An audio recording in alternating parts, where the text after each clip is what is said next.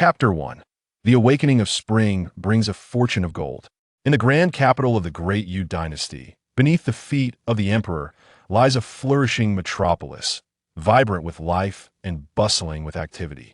On the bustling Jingzhe street, throngs of pedestrians navigate the lively marketplace, their voices intermingling in a cacophony of shouts and calls. Make way, you blind fools! The heir of Prince Jingzhe is here. Those who obstruct shall perish. The sharp command cut through the air like ice water poured into boiling oil, instantly igniting the entire street. Passers-by, filled with a mix of fear and curiosity, hurriedly stepped aside to glance at the source of the commotion.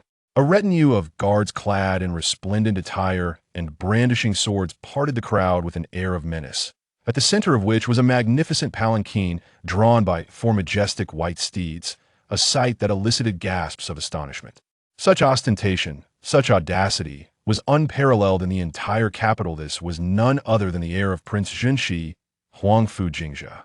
TSK, it's that young lord once more. Lower your voice. Do you wish to invite death? When Jingzhe stirs, gold flows like water. Every time this lord ventures out, chaos ensues.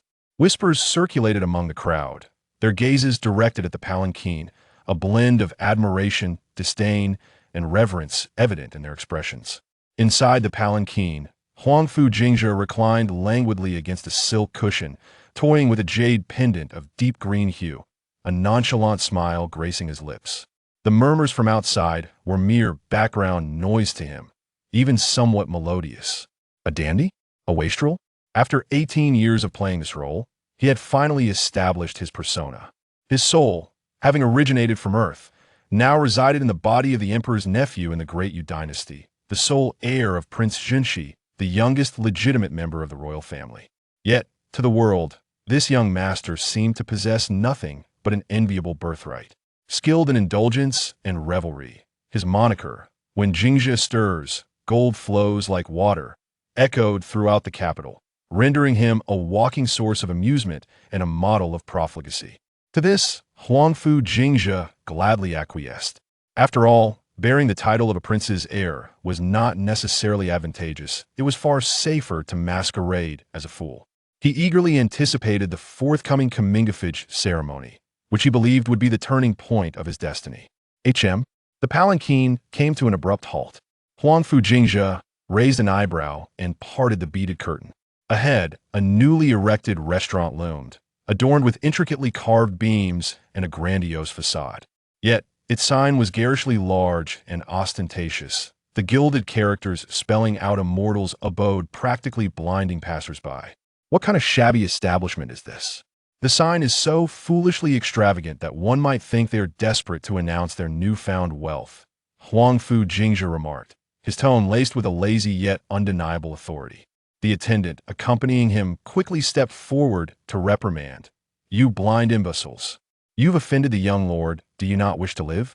Esteemed sir, our humble establishment is newly opened today." The proprietor hastily bowed.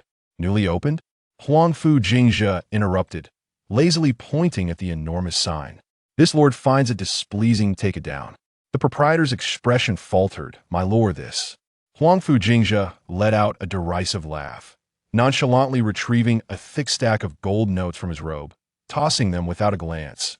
10,000 taels of gold, is that sufficient for you to redo it 100 times? The gold notes fluttered down, striking the proprietor's face and scattering across the ground. A dazzling display of wealth. 10,000 taels of gold, all for mere displeasure? Such extravagance was not easily squandered.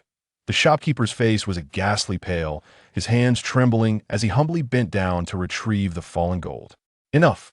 Enough! Thank you, young master." The crowd gasped in astonishment. My heavens! 10,000 taels of gold, all for smashing a sign? Truly, he is the young master of Jingzhe. What a spendthrift! How could the illustrious king of Jingzhe give rise to such a disgrace? Enough! Don't linger here and obstruct my view. Huangfu Jingzhe waved his hand impatiently. Hurry and dismantle it. This young master finds it bothersome. He lowered the pearl curtain, preparing to depart from this tiresome farce. Halt! A clear yet indignant voice rang out. A young scholar, clad in a faded scholar's robe, with a gaunt visage and strikingly bright eyes, pushed through the crowd, defiantly blocking the carriage. Pointing at Huangfu Jingzhe, his chest heaving with fervor, he declared, in broad daylight, under the vast heavens, "As a member of the royal family, how dare you act so arrogantly, oppressing the good? You squander recklessly, without regard for the people's plight. You are nothing but a parasite to the nation." Silence enveloped the crowd. How could anyone dare to publicly confront Huangfu Jingzhe in such a manner? With a courting death, the guards glared menacingly, prepared to advance. Yet Huangfu Jingzhe merely waved his hand, regarding the fearless scholar with newfound interest, a smirk playing at the corners of his lips. "Oh, who might you be? Quite audacious, aren't you?" The scholar held his head high. "I am Zhao Zi, a humble scholar. When I witness injustice, I must speak out." "Injustice?" Huangfu Jingzhe laughed, his tone laced with mockery. "This young master spends the money my father earned with his life to smash something that displeases me. What concern is it of yours?" His words were coarse and blunt, striking Zhao Zi like a slap across the face. Zhao Zi's face flushed with rage, his fingers trembling. You, twist the truth. This is the people's hard-earned wealth." "The people's wealth?" Huangfu Jingzhe scoffed, as if he had heard the grandest joke. "My father guards the western frontier, shedding blood on the battlefield to ensure the peace of the Great Yu, and his hard-earned salary is now deemed the people's wealth? Yet here you stand, a poor wretch incapable of lifting a finger. What can you do but flail your tongue?" He reached into his robe once more, this time retrieving a gold ingot weighing 10 taels, casually tossing it to land with a clang at Zhao Zi's feet. "Do you find me wasteful?" Huangfu Jingzhe's tone dripped with derision. "Consider this a gift. Use it to buy yourself a fine coffin, lest you starve to death in the streets and offend my eyes." "You!" Zhao Zi was so incensed by the piercing words and profound humiliation that blood surged up, causing him to black out momentarily and spill blood. A murmur of shock rippled through the crowd. Some deemed the scholar foolishly reckless. Others secretly admired his courage. Yet, most gazed at the gold ingot on the ground, their expressions a tangle of emotions. Huangfu Jingzhe observed the fainted Zhao Zi, curling his lip as if he had merely squashed a bothersome insect. "Boring. Let's go," he instructed nonchalantly. "Yes, young master." The guards complied, and the attendants swiftly cleared the scene, the opulent carriage departing amidst a profound silence and a myriad of complex gazes. As the carriage turned the corner, a pair of deep-set eyes peered through the window of the tea-house, quietly observing the departing procession, a subtle smile gracing the lips. Meanwhile, within the carriage, the silent old steward, Fu Bo, exhibited a fleeting glimmer of acuity in his murky gaze, only to quickly revert to an expression of serene composure. Chapter 2. The Royal Banquet. Undercurrents stirring within the opulent warm chamber of the town West Prince's residence. The lights shimmered brilliantly. A long Zeatonwood table was laden with exquisite delicacies, a veritable feast for the senses, emanating an enticing aroma amidst the rising steam. However, despite the meticulous preparations, the atmosphere of this family banquet was far from the warmth of the dishes. It was instead permeated with a palpable sense of silent repression. At the head of the table sat Prince Huangfu Guanghui, his countenance as dark as thunderclouds, brows furrowed deeply, exuding an imposing presence that enveloped the entire chamber. His silence at this moment bore a weight more oppressive than any reprimand. Beside him, the princess, Jiang Yu, adorned in a moon-white silk gown, radiated grace and elegance, her beauty striking and serene. She leaned in to speak softly with her daughter, Huangfu Liuli, in an effort to alleviate the tension that hung thick in the air. Huangfu Liuli, clad in a gown of pale yellow, appeared even more radiant against her snow-like complexion, her eyes sparkling with liveliness. She occasionally cast furtive glances at her father's troubled expression, then turned her gaze towards the entrance, her eyes betraying a subtle blend of concern and anticipation. The servants standing on either side had long since bowed their heads in silence, their footsteps barely audible, fearful of disturbing the delicate balance of the moment. Suddenly, a cacophony of hurried footsteps and an overpowering scent of wine burst through the door. "The young master has arrived." With this announcement, Huangfu Jingzhe staggered into view at the threshold. He remained clad in the luxurious robe from earlier in the day, though now it hung open, his jade crown askew. Hair disheveled, and his usually handsome face flushed with the effects of wine, his gaze unfocused and reeking of alcohol. Your son greets the father and mother. Huangfu Jingzhe belched loudly, his voice drawn out and slurred, nearly toppling over as he swayed. This disheveled appearance bore no semblance of the respect expected in such a greeting. Huangfu Guanghui's expression darkened further at the sight of his son's inebriated state, his nostrils flaring as he suppressed a growl of anger. Yet, Huangfu Jingzhe seemed oblivious to his father's icy glare, disregarding the cold huff as he made his way to his seat, crashing down with a resounding thud that echoed through the room. I'm parched. Bring me wine, he bellowed, seizing an empty cup and striking it against the table, producing a clattering sound. Immediately, a trembling maid approached, cautiously filling his cup with fine wine. Brother, you should drink less, Huangfu Liuli implored softly, her clear eyes filled with worry. I heard that. Before she could finish, Huangfu Jingzhe raised the cup to his lips and drained it in one gulp, interrupting her with a triumphant declaration. Oh, Liuli has heard too? Just how impressive was I today? He animatedly boasted. That so-called immortal's tower has a vulgar sign, daring to obstruct my path. I casually rewarded them with 10,000 taels of gold to have it demolished and rebuilt. Isn't that grand? He continued, oblivious to the darkening storm that brewed on his father's face. And then there was that foolish, destitute scholar who dared to challenge me. It's laughable. With just a few words, I had him frothing at the mouth and fainting away. How delightful. As he rambled on, gesticulating wildly, spittle flying, he remained utterly unaware of the tempestuous atmosphere that surrounded him. Jingzhe. Huangfu Guanghui could no longer contain his fury. He slammed his palm onto the table, producing a resounding thud. The dishes atop the table rattled violently. Look at yourself. Returning home inebriated, causing a ruckus in the streets, bullying the innocent. And you dare to revel in your disgrace. You, my wayward son, are destined to bring shame upon my name. The wrath of the prince of Jingzhe echoed throughout the warm chamber, instilling terror in the servants, who bowed their heads lower, wishing they could vanish into the earth. Huangfu Liuli, pale with fear, timidly gazed at her enraged father. Just as tensions reached a breaking point, Jiang Nanyu's gentle yet authoritative voice cut through the air. My lord, please temper your anger. She gently pressed her hand upon Huangfu Guanghui's arm, her tone soothing. Jingzhe is young and accustomed to mischief. Moreover, the sign of the Immortals' Pavilion was indeed rather conspicuous. Jingzhe did not act with malice. He has compensated generously afterwards, and I trust the establishment will not take it to heart. Pausing, she turned her gaze towards Huangfu Jingzhe, her eyes imbued with just the right amount of reproach, yet lacking true severity. Jingzhe, why do you not promptly apologize to your father? Have you forgotten all decorum after indulging in so much drink? Though her words appeared to admonish, each was delicately crafted to exonerate her son, artfully downplaying his arrogance as mere youthful exuberance and an unintentional mistake, while subtly highlighting the generous compensation, thus transforming a grave matter into a trifling one. Under the influence of alcohol, Huangfu Jingzhe cast a sidelong glance at his father, muttering defiantly, apologize for what? I did nothing wrong. Huangfu Guanghui's anger flared anew, his hand clenching tightly, knuckles paling. My lord, Jiang Ningyu interjected once more, her voice still soft, yet carrying an undeniable weight. In a few days, Jingzhe will be celebrating his coming-of-age ceremony, an event that draws the attention of the Empress and His Majesty. If this minor incident were to jeopardize the bond between father and son, would it not provide fodder for mockery from both the court and the public? By invoking the formidable figures of the Empress and the Emperor, Huangfu Guanghui's chest heaved with suppressed rage, yet he ultimately forced himself to quell his thunderous wrath.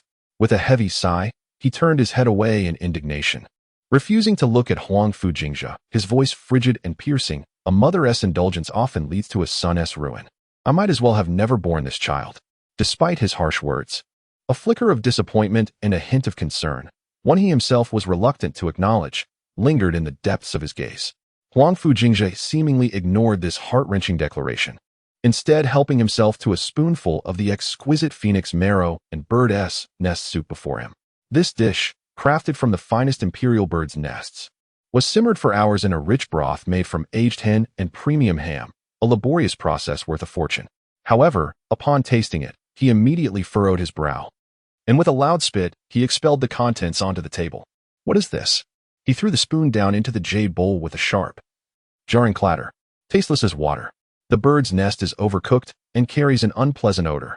Is this chef a complete incompetent? How dare he serve such slop at the table of this noble son? Pointing at the bowl of soup, he barked at the steward beside him. Go, tell that chef to remake this dish 10 times. If he cannot get it right once, he shall be thrown out of the royal residence. Do you hear me? The steward, startled, quickly bowed and replied, Yes, yes, please do not be angry, young master. I shall attend to it immediately. The servants fell silent, the atmosphere in the Huangfu plummeting to a frosty chill. Everyone knew the young master's discerning palate was notoriously difficult to please, but to require a dish to be remade 10 times was an unprecedented ordeal. Huangfu Guanghui's temples throbbed with ire, yet, restrained by Jiang Ninyu's earlier words. He suppressed his anger, his countenance turning a shade of dark iron. At that moment, a well-dressed elderly matron, her hair impeccably arranged, emerged gracefully from behind the screen. She was a venerable figure, bestowed upon the Huangfu by the Empress Dowager, and held considerable respect within the household. Young master, she said, her face adorned with her customary warm smile as she executed a respectful curtsy. Forgive the chef this time. The Empress Dowager has been speaking of you today, mentioning your coming of age and urging me to keep a closer watch on you. You must not behave as you did in the past. Her words, delivered at a measured pace, appeared to plead for the chef but were laced with subtle barbs, both flattering Huangfu Jingzhe and discreetly admonishing him. By invoking the Empress Dowager, she provided everyone a means of retreat. Upon mention of his grandmother, Huangfu Jingzhe's arrogance indeed diminished somewhat. He held a genuine sense of respect and trepidation for her, who had cherished him since childhood. Reluctantly, he cast a glance at his mother and sister, whose eyes were filled with concern rather than disdain. A fleeting warmth brushed against his heart, only to vanish as swiftly as it had come, as if it had never existed. He huffed impatiently, addressing Lu Momo with an air of arrogant nonchalance. Very well. In consideration of Lu Momo and the Empress Dowager, I shall spare that useless chef this time. However, should such inedible concoctions appear again, rest assured, I will not be so forgiving. With that, he disdainfully glanced at the bowl of bird's nest soup, lifted his wine cup, and proclaimed boisterously, Bring forth the wine. Fine wine. Today, I am in high spirits and intend to drink to my heart's content. The facade of the debauched air was now firmly affixed to his visage, as if it had become an intrinsic part of him. Jiang Ninyu subtly exhaled in relief and cast a grateful glance toward Lu Momo. Huangfu Liuli dutifully served her brother a portion of his favorite squirrel fish, gently saying, Brother, do try this. Today's squirrel fish is particularly flavorful. Huangfu Jingzhe, unusually lenient, accepted the fish, mumbling a vague acknowledgement as he chewed. Only Huangfu Guanghui, observing his son's incorrigible demeanor, furrowed his brow tighter, the disappointment in his eyes growing ever more profound. The evening banquet continued, yet the atmosphere in the warm hall remained tense and delicate, each person harboring their own thoughts. Chapter 3. A Shocking Revelation. The heir's bloodline awakens. The royal ancestral hall stood majestic and solemn, its blue bricks and dark tiles glistening with a solemn luster in the sunlight. Today marked the coming-of-age ceremony of the young master Huangfu Jingzhe of the Prince of Jinshi, a paramount event for the royal family, signifying the inheritance of bloodline and the promise of prosperity. Within and around the ancestral hall, guards stood at every 3 steps and sentinels at every 5. Clad in dark armor, their cold exteriors reflecting a chilling light, silently proclaiming the inviolability of imperial power. Within the ancestral hall, an air of solemnity envelopes the space, rendering one breathless. At the center, the tablets of the great emperors of the Yu Dynasty are enshrined, and the fragrance of sandalwood wafts through the air, curling upward from the Zetan incense burner. Emperor Huangfu Guanghua, adorned in a resplendent yellow robe embroidered with 12 dragon patterns, sits regally upon the gilt dragon throne, his visage grave and commanding, exuding an innate authority that compels all to avert their gaze. Beside him stands the Prince of Jinshi, Huangfu Guanghui, a towering figure clad in royal python robes, his chin set firmly, his eyes sharp as a hawk's. On the opposite side stands the crown prince, Huangfu Shuangxiu, dressed in apricot yellow princely attire, exuding a gentle and steady demeanor, his gaze directed inward, contemplative. The royal princes, dukes, and esteemed ministers are arrayed on either side, each bearing a solemn expression, their breath subdued. The collective gaze of all present, whether intentional or not, converges upon the somewhat lackadaisical figure beneath the altar. Huangfu Jingzhe, the focal point of the day's ceremony, appears aloof, draped in a luxuriously tailored brocade robe that betrays a hint of indifference and nonchalance. He tilts his head slightly, a barely perceptible smile playing at the corners of his mouth, obscuring his true emotions. Look at the young master. Even at his coming-of-age ceremony, he lacks decorum. Silence. His Highness and the Emperor are watching. Alas, the Prince of Jingzhe, a paragon of heroism, is met with such regretful commentary. Whispers flutter like mosquitoes among the royal kin, with many distant relatives casting scornful and gleeful glances at Huangfu Jingzhe. In their eyes, the legitimate heir is but a waste of a noble birth, a mere laughingstock of the royal family.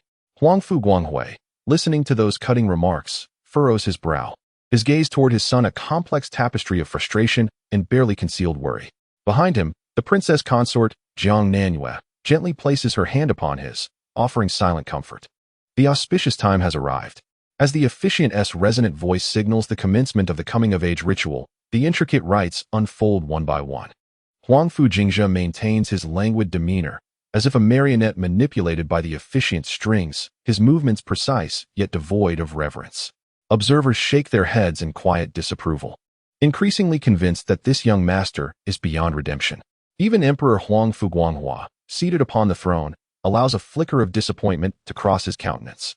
However, just as the ceremony reaches its climactic moment, with the chief officiant poised to bestow the ceremonial crown, symbolizing adulthood and responsibility, an extraordinary transformation occurs.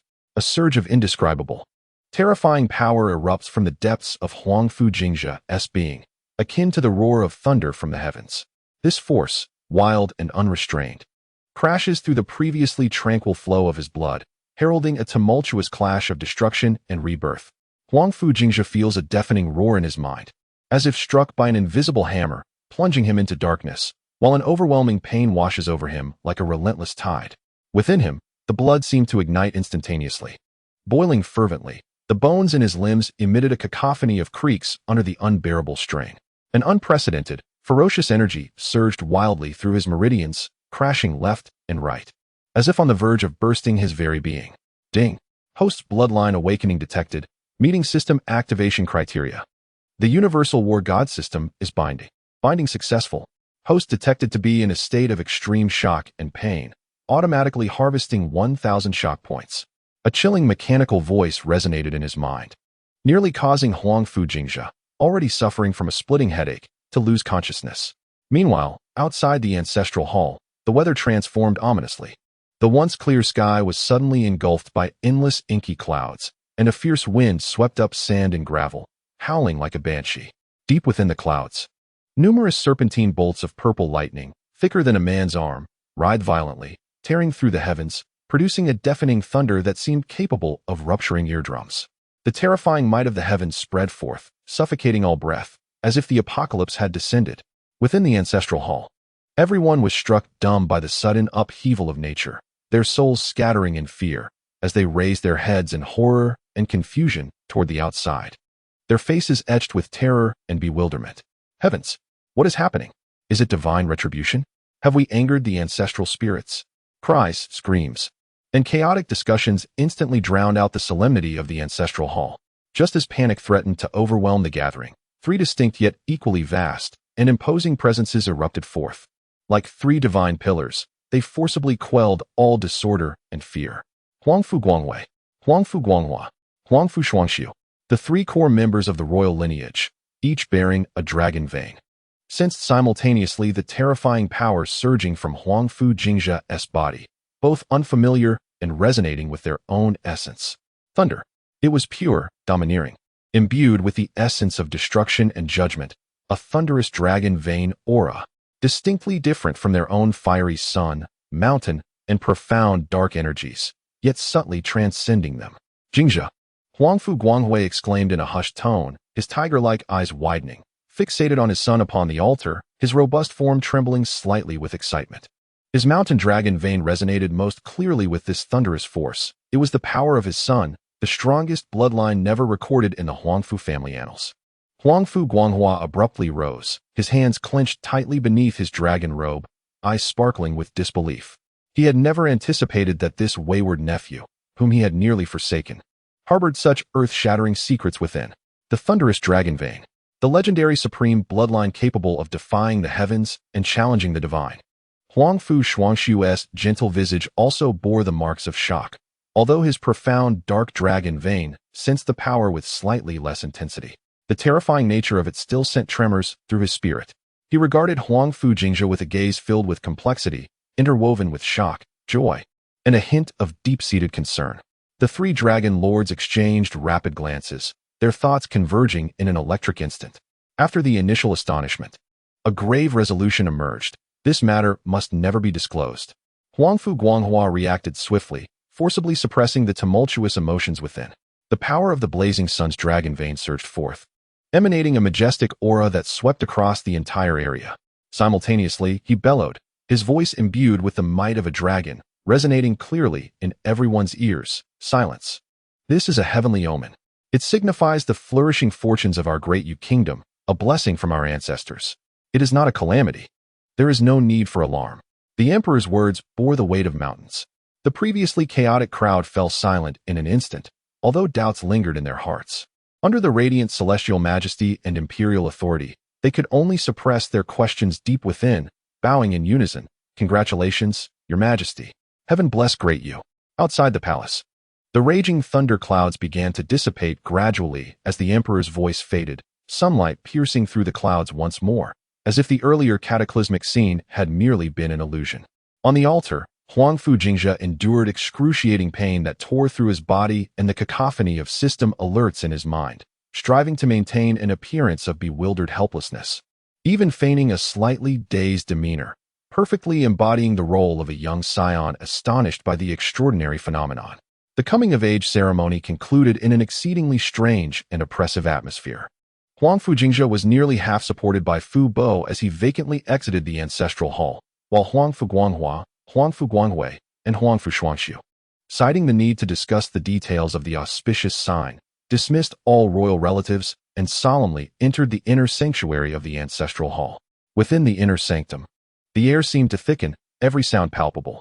After a long silence, Huangfu Guanghua was the first to speak, his voice low yet betraying the excitement and astonishment within. He turned to Huangfu Guanghui. Second brother, you sensed it. It is the thunder. Jingzhe has awakened the legendary thunder dragon vein. Huangfu Guanghui nodded emphatically, his voice hoarse and filled with a sense of relief and ecstasy akin to surviving a catastrophe. Indeed, it is the thunder dragon vein, unparalleled in its might. My son Jingzhe is the thunder dragon master. Huangfu Shuangshu slowly chimed in, his tone intricate. The thunder dragon vein is mentioned only in fragments within historical texts, renowned as the foremost in offense. I never imagined it truly exists within our Huangfu lineage. This matter shall be classified as a top secret. Huangfu Guanghua's gaze sharpened like a blade, his tone resolute. The emergence of the thunder dragon vein is of monumental significance. Until Jingzhe can fully master this power, we must not let a whisper escape. Otherwise, not only will Jingzhe be in peril, but the entire Great Yu may plunge into an irretrievable abyss. Indeed, a flicker of sternness crossed Huangfu Guanghui's eyes. Whoever dares to leak this information shall face dire consequences. Huangfu Shuangshu nodded earnestly. Nephew understands. However, Your Highness, my lord, such a grand phenomenon today can be concealed for a moment, but it cannot be hidden indefinitely, especially from those who have their eyes on our Great Yu. Huangfu Guanghua and Huangfu Guanghui exchanged glances, each seeing deep-seated worry reflected in the other's eyes. The appearance of the thunder dragon vein was an immense stroke of fortune, yet it could also invite catastrophic calamity. Thus, Huangfu Guanghua spoke solemnly. We must not only ensure secrecy, but also expedite Jingzhe's growth. This little fellow is truly adept at hiding. Chapter 4. Activation of the Myriad Realms System. In the town West King's residence, within the exclusive courtyard of the heir, the Listening Rain Pavilion. The courtyard was lavishly adorned, with pavilions and towers, rockeries and flowing water, each element exquisite and costly. Huangfu Jingzhe was supported by Fu Bo, his steps unsteady, his complexion pale, embodying a state of shock and weakness as he staggered back to his courtyard. Your Highness, please take it slow, Fu Bo's aged voice, laden with concern, gently urged him. Enough, Fu Bo, I am fine. It was just that scene earlier. It was a bit alarming. Huangfu Jingzhe waved his hand dismissively, his tone betraying a hint of the typical impatience of a young lord. Despite his bravado, he felt somewhat feeble. The tumultuous force of the thunderous power within him had been forcibly subdued, yet it still rampaged through his meridians, leaving considerable aftereffects. After dismissing Fu Bo and the other servants, Huangfu Jingzhe sank heavily into a reclining chair in the courtyard, exhaling deeply. At long last, it's over.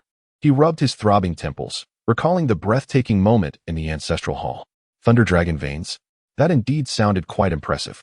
Just as his thoughts churned, a cold, mechanical voice, imbued with an indescribable authority, unexpectedly resonated within the depths of his mind. Ding! Host Huangfu Jingzhe detected. Thunder Dragon bloodline has awakened preliminarily, meeting activation criteria. Universal Wargod System officially activated. System binding in progress. Binding successful. Huangfu Jingzhe abruptly sat up straight in his chair, his gaze sharp as an eagle's, scanning his surroundings warily. Who is it? He murmured, glancing around the empty courtyard, where only the gentle rustle of leaves in the breeze could be heard.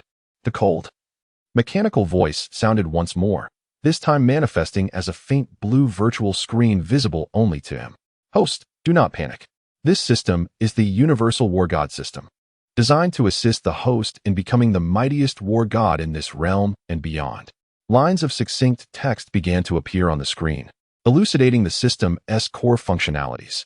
Universal Wargod System, host, Huangfu Jingzhe, bloodline, Thunder Dragon bloodline, initial awakening, core resource, shock value acquisition method.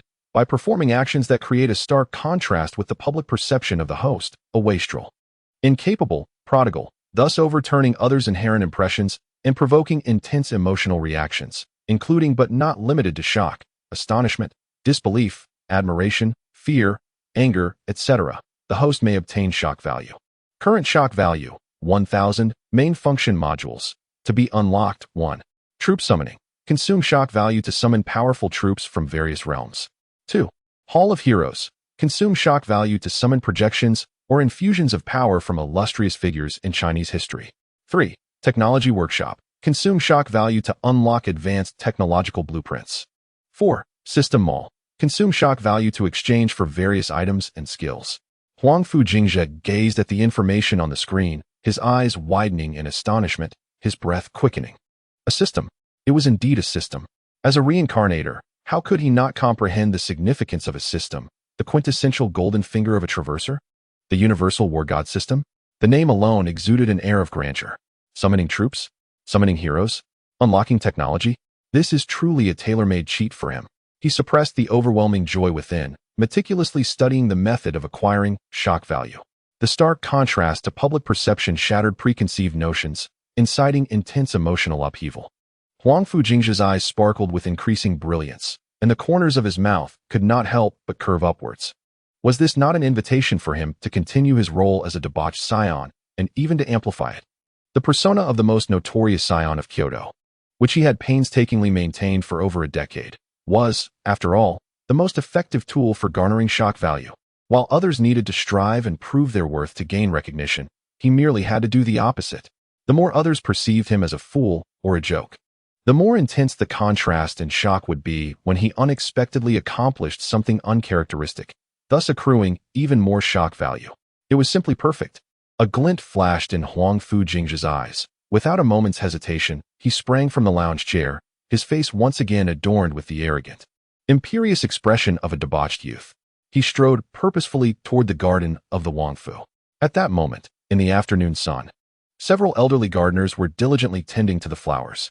The Huangfu garden was vast, filled with countless exotic blooms. But the most striking was a meticulously nurtured Wei purple peony at the center.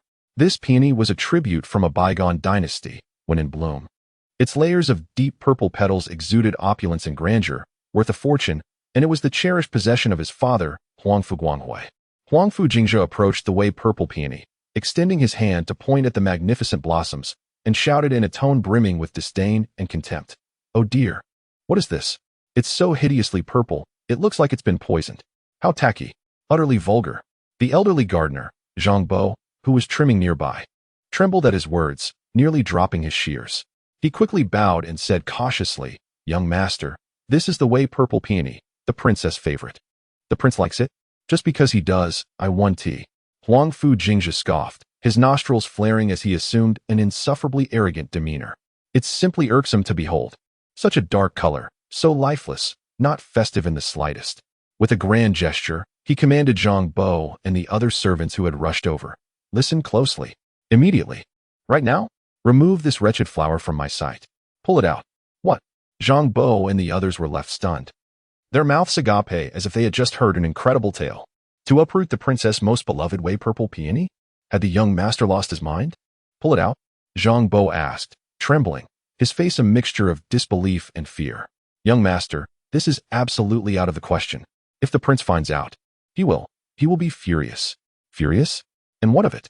Huangfu Jingzhe laughed scornfully, growing even more brazen.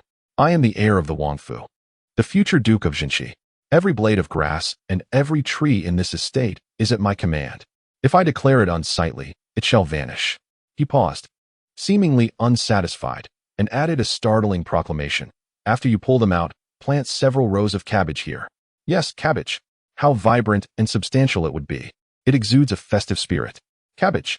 In the most prominent spot of the royal garden, uprooting the priceless Wei Zi peony to plant the most ordinary of vegetables. Madness. The young lord must have lost his mind. Just as the crowd was overwhelmed with astonishment, their minds blank, the cold, mechanical notification echoed once more in Huangfu Jingzhe's mind. Ding. Intense emotional fluctuations detected. Shock, disbelief, incredulity. Target individuals. Gardener Zhang Bo, level of shock, profound. Servant A, level of shock, deep. Servant B, level of shock, deep. Shock value 50. Success. A glimmer of joy sparkled in Huangfu Jingzhe's heart as he watched the shock value on the mental display rise from 0 to 50.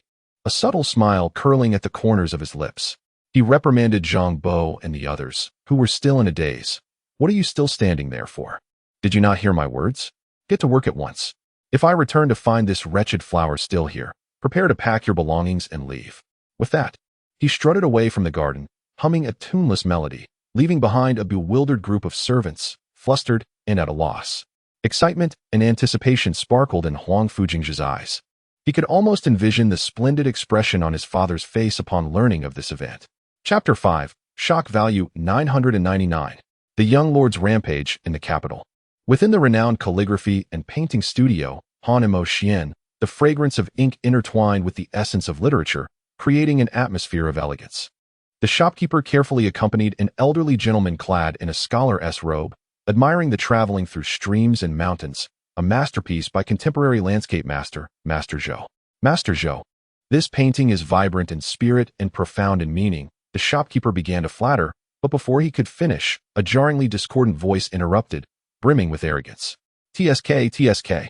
How dare this shabby painting be displayed? Huangfu Jingzhe swaggered in, waving his ostentatious golden fan, as if inspecting his own backyard. He approached the painting. Poking it with the tip of his fan, his face contorted in disdain. This mountain looks like a soggy bun, lacking any backbone. The water appears lifeless. Did someone spill ink on it? And these pitiful trees, they look sickly, just a sight for sore eyes. He raised his voice, ensuring all could hear, to speak frankly. I wouldn't even want this nonsense hanging in my outhouse. The surrounding literati nearly choked on their tea, gazing at Huangfu Jingzhe as if they had seen a ghost. An outhouse blocking the light. What audacity! The shopkeeper's face fell in an instant, beads of sweat forming, as he hurried forward. Young lord, this is indeed a genuine piece by Master Zhou. Genuine? This is the state of a genuine piece? Huangfu Jingzhe scoffed, casting a sidelong glance at Master Zhou, who trembled in fury. If you can't paint well, then don't take up space. I think you do well selling pancakes on the street, truly. You impudent wretch. How dare you? In a fit of rage, Master Zhou's hair stood on end as he pointed at Huangfu Jingzhe, his hand trembling like leaves caught in an autumn gale, nearly choking on his breath. To speak the truth is but a simple matter, Huangfu Jingzhe remarked nonchalantly. Scratching his ear, is it wrong to criticize a poorly executed painting? Such tyranny. Ding. A notification echoed in his mind, indicating a surge of intense emotional fluctuation, anger, shock, disbelief. Target individuals. Master Zhou, degree of shock, profound. The shopkeeper, degree of shock, considerable. And scholars A, B, and C, degree of shock, moderate. Shock value, 80. The sound of the alert caused a barely perceptible smirk to grace Huangfu Jingzhe's lips. He had no desire to further regard the elderly man, who was on the verge of fainting from anger. With a swift snap of his fan, he turned and departed, muttering, "What a wretched place, a blight on the eyes." Leaving behind a scene of chaos in the calligraphy pavilion, alongside Master Zhou's furious roars, Huangfu Jingzhe made his way to the most prestigious tea house in the capital, the Qinxin Pavilion. Renowned for its tranquil elegance, it served as a sanctuary for nobles and scholars to savor fine tea. Without hesitation, he requested the finest private room and ordered the exquisite Preming Longjing tea, worth 100 gold pieces per tael. The attendant cautiously presented the tea, its fragrance crisp and refreshing. However, just as onlookers began to think that this young dandy possessed some taste, Huangfu Jingzhe lifted the delicate jade cup, took a small sip, and his brow instantly furrowed in distaste. With a sudden outburst, he spat the precious tea onto the polished floor. "What is this? Tastes as bland as horse urine. Undrinkable." He persisted, taking another sip, swishing it around in his mouth before spitting it out once more. The tea house fell into an eerie silence. Everyone frozen as if under a spell, mouths agape. "Attendant," he bellowed, slamming his hand on the table. "This wretched tea lacks flavor. Add 2 generous spoons of sugar. I want it sweet. Add sugar." In the exquisite Preming Longjing, such an act was the ultimate affront to the art of tea. Ding! Another surge of intense emotional fluctuation was registered. Shock, astonishment, disdain, anger. Target individuals: T patrons A, B, C, and D. Degree of shock: considerable. Attendant: degree of shock: extreme. Shock value: 120. Another 120 points added to his tally.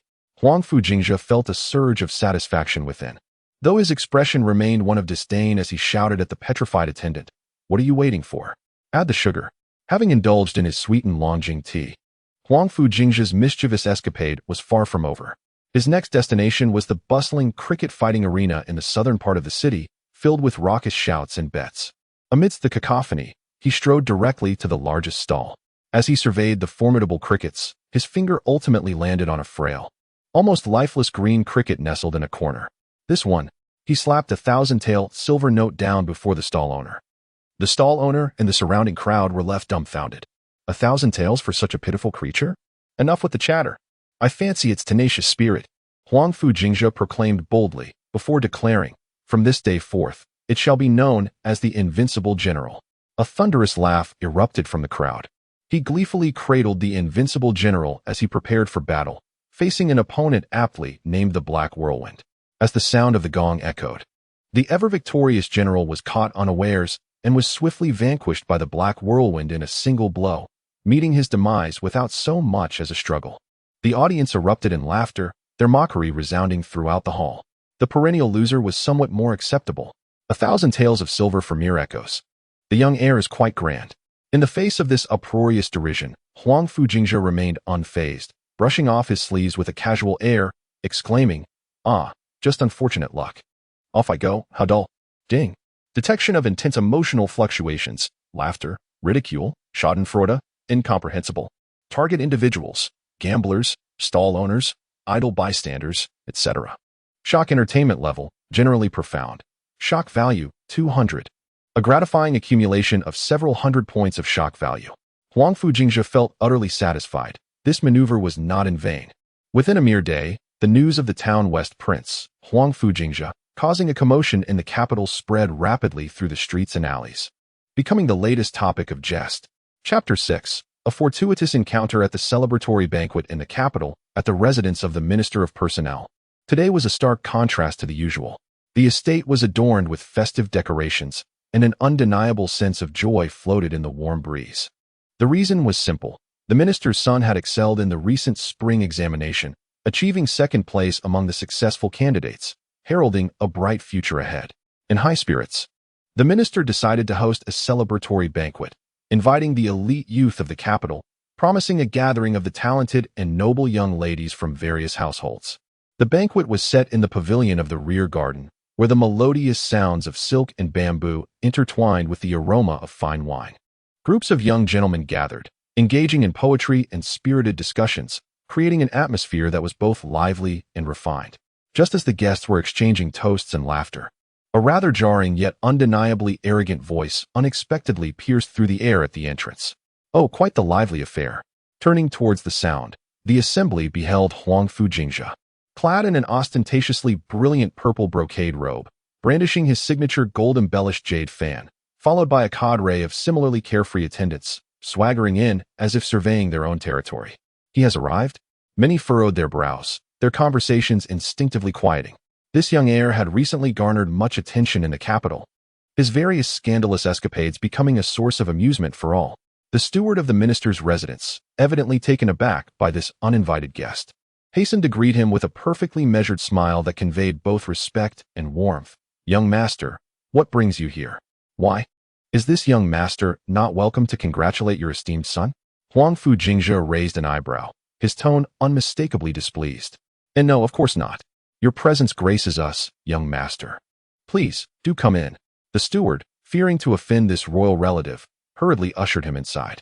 Huangfu Jingzhe nodded in satisfaction, then seemingly recalling something, gestured to one of his attendants. The attendant stepped forward, cradling a long, red cloth-covered object. "Here, a modest gift, a token of my regard." Huangfu Jingzhe indicated for the attendant to present the item to the steward. The butler cautiously accepted the item, feeling its substantial weight, curiosity bubbling within him. However, before he could unveil it, Huangfu Jingzhe waved his hand dismissively, lifting the red cloth himself. Beneath it lay a plaque, crafted from exquisite golden silk namu, adorned with the 4 characters "blind cat bumps into dead mouse." The calligraphy, one might say, possessed a unique charm, albeit crooked and chaotic, resembling the scribbles of a drunken child. And the meaning, did it truly signify a blind cat stumbling upon a dead mouse? Was this a gift? The entire water pavilion fell silent for a fleeting moment before erupting into muffled laughter and gasps of disbelief.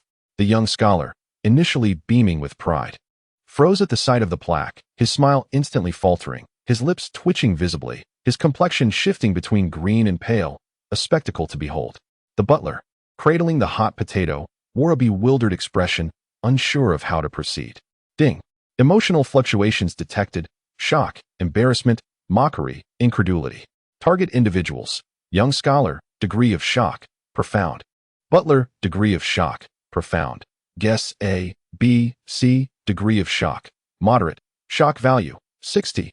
Huangfu Jingzhe secretly chuckled, masking his amusement behind a facade of pride as he patted the young scholar's shoulder, exclaiming, "What do you think?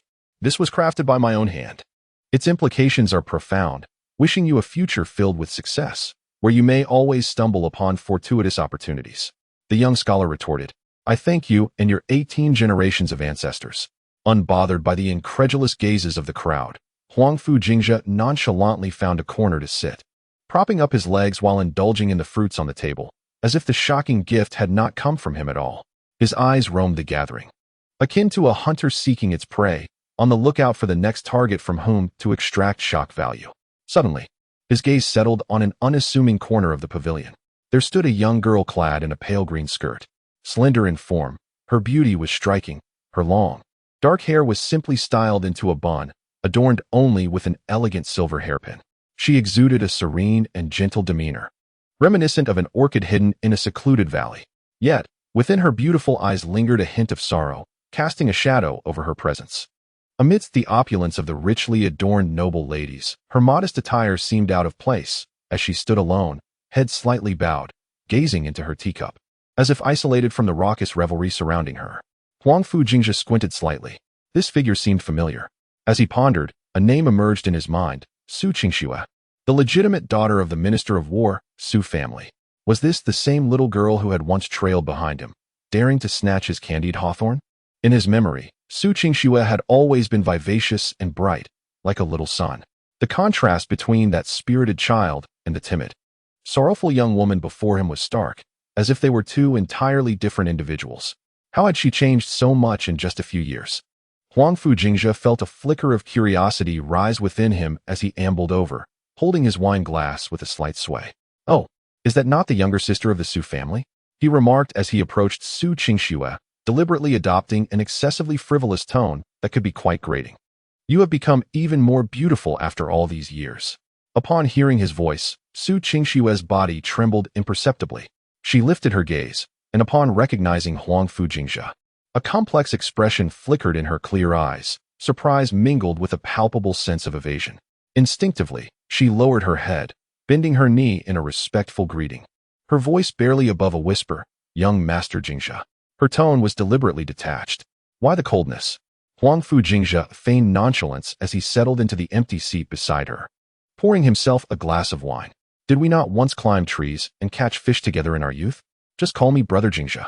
Su Qingshue's cheeks flushed slightly, her head bowing even lower, choosing not to respond, her fingertips tightening around her teacup. "Why are you alone here? You seem rather unhappy." Huangfu Jingzhe inquired with an air of casualness, though his gaze subtly scrutinized her reaction. "Has someone been bothering you? Tell your brother, and I shall stand up for you." His words were a mix of sincerity and jest, a probing question laced with a hint of the childhood bond he barely recognized himself. "No, no." Su Qingxue hastily shook her head, her eyes darting away, unable to meet his gaze. "No one is bothering me. I am merely a bit uncomfortable in this setting." Her evasive response was clearly insincere.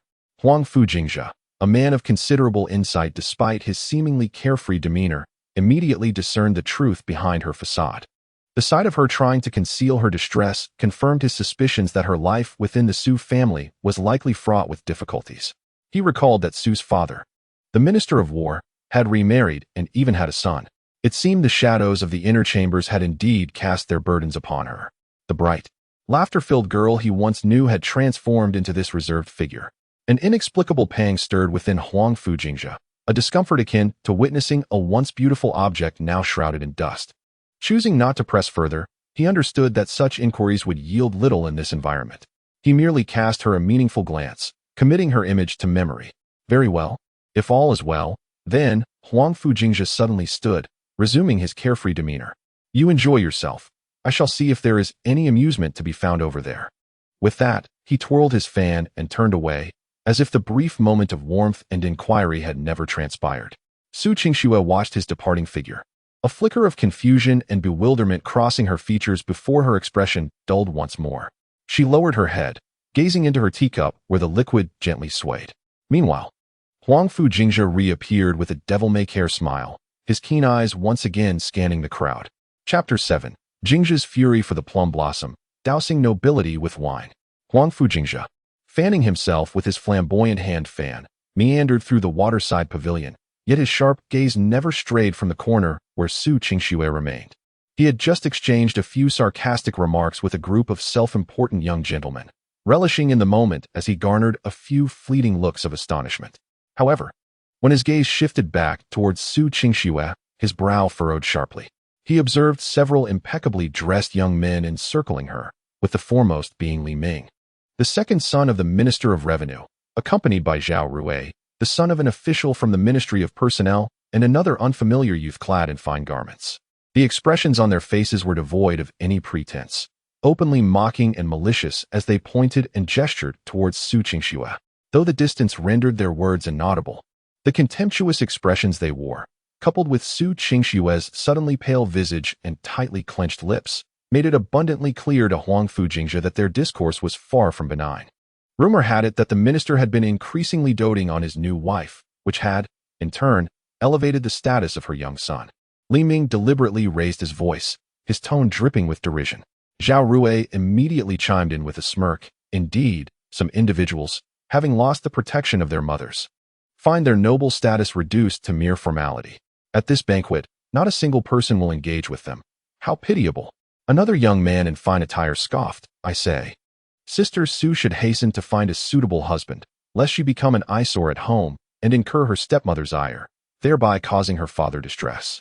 Their voices, neither too loud nor too soft, pierced through to Su Qingxue like needles, clearly reaching the ears of those at nearby tables. Many turned to observe. Their expressions varied, some intrigued, some sympathetic, yet most indifferent, unwilling to become entangled in the affairs of the Su family. Su Qingxue trembled uncontrollably, her complexion as pale as rice paper. She clutched the hem of her garment tightly, her head bowed, long eyelashes shielding the humiliation and impending tears welling in her eyes. Stubbornly biting her lip, she refused to utter a sound of weakness, let alone raise her head to counter their taunts. She understood that these individuals were deliberately tormenting her, deriving amusement from her plight. With her father's modest position and a domineering stepmother, she already faced considerable challenges within this circle. Now, she had become a target for others to bully at will. To retaliate? That would only invite further disgrace. Just as Li Ming and his companions grew increasingly outrageous, with some casting lewd glances up and down her form, poised to utter even more frivolous remarks. A lazy yet undeniably authoritative voice thundered through the air like a clap of thunder. What is all this ruckus? Huangfu Jingzhe ambled over, a wine glass in hand, his steps appearing unsteady, yet his gaze was sharp as that of a hawk, firmly locking onto Li Ming and his cohorts. This splendid banquet has been marred by your incessant buzzing, much like flies in a latrine, disrupting my enjoyment of a drink. Do you realize this? His tone was casual and carefree, reminiscent of the familiar demeanor of a young scion. Yet the coldness in his eyes caused a jolt of apprehension among Li Ming and his companions. Li Ming, bolstered by his father's position as minister, held a certain standing in the capital, yet being publicly reprimanded in such a manner left him feeling somewhat embarrassed. He forced a semblance of calm, managing to produce a smile more grotesque than tears. Young Master Jingzhe, we were merely engaged in a few casual words with Miss Su. There was no quarrel. Casual conversation? Huangfu Jingzhe let out a derisive laugh, striding forward decisively to shield Su Qingxue behind him, his movements sharp and precise. Towering half a head above Li Ming, he looked down upon him, his gaze brimming with unabashed disdain and impatience. From my perspective, it hardly resembles casual banter. It appears more akin to a pack of wild dogs bullying the weak. He cast a sidelong glance at Li Ming and Zhao Rui, speaking slowly. What? Do you gentlemen believe that your elevated status allows you to brazenly discuss the affairs of others simply because you have learned a few more characters? Or do you take pride in bullying a solitary woman, finding it particularly impressive? Zhao Rui felt unnerved under Huangfu Jingzhe's piercing gaze, his voice dwindling. Young master. We did not. Huangfu Jingzhe arched an eyebrow, his wrist suddenly flicking with no warning. With a splash, a full cup of amber liquid splattered directly onto Li Ming's face. The icy alcohol trickled down Li Ming's forehead, swiftly soaking his hair and opulent garments, leaving him as disheveled as a drenched rat. Li Ming stood frozen, utterly astounded. He had never imagined that Huangfu Jingzhe would dare to splash wine on him at the banquet of the Minister of Personnel, in front of so many influential figures. The crowd erupted into chaos. Gasps and sharp intakes of breath echoed as all eyes fixated on the unexpected confrontation. No one anticipated that this notorious young Master Jingzhe would stand up for a seemingly inconspicuous daughter of the Su family, employing such direct and brutal methods. Yu Li Ming, both astonished and furious, turned a deep shade of crimson, trembling as he pointed at Huangfu Jingzhe, struggling to articulate a coherent sentence. What do you mean by you? Huangfu Jingzhe casually slammed the empty wine cup onto a nearby table, the sharp sound causing those around to flinch. Like brushing off some filth, he dusted off his hands, his gaze as frigid as the ice of midwinter, locking onto Li Ming as he spoke deliberately. Casual conversation? I see you lot as merely gluttons, idly seeking trouble. Regardless of how one views Miss Su, she is a legitimate daughter of the Minister of War's household, under my protection. How dare you filthy wretches presume to criticize her? His voice, while not deafening, resonated with a chilling authority, each word striking like nails into the hearts of the onlookers. The assertion that Miss Su was under his protection rendered everyone speechless, engulfed in a wave of incredulity. The debauched and arrogant young Master Jingzhe had publicly claimed Su Qingxue as his own, and defended her so fiercely? Such a revelation was more astonishing than the sun rising in the west. Ding! A profound emotional turbulence was detected: shock, disbelief, astonishment, anger, and schadenfreude.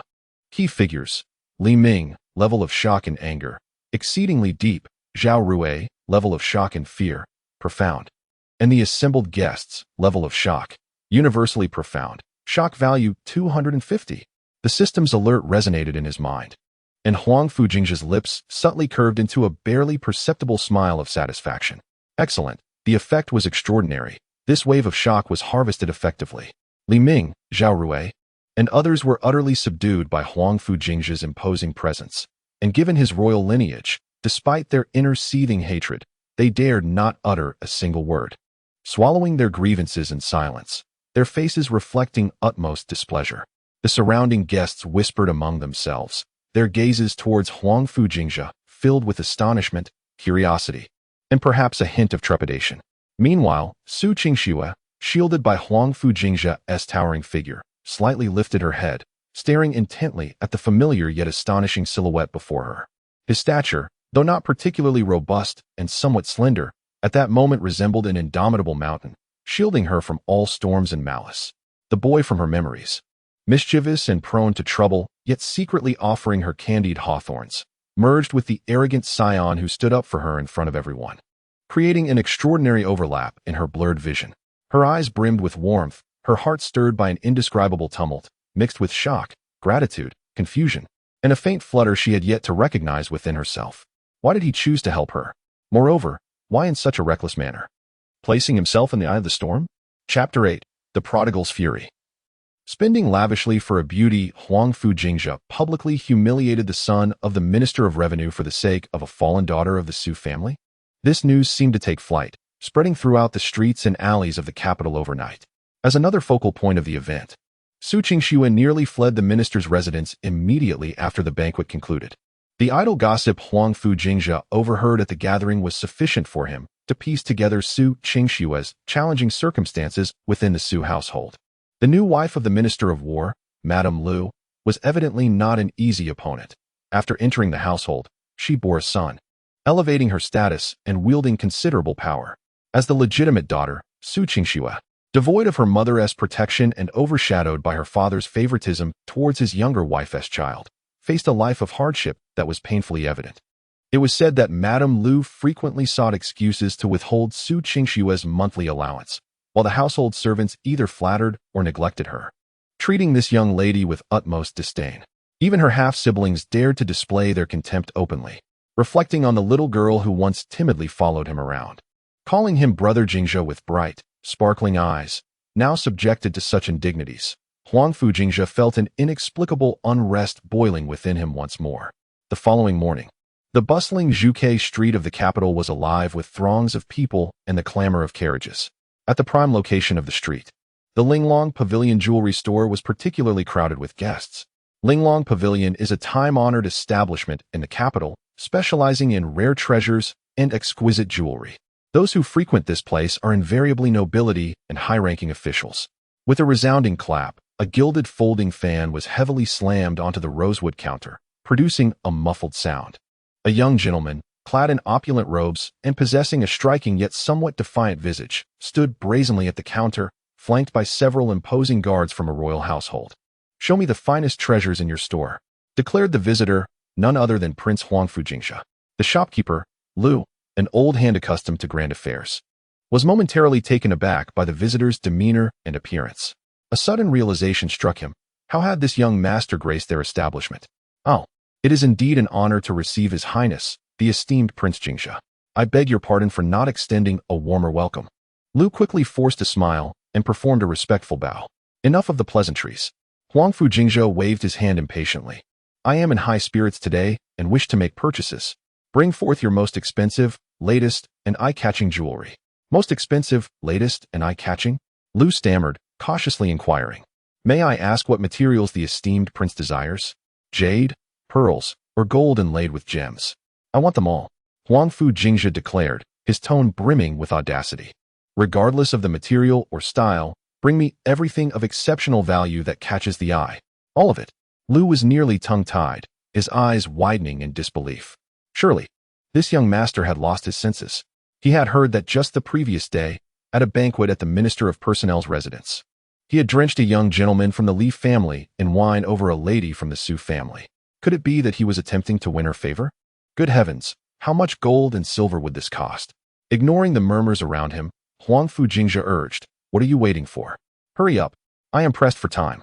Lu, not daring to delay, hastily summoned his assistants to bring forth the most treasured items from the storeroom. In mere moments, the grand hall of Linglong Pavilion was aglow with splendor, filled with a plethora of precious items. The luminous pearls from the East China Sea, the warm jade from Hetian in the western regions, the blood-red rubies from the South Seas, and the rare imperial green jadeite, usually unattainable, now seemed abundant on the counter. Huangfu Jingzhe barely lifted his eyelids and casually pointed, "This one, that one, and those two. Wrap them all up." His finger glided over priceless treasures, and in an instant, a small mountain of brocade boxes began to accumulate on the counter. As Lu trembled while directing his assistants to pack the items, he mentally calculated astronomical figures. Once the last brocade box was tied up, Lu's voice quivered as he announced the total price. Your Highness, the grand total amounts to 100,000 taels of silver. The store was instantly filled with gasps of astonishment. 100,000 taels of silver. Even among nobility, such extravagance was rare. This Prince Jingzhe was indeed the epitome of a spendthrift, a true prodigal among the elite. Only 100,000? That's mere pocket change, Huangfu Jingzhe scoffed. As if it were insignificant. He produced a thick stack of silver notes from his pocket and casually tossed them onto the counter. No need for change. Consider it a reward for your service. Immediately, he instructed the guards behind him, carry these items with great fanfare to the residence of the Minister of War, specifically designated for Miss Su Qingxue of the Su family. Remember, make a grand noise, draw attention in every possible way. Declare that these are from me. For a beauty's smile is priceless. The guards responded in unison, their voices resonating like thunder. Shopkeeper Liu, along with his staff and a crowd of onlookers, were once again left astounded by Huangfu Jingzhe's audacious display. To bestow a fortune of 100,000 taels of silver and jewels upon a fallen noble's daughter? And to do so with such a flourish, as if announcing to the world? This could not merely be described as extravagance, it bordered on madness. Soon, a procession of guards from the royal residence, laden with an impressive array of brocade boxes, set off from Linglong Pavilion, beating gongs and drums as they paraded through the streets, traversing much of the capital, heading directly to the estate of the Minister of War. The citizens along the way stopped to gawk, and discussions erupted in tea houses and taverns, a cacophony of astonishment, envy, ridicule, and admiration merging into a deafening chorus. Look! Look! The guards from the town West Prince's residence. What treasures could be in all those boxes? I hear the heir, Jingzhe, spent lavishly at Linglong Pavilion, purchasing jewels worth 100,000 taels of silver. 100,000 taels. Good heavens! For whom are they intended? They say they are for Miss Su of the Minister of War's household. Miss Su? The one rumored to be struggling in the Su family? Goodness! What game is Lord Jingzhe playing? Has he truly taken a liking to her? To win a beautiful smile, he spends extravagantly. What a remarkable display! The news spread like wildfire, faster than the procession itself, sweeping through the entire capital. The name of Jingzhe resonated once more, now accompanied by the phrase to win a beautiful smile. Ding! A notification chimed in Huangfu Jingzhe's mind, indicating a significant surge of emotional responses: shock, disbelief, envy, jealousy, disdain, and schadenfreude. Target audience: citizens of the capital, shock level, universally profound; the elite, discussion level, extremely profound; and the Su family, shock, anger, and fear level, extremely profound, shock value 100. The system's cheerful alert resonated in his mind, bringing a sense of bountiful joy.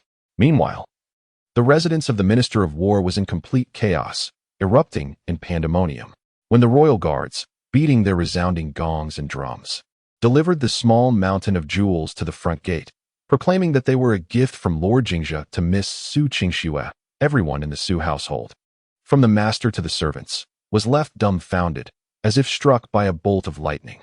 Minister Su, upon hearing the news, felt a rush of blood and darkness clouding his vision, nearly fainting on the spot.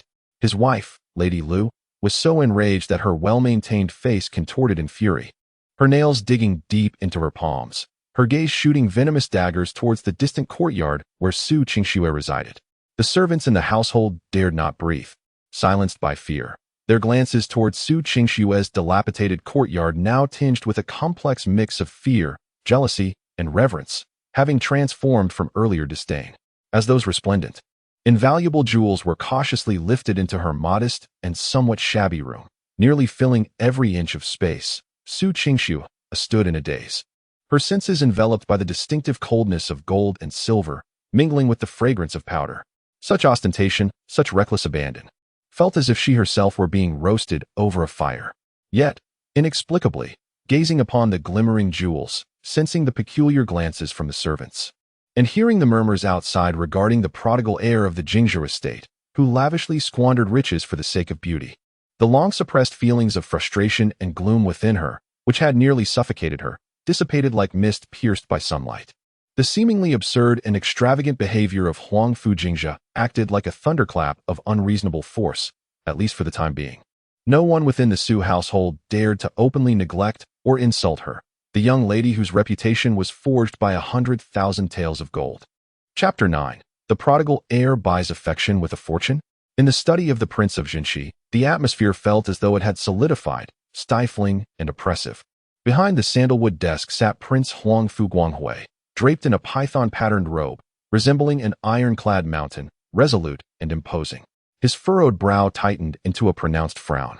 Before him lay an urgent report from a spy in the capital, akin to a scalding hot potato, revealing the audacious exploits of his wayward son that day.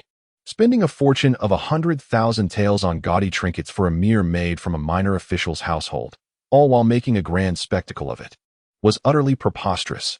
Each word from Huangfu's mouth felt as if it were forced through gritted teeth, his fingers gripping the report so tightly that they turned pale. "Calm yourself, Your Highness."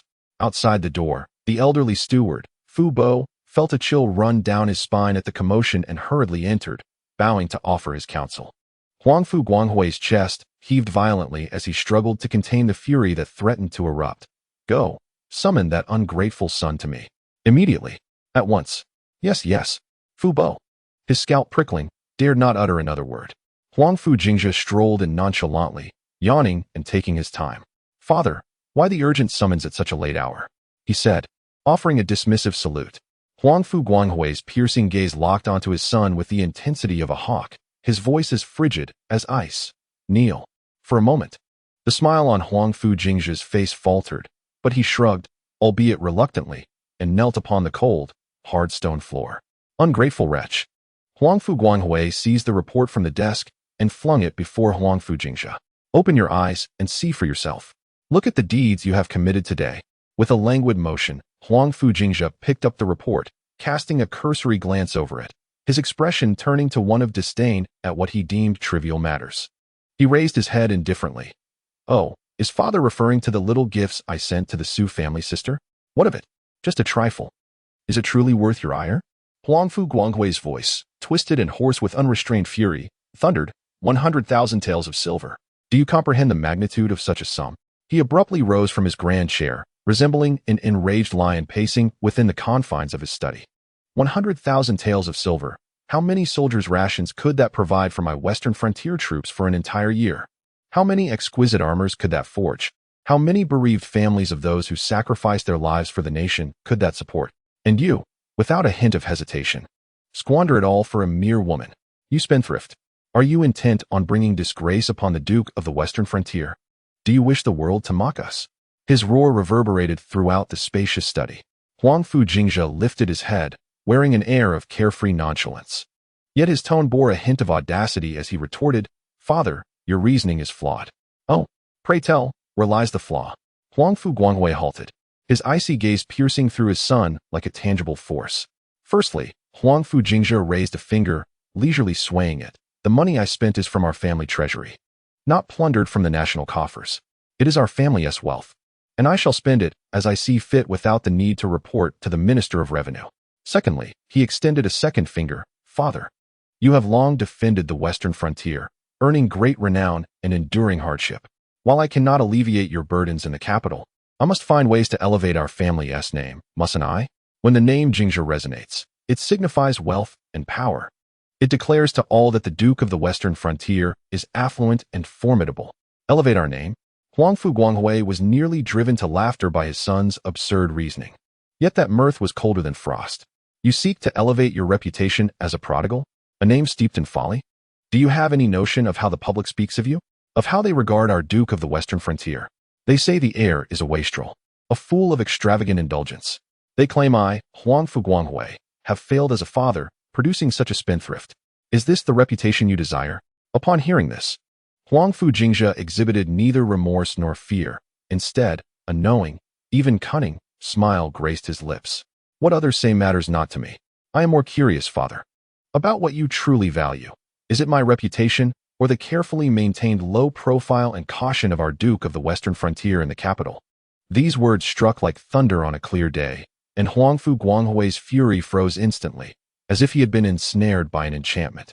He lowered his head abruptly, his gaze sharp as lightning, fixated on his kneeling son, filled with astonishment, intensity, and an unprecedented wariness. What does this boy mean by such words? The Duke of the Western Frontier commands significant military strength and has achieved unparalleled feats, always a focal point of the court's attention. To avoid arousing suspicion, The Huangfu family has consistently acted with discretion in the capital, as if treading on thin ice. This unspoken principle of survival has been essential for maintaining the family's stability. Today, the vernal equinox has brought forth an extraordinary spectacle, bordering on madness in its extravagance. This has undoubtedly invited a deluge of ridicule and disdain. However, akin to a colossal stone cast into a tranquil lake, it has propelled the Wang family of Jingzhe into the limelight, shattering the carefully curated facade of tranquility and modesty. Was this a deliberate act? But why would he undertake such a course? Merely for the sake of a fallen minister's daughter? The cost seems excessively steep. For the first time, Huangfu Guanghui felt a profound tremor of doubt regarding his son's seemingly indelible reputation as a debauchee. Father, you see, you have fallen silent. Haven't you? Huangfu Jingzhe observed his father's quietude, and his playful demeanor intensified. Truth be told, I merely found that little girl from the Su family quite pitiable. She trailed after me in her youth. I thought to lend her a hand, lest she be bullied into despair. Moreover, that young scion of Minister Li Ming, who dared to speak disrespectfully at the last banquet, received a splash of wine from me. A little reminder for his family to recognize that our Wang family is not to be trifled with. Is this not a defense of our dignity? Although my methods may appear somewhat crude, the outcome has been exceptional. Huangfu Guanghui gazed at him. The flicker of doubt and speculation he had just entertained was now entangled in this seemingly reckless rhetoric. He endeavored to appeal to this seemingly impervious son's sense of responsibility. Jingzhe, you have already undergone the coming-of-age ceremony. You are now an adult. As the heir of the Jingzhe Wang, you bear the weight of our family's honor and disgrace. In the future, oh, father, here we go again. Huangfu Jingzhe interrupted impatiently. I've heard these grand truths so often that my ears are nearly calloused. With you as our steadfast anchor, and with the support of uncle the emperor and cousin the crown prince, what need have I to concern myself with state affairs? I simply wish to revel in the carefree existence of an heir, to indulge in life's pleasures. Does that not sound delightful? He spread his arms wide, exuding an air of nonchalance, even tinged with a hint of innocence. Besides, with my lack of ambition and my reckless spending, I provide ample reassurance to those ministers who keep a watchful eye on our family. Look, my antics may earn me a few scornful whispers, but it's far better than facing daily suspicions that the Jingzhe Wang might harbor treasonous intentions. My notorious reputation serves as a shield for our family. Every word reeked of his debauched nature, yet seemed to conceal an undercurrent of cunning, teetering on the edge of ambiguity. Huangfu Guanghui gazed at his son's youthful visage, which appeared veiled in an impenetrable mask, a profound sense of helplessness and frustration swelling within him. He realized he could no longer fathom the depths of this son he had watched grow up. Was he truly being overly cautious? Or was this lad genuinely concealing his true self? After a lengthy silence, during which the candlelight in the study began to flicker ominously, he finally sighed wearily, waving his hand as if shedding an immense burden. Very well, you may rise. Thank you, father. Upon hearing this, Huangfu Jingzhe sprang up as if granted a reprieve, brushing off non-existent dust from his knees, as if he had merely been playing at kneeling, embodying an air of casual ease. Get out. Henceforth, refrain from inciting trouble for me. There is no need to wander aimlessly in the capital. Remain within the confines of the royal residence. Huangfu Guanghui spoke in a low voice, his tone imbued with a subtle complexity and scrutiny, coupled with a hint of concern that even he himself was unaware of. Very well. Your son shall obey. Father, do take care to rest early. Do not allow such trifles to distress your health. I take my leave. Huangfu Jingzhe replied with a playful tone, turning swiftly as if swept away by the wind, his steps light and sprightly like a cat that has just pilfered a morsel. Utterly devoid of the sincerity displayed moments ago while kneeling in apology. Within the study, only Huangfu Guanghui remained. He gradually settled back into the grand chair, his gaze profound and intricate, fixated upon the report detailing his son's transgressions laid upon the desk, his expression obscured, flickering with an elusive light. Chapter 10, A Mother's Trial. Gentle protection. Just as Huangfu Jingzhe slipped out of his father's study, he had not taken many steps when he beheld a gentle silhouette beneath the lanterns of the corridor ahead. The moonlight shone brightly, softly illuminating the figure and outlining its serene contours. It was his mother, the princess of Jingzhe, Jiang Ninyu. Two maidservants, each holding a food box, stood beside her, evidently waiting for him. Mother, why are you still awake at this late hour? Huangfu Jingzhe reigned in his earlier frivolity, approaching with an air of unrecognized dependence in his tone. Jiang Yu gazed at her son, her eyes warm, and gently waved her hand to dismiss the maidservants. I heard from Uncle Fu that the prince summoned you for a conversation. Her voice was soft, imbued with the unique tenderness of Jiangnan women. You appear to have received a reprimand? She did not directly inquire about the content of the conversation, but regarded her son with evident concern. Oh, father is just as he always is, loud, making a big fuss over nothing. Huangfu Jingzhe chuckled, attempting to gloss over the matter, claiming that after a few words, he was dismissed. Jiang Yu studied him, a faint smile gracing her lips, yet she did not press further. Instead, she gently remarked, knowing you have just faced some displeasure, I had the kitchen prepare a soothing soup for you. Why not return to your quarters, enjoy it, and then retire for the night? Oh, it is indeed a mother's love. Huangfu Jingzhe, taking the opportunity, linked his arm with hers, reminiscent of his childhood, as he playfully led her towards his courtyard. Upon returning to Jingzhe courtyard, the maidservants had already lit the candles within.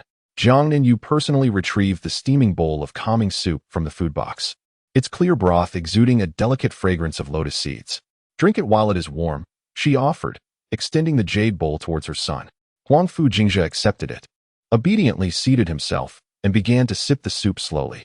The room fell into a tranquil silence, broken only by the gentle clink of the porcelain spoon against the bowl. Jiang Yu sat opposite him, her gaze soft as she casually remarked, I have heard about today's events. It was concerning the daughter of Vice Minister Su from the Ministry of War, was it not? Huangfu Jingzhe paused mid-sip, lifting his eyes to meet hers. Jiang Yu maintained her composed demeanor, continuing softly, the girl from the Su family, named Qingxue, if I recall correctly? You once looked after her in your youth. There was an occasion when other children bullied her, and you bravely stepped in to chase them away. She referenced a long-past incident, her tone placid, as if engaged in idle conversation. Huangfu Jingzhe's heart stirred. His mother, with a seemingly indifferent smile, set down her spoon and ambiguously remarked, Oh, is that so? I had almost forgotten, my son. Today just happened to be a chance encounter. I couldn't bear to see someone abusing their power, so I lent a hand. Nothing particularly special. He downplayed the incident, attributing it to a fleeting whim. Jiang Yu listened quietly, refraining from probing further, merely offering a gentle smile. In that smile, there seemed to be an understanding that penetrated all pretense. Jingzhe, she softly called her son's name. You've always had your own ideas since you were little. Your mother knows your heart is not wicked. Pausing, her gaze settled on his face, her eyes warm yet laden with significance. However, some matters, if taken too far, can lead to adverse consequences. A tree that stands out will inevitably be uprooted by the wind. Sometimes, knowing how to conceal one's talents is a form of wisdom. The phrase conceal one's talents resonated within Huangfu Jingzhe, like a stone cast into a tranquil lake, sending ripples through his heart. He lifted his gaze to meet his mother's. Jiang Yu remained the epitome of gentle serenity, as if her previous words were merely a casual reflection. Yet, Huangfu Jingzhe sensed that his mother was far from speaking lightly. She had discerned his extraordinary actions and understood that they were not merely the result of youthful bravado, but held a deeper significance. While he could deflect his father's fury and inquiries with jest and sophistry, facing his mother's seemingly casual, yet profoundly insightful reminder, Huangfu Jingzhe felt for the first time that his fade was not infallible, especially in the presence of this seemingly delicate, yet extraordinarily astute woman. His thoughts raced, yet he dared not reveal a hint of his inner turmoil. Maintaining his usual carefree demeanor, he laughed, saying, What are you talking about, mother? I don't understand. As for concealing talents, I was born this way and can't change it. Besides, if I weren't a bit inept, how could father and uncle trust me?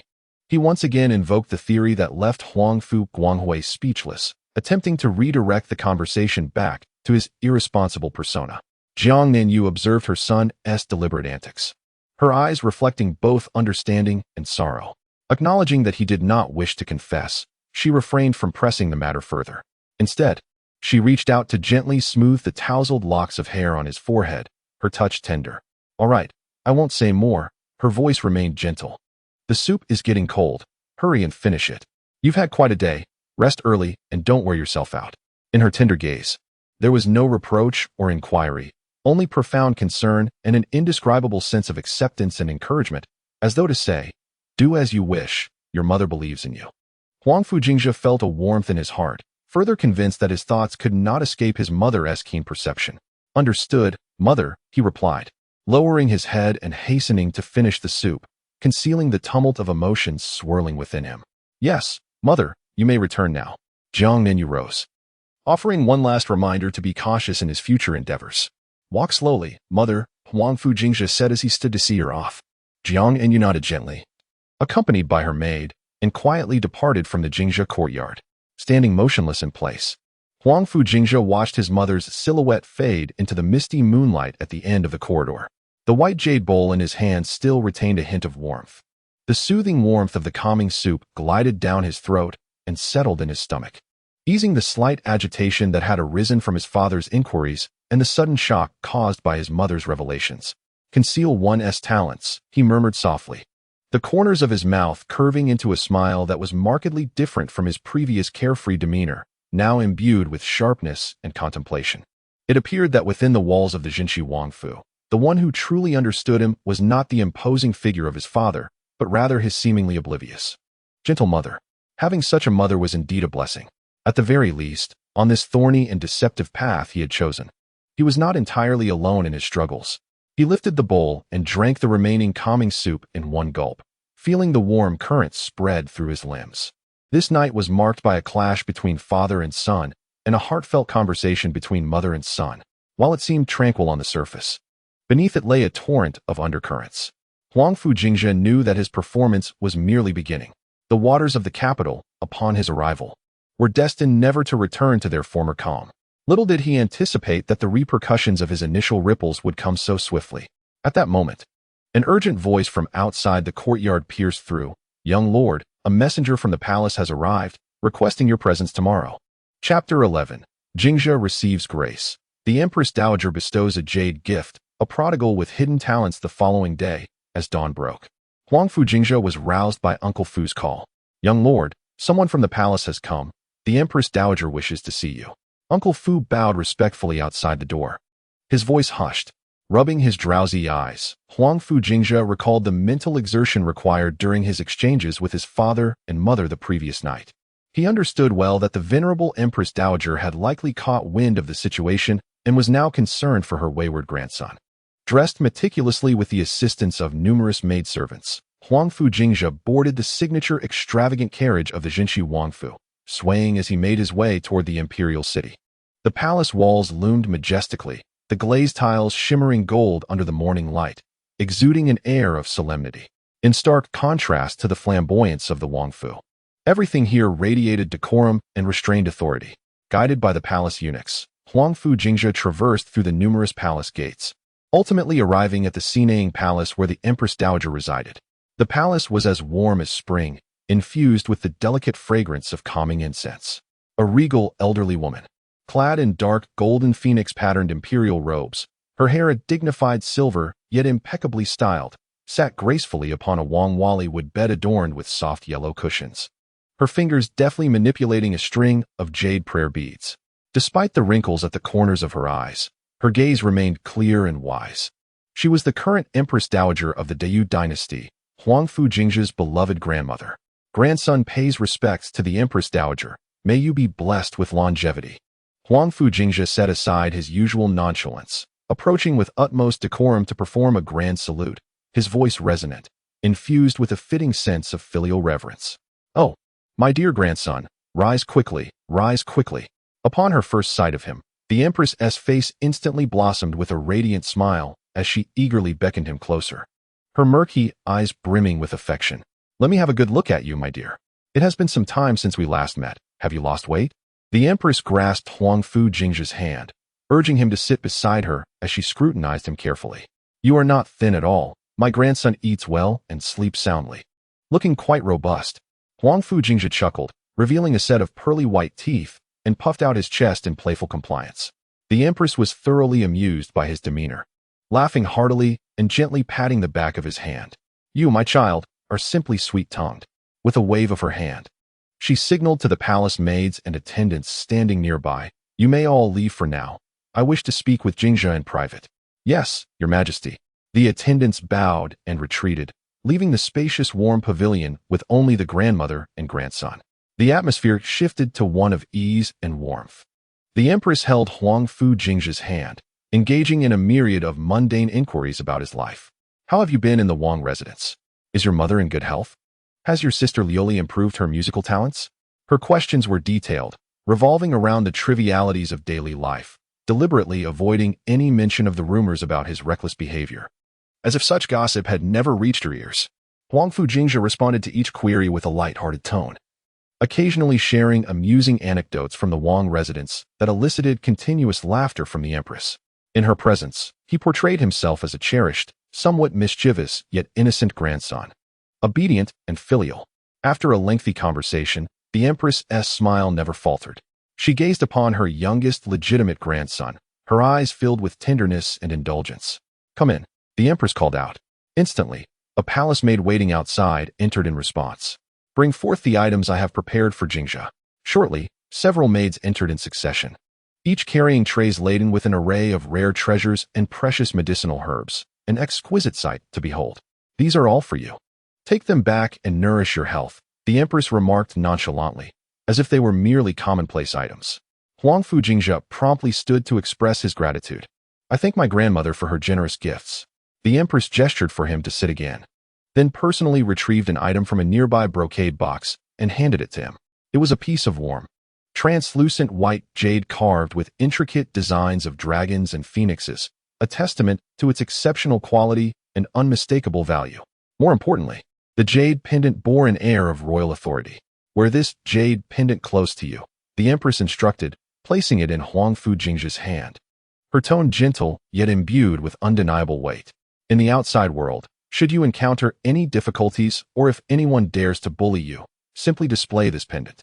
She paused, fixing her gaze upon Huangfu Jingzhe and enunciating each word clearly.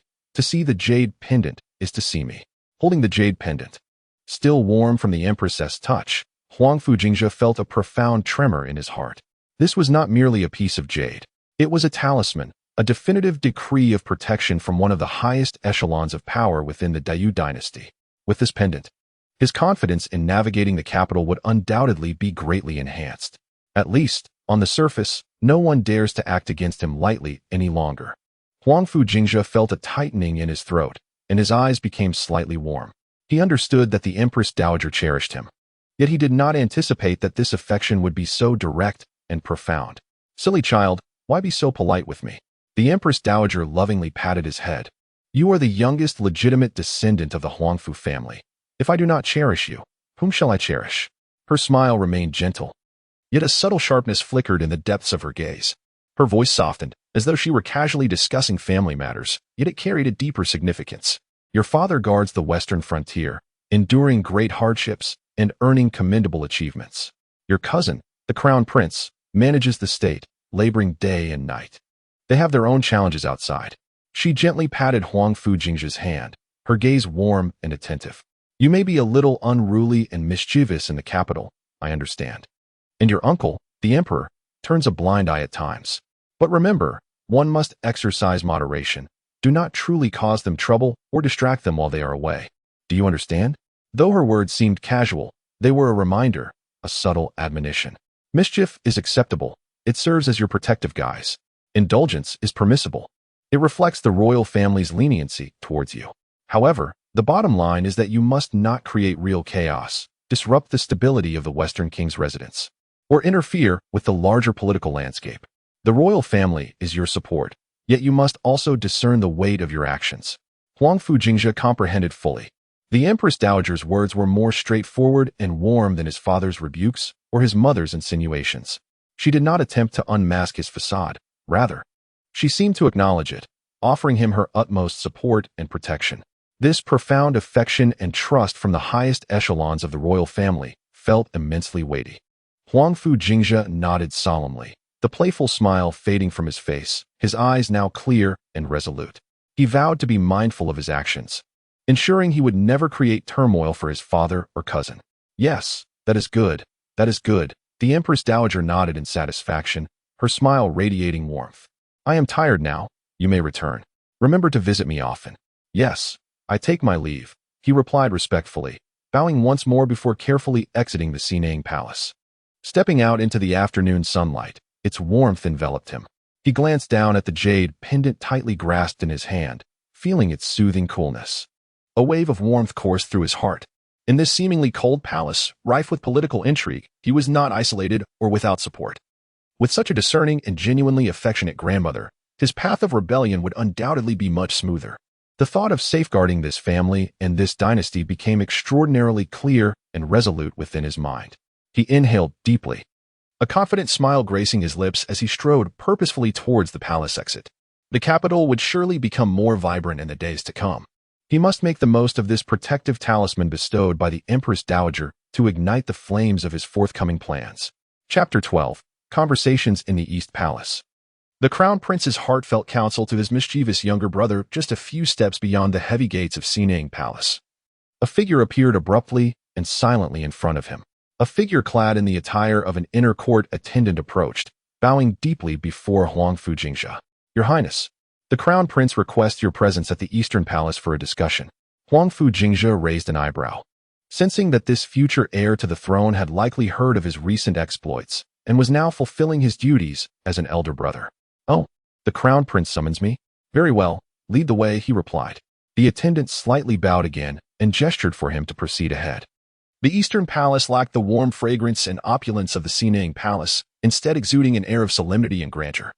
Every brick and tile conveyed the poised demeanor of the future Crown Prince.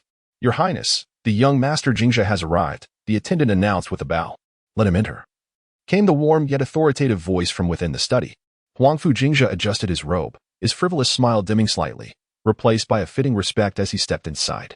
The room was suffused with the scent of books. The study was simply furnished, dominated by towering bookshelves that encircled the walls, overflowing with various tomes and scrolls, emanating a faint aroma of ink, as if inviting one to be submerged in a sea of knowledge. Behind a grand Zetonwood desk sat a young man clad in a bright yellow robe. With his sharp brows and bright eyes, high nose, and handsome features, he exuded royal grace with every gesture. It was none other than the Crown Prince, Huangfu Shuangxiu. At that moment, he placed down the memorial he had been reading and looked up at Huangfu Jingzhe, a gentle smile gracing his lips that lightened the room's solemn atmosphere. Jingzhe has arrived. Please take a seat. Huangfu Shuangxiu warmly gestured towards a round chair before the desk, devoid of any haughty airs typical of a prince. Thank you, brother. Huangfu Jingzhe responded casually, settling into the chair. His gaze wandered around the study, feigning nonchalance as he remarked, Oh, brother, it's still the same here. So many books. Each visit I feel as though I might be crushed under the weight of this literary mountain. Just looking at them gives me a headache. Huangfu Shuangxiu shook his head in mild exasperation, his eyes betraying a hint of affection as he poured a cup of tea for him. You, still with that lazy demeanor. He chided, his tone carrying the affectionate reproach of an older brother, completely devoid of any real blame, instead brimming with indulgence. Receiving the teacup, Huangfu Jingzhe traced the rim with his fingertips and chuckled. What can I say? It's in my nature, unchangeable. Observing his younger brother's playful demeanor, Huangfu Shuangxiu's smile gradually faded, his expression shifting to one of seriousness. Jingzhe, the reason I summoned you today is to inquire about the recent rumors circulating in the capital. Are they true? The moment had arrived. Huangfu Jingzhe silently acknowledged this revelation, maintaining a facade of ignorance while feigning confusion. What rumors, brother? I have been quite busy lately. Which matter are you referring to? He blinked innocently, raising his hands in a gesture of feigned bewilderment. Still pretending? Jingzhe, did you not hear about the gold and jewels? The price of a single smile from a beautiful woman? The wild horse riding through the streets, disturbing the marketplace? And what of yesterday, when you caused a ruckus at the Wang residence? Clearly, His Highness has done his homework, thoroughly aware of his numerous misdeeds. Recounting the recent exploits of Huangfu Jingzhe one by one, Huangfu Jingzhe touched his nose, his smile momentarily stiffening, accompanied by a few dry chuckles. Oh, they are merely trivial matters, insignificant skirmishes, hardly worth mentioning. Trivial matters? Huangfu Shuangxiu's voice suddenly rose, tinged with evident displeasure and a hint of anger. Jingzhe, do you comprehend your current standing? You are the heir of the Prince of Jingzhe, a scion of the Huangfu family. Your actions bring disgrace upon whom? How should outsiders perceive our royal family? He gazed at Huangfu Jingzhe, his eyes brimming with sorrow and disappointment, the sentiment of unfulfilled expectations palpable. Your father has fought valiantly in the western frontier, guarding our nation's gates with immense toil.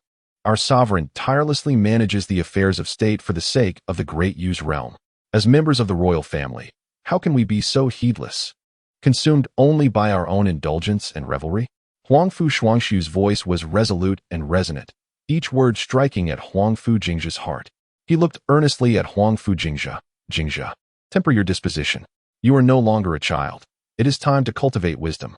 Engage in scholarly pursuits. Learn the principles of governance, so that you may one day assist our esteemed uncle and me. This is the rightful path. Oh, elder brother, spare me. He immediately adopted a face of exaggerated despair, waving his hands dramatically. Such burdensome responsibilities of governance are sufficiently shouldered by you and our esteemed uncle. I am acutely aware of my own meager capabilities. I am simply not cut out for such roles. He shrugged, his tone light as if discussing the weather. Moreover, with my father leading the charge in battle, and both you and our esteemed uncle strategizing from the rear, I would much prefer to enjoy a comfortable life, reveling in leisure. Why not serve as a good luck charm, bringing a touch of warmth to the royal family? Is it not splendid for each to fulfill their role? You. Huangfu Shuangshu was momentarily rendered speechless by his cousin's absurd reasoning, pointing at him with a trembling finger, unable to articulate a response. This mischievous lad possesses an uncanny ability to provoke laughter even in frustration. I truly find you beyond my control. Huangfu Shuangshu shook his head, his gaze complex as he regarded his obstinate cousin, akin to observing a child who would never mature. Very well, he waved his hand, his tone softening yet tinged with fatigue. If you choose not to learn, I shall not compel you. But remember, there is a time for play and a time for chaos. Do not create a mess that cannot be undone. He paused, looking intently at Huangfu Jingzhe, his expression becoming particularly earnest, as if he wished to etch this message into his very soul. Regardless, you are my brother. No matter what folly you engage in or trouble you stir, I shall always protect you. These words, though spoken lightly, resonated with an unwavering conviction. As steadfast and reliable as rock, Huangfu Jingzhe felt a stir within his heart. The prince's protection was distinct from that of the Empress Dowager. Hers was rooted in the affection of kinship and the dignity of the royal family, imbued with a sense of high-status guardianship. Yet for the crown prince, this promise resembles the most genuine affection and expectation of an elder brother towards his younger sibling. It is devoid of excessive calculations of interests, rooted simply in the instinct of shared blood. The crown prince sincerely hopes that Huangfu Shuangshu will gaze upon him, his eyes brimming with anticipation. A weight so profound that Huangfu Jingzhe feels somewhat hesitant to meet his gaze. One day, he aspires to see Huangfu Shuangshu truly mature. No longer the idle dandy known among the populace of the capital, but rather standing beside the crown prince as my right hand and left hand. What he yearns for is a brother capable of fighting alongside him, rather than one who requires continual oversight and cleaning up after his messes. Huangfu Jingzhe senses the heavy sincerity and expectation in the crown prince's eyes, a warm current surging within him, mingled with a subtle pang of guilt. Yet, he understands that the time is not yet ripe. Thank you for your concern, brother. Huangfu Jingzhe grins, swiftly concealing his emotional stir beneath a playful facade. With your words, I can stand a little taller in the capital. He raises the now lukewarm teacup and drains it in one bold gulp, as if swallowing the weighty topics along with the tea. Having consumed both the beverage and the conversation, he adds, if there is nothing further, I shall take my leave. For if I return late, my sister Lioli will surely scold me. He deftly employs his sister as a shield, observing his seemingly impervious demeanor and hasty retreat. Huangfu Shuangshu can only helplessly wave his hand. Go on, be careful on your way. Yet, as Huangfu Jingzhe turns to depart, a fleeting glimmer of sharpness and contemplation flickers in his gaze.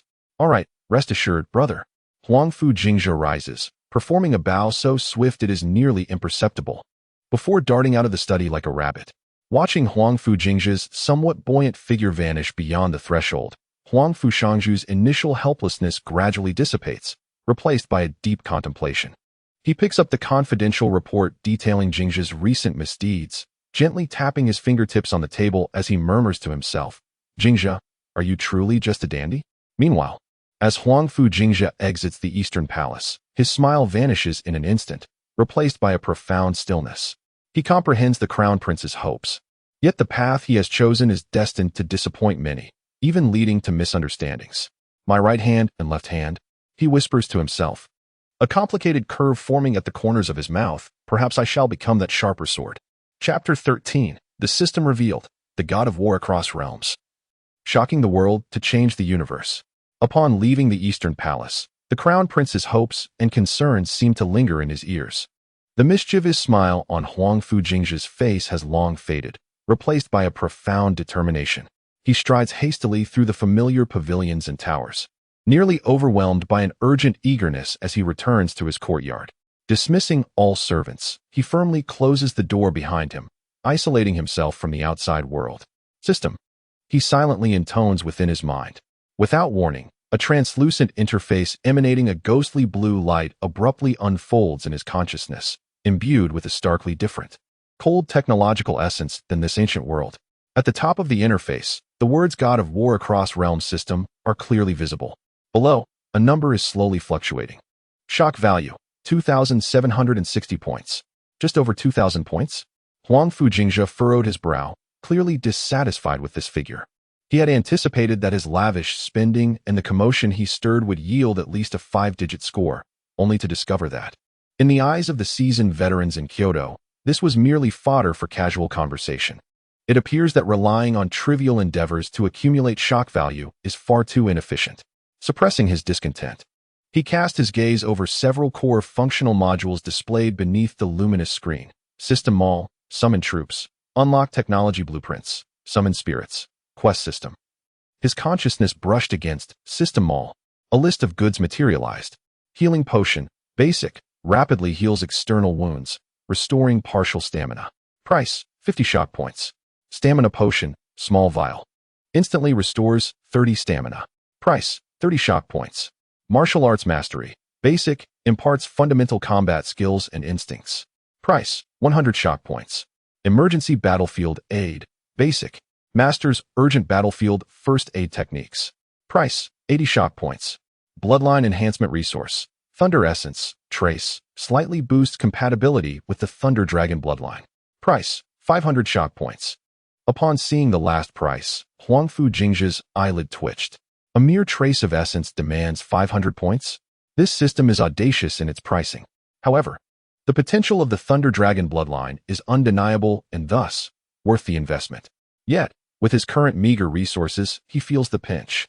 It seems that both his personal strength and bloodline are insatiable money pits. Nevertheless, Huangfu Jingzhe's eyes sparkled with determination. Pressure breeds motivation. Closing them all, he turned his attention to the two most critical sections, Summon Troops and Unlock Technology Blueprints. These are the very heart of the system. He clicked on Summon Troops. The screen flickered, revealing an array of formidable troop icons, resembling silent, steel legions awaiting orders. Militia, Basic Unit, poorly equipped, low morale. Summon Price, 1 shock point per person. Minimum Summon Quantity, 100, Local Heroes, slightly trained militia with somewhat better equipment. Summon Price, 3 shock points per person. Minimum Summon Quantity, 100, Billion Iron Wall Army, heavily armored infantry, astonishing defense, adept at formation. Summon Price, 10 shock points per person. Minimum Summon Quantity, 100, Guan Yu Mad Blade Camp, sword wielders with fierce techniques and strong armor-piercing capabilities. Summon Price, 8 shock points per person. Minimum Summon Quantity, 50, Longxiang Imperial Guard, elite infantry, well-equipped, extremely loyal. Summon Price, 15 shock points per person. Minimum Summon Quantity, 50, Billion Iron Wall, Guan Yu Mad Blade, Longxiang Imperial Guard. Merely the names of these units ignited a fervor within Huangfu Jingzhe's veins. He swiftly calculated the costs. 100-strong, Guan Yu Mad Blade Camp requires 800 shock points. A 50-member, Yazai's Xuanjia Cavalry, Heavy Cavalry. Price displayed is 25 per person, demands an even greater sum of 1,250 shock points. The Heavenly Fire Guard, Artillery Battalion. Icon displaying a price of 80 units. Requires a staggering total of 800 points for 10 cannons. This realization only reaffirmed Huangfu Jingzhe's dismay. With his current shock value, he could not even muster a single company of 1,000 men from the most basic regular army. The thought of summoning militia was swiftly extinguished. If he were to act, it must be in pursuit of greatness. His future ambition was to become a military deity. He could not settle for mere cannon fodder. His gaze swept over the grayed-out icons of mythical and special troop types, marked as locked or Qiwang Artillery, Xinhuang Feathered Troops, Kanglan Ironclad Army, Blazing Flying Kite Army. These were the true powers he yearned for. Ultimately, he turned his attention to summon heroic spirits. This was not a direct summoning of individuals, but rather the consumption of astronomical amounts of shock value to imprint the might of the heroic spirits of Huaxia upon summoned units or himself. Names such as Wei Qing, Hua Zubing, Yu Fei, Zhuge Liang, Wang Meng, and Zhang Liang stood as resounding echoes, quietly displayed, as if harboring the power to reshape the world. Just imagine the spectacle of the iron cavalry infused with the military spirit of Yu Wumo. What waves would ensue from Zhuge Kongming's wisdom intertwining with his own? The golden opportunity lay before him, yet the threshold was alarmingly high. Clearly, it was far from sufficient. Huangfu Jingzhe clenched his fists, his gaze sharpening. It appeared that his previous flamboyant exploits were merely a warm-up.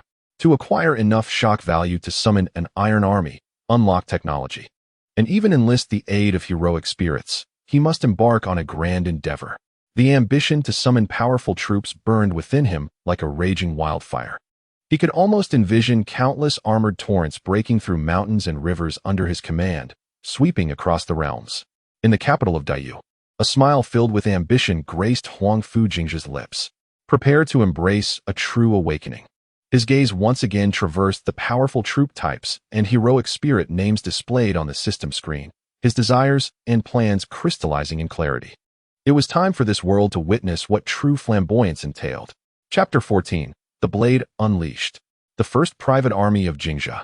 Huangfu Jingzhe stood behind the closed door, the complex gaze of his elder royal brother from the Eastern Palace still lingering in his mind, one that bore both protection and anticipation.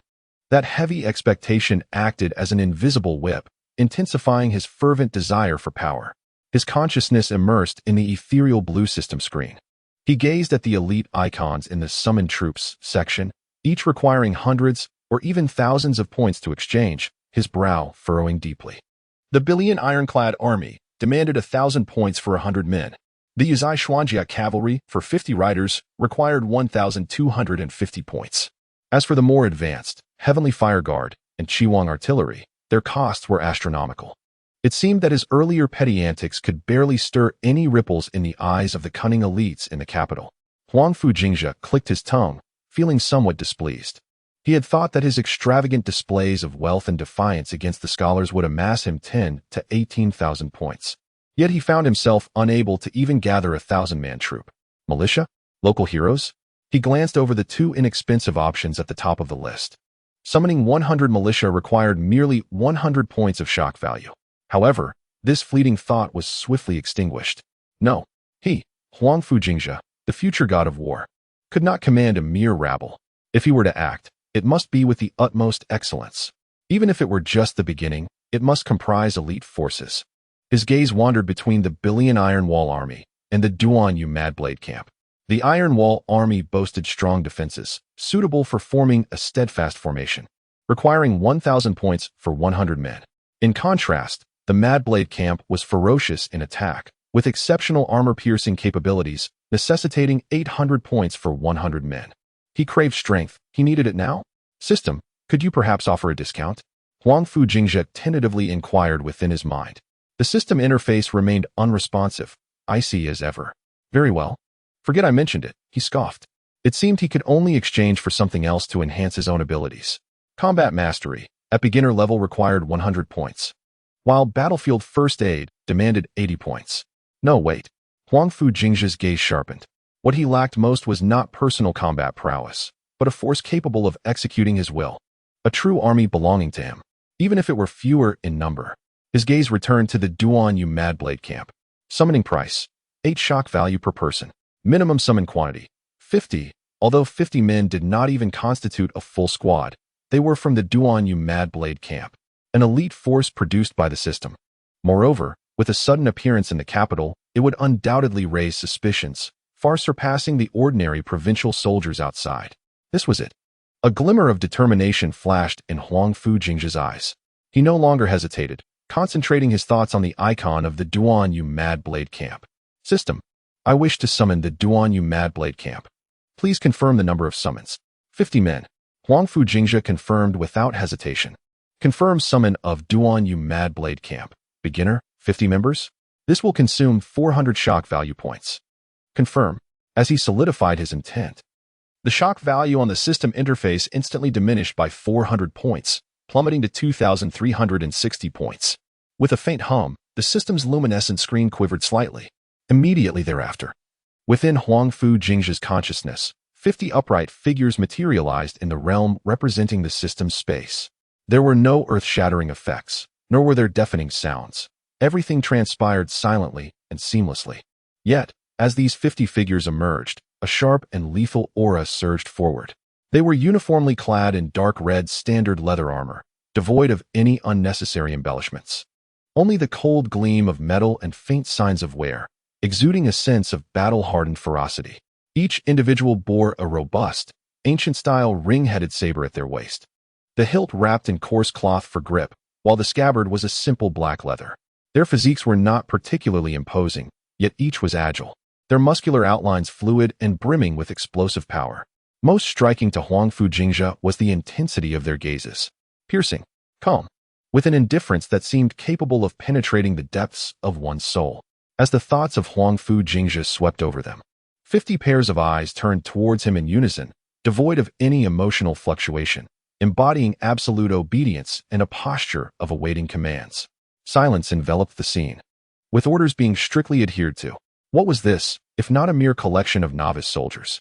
Clearly, they were seasoned veterans, having survived countless battles. Huangfu Jingzhe inhaled sharply, his heart swelling with joy. The system indeed produced exquisite results. Their caliber was likely on par with the most elite guards under his father's command. Moreover, the system indicated that they were merely in their initial form, capable of growth in tandem with his rising prowess. Their potential was boundless. All troops, stand at attention. Huangfu Jingzhe attempted to issue the command within his mind. Whoosh! The 50 soldiers of the Guangdao camp moved in perfect unison, instantly straightening their postures, their feet coming together with a resounding thud, as if they were a single entity. The iron-blooded aura became even more pronounced. A line to the right. Whoosh! Every head turned sharply to the right, their gazes sharp as blades. Face forward. Whoosh! The movements were crisp and efficient, devoid of any hesitation. Good, good, good. Huangfu Jingzhe was nearly overwhelmed with excitement. These were undoubtedly the most disciplined soldiers he had ever encountered. They surpassed even the imperial guard of his uncle, the emperor. Possessing such a private army, even if it consisted of only 50 individuals, was enough to transform them into the sharpest weapon in his arsenal. The 400 points of shock value spent were undeniably worth it. Huangfu Jingzhe felt an absolute connection with these soldiers, one that emanated from the system, as if they were extensions of his own limbs.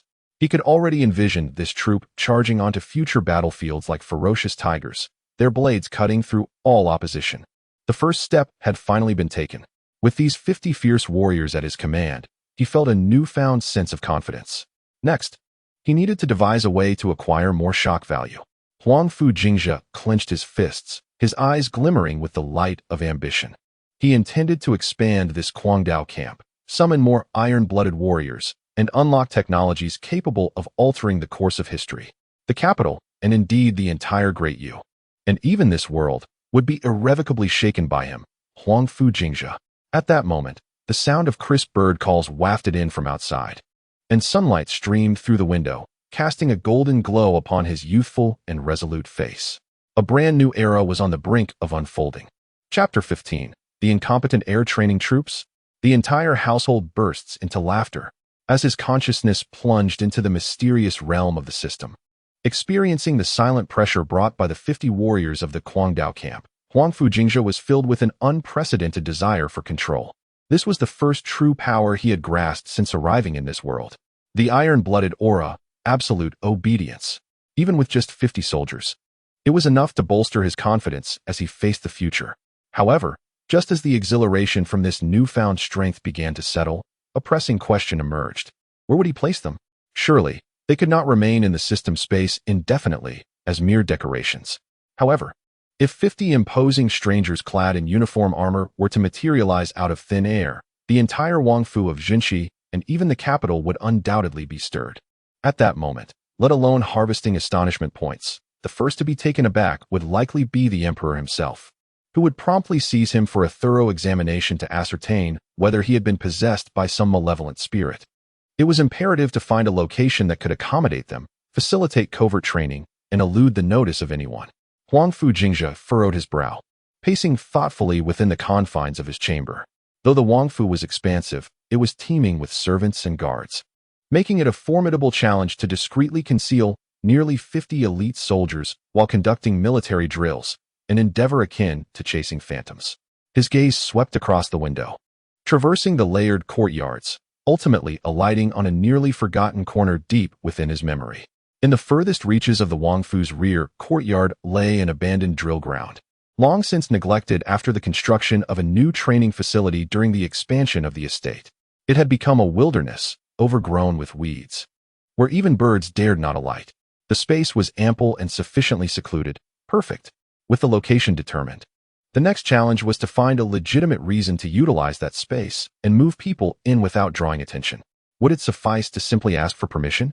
Absolutely not. As the foremost dandy of the capital, it would raise immediate suspicions if he suddenly expressed interest in a derelict training ground while bringing a retinue along.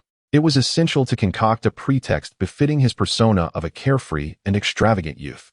A sly smile crept onto Huangfu Jingzhe's lips as he effortlessly switched to his signature carefree expression, smoothing his robes before striding out of the courtyard, heading towards the tranquil garden where his mother, Jiang Nanyue, resided. Mother, your dutiful son has come to pay his respects. His voice heralded his arrival even before he reached her. The unique tone, tinged with a hint of mischief and affection, rang out punctually. Jiang Nanyue, engrossed in her accounts, lifted her gaze to meet the familiar visage of her son, shaking her head in exasperation, yet a glimmer of understanding danced in her eyes. What trouble have you stirred today, you mischievous monkey? Or are you once again pining for some young lady, seeking my assistance on your behalf? Setting aside her ledger, her tone remained gentle. Not at all. Mother, you jest. Huangfu Jingzhe stepped closer, eagerly kneading her shoulders. I merely feel a bit unsteady of late. Oh. Jiang Nanyue raised an eyebrow, her scrutinizing gaze fixed upon his face. With your idle indulgence and gluttonous lifestyle, how could you not feel unsteady? Heh. Thus your son has resolved to turn over a new leaf, striving to strengthen his body. Huangfu Jingzhe proclaimed earnestly, adopting the demeanor of a reformed rake. A flicker of barely perceptible surprise flashed in Jiang Nanyue's eyes, quickly giving way to calm as she awaited his next words.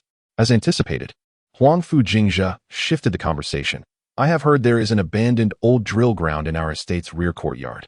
I thought, since I have ample free time, why not go there to stretch my limbs and seek some amusement? Seek amusement? Jiang Nanyue echoed, her gaze surveying his face. Indeed. Huangfu Jingzhe nodded vigorously, fearing that his mother would not believe him. Consider this, with my meager skills, how could those guards in the training grounds possibly take notice of me? I shall find a few companions to frolic in the old training field, running and jumping, and engaging in a bit of harmless roughhousing. Surely that is preferable to chasing after stray cats and dogs outside. Wouldn't you agree? Jiang Nanyue gazed at him for a moment before slowly responding. That old training ground has lain in disrepair for many years. The weeds are taller than a person, and I fear there may be snakes, insects, and vermin lurking about. Oh, mother, you need not worry about that. I am tough and resilient, not easily frightened. Huangfu Jingzhe reassured her, thumping his chest. It will provide me a quiet place to avoid being a nuisance in the front courtyard. Please, grant me this, dear mother. With that, he began to employ his usual tactics, tugging at Jiang Nanyue's arm. Eventually, Jiang Nanyue, worn down by his persistence, thought of how this child had indeed been more subdued in recent days. Though she was uncertain of his true intentions, allowing him to frolic in an abandoned training ground seemed preferable to causing trouble elsewhere. Very well, go ahead. But do take care to ensure your safety and do not bring any unsavory characters into the estate. Understood. Thank you, mother. Huangfu Jingzhe exclaimed, his face lighting up with joy. With his goal achieved, he assured her, you need not worry. The companions I find will be strong and dependable, surely honest and straightforward, merely accompanying your wayward son in his playful pursuits.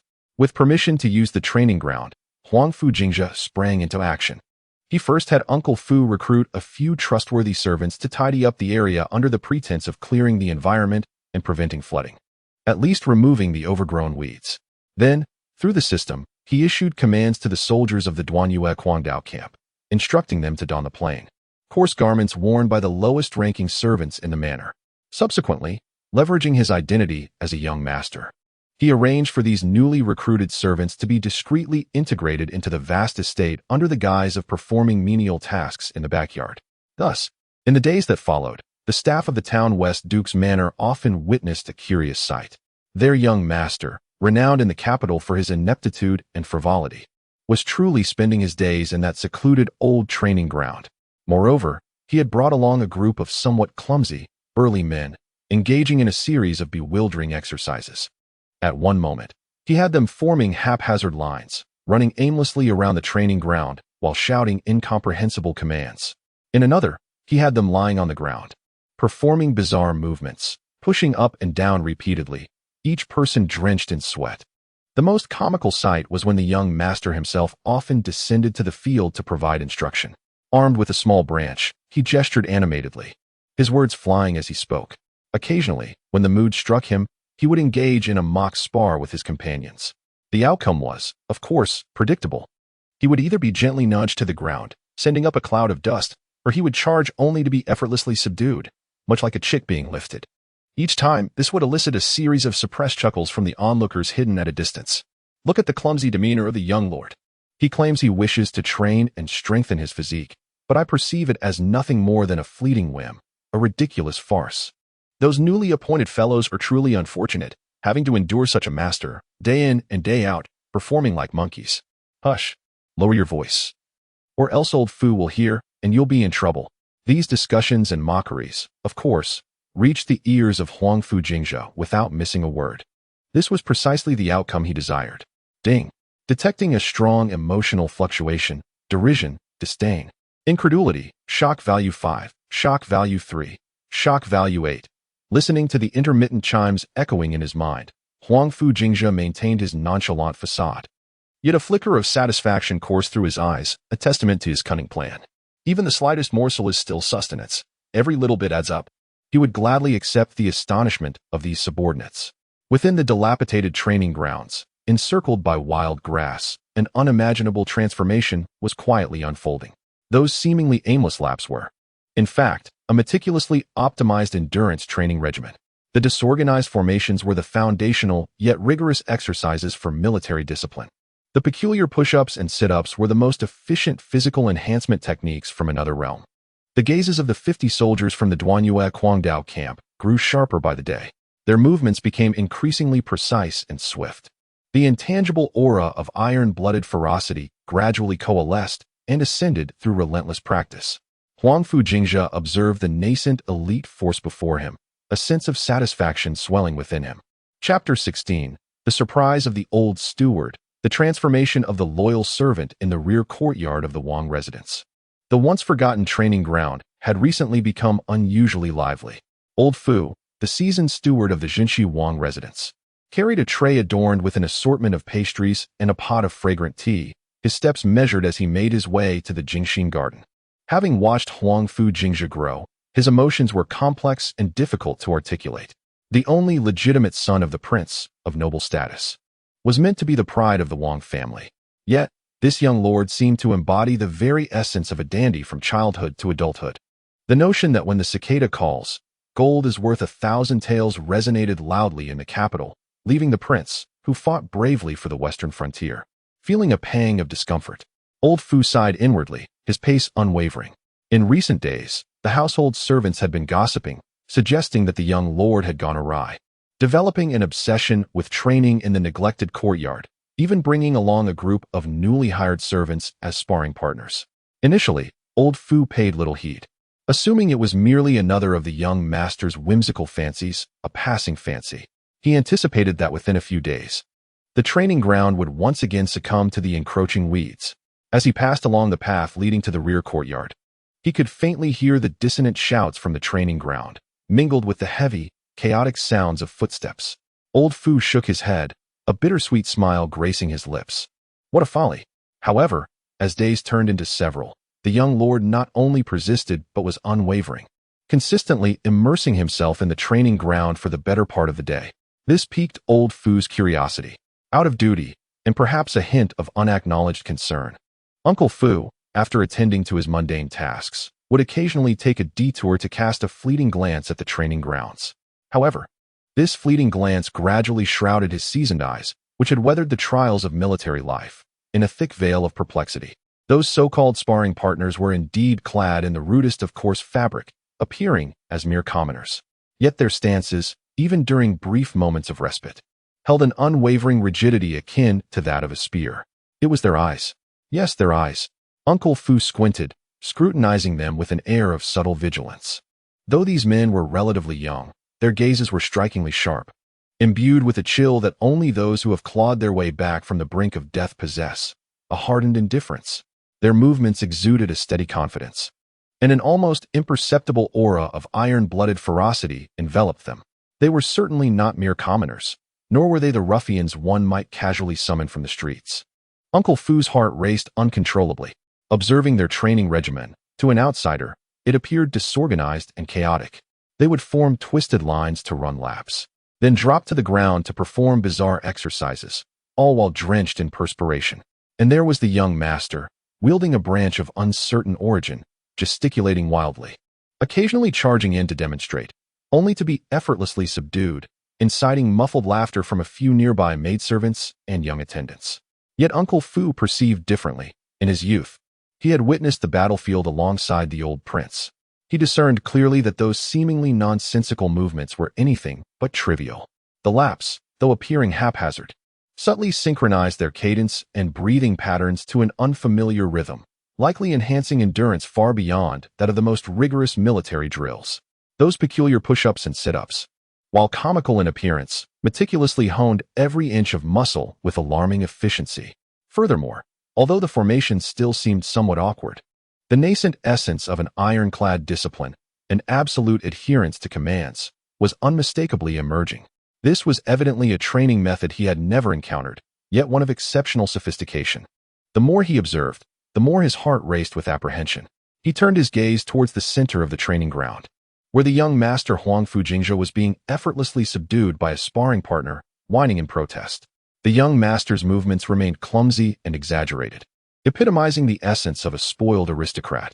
However, as he turned to scold a sparring partner for a misstep, Uncle Fu keenly detected a fleeting glimmer in his eyes, sharp and stringent like that of a hawk.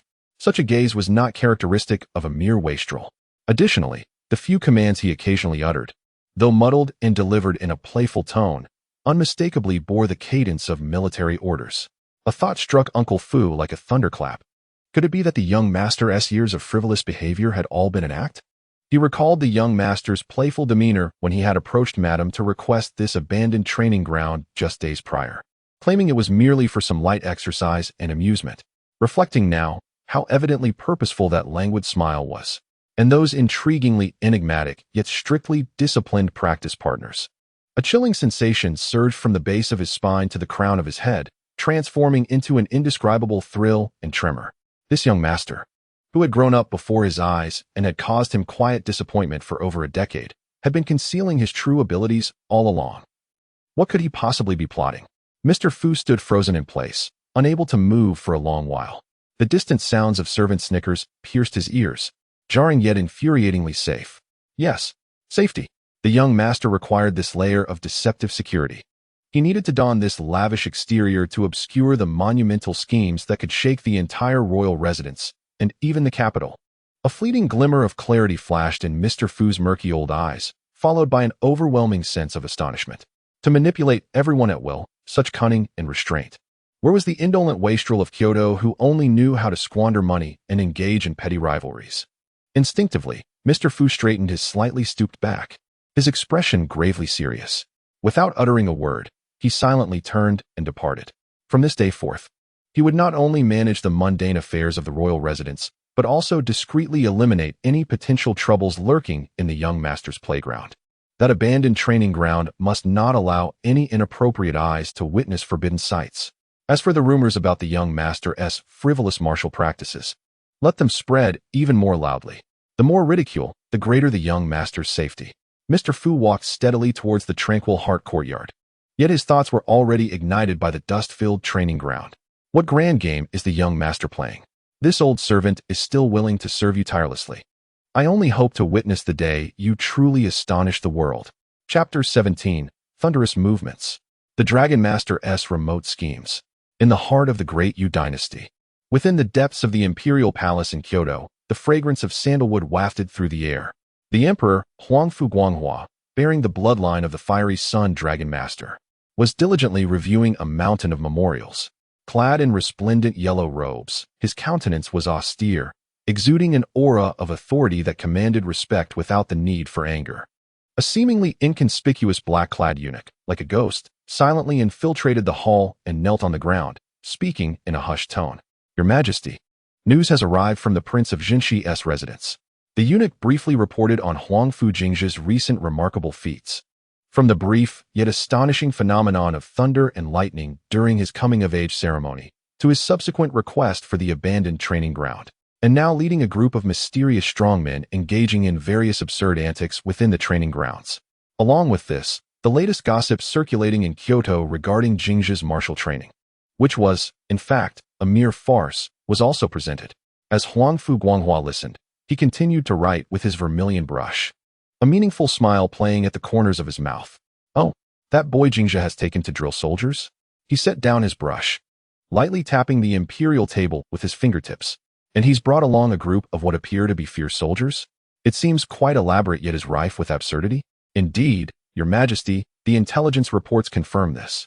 Within the confines of the manor, the servants all believe that the young master was merely indulging in frivolities, wasting his days away. A court attendant replied in hushed tones. Frivolities? Huangfu chuckled softly, his gaze profound. This lad had never been one to abide by the rules. However, the thunderous spectacle of his coming-of-age ceremony was indeed intriguing. He recalled that fleeting yet undeniably overwhelming essence of the thunderous dragon pulse he had sensed from afar that day. A momentary spark that stirred the heart of the dragon lord of the fiery sun. Let him be. Huangfu waved his hand nonchalantly, his tone carrying an air of indifference, yet seemingly concealing deeper significance. The youth is full of vigor. If he wishes to engage in such antics, let him do so. As long as he does not cross the line, he may indulge as he pleases. As you command, Your Majesty. The attendant acknowledged and quietly withdrew. The imperial study returned to silence, enveloped in swirling sandalwood incense. Huangfu picked up his vermilion brush once more, the enigmatic smile lingering at the corners of his mouth. What surprise do you, thunderous dragon pulse, intend to bring to me, to this Great Yu? Meanwhile, far away in the western frontier, within the Prince of the West's tent, the relentless winds and sands lashed against the sturdy canvas, emitting a mournful sound. Huangfu, having returned to the Western territories after the coming-of-age ceremony, donned in heavy armor, had just returned from inspecting the front lines. His weathered face bore the marks of resilience and authority, the aura of the mountain dragon lord as solid as stone. A personal guard respectfully presented him with a letter from the capital, penned by his consort Jiang Nanyue. Huangfu opened the letter, his rough fingers gliding over the elegant script. Besides conveying well wishes, it mentioned their son Huangfu Jingzhe's recent penchant for practicing martial arts at the abandoned training grounds. The tone of Jiang Nanyue's writing conveyed a mixture of helplessness and indulgence, yet she subtly remarked, Jura seems somewhat different from before, his gaze steadier. Though his actions remain absurd, I cannot fathom him. Upon reading the words martial arts and absurd, Huangfu's brow furrowed instantly, his knuckles whitening as he gripped the letter tightly, nearly crumpling it. This ungrateful child. While I shed blood on the battlefield, he finds time to engage in such disreputable antics in the capital. Yet, when he read Jiang Nanyue's observation about his steadier gaze and recalled that fleeting, resonant force of thunder he had sensed on the day of the coming-of-age ceremony, his fury was quelled by a profound sense of perplexity. Thunder, indeed. That was the essence of the long-lost, thunderous dragon bloodline of the Huangfu family. Could it be that Jingzhe has truly awakened? If so, what could be the reason for his current mischief? A transformation in character following the awakening of his bloodline? Or does he harbor ulterior motives? Huangfu fell into contemplation. He understood his son well. Though mischievous, he was not foolish at his core. For all these years, wearing the mantle of the capital's most notorious dandy had undoubtedly disappointed him. Yet it had also diverted countless watchful eyes from the heir of the Prince of the West. Now, with the awakening of his bloodline, he continues to act in an even more outrageous manner. An illusion? What is his intent with these antics?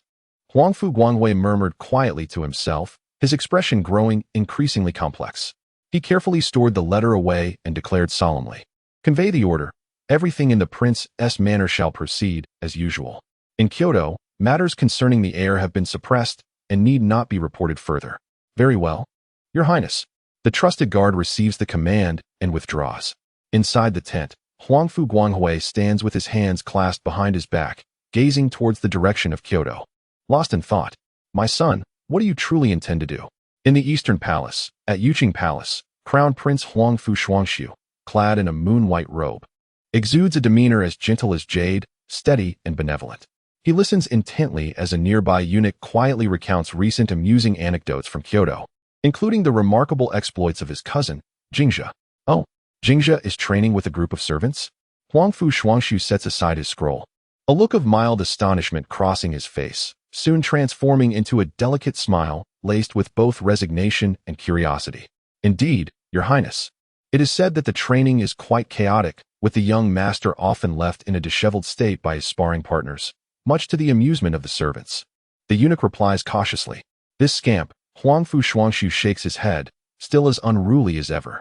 Yet, for some reason, he recalls the day of the coming-of-age ceremony, the fleeting, sharp glint in Jingzhe's eyes, so unlike that of a typical dandy. "Never mind." Huangfu Shuangxiu waves his hand dismissively. "Jingzhe has always been whimsical. Perhaps it is merely a passing fancy. But is it truly so?" He muses inwardly.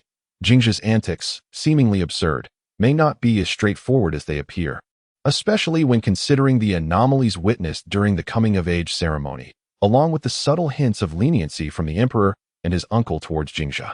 As a scion of the Xianming dragon lineage, he possesses a vague awareness of the fleeting aura of thunder that surrounded Jingzhe that day. Let us observe further. Huangfu Shuangxiu resolves in his heart. In the Forbidden City, at the Western military tent, and deep within the Eastern Palace, three powerful members of the Huangfu family, each bearing distinct dragon bloodlines, arrive at similar decisions almost simultaneously. An invisible bond seems to connect them, perhaps stemming from a primal instinct, a mutual understanding and trust, or perhaps a shared curiosity and anticipation towards the nascent display of thunder. In unison, they opt to remain still for the moment, watching the developments unfold. An imperceptible web is quietly cast.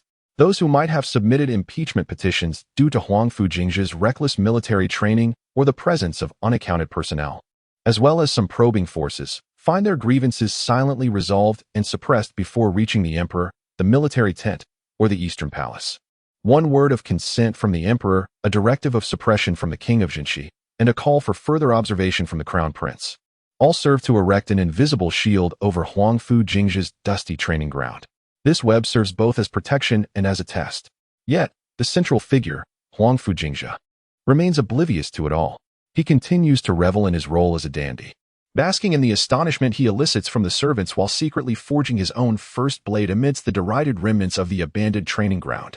He remained oblivious to the fact that every move he made was not only observed by the three pairs of dragon-eyed figures at the pinnacle of the Great Yu Dynasty, but also attracted the discreet attention of the discerning individuals in the capital who had begun to quietly gaze upon the absurd training grounds. Chapter 18. The Winds and Thunder at the Frontier, the Awakening of the Hunt. At the West Town King's residence, the once abandoned training ground, now a subject of gossip in the capital, was still engulfed in dust and uproar. Huangfu Jingzhe, clad in ill-fitting training attire, let out a cry as he was unceremoniously thrown to the ground by a burly sparring partner, eliciting muffled laughter from the onlookers hidden in the distance. "Young master, your skills have certainly progressed," remarked the sparring partner, a soldier from the Duanyua Madblade camp, his voice deep and resonant, yet his expression remained stoic and unyielding. Struggling to his feet, Huangfu Jingzhe brushed off the dust from his clothes with disdain, and a surge of delight washed over him as he noted the rising shock value on his system panel. "What nonsense! This is merely honing a will of steel," he retorted, maintaining his usual arrogant demeanor, while his eyes discreetly scanned the seemingly disorganized yet strategically positioned soldiers, silently acknowledging their hidden potential. Though his recent antics had not significantly increased his shock value, every little bit counted, and he found solace in the accumulation, no matter how meager. More importantly, His first-hand experiences in these confrontations had granted him a profound understanding of the combat prowess possessed by the soldiers summoned by the system, far surpassing mere theoretical data. This instilled in him an almost fervent confidence for the future. With sufficient shock value, he could muster an invincible army capable of sweeping across the realm. However, such an absurd and seemingly tranquil existence was destined to be short-lived. The calm of the capital was but a fade as a heavy, oppressive atmosphere began to coalesce unnoticed, akin to the ominous clouds preceding a storm. On this day, just as Huangfu Jingzhe concluded his grueling training, contemplating a soothing hot bath in his courtyard, he was approached by the old steward, Fu Bo, whose hurried steps and unusually grave expression caught his attention. "Young master." Fu Bo's voice was low, laced with an unmistakable urgency. "What is it, Fu Bo?" Huangfu Jingzhe instinctively adopted his usual languid, spoiled demeanor. Fu Bo shook his head, his expression profoundly serious. "Young master, a grave situation has arisen." He handed over several transcribed reports, his tone heavy as iron. "Urgent news from the western border. The orc tribes have been gathering with alarming frequency, their numbers far exceeding previous years. They harbor fierce ambitions, intent on marching south to plunder our Great Yu's border states." The habitual laziness vanished from Huangfu Jingzhe's face as he took the reports, his fingers momentarily hesitating. "Orcs marching south?" His gaze sharpened as he swiftly scanned the information. Simultaneously, the so-called envoy from the Western Empire had arrived at the Yumen Pass, claiming to pay tribute, yet their demeanor was haughty, and they were set to enter the capital shortly. Confidential reports from the border indicated that many skilled individuals were hidden among their ranks. Their intentions to probe the vulnerabilities of our great U.S. military and political landscape were glaringly evident. The Western Empire seeks a share of the spoils as well.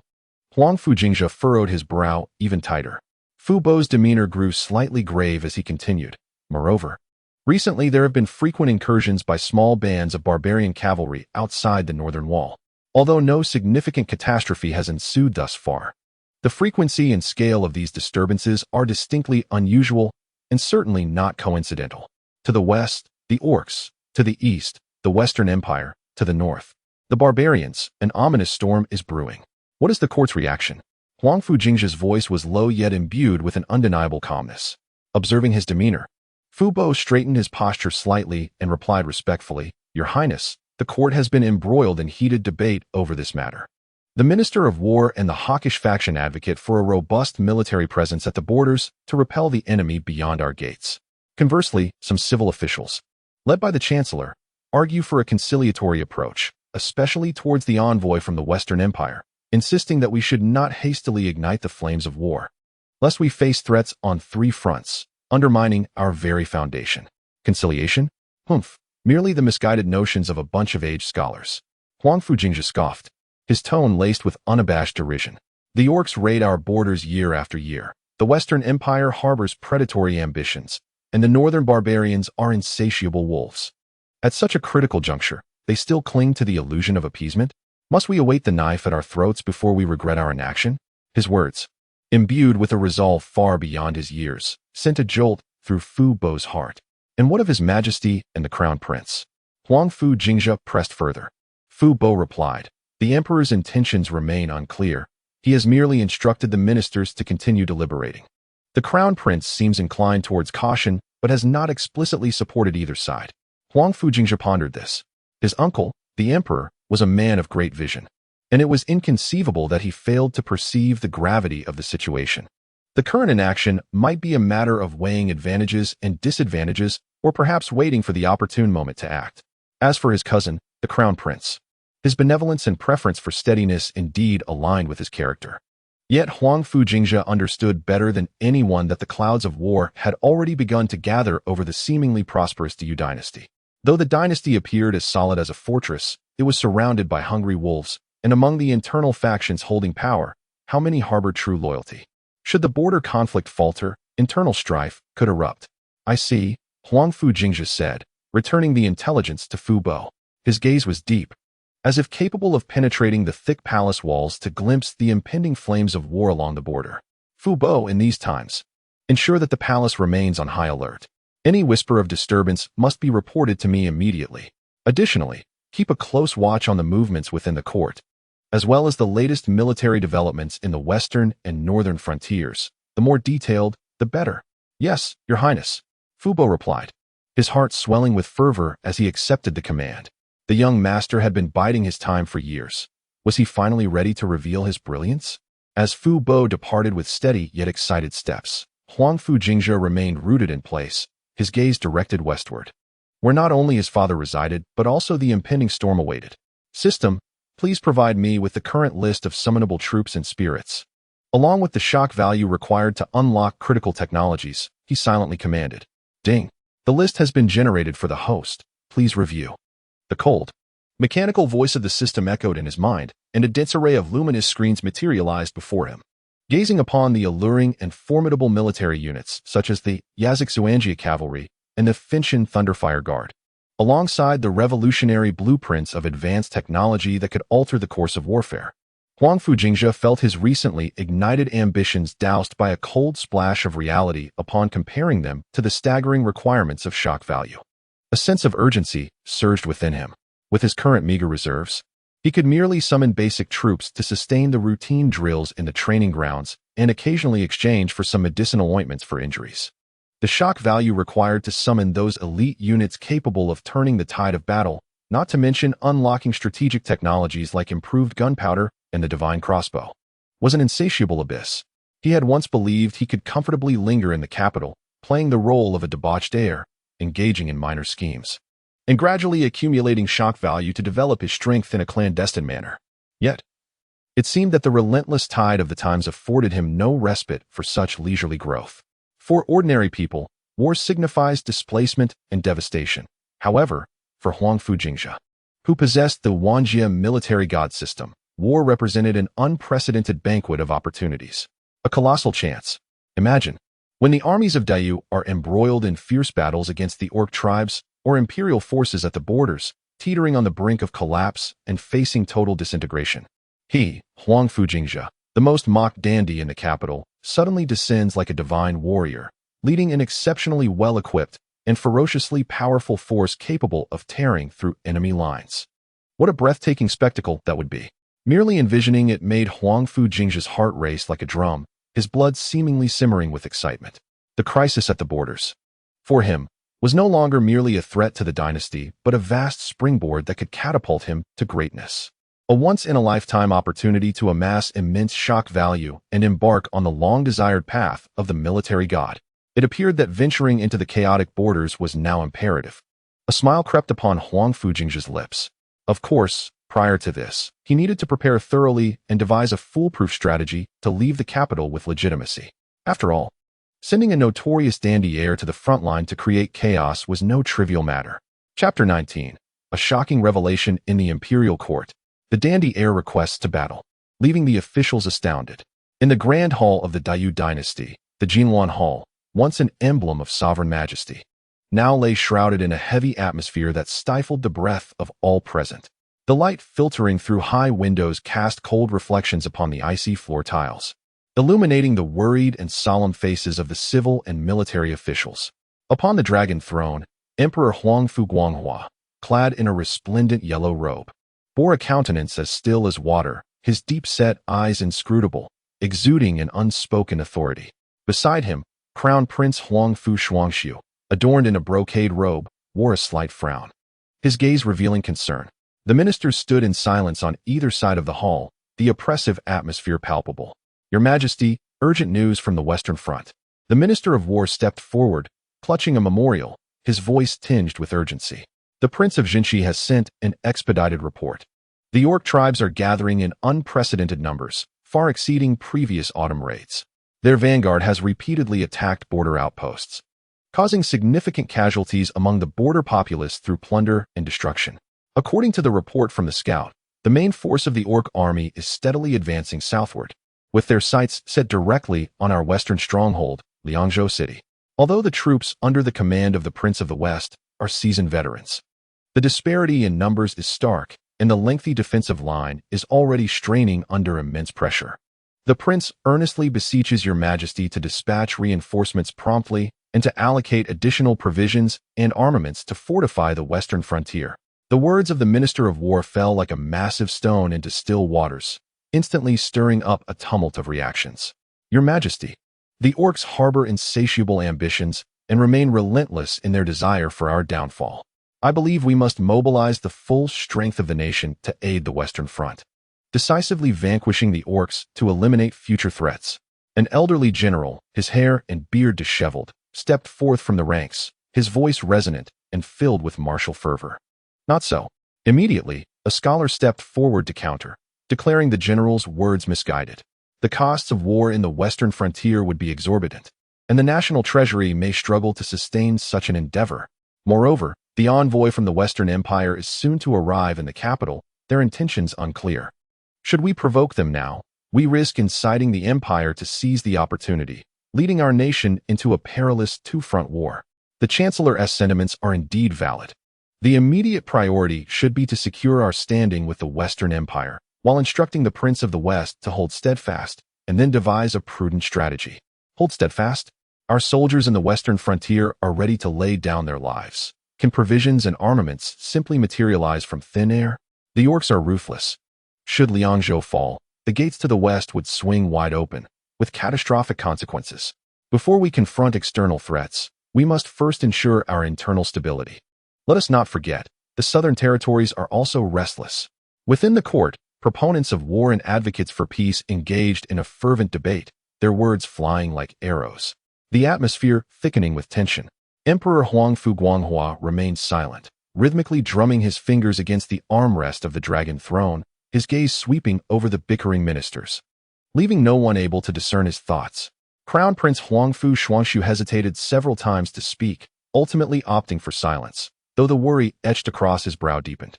Just as the tension reached its zenith, a jarring and discordant voice lazily broke through the air. How a lengthy yawn echoed clearly within the temporarily hushed Golden Hall, sounding particularly jarring.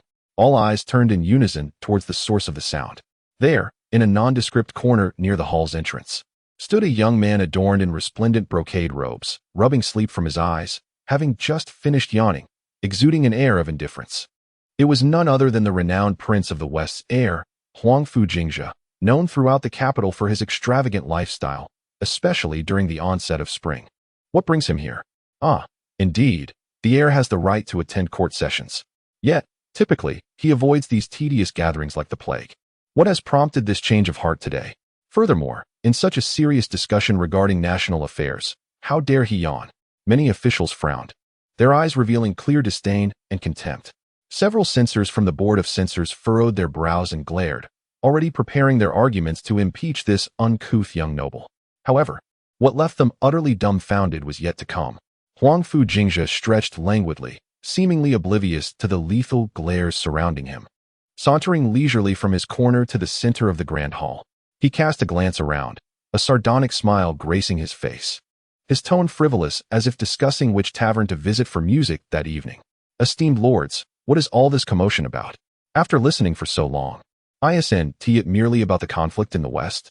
My father, the king, is in need of men and resources, correct? He paused, turning his gaze to the emperor seated on the dragon throne, revealing a grin that showcased his pearly whites. Uncle, why not make this simple?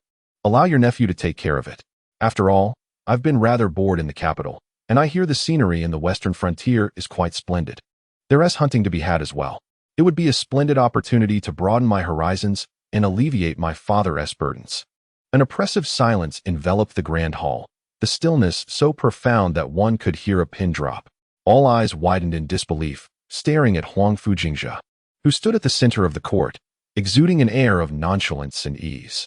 What had he just uttered? Who was he suggesting to go? Him, Huangfu Jingzhe, the foremost dandy of the capital, to head to the western frontier, to relieve the Prince of Jinxi's troubles? What a farce. That was a battlefield of carnage. A perilous domain where death lurked at every turn. It was far from the playground of revelry where he typically cavorted with companions, galloping and singing. After a fleeting moment of silence, a cacophony erupted in outrage. Absurd. Utterly preposterous. This impudent youth dared to spout such nonsense in the court. Did he believe warfare was akin to children playing house? Preposterous. This was sheer folly. Among the ranks of seasoned generals, many displayed scorn, with some even unable to suppress a mocking laugh. To send such an incapable and inept dandy, who could barely ride or shoot, to the front lines? This was not merely to alleviate concerns, It was a recipe for chaos and demise. Silence. At this moment of collective indignation, a venerable yet stern voice rang out. An elderly official, his beard and hair as white as snow and clad in a purple robe, unsteadily stepped forward, his hand firmly pointing at Huangfu Jingzhe.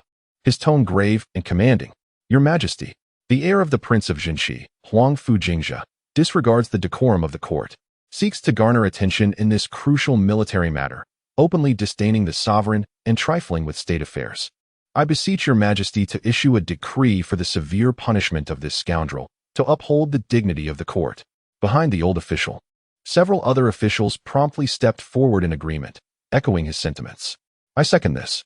We implore your Majesty to impose strict penalties. If such a dandy is not dealt with harshly, how can we command respect? How can we ensure peace in the realm? Faced with the overwhelming tide of accusations and ire, Huangfu Jingzhe maintained his indifferent demeanor. He blinked innocently, an expression of feigned bewilderment adorning his face as he raised his hands in a gesture of surrender. Esteemed lords, why the fervor? Did I say something amiss? He tilted his head, regarding the furious old official with utmost seriousness, retorting, Is it a crime to alleviate the nation's woes and assist my father? What wrong have I committed? His tone dripped with innocence and sincerity, yet to the assembled, it was nothing short of blatant provocation and mockery. Ding. Detected intense emotional fluctuations emanating from the collective shock, anger, and disdain of the court officials. Shock value 300. Shock value 200. Shock value 150. Amidst the ceaseless notifications echoing in his mind, Huangfu Jingzhe savored a clandestine delight, his expression of innocence only intensifying. The results were remarkable. It appeared the court was indeed an excellent venue for accruing astonishment points. Within the Golden Palace, the fury of the ministers threatened to topple the very rafters above them. Yet, at the eye of the storm, Huangfu Jingzhe seemed detached, a faint smile lingering at the corners of his mouth. He was waiting for the one who would ultimately determine his fate to speak. Chapter 20. The Emperor's fury hides a profound intent. 1,000 miles away, the king roars. Jingzhe, a voice, akin to thunderclaps on a clear day, resonated within the grand hall, instantly quelling all noise and discussion. The regal authority embedded in the voice rendered the air nearly tangible. In matters of state, especially in military affairs, how dare one speak foolishly and seek to attract attention? The emperor's tone was frigid and commanding, each word striking the hearts of the officials like a hammer. The situation in the western frontier concerned the very fate of the nation. How could you dare to interject? Withdraw at once. His voice was stern, laden with an undeniable reprimanding tone. However, the truly perceptive could discern a subtle tranquility beneath the emperor's seemingly fierce demeanor. Despite his harsh words, there was no mention of any substantial punishment, nor did he reference the severe reprimand previously requested by the old censor. Many officials understood this nuance. It appeared His Majesty still considered the dignity of the Prince of the West and was reluctant to engage in excessive reprimands towards this ineffectual scion. Indeed, quarreling with such a reckless youth would only diminish the emperor's majesty. With this thought, many officials cast a disdainful glance at Huangfu Jingzhe, their expressions thick with contempt, yet mingled with an almost imperceptible envy. Having a distinguished father indeed made a difference. When publicly admonished by the emperor, Huangfu Jingzhe instinctively recoiled, his face contorting into the perfect blend of fear and grievance, as if genuinely startled. Yes, your majesty, I have erred, he replied with a downcast gaze, retreating to the corner in a defeated manner, reverting to the role of an inconspicuous observer. Yet, in that fleeting moment of lowering his head, a barely discernible smirk played at the corners of his lips. It worked. The reaction of the emperor was promising. On the surface, it appeared as though the emperor was in a fit of rage, delivering a stern admonition, but what was the reality? The thunder roared, yet the rain fell lightly. Huangfu Jingzhe quickly analyzed the emperor's response and underlying intentions. This uncle of his, possessing exceptional wisdom and depth of thought, could not be as simple as he seemed. His earlier, seemingly absurd request had likely cast a stone into the depths of the emperor's mind. The ripples it would create would require time to unfold. At the very least, the first objective had been achieved. He successfully planted the seed of his desire to venture to the western frontier in a manner that aligned seamlessly with his dissolute persona, capturing the attention of all, especially that of the emperor. Now, it was merely a matter of observing how the events would develop. regarding the troop reinforcements and provisions for the western frontier. The emperor did not make an immediate decision, but merely instructed the Ministry of War and the Ministry of Revenue to expedite their discussions and present a plan as quickly as possible. Meanwhile, Huangfu Jingzhe's astonishing declaration for battle in the court spread like wildfire throughout the capital, capturing the attention of all. Once again, the heir of the Prince of Jingzhe found himself at the center of controversy. In tea-houses and taverns, on the streets and alleys, discussions abounded regarding this reckless young dandy. Some mocked him, others looked upon him with disdain, while a few even marveled at his audacity, though it was, in truth, sheer folly. Have you heard? That Jingzhe, the young heir, actually requested to go to war in the Golden Luan Hall. Huh? Him? Go to battle? Surely, he is merely seeking to amuse the beasts. I suspect he finds life in the capital too comfortable and desires some excitement on the borders. Truly, he is unaware of the gravity of his actions. How could the illustrious Prince of Jingzhe have begotten such a foolish son? What a misfortune for the family. Various opinions flooded in, almost nailing Huangfu Jingzhe to the pillar of ridicule as the laughingstock of the capital. Yet, amidst it all, Huangfu Jingzhe remained unfazed. Meanwhile, thousands of miles away in the Great Yu Dynasty, at the city of Liangzhou in the western frontier, the atmosphere within the Prince of Jingzhe's military tent was as heavy as iron.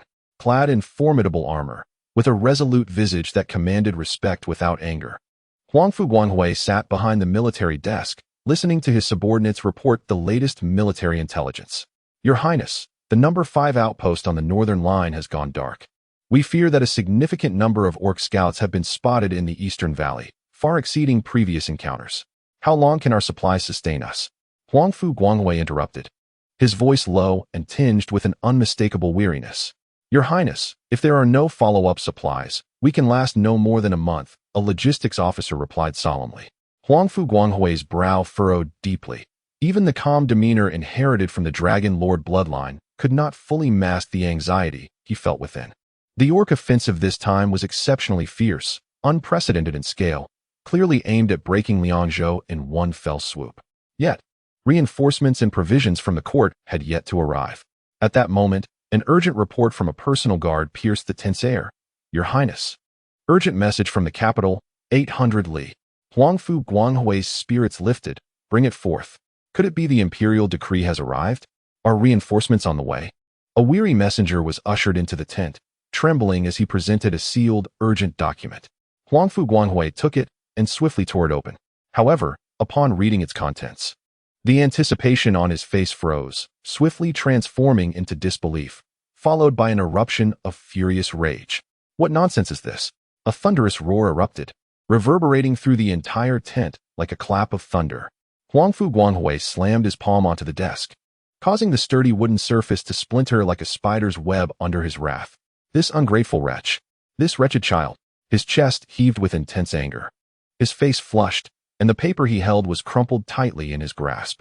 The officers within the tent were taken aback by this sudden tempest of fury, exchanging bewildered glances, uncertain of what news from the capital could provoke such an uncharacteristic outburst from the prince.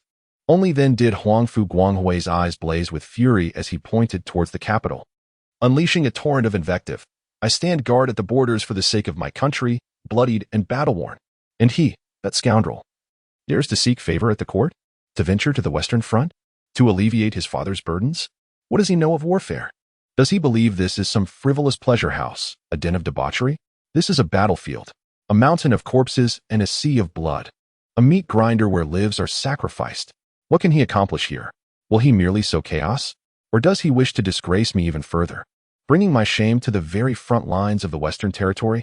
As the Prince of the West raged, his anger intensified, and he seized a paperweight from the table, ready to hurl it to the ground, but ultimately restrained himself. He took several deep breaths, striving to calm the tumult within him, yet the fire in his eyes remained undiminished. Ink and brush, Huangfu Guanghui commanded in a low voice. His personal guards promptly brought forth the necessary writing materials. Grasping the brush, he dipped it deeply in ink, nearly piercing the paper as he wrote with gritted teeth, furiously inscribing his thoughts. The letter's contents were straightforward, replete with scathing rebukes and dire warnings for that ungrateful son. He ordered Huangfu Jingzhe to remain in the capital, asserting that if he dared utter another word about going to the Western Front, he would personally break his legs upon his return. There would be no mercy. Once finished, he slammed the letter onto the table and barked at the messenger. Immediately, a swift journey of 800 miles. Deliver this back to the capital. Place it directly in that rebel's hands. Yes, my lord. The messenger, not daring to delay, took the letter and hurried away. Within the tent, a profound silence fell once more. The commanders dared not breathe. They finally comprehended the source of the prince's furious indignation. Indeed, that young heir, Huangfu Jingzhe, was as frivolous and reckless as ever. Yet, unbeknownst to them, as the storm of rage began to subside, a complex emotion flickered in the depths of Huangfu Guanghui's eyes, one he himself had yet to recognize. Chapter 21. Thunder hidden within the heir's manor. Systematic predictions. In the capital, at the Prince of the West's residence, the fervent discussions and mockery from the outside world seemed to vanish behind the high walls of the estate, as if insulated from all commotion. At least, that was the facade. Huangfu Jingzhe returned from the palace, seemingly unaffected by the tempest that had raged in the Golden Hall. He maintained his carefree, frivolous demeanor. Casually discarding his court attire, he donned a more ostentatious robe, playfully twirling a flamboyant jade fan between his fingers while humming an outlandish tune, utterly devoid of the valor expected of one who had just petitioned for battle. Fu Bo, I'm famished. Fetch me something delectable, and be swift about it. Huangfu Jingzhe declared, reclining on a chair draped in the hide of a white tiger. Addressing the elderly steward Fu Bo, who hurried to heed his call. Fu Bo, observing the young heir's antics, felt a twinge of helplessness but had grown accustomed to it. He respectfully replied, Of course, young master. I shall make the arrangements immediately. By the way, Fu Bo, Huangfu Jingzhe suddenly recalled, calling him back, summon Zhang-san, Li Si, and Wang Ermatzi, my circle of friends. Inform them that I am in high spirits today and shall host a feast in the manor to enjoy some music. Fu Bo halted momentarily, opened his mouth to speak, but ultimately held his tongue, letting out a sigh instead. Yes, young master. As he watched Uncle Fu's retreating figure, Huangfu Jingzhe's playful smile faded. Just then, a waft of fragrant air accompanied by a melodious voice broke through the silence. Brother, you've finally returned. I heard about your exploits in court. Huangfu Liuli exclaimed, her skirts lifted as she rushed in like a startled yet curious fawn, her big, glistening eyes filled with inquiry and undeniable concern. It was evident she had heard of her brother's audacious endeavors that day. Huangfu Jingzhe instantly switched back to his playful demeanor, gently pinching his sister's pert nose. What's this? Even you, little sister, have come to tease your brother? Of course not. Huangfu Liuli stamped her foot in a mock pout. I'm just worried. If father finds out, he will surely be furious. Let him be angry. He is thousands of miles away and cannot reach me. Huangfu Jingzhe shrugged nonchalantly. Besides, when has he not been angry? It's no different this time. Brother. Huangfu Liuli scolded, but seeing her brother's calm expression eased her anxious heart. She understood her brother well. Despite his frivolous exterior, she knew he was quite astute. After exchanging playful banter, Huangfu Jingzhe coaxed his sister to return to her room to study. In an instant, the vast hall fell silent once more, leaving Huangfu Jingzhe alone. The smile vanished from his face, replaced by a gaze as sharp as a hawk's as he approached the window, looking out at the bustling streets of the capital. His eyes deep with contemplation, mockery, doubt. He scoffed inwardly. Soon enough, you shall see who the true jest is. The court's attention was merely the first step of his grand design. Igniting public discourse and focusing scrutiny was, in itself, a means to harvest astonishment. Scorn and derision? It mattered little. As long as the emotions were intense, they would serve as energy for the system. More critically, he had successfully planted the seed of his intentions in the mind of that inscrutable emperor uncle. As for his father's thunderous wrath, a playful smirk tugged at Huangfu Jingzhe's lips. The missive from that stern father would undoubtedly be filled with reprimands, but perhaps, deep down, it would not be solely anger? He understood that man, who held the nation above all else, all too well. This rebellious son's sudden desire to alleviate his father's burdens, no matter how absurd the method, might just resonate with him on some level. Of course, mere theatrics would not suffice. To step into the western frontier and silence those who belittled him, he ultimately needed the weight of iron and blood, the merit of military accomplishments. System. Huangfu Jingzhe's thoughts stirred. Host, I am here. The system's voice was devoid of emotion. Huangfu Jingzhe's consciousness plunged into his mind. The military theories and tactical case studies from his past life surged forth like a tide, colliding rapidly with the realities of this world's cold weapon warfare, evolving and strategizing. Special operations, large troop coordination, supply lines, information disparities. He summoned the system interface and began to expend astonishment points for tactical simulations. The terrain of the western frontier, the types of beastmen soldiers, and various battlefield variables shifted continuously on the virtual sand table. Yet, the astonishment points were still woefully inadequate. Glancing at the panel, which had surged due to the court incident but diminished significantly due to simulation expenditures, Huangfu Jingzhe furrowed his brow. Summoning the Duan Yu Dao Battalion had already cost a considerable amount, and the subsequent Yazi Xianjia cavalry and unlocking advanced technology blueprints would require astronomical figures of astonishment points. I must stir up something grand. The glint in Huangfu Jingzhe's eyes sparkled with determination. There is still plenty of oil to be extracted from the waters of the capital. In addition to planning, he has not forgotten the fundamentals. The clandestine training of the Duan Yu Dao camp has intensified, doubling its rigor. This unwaveringly loyal force serves as the cornerstone of his future.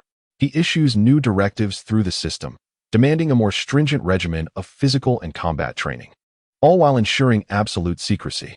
The night, deep as ink, envelopes the prince's residence in Jingzhe, which has succumbed to silence after the clamor has faded away. Huangfu Jingzhe dismisses his attendants and retreats to the most secluded corner of the training yard in the rear courtyard. The roguish demeanor of the day has vanished, replaced by an aura as solid and imposing as a mountain. He closes his eyes, attuning himself to the innate power, the Thunder Dragon bloodline, that awakens fully only upon reaching adulthood. As if sensing the increasingly fervent battle spirit and resolve within him, a throbbing desire emanates from the depths of his bloodline. The dormant dragon seems to roar, yearning for thunder and lightning, craving to break free from its constraints, and hungering for the blood-soaked battlefield. Huangfu Jingzhe attempts to harness this power. He concentrates, carefully guiding the faint yet ferocious energy through his meridians, gathering it at his fingertips. With a faint crackle, a slender yet brilliant blue arc of electricity leaps and flickers at his fingertips, exuding a destructive aura. Though weak, it is undeniably real. Huangfu Jingzhe suddenly opens his eyes. Within the depths of his ebony pupils, the birth of thunder is reflected, radiantly astonishing. Thunder, he murmurs to himself, relishing the tingling sensation at his fingertips and the primal thrill of wielding power. This is the ancestral dragon bloodline of the Huangfu family. It is his deepest trump card beneath the guise of a debauched youth. In this nascent stage, his strength is negligible, yet this progress marks the beginning. It fortifies his conviction. The debauchery is but a facade, a means of survival, a way to harvest astonishment. Beneath the mask lies the ambition of a military god. Quietly flourishing alongside the thunder, he accumulates power, waiting for the opportune moment. Then, he will deliver a monumental surprise to this world and to all who have underestimated him, leaving them in awe. Chapter 22. A night visit to the military camp encounters a talented individual. Beneath the debauched exterior lies an eagle eye. The clamor of the capital seems unceasing. The discussions surrounding the Jingzhe heir, Huangfu Jingzhe, who has been fervently petitioning for battle in the court, have not subsided. Rather, they have escalated, becoming the latest topic of gossip in every street corner and tea house. However, the central figure, Huangfu Jingzhe, remains unfazed. By day, he gathers friends for feasts and music, fully embodying his roguish nature, while by night, he quietly absorbs the information processed by the system, honing his nascent, thunderous power. The system's simulation results indicate that with the current conventional military strength of the Great Yu's capital forces, their chances of victory against an equal number of elite orcs are less than 30%. Huangfu Jingzhe gazes at the grim simulation of battle losses displayed on the virtual sand table, his brow furrowing deeply. Based on existing public data and reasonable deductions, this conclusion stands. Equipment discrepancies, outdated training philosophies, and a lack of large-scale combat experience are the primary factors.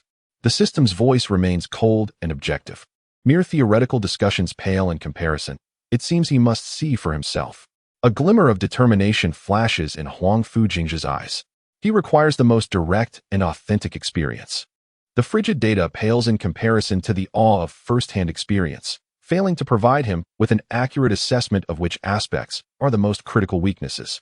For others, entering the military camp may seem as daunting as scaling a mountain, yet for him, The foremost scion of the capital, it posed no challenge at all. The following day, Huangfu Jingzhe, sporting two prominent dark circles under his eyes and appearing as if he had not yet shaken off the remnants of a hangover, sought out the venerable steward, Uncle Fu, who was diligently cataloging the storeroom within the estate. Uncle Fu, he yawned lazily. This young master has grown weary of listening to music and has exhausted his luck in cricket fighting. The capital is becoming increasingly dull. Uncle Fu paused in his duties. Responding with utmost respect, is there something in particular the young master desires to partake in? I have heard that the military camp on the outskirts of the city is quite lively. It is filled with rough men wielding swords and guns. And this young master has yet to witness the real deal. I wish to broaden my horizons and see if their drills are as majestic as depicted in the theatrical scripts. Huangfu Jingzhe fanned himself with a jade hand fan, his tone flippant, his eyes sparkling with curiosity akin to that of a child. Upon hearing this, Uncle Fu's expression revealed a hint of incredulity, which quickly morphed into resignation. Young master, the military camp is a place of great importance, governed by strict regulations. It is not a venue for leisure. Oh, rules are but lifeless constructs, while people are vibrant and full of life. Huangfu Jingzhe waved his hand dismissively. This young master isn't seeking to cause a ruckus. I merely wish to observe from a distance to satisfy my curiosity. Besides, I am the son of the Prince of Jingzhe. Should I not be permitted to visit our own military camp without stealth? Go and make the arrangements. Simply state that this young master is in a whimsical mood and wishes to indulge in some curiosity. Observing his lord's brazen demeanor, Uncle Fu could only sigh inwardly and acquiesce. Very well, I shall make the arrangements. However, young master, the military camp is not akin to the royal residence. You must exercise restraint in your words and actions to avoid causing any disturbances. Understood, understood. How tiresome. Huangfu Jingzhe waved him off as one would shoo away a fly. The arrangements proceeded remarkably smoothly. The absurd request of the heir of the Prince of Jingzhe to tour the military camp might have been met with firm refusal from anyone else. But in the case of Huangfu Jingzhe, the walking source of amusement, the camp's commanding officer, upon receiving the notification, could only shake his head in bemusement, instructing his subordinates to keep an eye on the young master and ensure he did not cause any trouble. Who would take the idle curiosity of a dandy seriously? That afternoon, Huangfu Jingzhe arrived at the outskirts of the city's military camp in his ostentatiously splendid carriage, flanked by a retinue of loyal guards. Striding in with great swagger, he strolled along the edge of the training grounds, pointing and commenting on the soldiers' drills, occasionally emitting exaggerated gasps or derisive laughter, perfectly embodying a privileged air utterly ignorant of military affairs, merely there for entertainment. The soldiers within the camp were not surprised. Their gazes held a mix of disdain and resignation. Having performed his role to perfection during the day, Huangfu Jingzhe, citing fatigue, declined the officer's offer of a tent for the night, opting instead to return to his own lavish carriage parked near the camp entrance. As night fell, the tranquility of the military camp enveloped the surroundings, interrupted only by the sound of patrolling footsteps and the occasional chirping of insects. A shadow, akin to a stealthy raccoon, silently slipped from the opulent carriage, deftly evading the sentry at the camp's entrance, and with a few agile movements, melded into the night. It was Huangfu Jingzhe, armed with an extraordinary night vision and an instinct for danger that surpassed the ordinary. He navigated the tents with great caution, like a specter. Just as he prepared to investigate the kitchen and supply depot, a synchronized and forceful sound of footsteps approached, accompanied by a low reprimand. Stay alert. Night patrols demand vigilance. An enemy attack often occurs when one is most complacent. Huangfu Jingzhe's gaze shifted, and he swiftly concealed himself in the shadows of a haystack. A patrol of approximately 10 men approached, led by a young officer clad in the attire of a lieutenant. This officer, likely in his late 20s, possessed a resolute countenance and piercing eyes, embodying a demeanor of calm and meticulousness that starkly contrasted with the laxity of the other soldiers. As he walked, he meticulously inspected the sentries and defensive structures along the way, leaving no detail overlooked. The lieutenant seemed to sense something amiss, abruptly halting and casting a sharp gaze towards Huangfu Jingzhe's hiding place. Who goes there? Step forward. Huangfu Jingzhe silently praised the officer's keen perception, realizing he could not evade detection entirely. Thus, he boldly emerged, instantly adopting an expression of harmless bewilderment, reminiscent of a frivolous young noble. Ah, esteemed officer, No need to be alarmed. It is I, merely me, he said, adjusting his somewhat disheveled robes while feigning surprise. This camp is so vast that I, ventured out to find a place to relieve myself and ended up lost. As the patrol soldiers recognized him, their expressions shifted to one of strange incredulity. Wasn't he the ostentatious heir of the Jingzhe Marquis from earlier in the day? What brought him here in the dead of night? Lieutenant Qin Feng furrowed his brow, scrutinizing Huangfu Jingzhe with a piercing gaze filled with wariness and scrutiny. Naturally, he was well aware of the notorious young dandy's reputation in the capital, and he held no fondness for him. The Jingzhe Marquis' heir? Qin Feng's voice was low, laced with evident skepticism. What business brings you to the depths of the camp at such an hour?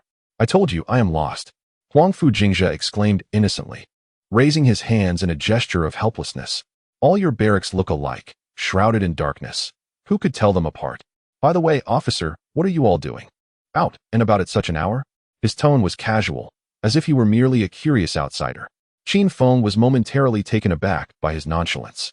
Yet duty compelled him to respond in a solemn tone, conducting routine inspections to ensure the camp's security.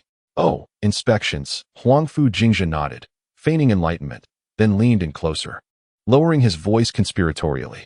Say, officer, may I ask you something? With all your daily drills, are your weapons sufficiently formidable?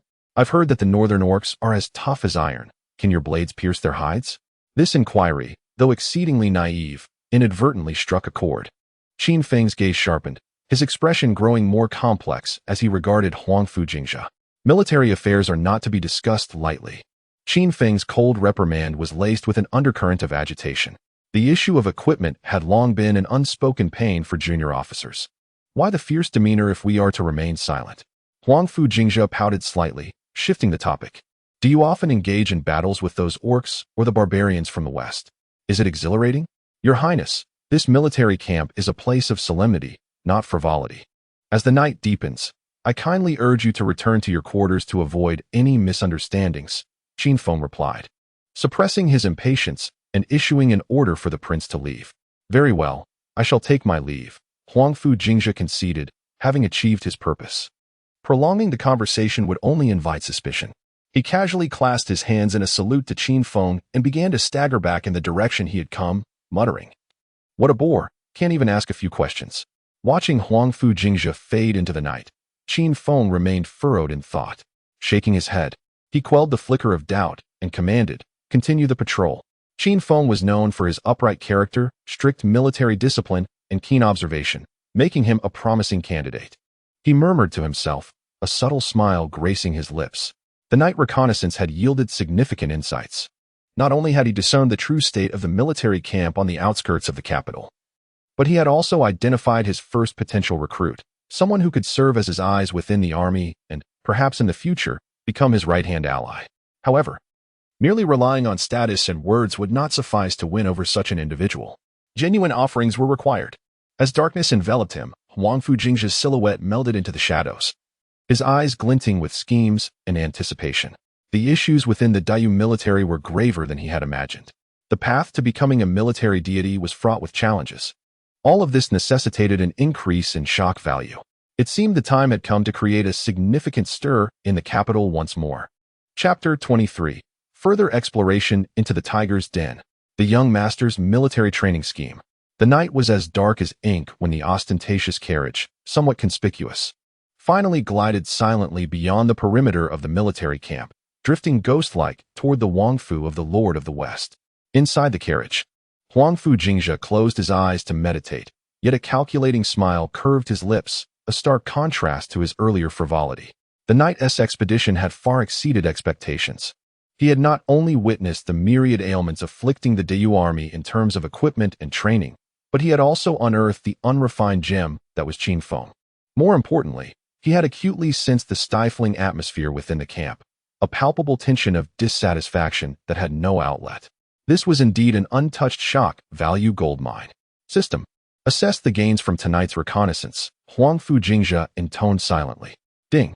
Detection indicates that the host's actions prompted significant emotional fluctuations in the target Qin Feng, suspicion, vigilance, scrutiny, yielding 50 shock points. Ding. Detection indicates that the host's actions elicited emotional responses from the patrolling soldiers, strange, disdainful, yielding 35 shock points. Is this all? Huangfu Jingzhe's brow furrowed slightly. It appeared that such a level of provocation had produced insufficient emotional impact. It was hardly noteworthy. He accessed the system panel for a meticulous review. On the panel, the figure in the shock value column flickered a few times before coming to a halt, its total still appearing rather meager. Moreover, the system did not, as he had anticipated, proactively present a prompt akin to task, shock military camp. Huangfu Jingzhe's mind raced. He recalled the various reactions of the system since its activation. It seemed that the system had never actively issued a clear task. Whether it was the previous court summons or this nocturnal exploration of the military camp, the system only calculated the shock value based on the influence he exerted after taking action. The so-called tasks appeared more as suggestions from the system, guiding him towards efficient methods of accruing points based on his behaviors and latent objectives. Quite intriguing, Huangfu Jingzhe murmured. This arrangement allowed him to maintain the initiative, offering greater freedom. Since the system refrained from assigning tasks, he would create his own. The goal was clear: stir up trouble, create a significant uproar, relentlessly harvest a bounty of shock value. And the military camp on the outskirts of the capital, rife with rules, discipline, and rigid stereotypes, was the perfect stage tailored for him. Just imagine the most notorious dandy in the entire capital striding into the strictly regimented military camp, wielding the most absurd and unconventional methods, even declaring his intent to personally train the troops. Such a scene, merely envisioning it, would surely leave those haughty officers and self-proclaimed elite soldiers utterly aghast. Huangfu Jingzhe chuckled softly, his eyes gleaming with a mischievous light that seemed to revel in chaos. He needed a vast amount of shock value to unlock more formidable troop types, such as the ominously named Yazixuan armored cavalry, to access more advanced technologies, horseshoes, blast furnaces, and improved gunpowder. These were the cornerstones for enhancing the overall military strength of Daiyu, especially in preparation for a potential expedition to the Western Territories. He certainly did not wish to march into battle with a band of soldiers armed with mere firewood and clad in paper armor against the ferocious orcs or the well-equipped Western Empire. That would not be a quest for military glory. It would be a path to becoming a ghost. It was imperative to swiftly accumulate shock value and bolster his strength. System, devise a plan for me on how to maximize the acquisition of shock value in the military camp, employing the most extravagant and unexpected methods. Huangfu Jingzhe commanded within his mind. Command received. Based on the host's dandy persona and the characteristics of the target environment, military camp, the following strategic directions are suggested. 1. Subversive orders. Issue commands that completely contradict conventional military training and camp discipline. 2. Lavish display. Introduce the dandy's opulent lifestyle into the military camp, creating a striking visual and psychological impact. 3. Outsider guidance. Provide training instructions based on theories utterly incompatible with military logic. 4. Create unexpected incidents. Utilize identity and resources to fabricate astonishing and incomprehensible events. As he reviewed the directions provided by the system, the curve of Huangfu Jingzhe's lips widened. Excellent, truly excellent. He began to formulate specific plans in his mind. The more he contemplated, the more exhilarated he felt. These matters, when placed upon the shoulders of others, would surely lead to self-destruction. Yet, when they fall upon the most notorious libertine of the capital, they merely evoke sentiments of madness, folly, and incomprehensibility. Such assessments serve as the perfect sustenance for the element of shock. Let us proceed. Huangfu Jingzhe exclaimed with a resounding slap to his thigh. Tomorrow, he shall venture to the military camp on the outskirts of the capital. Moreover, he intends to make an even more flamboyant entrance. Embodying the essence of a hopeless prodigal son, he aims to ignite the entire camp with fervor upon his arrival. Upon returning to the Wang residence in the western town, dawn was just breaking. As Huangfu Jingzhe stepped into his courtyard, he was greeted by the anxious countenance of the old steward, Fu Bo, who had been awaiting his return. Young master, you have finally returned. Fu Bo approached briskly, his tone laced with an almost imperceptible reproach. Last night. Fu Bo, do not mention it. Huangfu Jingzhe feigned weariness, waving his hand to interrupt Fu Bo's words. The barracks were rigid and unyielding, not at all enjoyable. I could scarcely find a soft pillow to rest upon. My bones feel as though they are on the verge of disintegration, and I hardly slept a wink. Observing the peculiar blend of exhaustion and unusual excitement on his young master's face, Fu Bo's concerns deepened. Nevertheless, he restrained himself and inquired with genuine care. Will the young master take the time to rest today? Rest? What rest? Huangfu Jingzhe's eyes widened, his fatigue seemingly evaporating in an instant. As if it had all been an act. I did not have enough fun yesterday. I must go again today. Go again. Fu Bo's voice involuntarily rose. His expression one of disbelief, his eyes nearly bulging from their sockets. Young master, a visit to such a place is sufficient for enlightenment. But why must I not go? Huangfu Jingzhe raised an eyebrow, his libertine spirit flaring up. Yesterday, I observed those soldiers clumsily practicing their drills. They were utterly inept. Today, I, in my benevolence, intend to personally offer them a few pointers. A few pointers? Fu Bo nearly gasped, feeling faint as darkness encroached upon his vision. What could you possibly teach them? You can hardly ride a horse proficiently. Young master, this is entirely unacceptable. Fu Bo's face contorted in distress, his voice tinged with desperation. Such matters in the military cannot be trivialized. If you were to provoke those soldiers, I fear for the consequences. Fear not. Huangfu Jingzhe waved dismissively. I am merely going to observe, not to engage in battle. Besides, who would dare to provoke me? Give them tenfold the courage, and they would still hesitate.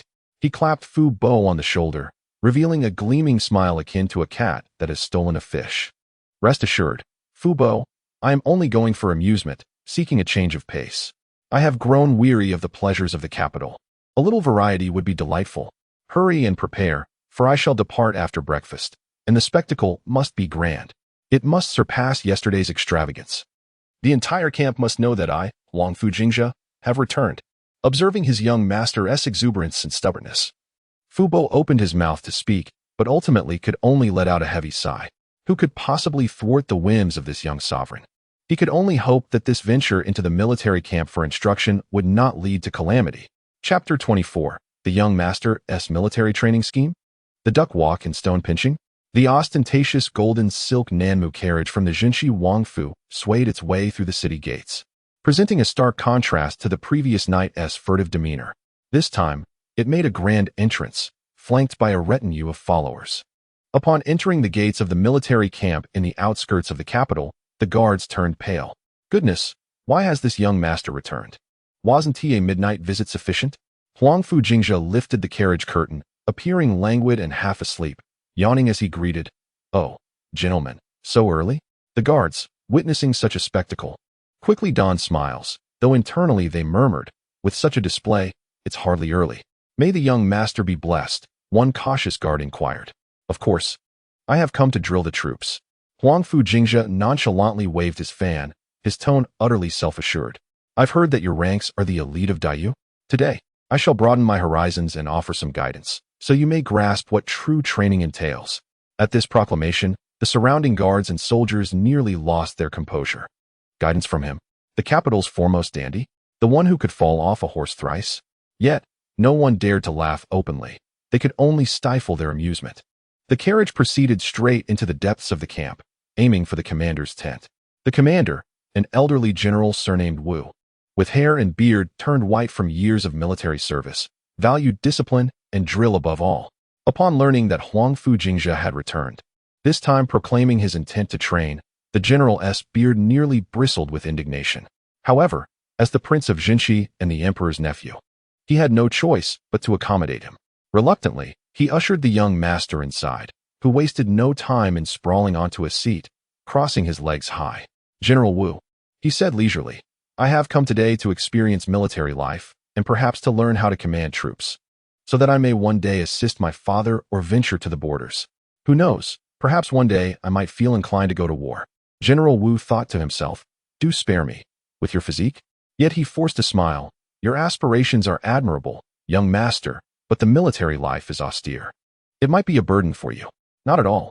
Huangfu Jingzhe waved his hand grandly. "I crave that very hardship. A man must possess some spirit. Find me a space. I shall personally drill a unit." General Wu was taken aback. "Drill a unit?" "Indeed." Huangfu Jingzhe grinned like a cunning fox. "I have brought my own practice partners. They 1T count against your numbers. Just lend me a space, and I shall show them a thing or two." "Self-brought practice partners? What sort of military training is this?" General Wu, having lived for over half a century, had never encountered such an unusual request. However, seeing Huangfu Jingzhe's eager demeanor, which brooked no refusal, and considering his connections to the Jinshi Wang and the Emperor, General Wu could only sigh in resignation. Very well. Young master, where would you like to practice? Huangfu Jingzhe requested an open area, and soon, word spread throughout the military camp. The capital's foremost dandy was about to train troops. Countless soldiers and officers flocked to witness what spectacle this young master would create. In the center of the venue, Huangfu Jingzhe, adorned in flamboyant brocade attire and brandishing a fan, appeared strikingly out of place among the rugged men surrounding him. His entourage of practice partners, clad in uniform grayish-blue garments, stood resolutely, exuding an air of solemnity despite their unassuming appearance. Clearing his throat with a cough, Huangfu Jingzhe addressed his team of trainers with utmost seriousness. Now, for our first exercise, allow me to demonstrate what is known as the duck walk. The crowd, initially taken aback, soon witnessed Huangfu Jingzhe bending forward, arms outstretched, awkwardly shuffling in tiny steps, his posteriors swaying comically. Just like this. Maintain a low center of gravity. Strengthen your base. One step at a time, he exclaimed, demonstrating energetically. Though a flicker of doubt crossed their eyes, his team complied without hesitation, mimicking his posture and beginning to move in unison. While their movements may have appeared peculiar, it was evident that they exhibited far greater coordination than Huangfu Jingzhe. The onlookers could no longer contain their amusement, erupting into boisterous laughter. Is this training or a theatrical performance? The duck walk? Should we expect a dog paddle next? This gentleman truly lives up to his reputation for extravagance, inventing new ways to squander. The cacophony of mockery and commentary surged forth. Ding!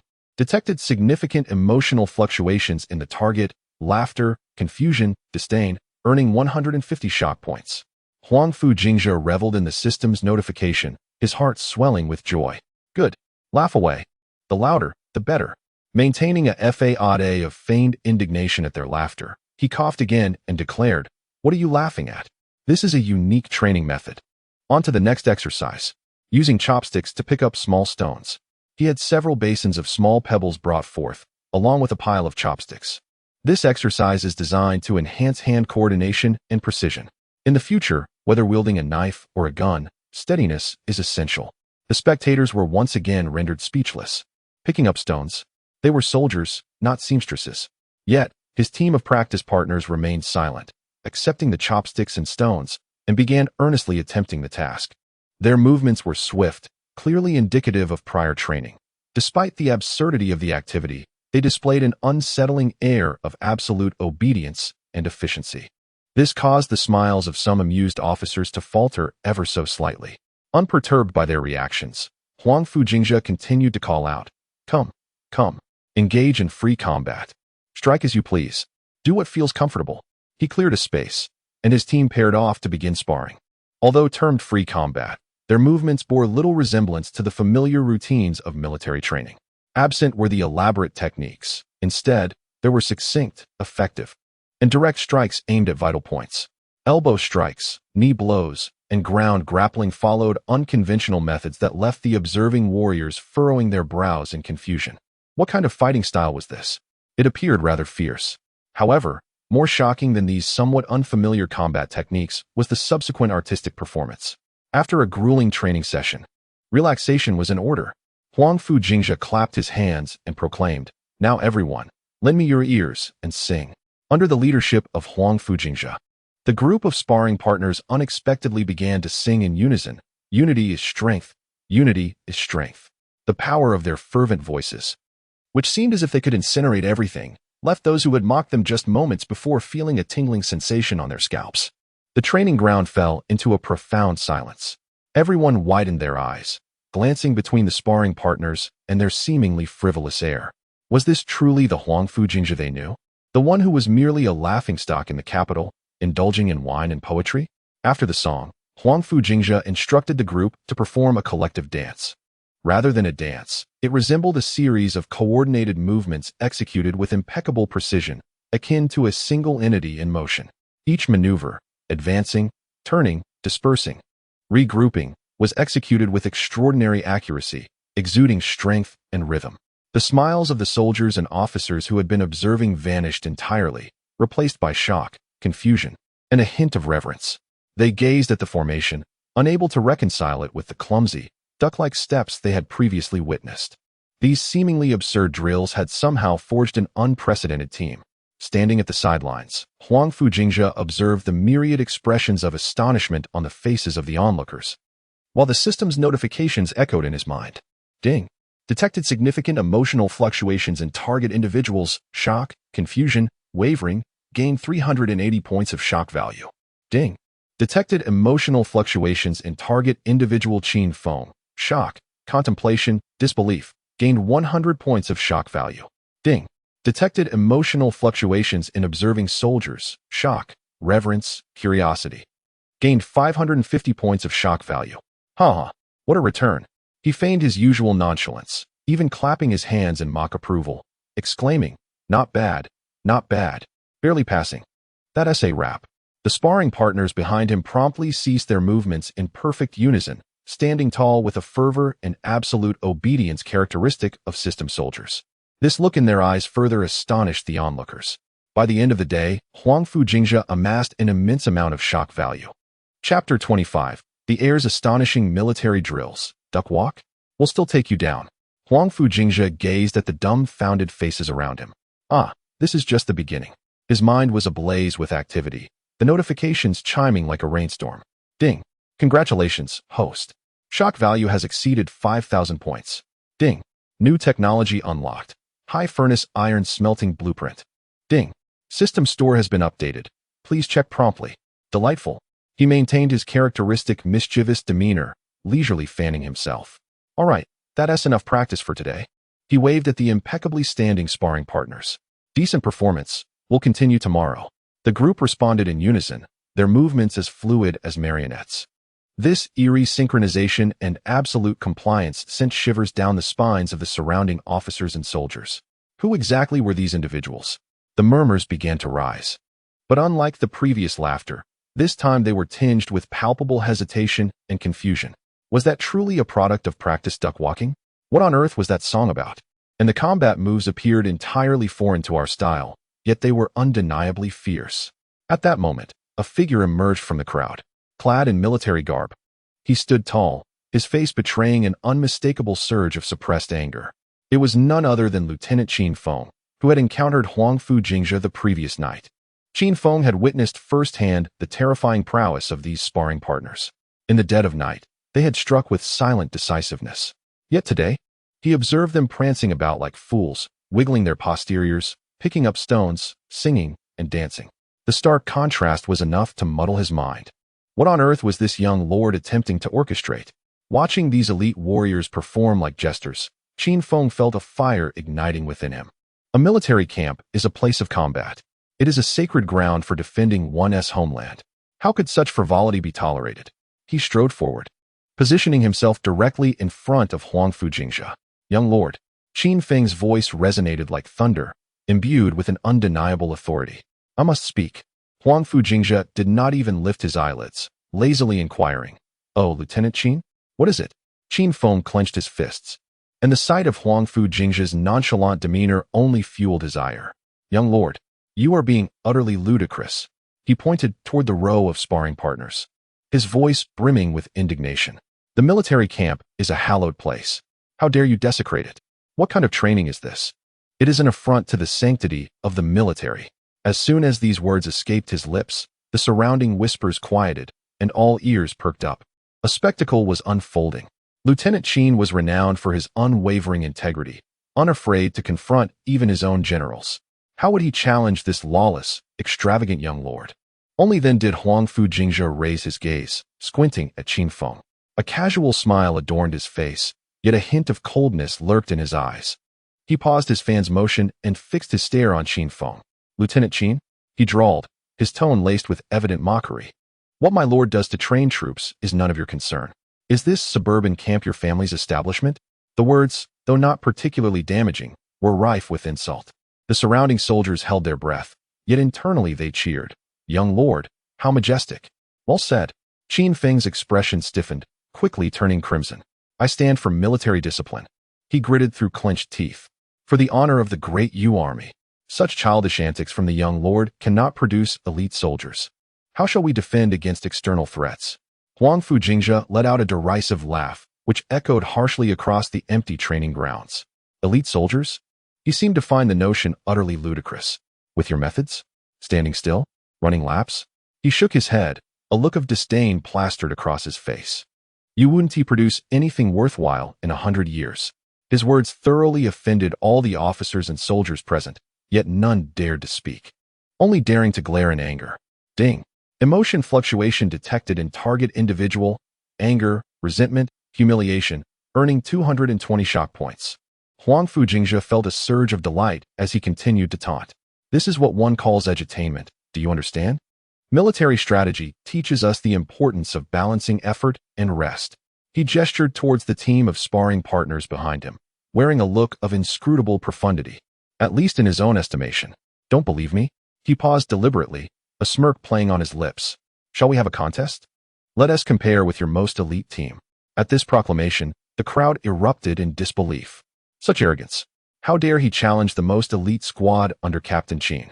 They were renowned as the Iron Army in the outskirts of the capital. Qin Feng, incensed, glared at Huangfu Jingzhe, his eyes ablaze with fury. How could he swallow this affront to his finest soldiers by a mere dandy? Compete. How shall we compete? He nearly shouted. Huangfu Jingzhe reveled in the provocation he had effortlessly kindled within Qin Feng. The fish had taken the bait. He leisurely waved his fan, maintaining an air of nonchalance. What shall we compete in? He drawled, as if genuinely pondering. How about a real combat scenario? Let us find a place, 2 teams, with real weapons. But only to the point of contact. He added, his smile taking on an ominous edge. Let Captain Qin witness what true elite soldiers are. The surrounding soldiers and officers were now in a frenzy, exchanging glances filled with excitement and anticipation. A spectacle was about to unfold. The dandy heir versus the iron-willed captain.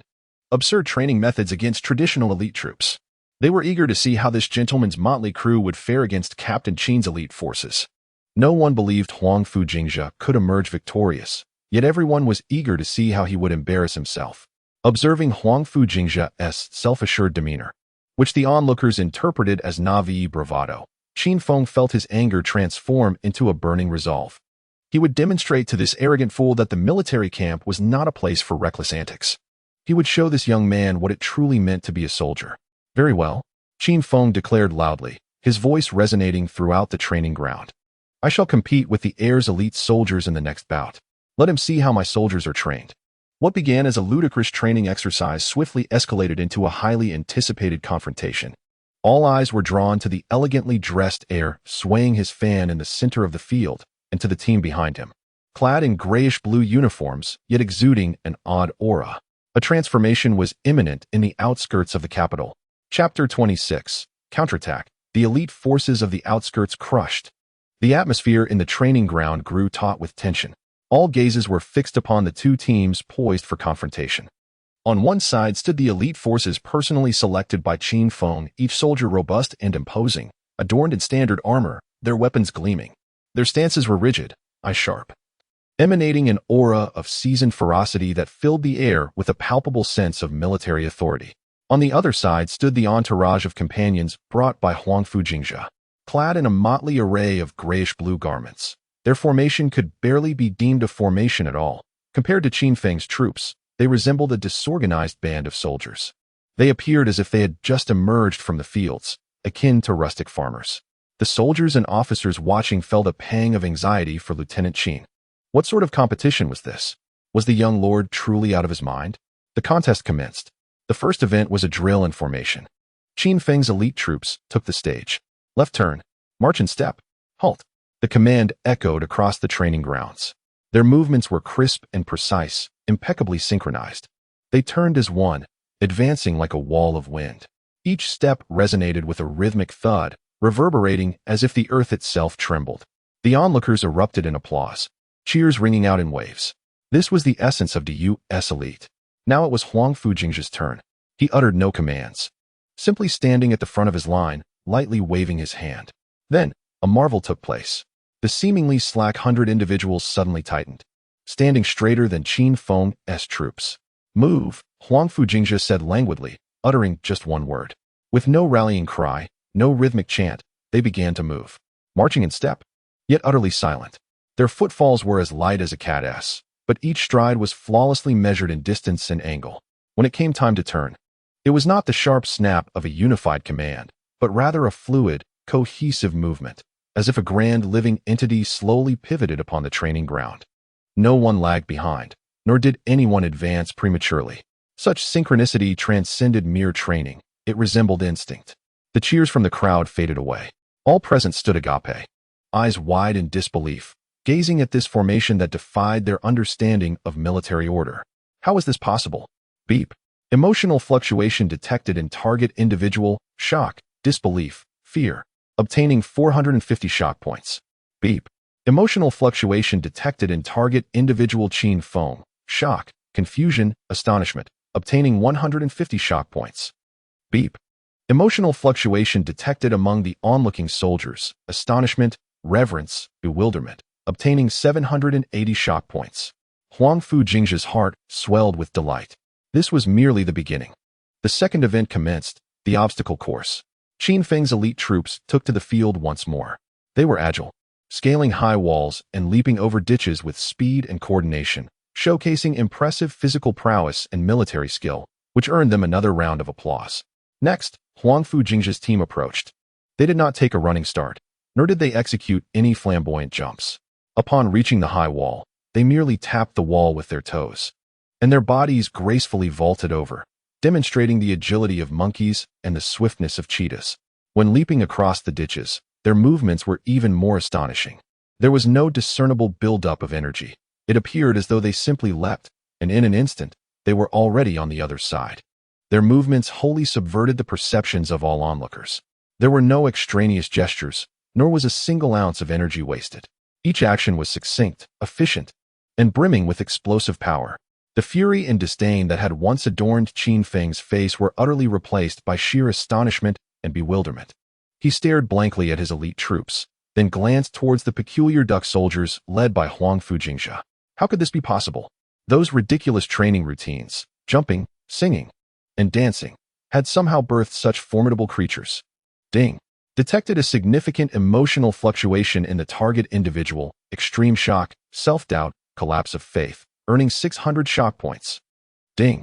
Detected emotional fluctuations in Qin Feng, complete astonishment, loss of composure, earning 200 shock points. Ding. Detected emotional fluctuations among the observing soldiers, collective petrification, dumbfounded, earning 1,000 shock points. The system's notifications echoed in his mind, lively as a festive celebration. The outcome of the competition was devoid of any suspense. Huangfu Jingzhe's training team, with an overwhelming presence, triumphed in every event. Their speed surpassed all, their strength was unmatched, and their techniques were both bizarre and effective. The venue fell into a profound silence, so hushed that the drop of a pin could be heard. Everyone appeared as if ensnared by a spell, their expressions frozen in astonishment. Huangfu Jingzhe ambled forward, approaching Qin Feng. Qin Feng remained in a daze, as if his very soul had been frightened away. Huangfu Jingzhe gently flicked his folding fan, wearing a nonchalant smile, yet his eyes sparkled with triumph. Qin Shaowei, he began leisurely, what do you think? Are the soldiers I have trained worthy of your esteem? Startled back to reality, Qin Feng shook himself awake. He regarded Huangfu Jingzhe's infuriatingly smug visage, and then cast his gaze towards the regiment standing proudly in the distance, emanating an aura of the extraordinary. His throat felt constricted, rendering him speechless. The elite troops he had once held in such high regard, seemingly invincible in his eyes, had been entirely overwhelmed by this absurdly laughable unit. He yearned to refute, to argue, yet the undeniable truth struck him like a heavy blow to the face. In that moment, he realized the extent of his previous ignorance and arrogance. This so-called dandy of the capital, whom he had deemed a mere source of amusement, concealed within him a training methodology of unfathomable depth. Taking a deep breath to quell the tumult within, Qin Feng looked at Huangfu Jingzhe, his expression now devoid of anger and disdain. Instead, it was infused with a complex mix of emotions, shock, confusion, and an overwhelming sense of respect born from surrender. He suddenly clasped his fists and deeply bowed before Huangfu Jingzhe, adopting a posture of utmost humility. I, a mere subordinate, have failed to recognize greatness. His voice was somewhat hoarse, Yet each word resonated clearly across the training grounds. Your method of training is truly beyond mortal comprehension. He lifted his head, his face marked by shame, but also a profound sense of relief. I am utterly convinced. The defiant and unyielding iron-blooded lieutenant has thus bowed in submission. The atmosphere in the arena erupted once more into a tempest of astonishment. Ding. Emotional fluctuation detected in the target, Qin Feng, complete submission, reverence, and shame. Earning 300 shock points. Ding. Emotional fluctuations detected among the observing officers, shock, horror, reevaluation, earning 880 shock points. Ding. Emotional fluctuations detected among the observing soldiers, stunned, admiration, confusion. Earning 1,200 shock points. Huangfu Jingzhe's smile broadened with delight. The rush of shock points was exhilarating, arriving with unprecedented speed and intensity.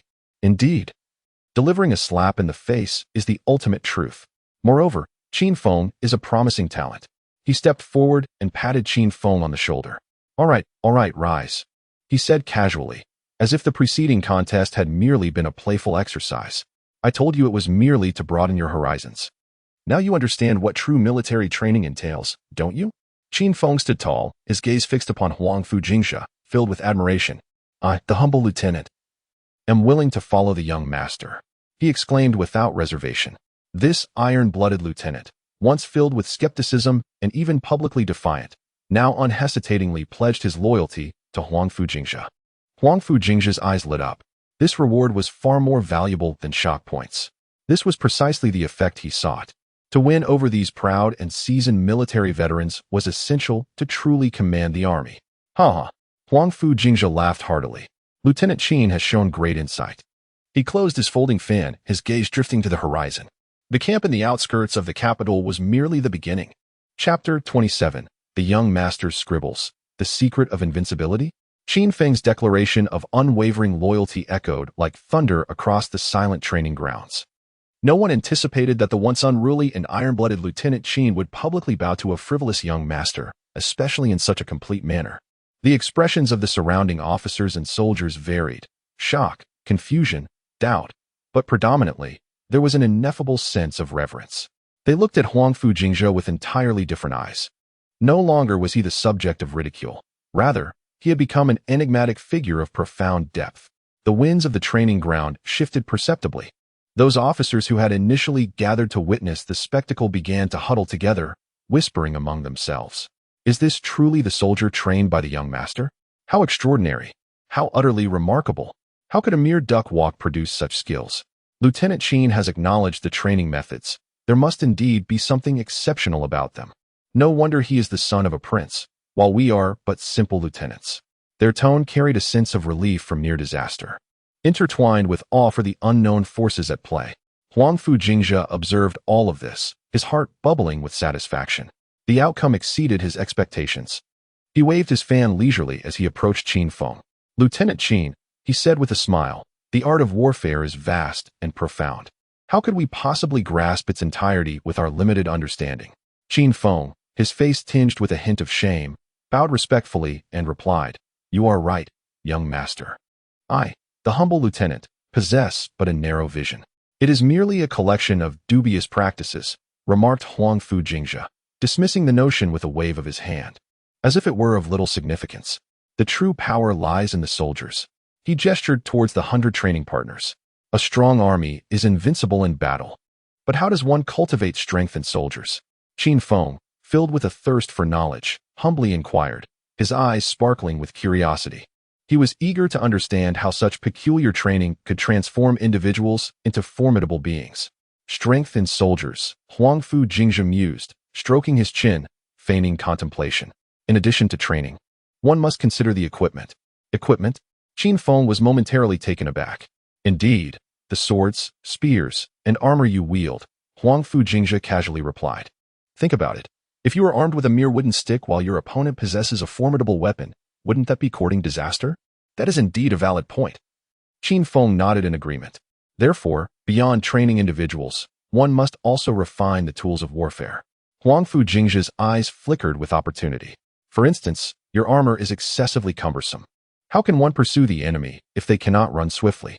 He continued, "And this sword, it dulls after a few strikes. The battlefield is no place for trifles. As he spoke, he absent-mindedly picked up a dry twig from the ground. Imagine if we could create armor that is both lightweight and robust. He began sketching in the dirt. And what of horses? I recall the horseshoes. Horses are swift, yet their hooves wear easily. What if we were to affix a metal piece? He drew a curved shape in the soil. Qin Feng and the other officers gathered around, eyes wide in astonishment at his drawings. What is this? A piece of iron? For horseshoes? It sounded somewhat absurd. Yet the young lord's earlier display rendered them hesitant to dismiss it outright. And bows. Huangfu Jingzhe grew increasingly animated. Current bows have limited range. If only we could devise one that shoots far and accurately, capable of rapid succession. He began sketching intricate designs in the earth. Qin Feng and the others leaned closer, striving to comprehend. The intertwining lines appeared remarkably intricate, yet how could they achieve both distance and rapid firing? It surpassed their understanding entirely. Huangfu Jingzhe, caught in his fervor, decided to have Uncle Fu fetch paper and ink. Uncle Fu, do take note of these. Doodles on the ground for me, he ordered with a cheerful grin. I would hate to forget. Uncle Fu, understanding the task, promptly sent someone for the materials and stood respectfully by.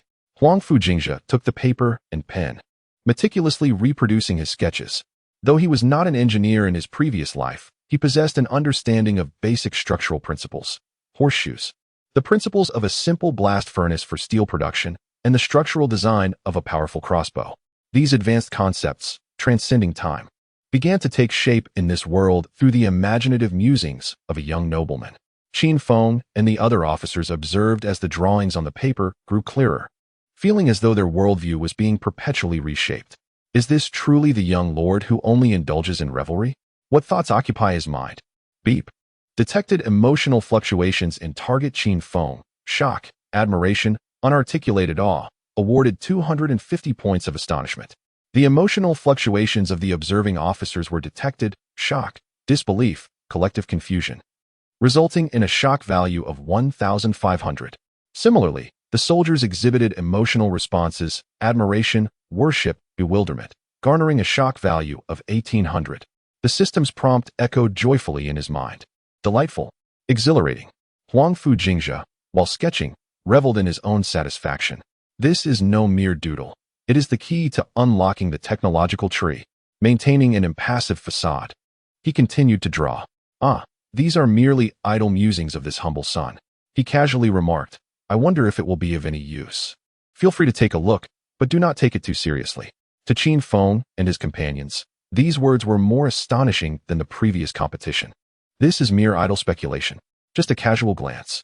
If this could truly be realized for the armies of Daiyu, would it not render them invincible? Qin Feng gazed fervently at the paper and brush in Huangfu Jingzhe's hands, almost yearning to snatch the blueprints for a closer examination. He sensed that this young lord, regarded as a laughingstock by society, might genuinely bring about a monumental transformation for the armies of Daiyu. All of this began with his absurd duck-walking drill and those seemingly nonsensical sketches. The future of the military camp on the outskirts of the capital appeared to be hurtling towards an unexpected direction. Chapter 28. Presenting doodles to the court. Leaving officials dumbfounded, days passed, and the events at the military camp spread like wildfire throughout the capital. The duck-walking method and the complete subjugation of Captain Qin became popular topics of conversation during meals. However, many still believed that Qin Feng had been bribed by Huangfu Jingzhe or that the accompanying trainer was a renowned martial artist hired at great expense by the young lord. After all, as the capital's most notorious spendthrift, what could he not do? Yet today, Huangfu Jingzhe was restless once more. He reappeared at the morning court session. Unlike his usual yawning, unsteady demeanor, he appeared invigorated today, holding a rolled paper tube in hand. Before the emperor could inquire, he staggered forward and performed a somewhat improper bow towards Emperor Huangfu Guanghua. Uncle, I am not here to request leave today. He grinned, revealing a row of white teeth.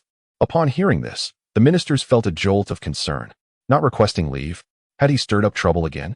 Rather, he had come to present a treasure. He raised the paper tube, his tone brimming with self-satisfaction. Presenting a treasure?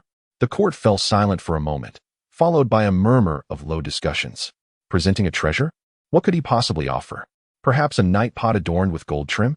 What worthy treasure could the capital's foremost prodigal bring forth? It was likely yet another trinket scavenged from some obscure corner, intended merely to amuse the emperor. Many ministers displayed disdainful expressions, their eyes gleaming with anticipation of a spectacle.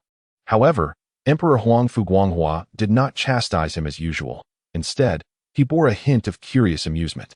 "Oh, Jingzhe, what scheme are you concocting this time?" Huangfu Guanghua inquired with a smile, his curiosity piqued by the unusual behavior of the young man today. Huangfu Jingzhe hurriedly approached, respectfully presenting a paper tube. "Uncle, please take a look. This is merely something I sketched for fun during my leisure time," he said, his face brimming with anticipation for praise. "What do you think? If you like it, I can create more." "Sketching for fun? Is it pleasing to the eye?" The ministers, overhearing his words, nearly erupted with laughter. Did this young man perceive the court as his backyard? Did he regard the emperor as a mere elder to amuse? This was no offering. It was clearly an act of disruption. Some officials were already poised to lodge accusations, awaiting the emperor's command. However, Huangfu Guanghua paid no heed to the expressions of the ministers. Intrigued, he took the paper tube and slowly unfurled it. The first drawing depicted a curved piece of iron, with some crooked words scribbled beneath, "Horseshoe." A nearby official leaned in to take a closer look and burst out laughing. "What is this? A scrap of iron nailed to a horse's hoof? Absurd." Huangfu Guanghua frowned slightly and continued examining the drawings. The second illustration portrayed a seemingly complex furnace, accompanied by diagrams of piping, labeled "Simple Method for Steel Production in a Blast Furnace." It was incomprehensible. The third drawing depicted a crossbow, but its structure was far more intricate than a conventional one, with what appeared to be a mechanism illustrated beside it, labeled "Divine Arm Repeating Crossbow." The fourth sketch illustrated a suit of armor, which appeared significantly lighter than the standard armor of the Dayu, yet it seemed to possess special treatment in critical areas, labeled "Lightweight Precision Steel Armor." As each drawing was revealed, Huangfu Guanghua's expression shifted from initial leisure to intense focus, and then to astonishment. The more he scrutinized, the brighter his eyes shone, and his breath quickened. These seemingly simple designs, if realized, could indeed revolutionize everything. The horseshoe would resolve the wear on horse hooves, allowing war horses to run faster and farther, thereby enhancing the mobility of cavalry. The method for steel production could yield the type of precision steel indicated, elevating the strength of the Dayu Army's swords, spears, armor, and equipment to unprecedented levels.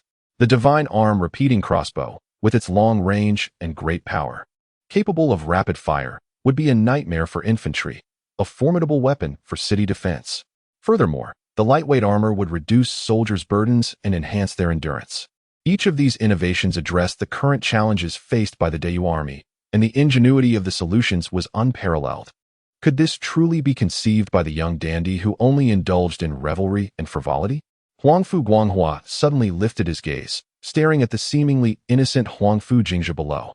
This nephew, whom he had always regarded as a blockhead, surprised him profoundly. Suppressing the tumult within, he inquired, his voice tinged with a barely perceptible tremor, "Jingzhe, how did you come up with these ideas?" Huangfu Jingzhe blinked innocently, continuing to feign ignorance. "They just popped into my head. I'm glad you like them, uncle." His calm demeanor, akin to casually commenting on the pleasant weather, struck the ministers like a thunderclap. They could no longer muster a laugh. Their gazes were fixated on the blueprints in the emperor's hands, then shifted to Huangfu Jingzhe's seemingly innocuous face. Their minds buzzed with confusion. Was this merely a whimsical sketch? A fleeting thought that had popped into his head? What a ridiculous notion! If this were truly feasible, the combat prowess of the Dayu army would increase by at least 30%. No, 50%. Perhaps even more. This was far from the capriciousness of a spoiled aristocrat. It was evidently the extraordinary creation of a prodigy. The ministers who had mocked Huangfu Jingzhe moments ago now felt a scorching embarrassment, as if they had been soundly slapped across the face. Especially the censors, whose mouths hung agape, ready to deliver their prepared impeachment, but finding their words lodged in their throats, rendering them uncomfortably speechless. Ding. Emotion fluctuation detected in target Huangfu Guanghua. Shock, joy, disbelief. Earning 1,000 shock points. Ding. Emotion fluctuation detected in the surrounding ministers. Horror, regret, shame, collective petrification. Earning 2,000 shock points. Ding. Emotion fluctuation detected in the surrounding guards and eunuchs. Dazed, worshipful, awestruck. Earning 800 shock points. The system notifications flooded in like a tidal wave. and Huangfu Jingzhe felt elated within. This was exhilarating. The impact of this moment was 100 times more explosive than crushing Qin Feng in the training grounds. This was the imperial court. Before the power center of Daiyu, amidst the esteemed officials, he had executed a stunning counterattack. Huangfu Guanghua took a deep breath, carefully stowing away the blueprints. He regarded Huangfu Jingzhe with eyes brimming with pride and admiration. Excellent. Truly excellent, he exclaimed, his voice quivering with excitement. Jingzhe, though you often appear mischievous, your thoughts dwell on the welfare of the realm. Such remarkable ingenuity is indeed rare. His voice resonated throughout the Golden Throne Hall. This is a great achievement. A fortune for Daiyu. He paused, then declared solemnly, I hereby award the Prince of Jinxi's heir, Huangfu Jingzhe, a reward of 10,000 taels of gold, 1,000 bolts of silk, and the imperial grant to construct an arms factory in the outskirts of the capital, with full cooperation from the Ministry of Works and the Ministry of War. The emperor's proclamation struck like another thunderbolt, awakening all the ministers still reeling from the revelation. 10,000 taels of gold, 1,000 bolts of silk? Such rewards were merely trifles. The imperial grant to construct an arms factory, ordering the ministries to cooperate fully? The magnitude of this authority was staggering. This was not merely an award. It was as if a national treasure had been entrusted directly into the hands of this seemingly frivolous heir. The atmosphere in the court had unmistakably shifted. Those ministers who had previously scorned Huangfu Jingzhe now regarded him with awe, trepidation, and even a hint of flattery. They were beginning to realize that the royal waste they had ridiculed was, in fact, a concealed genius. This was no mere wastrel. He was a formidable tiger clad in sheep's clothing. Huangfu Jingzhe stood there, still wearing that seemingly harmless smile, as if the tempest he had just unleashed was nothing more than an inconsequential doodle. Yet beneath his drooping eyelids, a cunning and sinister glimmer sparkled deep within his eyes. The capital city, from this moment forth, is destined to undergo a profound transformation. Chapter 29. The Emperor's Favor and the Acquisition of Official Rank. As the court assembly dispersed, Huangfu Jingzhe ambled out of the grand hall, preparing to exit the palace when a chief eunuch bowed and addressed him. Young master, His Majesty requests your presence at the Palace of Nurturing the Heart. A jolt of realization struck him. He understood that the main event was about to unfold. Nevertheless, he maintained a feigned expression of impatience, as if to say, "Oh, what now?" and leisurely followed the eunuch. Inside the side hall, Huangfu Guanghua had already dismissed everyone. Seated alone at the desk, meticulously examining several blueprints. Upon Huangfu Jingzhe's entrance, he looked up with a smile and beckoned, "Come, Jingzhe, sit here." Huangfu Jingzhe obediently approached and took a seat, his eyes darting around as if searching for delectable treats. Huangfu Guanghua gestured towards the papers on the desk. "You just claimed these were mere doodles?" Huangfu Jingzhe immediately donned a beaming smile. Indeed, uncle. Don't you think they are quite amusing?" His expression was sincere, as if the blueprints were indeed the whimsical scribblings of a child. Observing his demeanor, Huangfu Guanghua did not rush to press for answers. Instead, he burst into hearty laughter. How delightful! Truly delightful! His laughter resonated throughout the side hall. These seemingly trivial sketches of horseshoes, steel furnaces, and crossbows hold the potential to transform the Great Yu's army entirely. He shifted his focus, fixing his gaze upon Huangfu Jingzhe. "Now, tell your uncle the truth. How did you conceive these ideas?" Huangfu Jingzhe blinked innocently, continuing to feign ignorance. "Oh, they just popped into my head suddenly, like a dream. I'm not sure how it happened, but I felt compelled to draw and create in this manner." He paused, tilting his head with a hint of pride. "However, I am quite pleased to assist my uncle in making our Great Yu's army even stronger." This statement was a blend of truth and artifice. Yet coupled with his seemingly innocent and slightly self-congratulatory expression, it conveyed a unique charm to Huangfu Guanghua. Observing his typically arrogant and unlearned nephew, Huangfu Guanghua felt a surge of belief, convinced to a great extent. It was not the fanciful ramblings of a dreamer he believed in, but rather in the undeniable brilliance that Huangfu Jingzhe possessed. As for the origins of this talent, he deemed it unnecessary to probe further at this moment. What mattered was that Great Yu had acquired this invaluable asset. Excellent. A splendid dream indeed. Huangfu Guanghua chuckled again, this time with a touch of satisfaction and admiration. "Jingzhe, although you appear playful at times, you can still be mindful of the nation during critical moments. I appreciate this sentiment." He reached for a gold medal that had been prepared beside him and handed it to Huangfu Jingzhe. The medal felt heavy in his hands.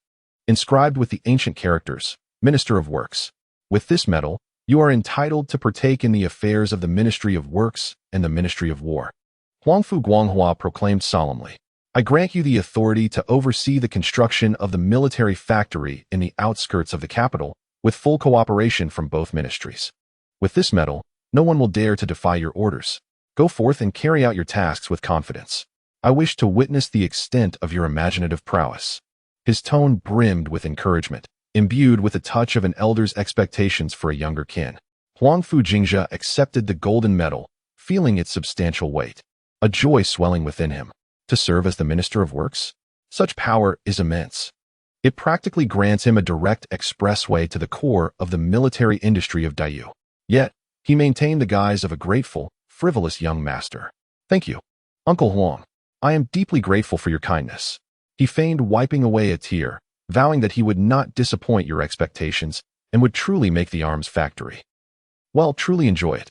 He deliberately emphasized the word enjoy, acting with exaggerated sincerity, resembling a child who has finally acquired a grand toy.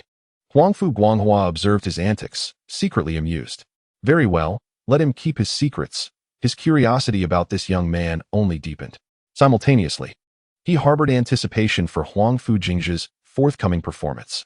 This golden medal of the Minister of Works represented both trust and a test. The arms factory in the military camp on the outskirts of the capital would serve as Huangfu Jingzhe's first true stage to showcase his abilities, while the undercurrents in the capital quietly surged toward this once ridiculed young master. Beep. Detected emotional fluctuations in target character Huangfu Guanghua, contentment, admiration, expectation, curiosity, earning 1,200 shock points. Beep. Detected emotional fluctuations in target character Chief Eunuch, astonishment, reverence, earning 300 shock points. The system's notifications echoed within his mind, nearly deafening him. What a tremendous profit. Externally, Huangfu Jingzhe still presented himself as the frivolous young master favored by the heavens. Yet in the eyes of the highest echelons of the royal family, the mask of a dandy was beginning to shimmer with ambiguity and depth. Indeed, the capital was on the cusp of a transformation. Chapter 30. The frivolous young master returns home, the weight of the golden medal. Concealing skills to stir the waters, Huangfu Jingzhe, clutching the heavy golden medal, staggered through the gates of the Jingzhe Huangfu. He maintained his usual frivolous demeanor. His lips curled in a casual grin. Ah, the young master has returned. The old steward, Fu Bo, approached with a mix of concern and curiosity. Today's escort session has stirred the entire capital. This young master, who typically indulges in cockfighting and visiting brothels, astonishingly unveiled those remarkable blueprints in the Golden Throne Hall. Such a sight is something he had never witnessed in his lifetime. Fu Bo, I am utterly exhausted. Huangfu Jingzhe plopped down onto a chair, carelessly tossing the golden medal onto the table, producing a resounding thud. Quickly, prepare wine and dishes. The finest, of course. He acted as if nothing had transpired, as if he had not just triggered a tempest at court. Fu Bo gazed at the golden medal, a symbol of immense power, and then at his young master's languid demeanor, his heart a tumult of emotions. Young master, about what happened at court today? He could not help but inquire. Ah, spare me the details. Huangfu Jingzhe waved his hand dismissively, as if swatting away a fly. Just a few scraps of paper. And Uncle Huang insisted on claiming it as a great achievement, even assigning a trivial task. As he spoke, he grabbed a piece of pastry and stuffed it into his mouth. The Minister of Works? The mere thought of managing an arms factory seemed bothersome. After all, where could one find joy in feasting and merriment? Old Master Fu shook his head in disbelief, his mind further clouded by confusion. Was he truly foolish? Or was the outside world simply more tumultuous than the serene confines of the royal residence? News of the imperial grant for the construction rights of the arms factory spread through the capital as if it had sprouted wings. Those who had previously dismissed Huangfu Jingzhe as a mere jest now found themselves at a loss for laughter. Whispers of uncertainty filled the air. Could it be true that this dandy had indeed created such marvels? Rumors circulated about His Majesty personally praising him and even awarding him a gold medal. What could this signify? Was he truly not a worthless scion? Speculations and gossip abounded, and the undercurrents of the capital began to stir. Various factions, be they the civil and military officials in the court, the royal kin, or the enigmatic forces lurking in the shadows, were all on high alert. Meanwhile, the alarms from the borders grew increasingly urgent. The northern tribes of beastmen were said to be rallying under the fierce chieftain Grom, preparing to descend southward to plunder. The delegation from the Western Empire had overstayed their welcome in the capital beyond anyone's expectations. Huangfu Jingzhe was well aware of these developments. His status as a dandy allowed him to hear many tidings that others could not. He understood that his leisurely days were numbered. The designs on those blueprints must swiftly transform into genuine weapons. He resolved not to delay any further. At dawn the following day, he set off with the golden medal from the Ministry of Works to their office. Upon hearing of his arrival, the officials of the ministry scurried to hide. Peeking out with trepidation, an elderly official mustered the courage to approach him, bowing respectfully.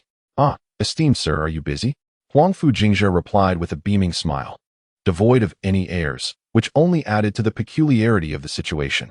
"I heard from Uncle Huang that matters concerning the arms factory are rather complicated?" The official replied. "Indeed, progress has been somewhat sluggish in certain areas." However, Huangfu Jingzhe stepped forward, picked up a rough sketch of the factory's structure from the table, and with merely a glance, he casually drew a simple circle beside it. "This structure is flawed, resulting in uneven stress distribution," he remarked languidly. "If modified this way, the load-bearing capacity can increase by 30%, and it will also be more material efficient." The official leaned in for a closer look, his expression shifting dramatically. Just moments ago, he had pointed to a particularly vexing structural issue on the design blueprint in an attempt to placate Huangfu Jingzhe. This problem had eluded their collective efforts for half a month. Yet this dandy, he glanced at it, made a casual mark, and resolved the issue.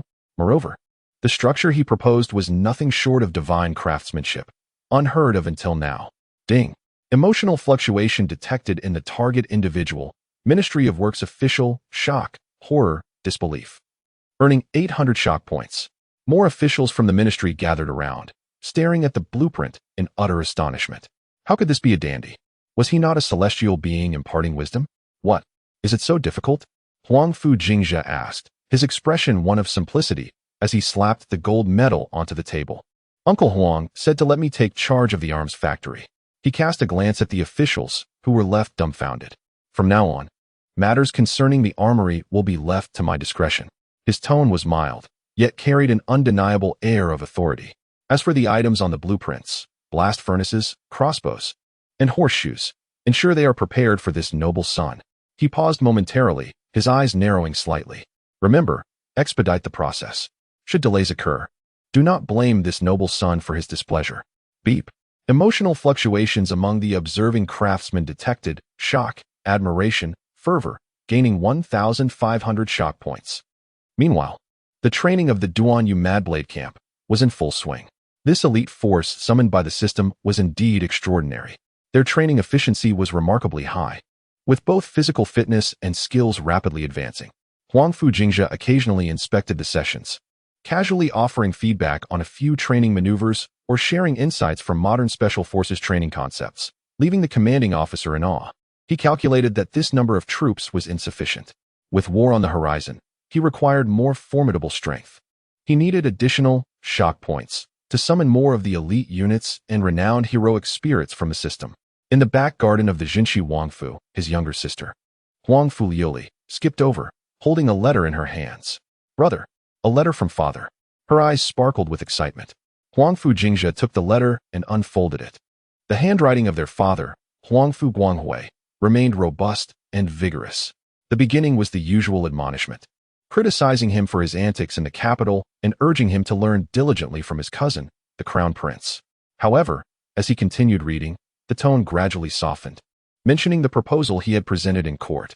Although there was no direct praise, a hint of pride seeped through the lines. "I have heard about your imaginative ideas in court.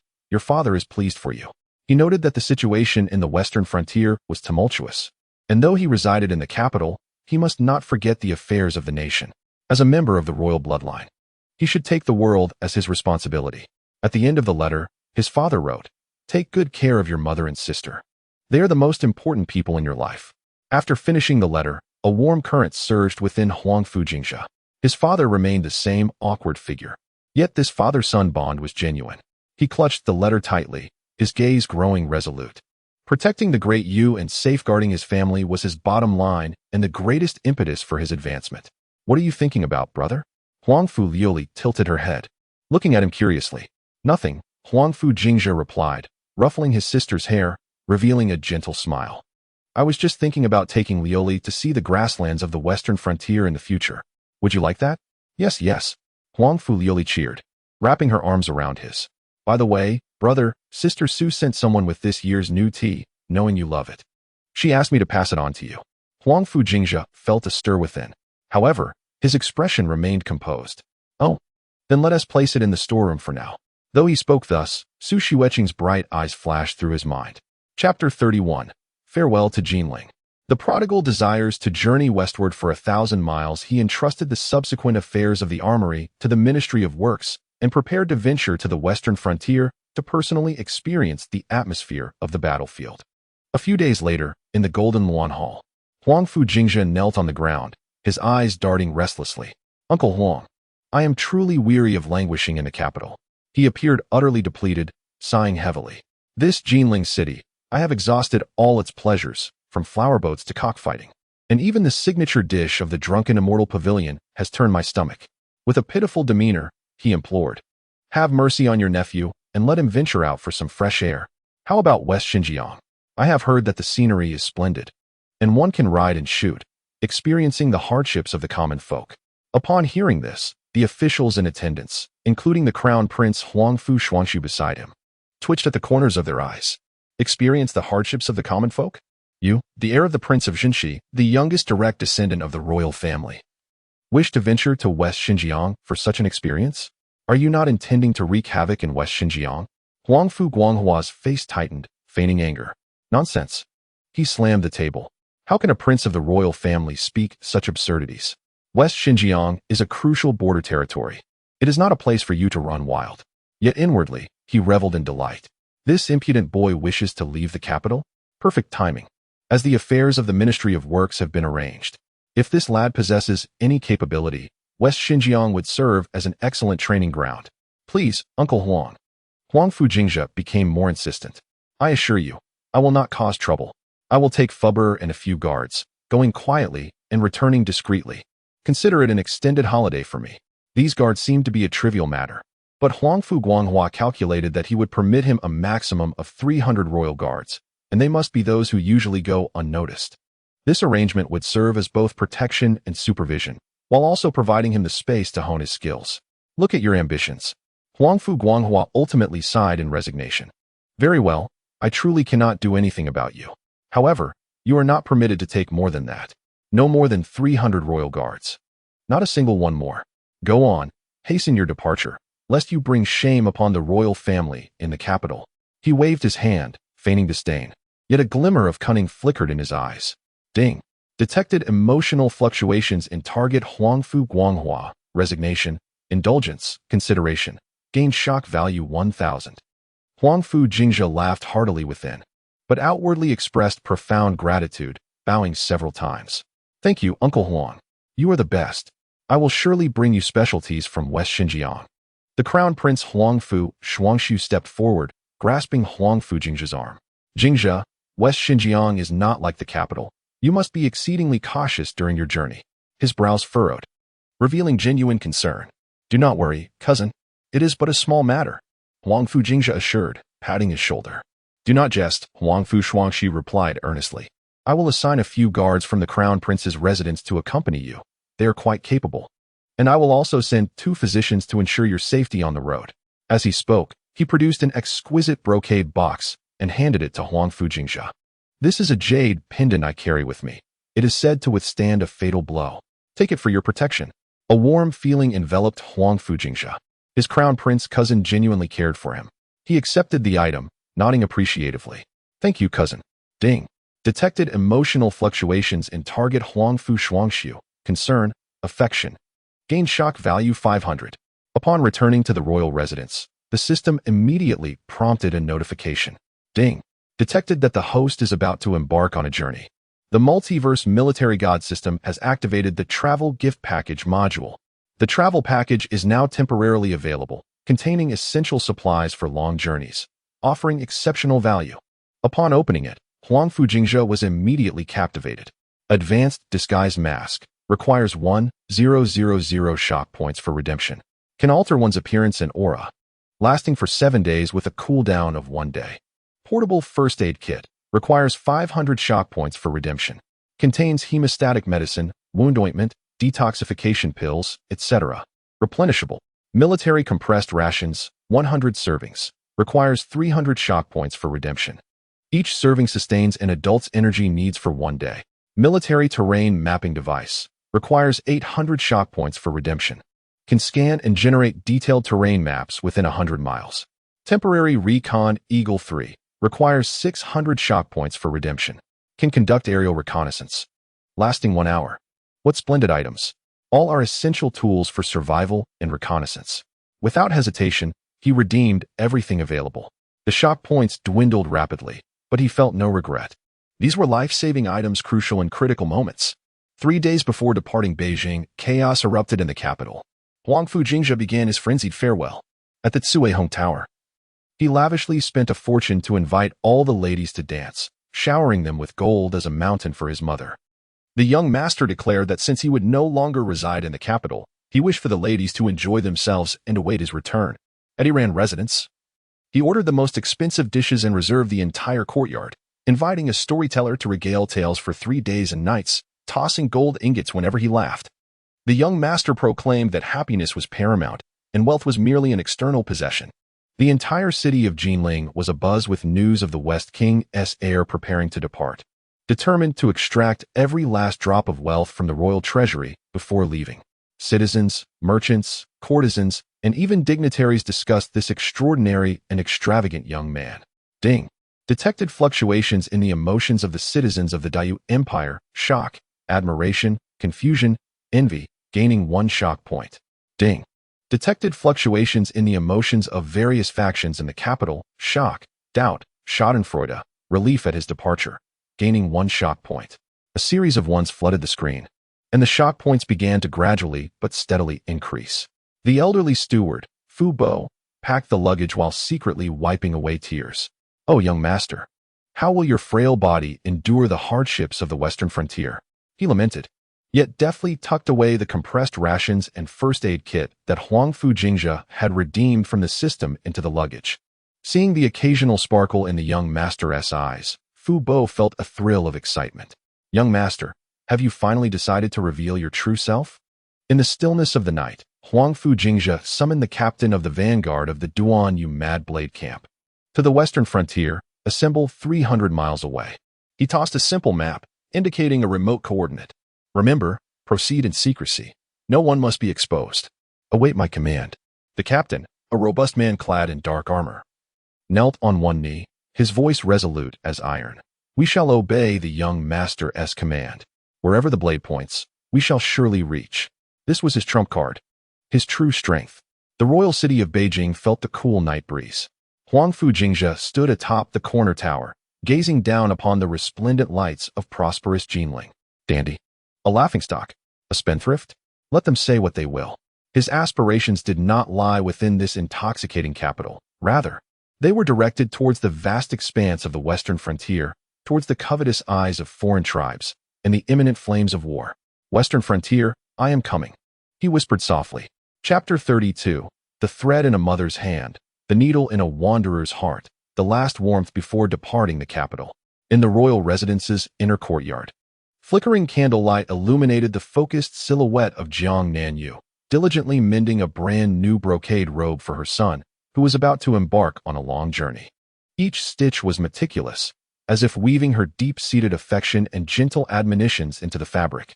"Jingzhe, the western frontier is bitterly cold, unlike the comforts of the capital." She spoke with a gentle voice, yet her concern was palpable. "This robe is made from the finest cloud brocade, lined with thick snow fox fur. Once you arrive there, the weather will turn cool, so be sure to wear extra layers to avoid catching a chill."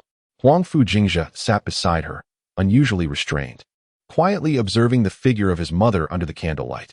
Jiang Nanyu set down her needlework and carefully retrieved a neatly folded silver-white inner armor from a nearby sandalwood box, which shimmered with an ethereal glow in the candlelight. "And this," she said, handing the armor to Huangfu Jingzhe, This is the Millennium Eye Silkworm armor, a treasured part of my dowry. Impervious to ordinary blades and resistant to both water and fire. Your journey to the western frontier is long and fraught with uncertainty, should you encounter any peril. This may safeguard you. Huangfu Jingzhe's heart leapt at the mention of the Millennium Eye Silkworm armor, a legendary rarity, a true treasure that was invaluable and almost mythical. His heart swelled with warmth as he accepted the armor, feeling its weight in his hands. Mother, this is too precious. No treasure can compare to my son's safety, Jiang Ninyu stated with unwavering authority, her gaze gentle yet resolute. Take it. You must wear it at all times. If you do not, I shall be unable to sleep. Ding. Emotional fluctuation detected in Jiang Ninyu, worry, love, determination, gaining 800 shock points.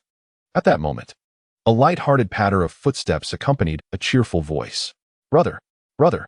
Huangfu Liuli rushed in like a butterfly flitting among flowers, tightly clutching a delicate sachet. Look, this is a talisman for your safety that I obtained from Dazhao Temple, blessed by a revered monk. The little girl eagerly thrust the sachet into Huangfu Jingzhe's hands. The embroidery on the sachet was exquisite, depicting two vivid koi fish, symbolizing auspiciousness and smooth sailing. Our Lioli-esque craftsmanship has become increasingly refined, Huangfu Jingzhe chuckled, ruffling his sister's hair. Of course, I spent several sleepless nights embroidering it. You must keep it close. It will ensure your safe return. Huangfu Liuli looked up at him with her round, glistening eyes filled with affection and reluctance. Ding. Emotional fluctuation detected in Huangfu Liuli, reluctance, care, blessing, gaining 300 shock points. At dinner time, the family gathered together, a rare occasion indeed. Jiang Ninyu continued to serve dishes to her son, her gaze circling his face a few times before she casually inquired, Jingzhe, what do you hope to experience during your trip to the western frontier? Indeed, the mother had sensed something. Huangfu Jingzhe felt a chill in his heart, but immediately donned his signature frivolous smile.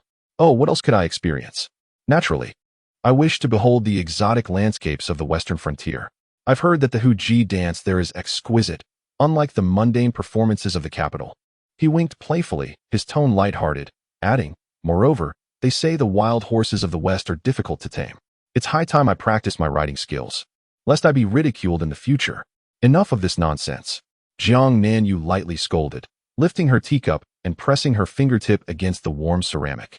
Though she chose not to pursue the matter further, her concern was genuine, yet within the depths of her eyes lingered an unrecognized glimmer of secret hope. Was this child truly just seeking frivolity? Mother, you may rest assured. Huangfu Jingzhe continued to jest, vividly portraying the image of a carefree scion. I am quite resilient. I shall merely saunter around the border and broaden my horizons. Once I tire of the adventure, I will naturally return.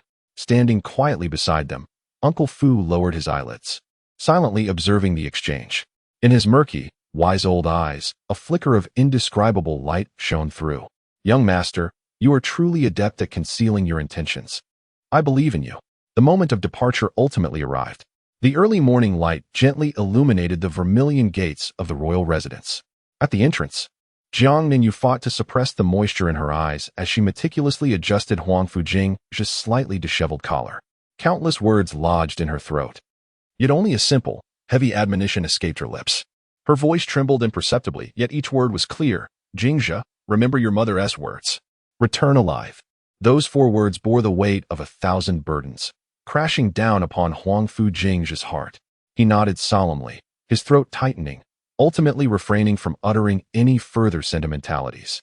Chapter 33, Parting Beneath the Moonlight. The tender heart of the prodigal young master Moonlight quietly draped the garden, as if laying a silver veil over the earth. The night breeze was cool, carrying the essence of early summer. Behind the rockery, a figure stealthily emerged. It was Huangfu Jingzhe. He immediately spotted a delicate silhouette standing amidst the flowers, bathed in moonlight, Su Qingxue. She stood quietly, resembling an ethereal orchid or a white lotus absorbing the moon's radiance. Qingxue, he softly called, his voice barely above a whisper. She abruptly turned, and upon recognizing him, the light in her eyes brightened instantly. Akin to the most brilliant star in the night sky, filled with surprise.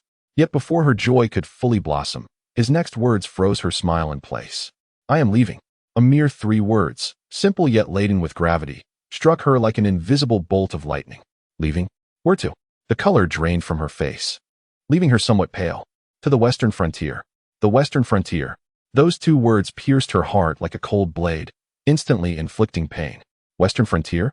Her voice trembled, as if she could scarcely believe her ears, filled with incredulity and terror. Wasn't that place engulfed in conflict? Wasn't it perilous? She fixed her gaze upon him, her dark eyes quickly glazing over with tears, her eyelids reddening in an instant. The worry and reluctance she felt were so intense, they almost materialized. Having grown accustomed to his carefree and audacious demeanor, seeing her in such a fragile state of utter concern tugged at Huangfu Jingzhe's heart like a gentle hand. He stepped forward and gently grasped her icy little hand. Do not fear, he softened his tone, revealing a tenderness and seriousness he rarely displayed. It's not as frightening as you think. I'm merely going out for a bit of fun, to experience life in a different place. He paused, attempting to lighten her anxiety with a casual tone. Both father and uncle think my reckless behavior in the capital is shameful, so they've sent me out to broaden my horizons. Besides, I have plenty of guards around me. The emperor has even dispatched 300 elite royal guards, all of them exceptional. My life is valuable. I would never recklessly place myself in danger. He endeavored to summon a playful smile, hoping to reassure her. Su Qingxue gazed at him, her tear-filled eyes scanning his face, as if trying to discern the truth in his words. She was aware that he often withheld the truth. Yet this time, as he held her hand, the warmth he conveyed felt strikingly real. The comfort and sincerity reflected in his gaze compelled her to believe him. However, she remained uneasy, biting her lower lip. Ultimately, it seemed she resolved to act. Lowering her gaze, her cheeks slightly flushed, she carefully pulled a red string from around her neck. Attached to it was a delicately crafted heart knot, which she had painstakingly woven by hand and worn closely for some time. She placed the knot into his hand, her voice barely above a whisper yet imbued with undeniable conviction. I made this with my own hands, and I've worn it all along. Please take it with you. As if I am by your side. She lifted her head, the moonlight illuminating her bashful yet earnest face. It will protect you. As he looked at the small heart knot nestled in his palm, still warm from her body, and then into her eyes filled with love and trust, Huangfu Jingzhe felt a surge of warmth in his heart. He cherished the heart knot tightly in his hand, a wave of warmth coursing through him. Suddenly, an idea struck him, and he quickly opened his system interface to search through the myriad of items available. Soon, an item caught his attention.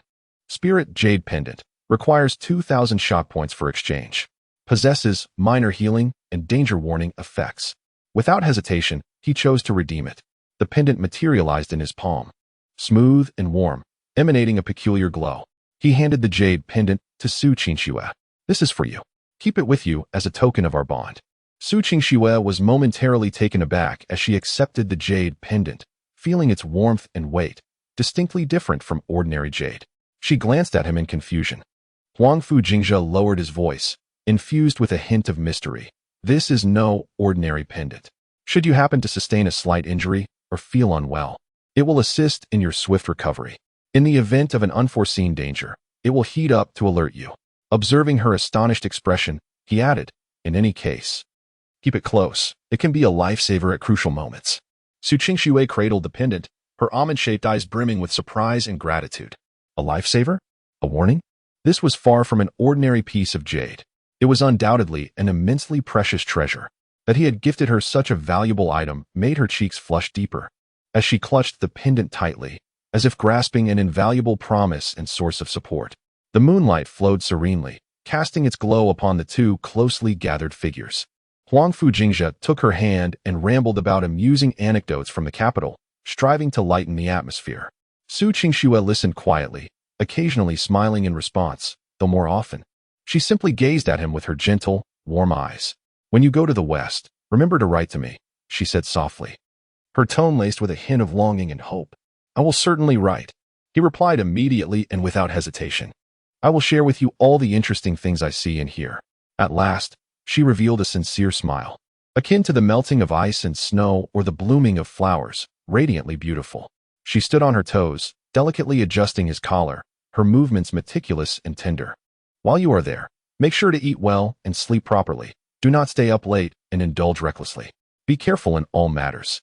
The west will surely be cold. Wear more clothes to avoid catching a chill.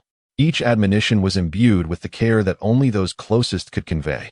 Reminiscent of a wife, warming Huangfu Jingzhe's heart. He listened quietly, feeling an indescribable comfort within. Ultimately, the moment of parting arrived. Su Qingshue's eyes glistened with unshed tears, threatening to spill over at any moment. She looked up at him, her cheeks tinged with a delicate blush in the moonlight, hesitating briefly. Then, summoning all her courage, she rose on her toes and swiftly pressed a kiss to his cheek, light as a dragonfly skimming the water's surface. It was gentle, soft, and fleeting. Huangfu Jingzhe froze entirely. He looked down at her, and she had already buried her face in his chest, clutching his shirt tightly, her body trembling slightly. That kiss was devoid of the superficiality found in the capital's extravagant venues, absent the pretentiousness of the noble circles.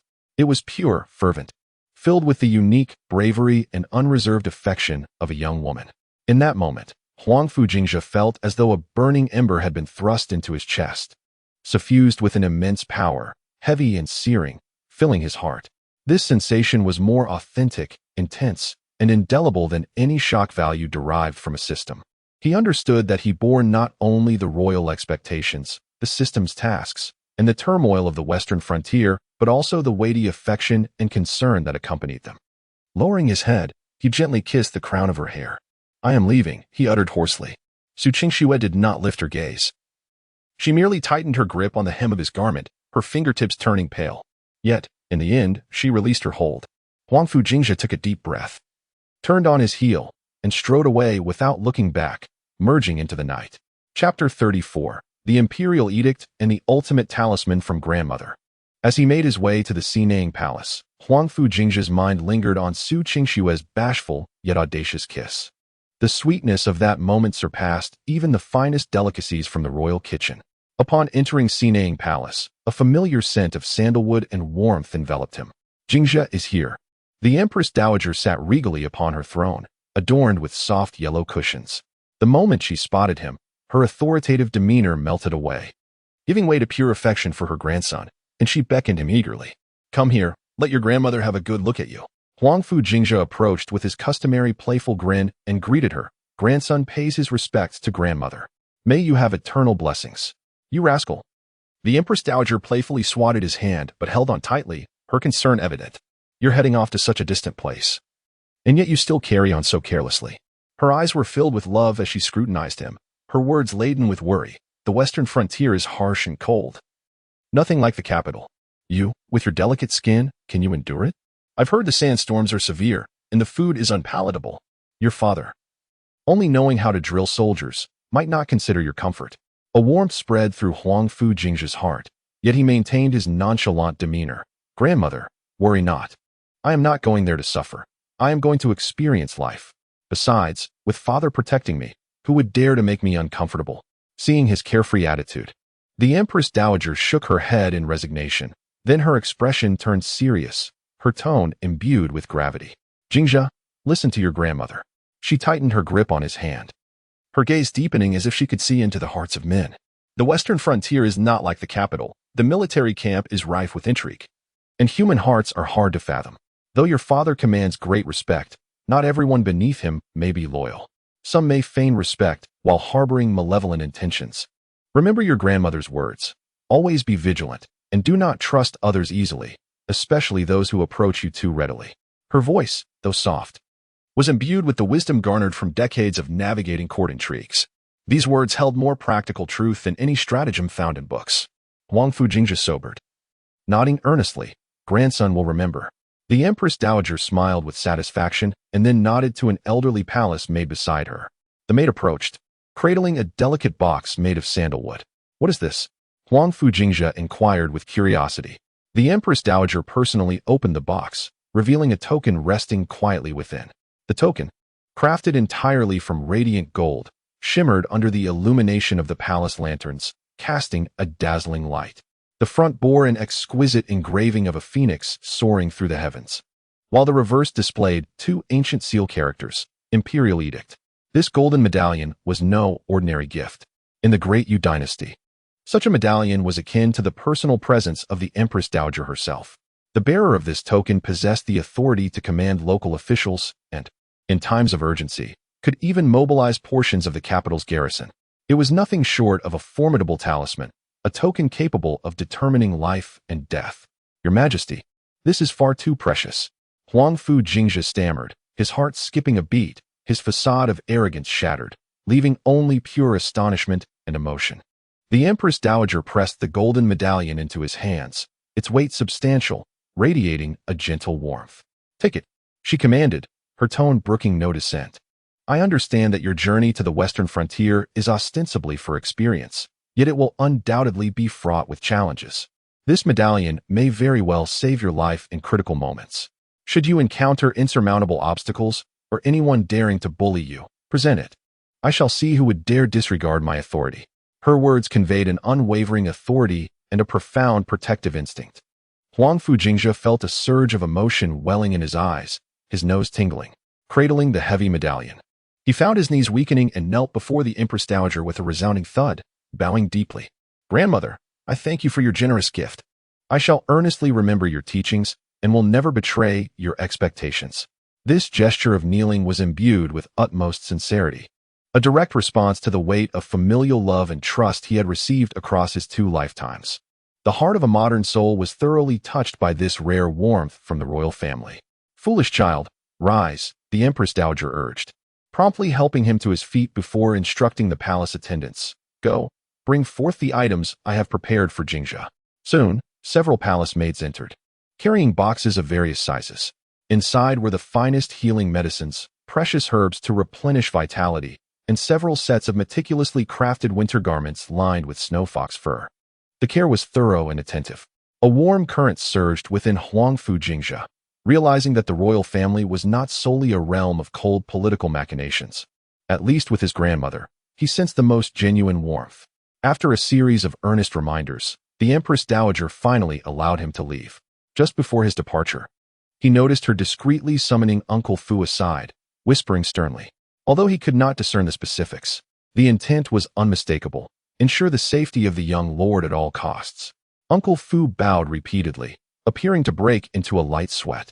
As he exited Xinang Palace and strode along the palace path, Huangfu Jingzhe securely tucked the imperial medallion close to him. The medallion's weight symbolized not only its physical heft, but also the burden of responsibility. His grandmother's protection was a formidable trump card, as well as a heavy expectation. He looked up at the sky, clenched his fist, and declared resolutely, Western Frontier, I am coming. Chapter 35. The Crown Prince gifts a horse and military treatise. Snow Shadow gallops to astonish the capital. As he stepped out of the Xinang Palace, Huangfu Jingzhe was still enveloped by the profound affection and the weighty decree from his beloved grandmother. After walking just a few paces, he was halted by a respectful attendant from the Eastern Palace, who kindly urged him to proceed. The Crown Prince, Huangfu Xuanxiu, had personally arranged a modest banquet at the Yuqing Palace to bid farewell to his extravagant cousin, who was about to embark on a journey. The atmosphere in Yuqing Palace was far more relaxed than that of the grand banquets in the Imperial Palace, devoid of excessive formalities, resembling more of a family gathering. Huangfu Jingzhe, bound for the western frontier, felt a genuine concern from his elder brother. The Crown Prince, with a warm smile that radiated sincere care, filled Huangfu Jingzhe's cup with wine. His gaze held no trace of disdain for the young dandy, only the pure concern of an elder brother for his younger sibling. Brother, you are too kind. I am merely going to my father's side to change my surroundings and experience life for a while. I shall return before long. Huangfu Jingzhe replied, lifting his cup with a carefree and nonchalant demeanor. The Crown Prince gently shook his head, a hint of helpless amusement in his expression. The western frontier is harsh and frigid, so vastly different from the splendor of the capital. You have always been rather indolent. Ensure you pack sufficient warm clothing and ample charcoal, so as not to catch a chill. He meticulously advised him on every detail, from provisions to social etiquette, surpassing even the thoroughness of the palace's matron. Huangfu Jingzhe felt a warm surge within, yet maintained a light-hearted tone. Oh, brother, rest assured. I am tough as leather and cannot be easily harmed by the cold. Besides, should the sky fall, our father will hold it up. With a resigned smile, the Crown Prince gently clapped his hands. Shortly after, a valiant guard from the Eastern Palace entered, leading an exceptionally magnificent white horse. The creature exuded an extraordinary aura, its body entirely snow-white without a hint of blemish. Its long, powerful legs and graceful musculature complemented its bright, intelligent eyes, marking it as a rare steed of unparalleled beauty. Even Huangfu Jingzhe, accustomed to rare treasures, was captivated by the horse's remarkable presence. This splendid creature, named Snow Shadow, could traverse snow without leaving a trace and travel 1,000 miles effortlessly. It was a prized possession of the Eastern Palace. With a hint of pride, the Crown Prince continued, "Today, I bestow it upon you. With it as your steed, your journey to the west will be much swifter, alleviating some of the burdens of travel." "What?" Huangfu Jingzhe was genuinely taken aback, nearly springing from his seat. He quickly waved his hands. "Brother, this is far too much. Snow Shadow is your cherished companion. How can I dare accept such a grand gift? The Crown Prince's treasured steed. It's worth surely eclipsing the fame of his own name, which promised riches beyond measure." Yet the Crown Prince remained steadfast, firmly grasping his hand. "We are brothers. There is no need for such formality. It is merely a mount. As you journey to the western frontier, it is precisely the time to utilize it. Do not refuse, lest it seem you look down upon your elder brother." At this juncture, should Huangfu Jingzhe continue to hesitate, it would only come across as pretentious. He rose, bowing deeply to the Crown Prince, his tone solemn. "Since you have shown me such generosity, I shall graciously accept." "Thank you, brother." The host has received the sincere gift and high recognition from the esteemed Prince Huangfu Shuangxiu, who is destined to be the future heir. This acknowledgement carries the weight of national fortune, shocking with a value of 5,000. The system's alert chimed perfectly, causing Huangfu Jingzhe's heart to shudder. This gentle prince, indeed, holds an extraordinary status in the system's evaluation. Upon receiving the exquisite Snow Shadow steed, the prince seemed unsatisfied. He produced a scroll, carefully wrapped in bright yellow brocade, and presented it to Huangfu Jingzhe. "These are my humble reflections on military strategies, recorded during my leisure time," the prince spoke softly. "When you arrive in the Western Frontier Army, do not merely engage in frivolities. Peruse these notes in your spare moments. You may glean some insights." Huangfu Jingzhe accepted the scroll, feeling its weight and the lingering scent of ink. Curiously, he unfolded a corner and discovered elegant, yet powerful calligraphy, densely packed with annotations on military principles and tactical diagrams, clearly the result of considerable effort. This was no mere collection of insights. It was an exceedingly precious manuscript on military strategy, the culmination of the prince's years of diligent study. In that moment, a wave of warmth surged through Huangfu Jingzhe's heart. This seemingly gentle prince had invested such heartfelt care and profound expectations in his cousin, who appeared to others as unworthy. Within the royal family, there existed not only the cold machinations of power, but also this genuine brotherly affection, heavy and fervently warm.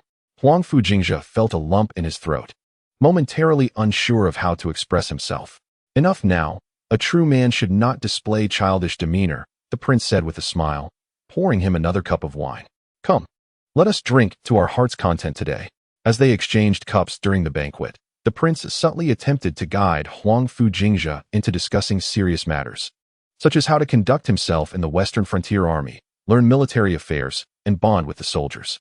However, Huangfu Jingzhe continued to perform, jesting and sharing witty anecdotes, occasionally sharing the latest gossip from the capital or the blunders of certain noble families, eliciting the prince's occasional headshakes and hearty laughter, creating a harmonious atmosphere.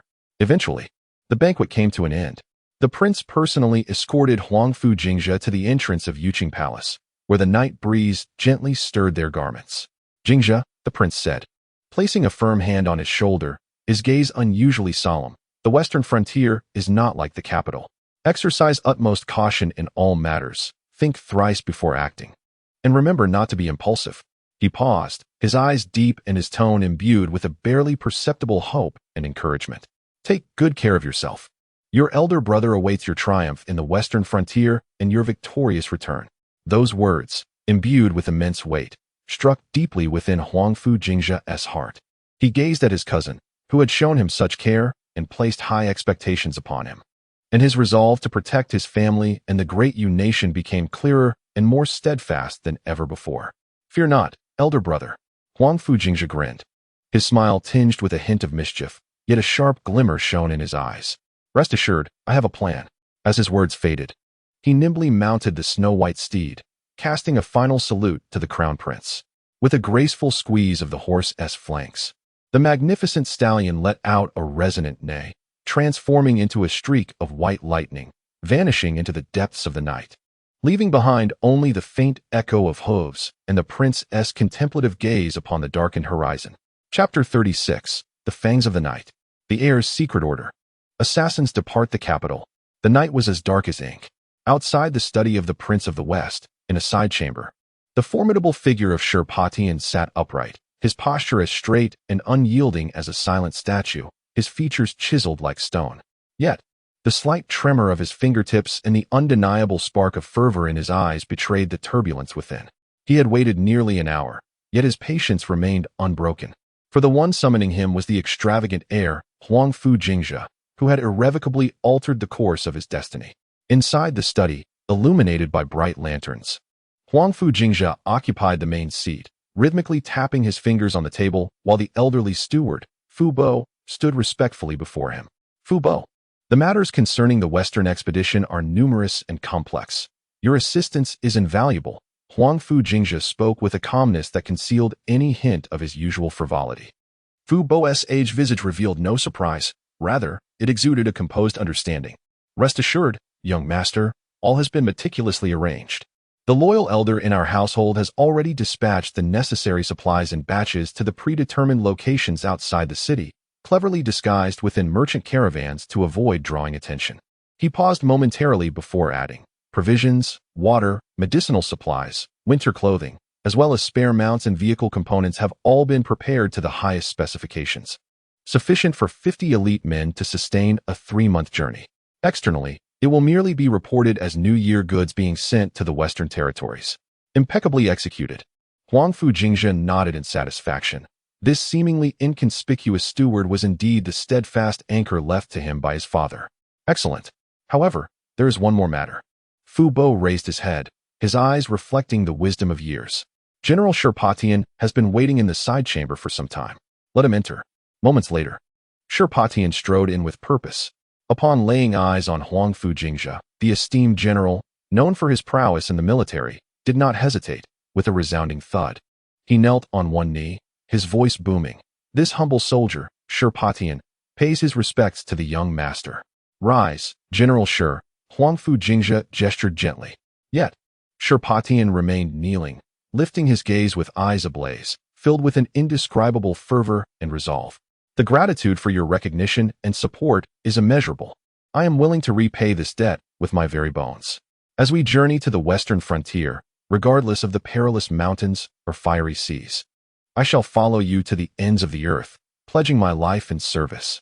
Born into a military family, his straightforward nature had hindered his rise within the ranks. It was Huangfu Jingzhe, this seemingly reckless heir, who, through a fortunate encounter, had illuminated a pivotal tactical insight for him and discreetly cleared the obstacles on his path to advancement. This kindness weighed heavily upon him, as profound as the mountains. Ding. Detecting that the target individual, Sherpatian, has achieved a loyalty rating of 100, unwavering loyalty. His destiny intertwines with the host, earning 3,000 shock points. The system's prompt echoed once more, and Huangfu Jingzhe's lips curled into a subtle smile. Winning the hearts of men is sometimes more crucial than summoning an army of thousands. General Sher speaks too gravely. We are not master and servant, but comrades in arms. On this journey to the western frontier, I shall rely heavily on your expertise, General. Huangfu Jingzhe stepped forward to assist Sherpatian to his feet. This simple gesture, coupled with sincere words, left Sherpatian deeply moved, his eyes brimming with emotion. My lord, it is time to depart, Huangfu Jingzhe said, patting his shoulder. As the night deepened, in a secluded manner on the outskirts of the capital, 50 men clad in black uniforms stood in solemn silence, towering and imposing. Their presence exuded an aura of ferocity, their gazes as cold as ice, devoid of any semblance of human sentiment. Merely their stance radiated a palpable, almost tangible aura of lethal intent, causing the temperature in the vicinity to drop perceptibly. This was the vanguard of the Duan Yu Quang Dao camp, summoned by Huangfu Jingzhe at great cost. Each soldier was a product of the system, equipped with foundational combat skills and unwavering loyalty. As Sherpatian beheld this formidable force, his pupils dilated, his heart gripped, by an invisible hand. Such powerful warriors. The sheer momentum and lethal aura they projected were unmistakably those of elite fighters emerging from a sea of corpses. How many hidden cards does His Highness possess? His gaze towards Huangfu Jingzhe was now laced not only with reverence, but also with a profound curiosity. Huangfu Jingzhe offered no explanation, merely gesturing with a sweeping motion. Uncle Fu directed the servants to bring forth heavy chests of equipment. With a swift motion, the lids of the boxes were thrown open, illuminating the night sky with a chilling gleam. Forged steel blades. The blade's sleek contours emanated an intimidating sharpness, clearly capable of severing hair with ease. Custom crossbows. The crossbows were robust, intricately designed, glimmering with a metallic sheen, their complex mechanisms hinting at hidden dangers, far exceeding standard military gear. Moreover, there were 50 magnificent, exceptional warhorses. Their muscles rippling, eyes sparkling, capable of galloping 800 li a day. All were exquisite products from the system's marketplace, far surpassing the quality of the era. Change into your gear. Huangfu Jingzhe commanded.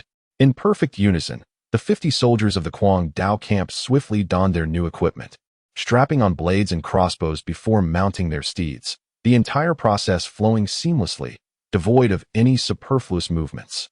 An even more formidable and chilling aura emanated from this small contingent. Sherpatian watched, his chest heaving, a surge of fervor rushing to his head. With such a powerful army, what is there to fear in achieving great endeavors? At this moment, Huangfu Jingzhe had also shed his resplendent robes, donning a remarkably ordinary black uniform, even smudging his handsome face with dirt to obscure its striking beauty somewhat. The once arrogant demeanor of the dandy had vanished without a trace, replaced by a calm and restrained presence akin to that of a leopard. His gaze sharp enough to pierce the darkness. He conducted a final check of the supplies on his horse, ensuring that water, provisions, medicinal supplies, flint, and even several packets of specially formulated powder capable of misleading tracking dogs were all meticulously accounted for. His thoughts were astute and thorough. In stark contrast to his usual demeanor, he appeared almost unrecognizable. Fubo, I leave the affairs here in Kyoto to you. Huangfu Jingzhe addressed the elderly steward. Rest assured, my lord, I shall ensure the stability of the Wang residence in the capital, Fubo replied with a deep bow. He mounted the magnificent steed, Shuiying, gifted by the crown prince. The spirited horse seemed to sense the impending journey, letting out an excited snort and pawing the ground. Let us depart. With a commanding voice, Huangfu Jingzhe surged ahead like a flash of white lightning, plunging into the night.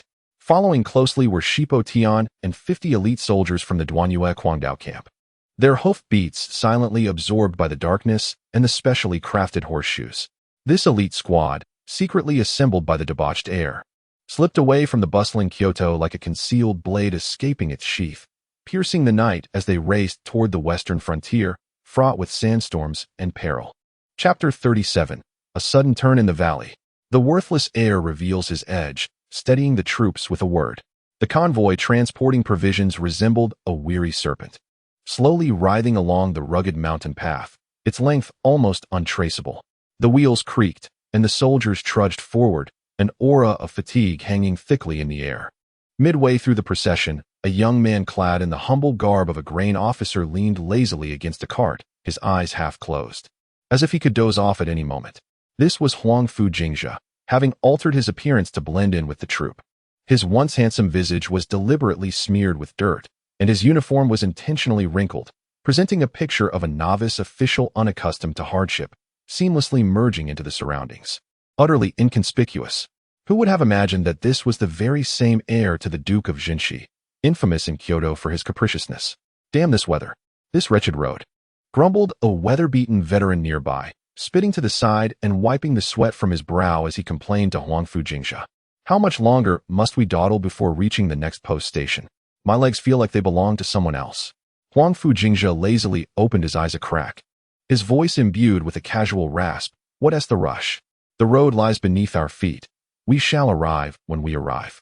The veteran was momentarily taken aback by his indifferent attitude, muttering, Hey, you young one, you seem rather calm, and chose not to pursue further banter. Huangfu Jingzhe smirked slightly, but remained silent. What was this minor jostling and fatigue compared to the extreme conditions he had endured in his past life? It felt akin to a leisurely outing. Yet, his unusual composure stood out starkly to those keen observers around him. Most privileged offspring of officials would be lamenting their plight under such conditions, already crying out for their parents in distress. On the flank of the convoy, Shipo Tian sat atop a grand steed, his countenance as stern as iron. Behind him, the 50 stoic elite soldiers of the Duanyue Quangdao camp had also donned the garb of ordinary soldiers.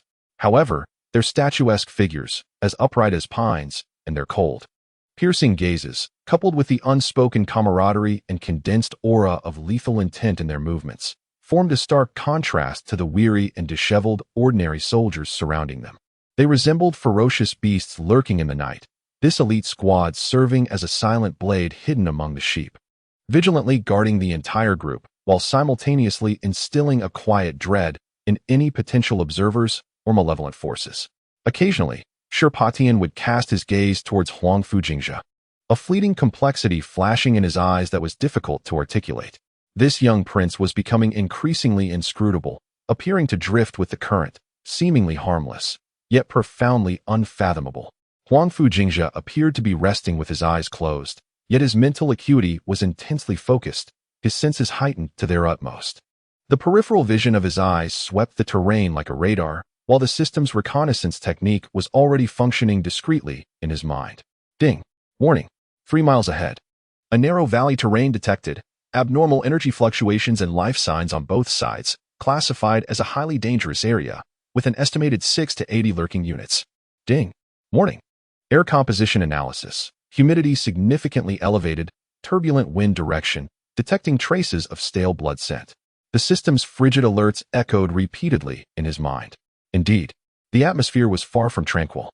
He subtly adjusted his posture, his fingers seemingly resting casually on the hilt of the sword at his waist, his knuckles imperceptibly tapping. The procession gradually entered a desolate and silent valley. The steep cliffs on either side loomed ominously, jagged rocks protruding, slicing the sky into a narrow strip, severely restricting visibility and maneuverability. The air felt as though it had solidified. Even the sound of the wind whispering through the crevices brought a sense of suffocating dread. What had once been a raucous group had unknowingly fallen into a profound silence, as if an invisible shadow had gripped their throats, instinctively alerting them to the impending danger. Everyone, pull yourselves together. The officer in charge of escorting the supplies shouted, but his voice trembled, betraying his inner fear. Huangfu Jingzhe's heart raced with alarm. The lurking aura of danger seeped closer, akin to a serpent flicking its tongue, growing more intense and nearer. At that moment, whoosh, whoosh, whoosh, the sharp, piercing sound of arrows slicing through the air suddenly shattered the valley's stillness. Dozens of glimmering feathered arrows shot down from the shadows of the cliffs, mercilessly striking down several unprepared soldiers at the front of the line. Blood instantaneously stained the yellow earth. Enemy attack. The harrowing cries of agony mingled with terrified shouts reverberated through the valley like thunder. Almost immediately, from the steep cliffs, shadows emerged as if spawned from hell. Dozens of figures wielding gleaming curved blades, moving with the swiftness of cheetahs, their eyes fierce and bloodthirsty, exuding an overwhelming aura of death as they surged towards the chaotic supply convoy below. Bandits! Protect the supplies. Protect the Lord. The cacophony of battle cries. The clash of weapons, the dreadful screams of the dying, and the terrified whinnies of horses intertwined instantaneously. The escorting team was plunged into utter panic and chaos. Those ordinary soldiers, who seldom trained and often flaunted their might, had never encountered such a scene of carnage and brutality. Reminiscent of a mountain of corpses and a sea of blood, many were instantly overwhelmed, fleeing in terror, discarding their helmets and armor as they cried out in panic. Some even crawled beneath the supply carts, trembling and weeping, losing control of their bowels. Frightened horses crashed wildly, dragging the vehicles and further fragmenting an already chaotic formation. The officer, pale as a ghost, trembled on the verge of collapse, hoarsely repeating, "Protect the carriage. Quickly, protect the carriage." The entire scene was a chaotic mess, teetering on the brink of total collapse, poised to become lambs for the slaughter at the hands of marauding bandits.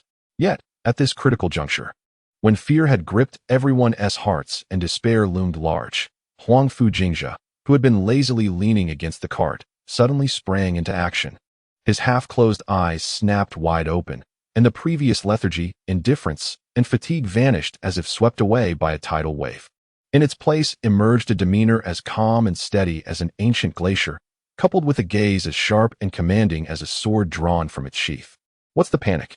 he bellowed, his voice not loud, yet resonating like thunder across the heavens, cutting through the cacophony of battle with crystal clarity.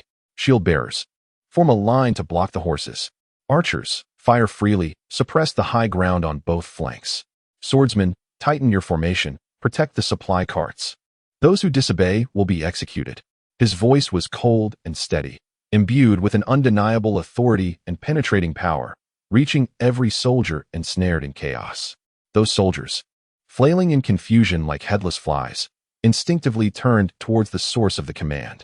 They beheld the figure of the young lord, whom they had previously dismissed and even ridiculed, standing upright and resolute as a spear, exuding an aura of unwavering strength. His gaze, sharp as that of a hawk, surveyed the rapidly shifting battlefield with a near-merciless efficiency. The composure he exhibited, the succinct and effective orders he issued, and the commanding presence he wielded were far from that of a subordinate supply officer needing protection. This was clearly a military strategist, a seasoned general, adept in the art of war. Ding! The system has detected that the host, in a moment of crisis, has demonstrated military prowess and leadership qualities that starkly contrast with his previously frivolous identity, creating a profound psychological impact on the surrounding soldiers and commanders. Shock value, 800. Ding. The system has detected that Shirpatian has experienced a tremendous shock, further solidifying his loyalty and elevating his beliefs. Shock value, 1,500. The system's prompt echoed in Huangfu Jingzhe's mind, but he had no time to dwell on it. The true nature of the prodigal heir was finally revealed, torn open by the brutal baptism of blood and fire, under the astonished gaze of those around him. Chapter 38, Bloodshed in the Valley. The mad blade breaks the enemy. One arrow determines the fate. The bandits, descending from the cliffs like malevolent spirits, brandished their gleaming curved blades, emitting incoherent howls, covered in dust and grime. Their eyes glinted with the ferocity of wolves starved for 3 days and nights. They charged down upon the disordered supply convoy below.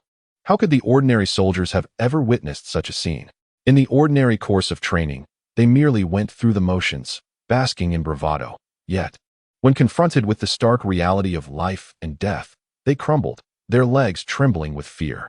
As the curved blades arced toward them, their instinct was to retreat, their weapons slipping from their grasp.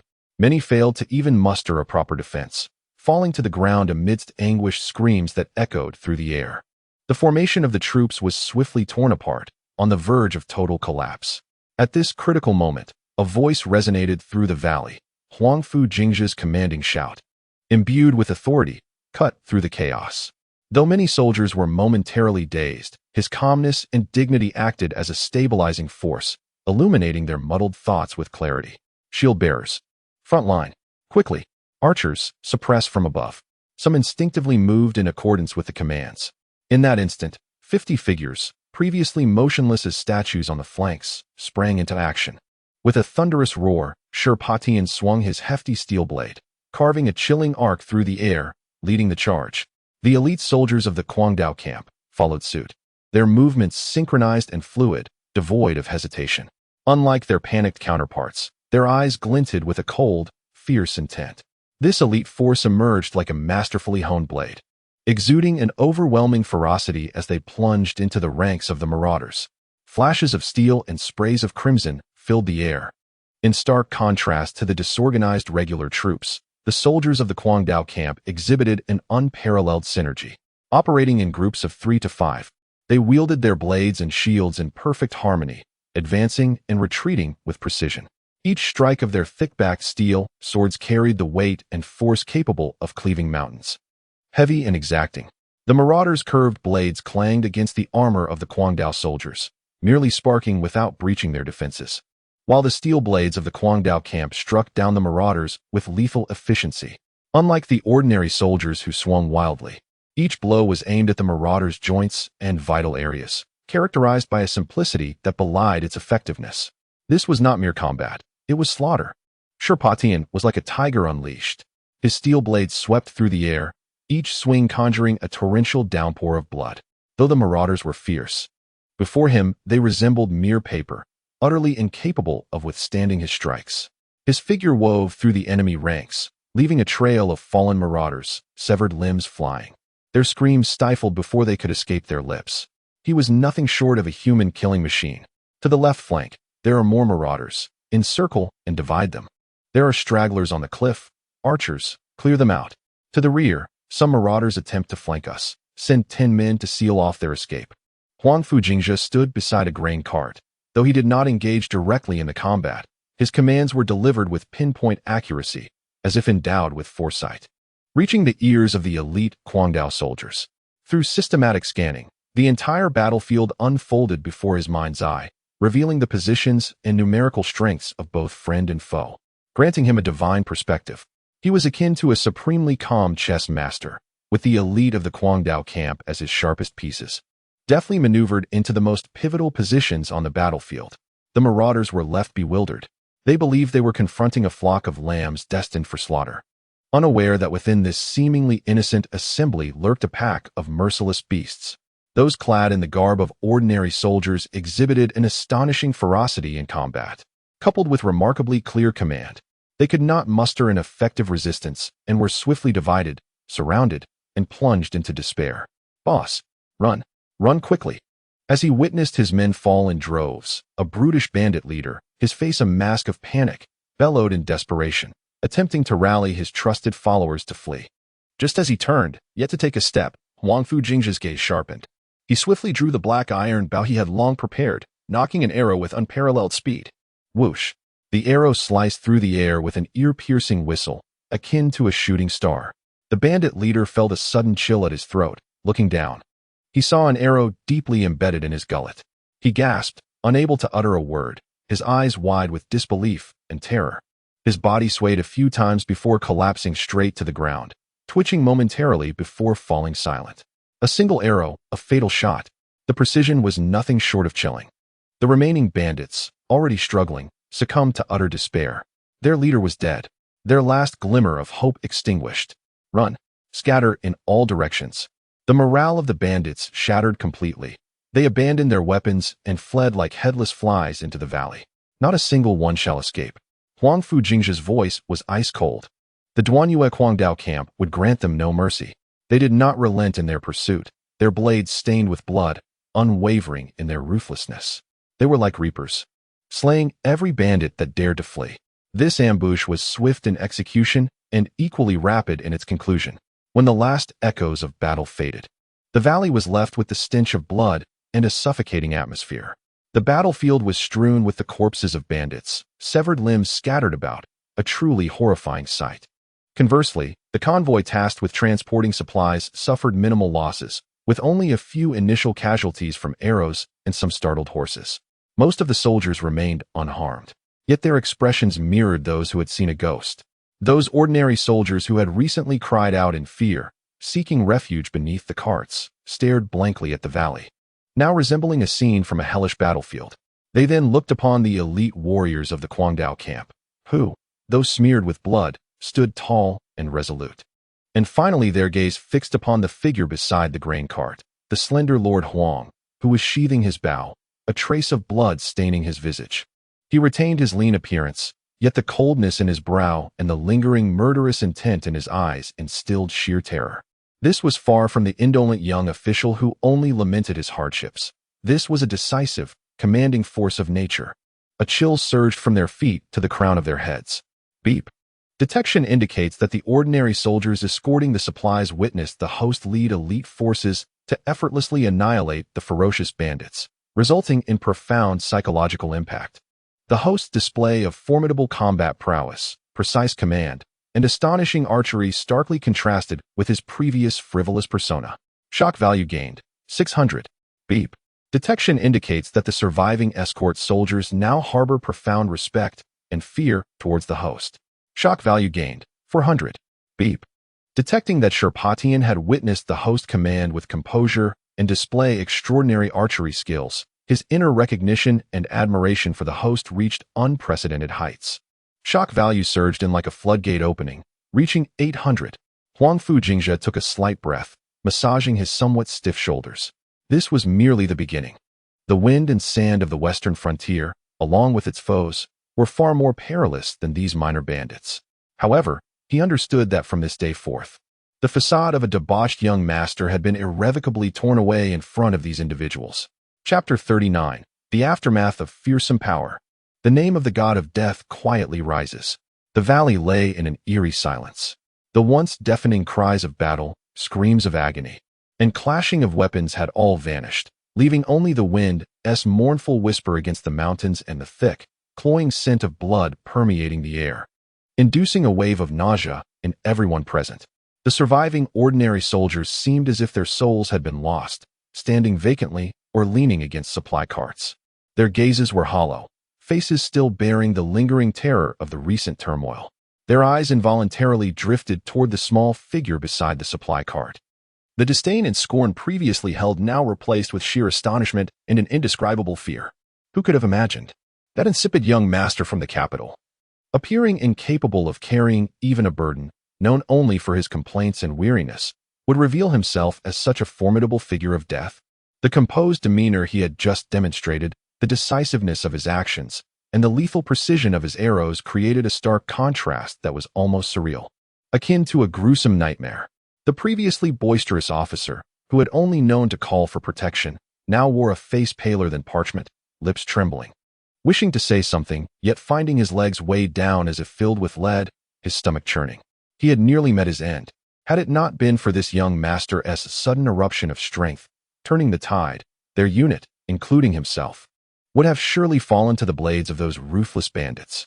At the thought, a chill ran down the officer's spine, cold sweat instantly saturating his garments. He gazed at Huangfu Jingzhe's silhouette, his expression a complex mixture of relief, dread, and profound reverence, perhaps all at once. "Your Highness." Sherpatian strode forth with vigorous strides, still enveloped in the remnants of battle, and knelt before Huangfu Jingzhe with a thud.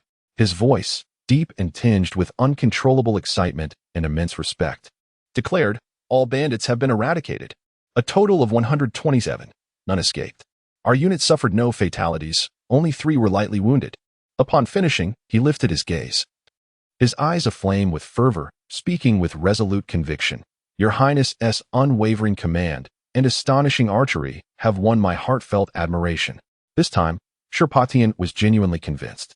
Previously, his feelings towards the young lord had been rooted in loyalty and duty, but now, it blossomed into sincere admiration. The ability to remain calm under duress, to analyze and command with precision, to face formidable foes with such disregard, and to decisively alter fate with a single arrow. This was no mere playboy's accomplishment. This was the mark of a born commander. Behind him stood 50 elite warriors of the Duan Yu Quang Dao camp, poised like javelins. Their armor and steel blades bore fresh stains of blood, mingled with dust, rendering them somewhat disheveled. Yet, the chilling aura of death surrounding them remained undiminished, even intensified by the recent orgy of slaughter. They stood in silence, resembling emotionless killing machines, yet their gaze towards Huangfu Jingzhe brimmed with fervent trust and adoration. The ordinary soldiers, witnessing this formidable contingent, felt their hearts tremble. It was these 50 individuals who had just butchered over 100 fierce bandits with the ease of chopping vegetables. They had previously thought these men were merely the guards brought by the esteemed Lord Huang, indistinguishable from other soldiers, only to realize now that they were, in fact, a pack of ferocious beasts clad in human skin. Observing the absolute obedience and fervor in their eyes directed at Lord Huang, the ordinary soldiers were filled with trepidation, mingled with a hint of envy. If only they too could join such an elite force and serve under such powerful leaders. At the epicenter of it all, Huangfu Jingzhe merely nodded lightly, as though the recent fierce clash was but the casual swatting of a few buzzing flies. He even took the time to dust off a speck of dirt from his clothing, speaking in a calm tone. "Understood. Clear the battlefield, assess the losses, tend to the wounded, and we shall depart again in half an hour." "Yes," Sherpatian responded respectfully, rising immediately to carry out the orders. The nonchalant demeanor of Huangfu Jingzhe contrasted sharply with his earlier decisive and commanding presence. This stark shift in demeanor imbued those around him with an inscrutable chill and an air of mystery. What manner of person was he? Ding. The system detects that the entire escort team's perception of reality has been utterly overturned due to the host's astonishing performance. resulting in a profound internal shock. Shock value 100. The timely chime of the system echoed. Though the value was modest, it represented the collective reaction of the ordinary soldiers. A barely perceptible smile curved the corner of Huangfu Jingzhe's lips. Excellent. Another shock value acquired. Though scant, every little bit counts. Moreover, he understood that this was merely the beginning. As the battle concluded, the team resumed their busy tasks, clearing corpses, bandaging wounds, calming frightened horses, and inspecting damaged supply carts. Yet, the atmosphere had shifted entirely. No one dared to raise their voices boisterously, nor did anyone cast disdainful glances at the slender figure of Lord Huang. While the soldiers worked, they could not help but sneak glances in Huangfu Jingzhe's direction, their eyes filled with reverence and curiosity. Hey, did you see that? Lord Huang's arrow, my heavens! One soldier whispered to his companion, his face still reflecting shock. I saw it. It was so fast. Whoosh, that bandit leader just fell. An arrow through his neck. Another soldier animatedly gestured, his tone brimming with excitement. And his composure while commanding, that was something else. We were all utterly terrified. Yet he didn't even blink. And the way Commander Shi and his men struck down foes was akin to slicing through vegetables, truly ferocious. Do you think Lord Xiao Huang was merely pretending before? Surely, he isn't just a dandy, right? Hush, keep your voice down. Do you wish to court death? Regardless of whether he was feigning bravado, following Lord Xiao Huang from now on will undoubtedly ensure our safety. Such whispers echoed throughout the ranks. News of Lord Xiao Huang's calm demeanor in the face of danger, his decisive command, and how he led 50 elite soldiers to vanquish over 100 bandits, even downing their chieftain with a single arrow, spread like wildfire through the camp. The previous jibes and discussions faded without a trace, replaced by hushed gasps of astonishment and eyes filled with reverence. Chapter 40. Arrival at the Frontier. The dandy emerges in the military camp. After nearly a month of travel, the convoy finally reached the grand encampment at the Western Front. From a distance, imposing earthen walls stood tall and sturdy, resembling a row of silent giants upon the desolate plains. The camp gates swung wide open, revealing a labyrinth of tents and barracks, with flags fluttering in the wind. The air was devoid of the fragrant perfumes of the capital. Instead, it carried the pungent scent of dust, sweat, metal, and horses. A chilling aura enveloped us, tightening our chests. The reception was handled by a short, stout quartermaster named Ho. Upon learning that the leader of the supply convoy was a certain Huangfu Jingzhe, a supply officer from the capital, Quartermaster Ho's already squinted eyes narrowed further. Oh, Huangfu Jingzhe? He huffed, his voice elongated as if he were chewing on a piece of aged jerky. A noble from the capital, how rare indeed. He scrutinized Huangfu Jingzhe as he dismounted from the carriage, clad in an elaborate yet impractical official robe tailored in the capital. With hair meticulously arranged and a face betraying the fatigue of travel, his eyes darted about in a rather disheveled manner. Hey, Lord Ho. Huangfu Jingzhe approached with an air of familiarity, grinning broadly. At last, we've arrived. This journey has utterly exhausted me. Lord Ho, you're in charge here, aren't you? Quickly now, arrange a decent place for me to rest, and get me some hot water to wash off this dirt. Ugh, the winds and sands of the western frontier are truly unbearable. As he spoke, he exaggeratedly brushed off the dust from his clothes, as if the sand itself were a deadly poison. Quartermaster Ho's expression grew even more drawn. This demeanor was precisely what one would expect from the notorious dandy of the capital. Just another privileged youth seeking to gild his experience at the frontier. He scoffed derisively, his attitude dripping with disdain. Lord Huang, he deliberately mispronounced Huangfu's name to emphasize his contempt. This is a military camp, not your family's estate in the capital. There is no hot water, nor any specially prepared accommodations for you. You are a supply officer. Report to the supply camp over there. Your lodgings will be the same as those of other supply officers. Find yourself an empty tent. He gestured toward a distant area of dilapidated barracks, his tone unyielding and devoid of any room for negotiation. What? Find it myself. Huangfu Jingzhe exclaimed, taken aback as if he couldn't comprehend. Lord Ho, surely you jest? I am indeed quite serious. My lord, you cannot treat me in such a manner. I have come to deliver supplies to the western frontier. He wished to proclaim himself the heir, yet the thought of having to play the role of a dandy stifled his words, leaving him to speak in vague terms. The quartermaster, with a belly that shook with laughter, seemed to have heard the most ludicrous jest. Lord Huang, You have brought provisions. It is your duty. In the military camp, status means nothing. Only military merit matters.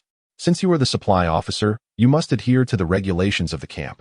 His tone grew heavier, laced with a hint of menace. Do not think that because you have come from the capital, you can act like a big shot here. This is the border, a place where battles can erupt at any moment. His words were tinged with a whiff of gunpowder, revealing a long-standing resentment towards these nobility from the capital. Seeing this, Huangfu Jingzhe chose not to argue further, shrugging with an air of indifference. Very well, my lord, you have the final say. As for the supplies, you may handle it as you see fit. I shall find a place to rest. He yawned, feigning complete disinterest in the provisions. The quartermaster watched his retreating figure, his disdain deepening. Indeed, he was a useless piece of driftwood. Sooner or later, this wretched place would have him crying for a return to the capital. The elite of the Duan Yu Quang Dao camp, led by Sherpatian, were also dispatched by the quartermaster to a more remote area of the camp, ostensibly for the purpose of mingling with ordinary soldiers, devoid of any special treatment. This infuriated Sherpatian, who approached to argue, but the quartermaster's stance was unyielding, allowing no room for debate. Just as Sherpatian was about to explode with anger, he caught Huangfu Jingzhe's warning glance, a subtle shake of the head. He swallowed his words, his face a stormy hue, fists clenched tightly. As soon as the troops settled in, news spread rapidly. Have you heard? The infamous dandy heir of the Jingzhe king has arrived. Is it true, that heir? I heard he wouldn't even dare to kill a chicken in the capital. How did he end up in a military camp? Huh, he must be here for a spectacle. The quartermaster has already made things difficult for him. Rumor has it he was tossed into the supply camp. Serves him right. Does the young master from the capital understand the hardships of the border? Does he think he has come for leisure? Many commanders who received the news grew curious and flocked to the camp.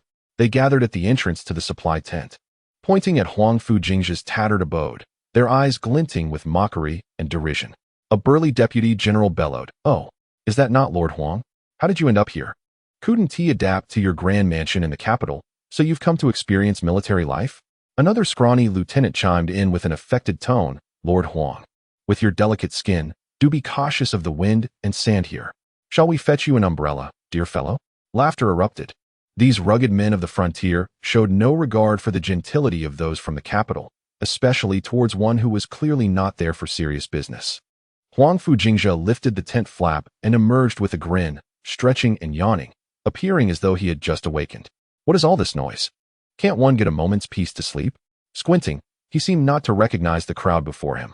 What are you all doing, generals? Having a tea party instead of resting at this late hour?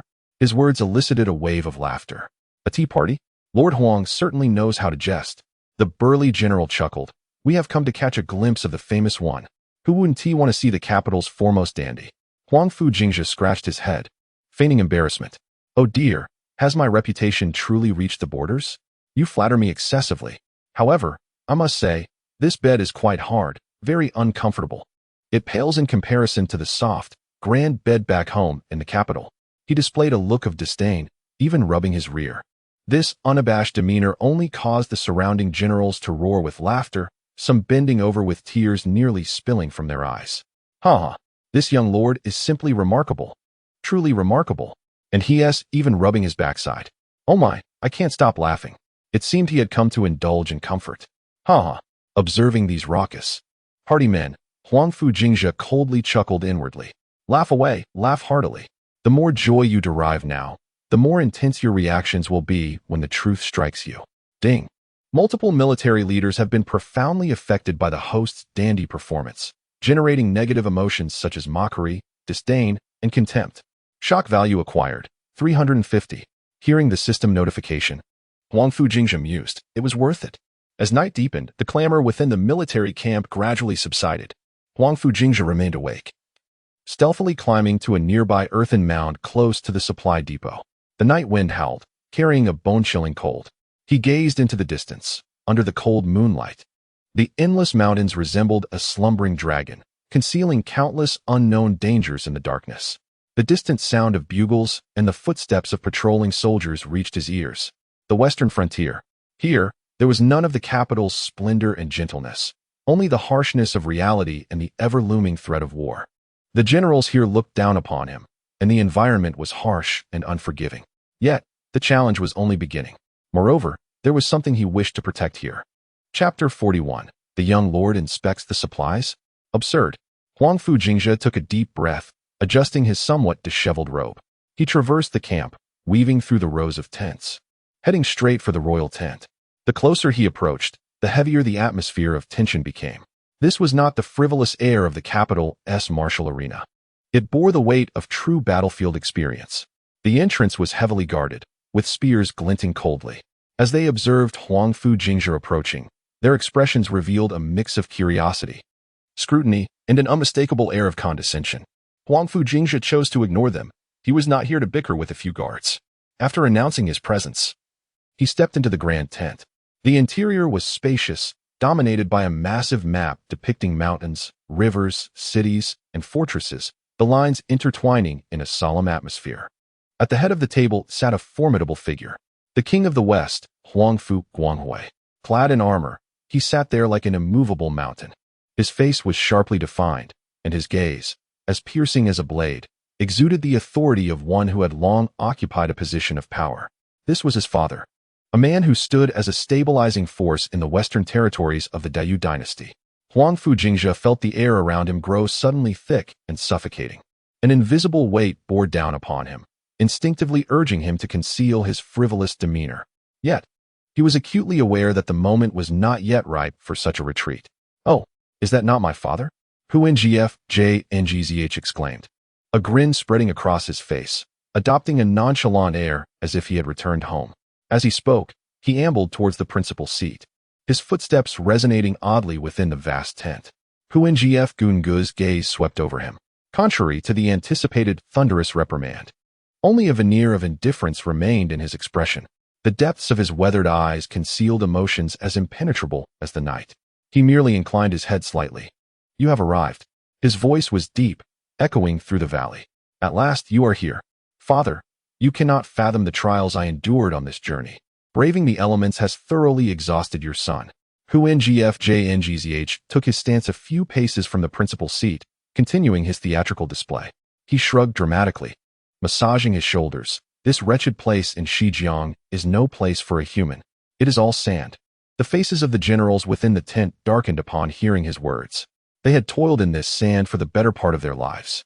Such remarks were profoundly hurtful.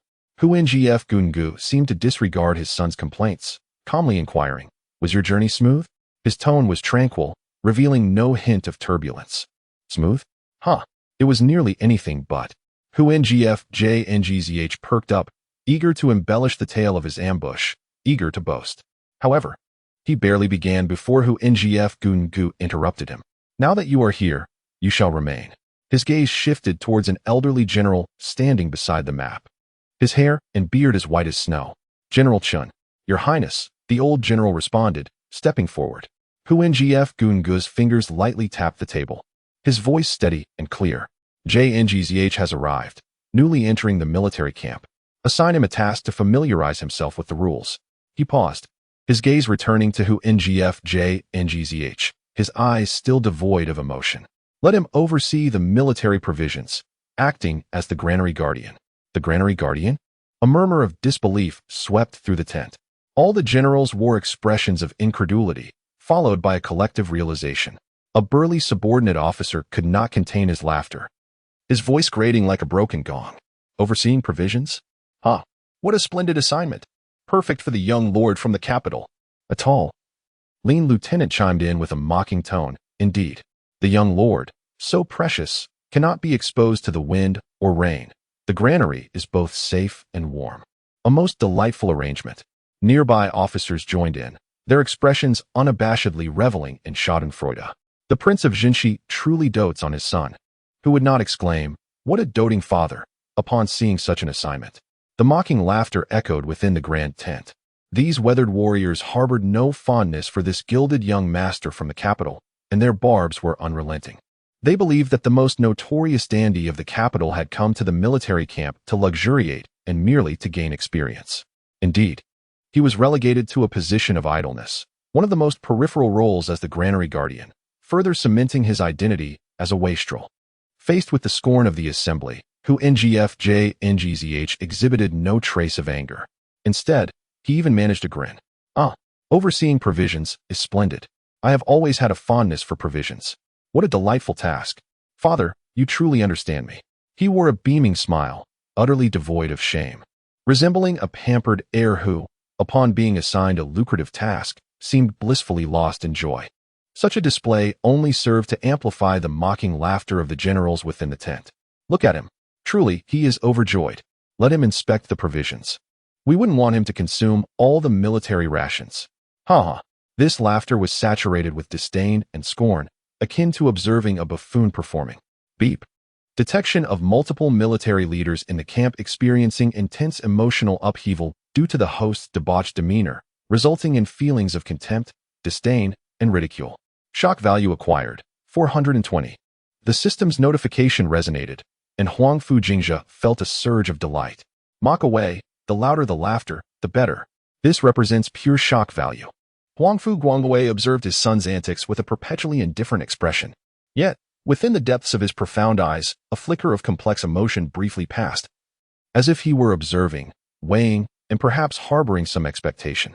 However, he remained silent, merely instructing the old general, General Chun, please escort him to the granary.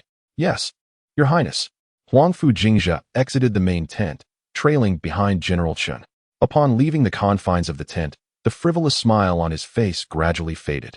The sounds of laughter from within the tent still lingered faintly in his ears. He paused, not immediately heading towards the granary, but instead turned to gaze skyward. The night sky in the western frontier was deeper than that of the capital, with stars shining even brighter. A cool breeze swept in, laden with sand. Yet he remained unperturbed. Turning back, his gaze fell upon the row of seemingly unremarkable barracks not far away. There lay the granary. Inspecting the granary? The corners of Huangfu Jingzhe's mouth curled into a subtle smile, distinctly different from the foolish grin earlier, imbued with a restrained sharpness and calculation.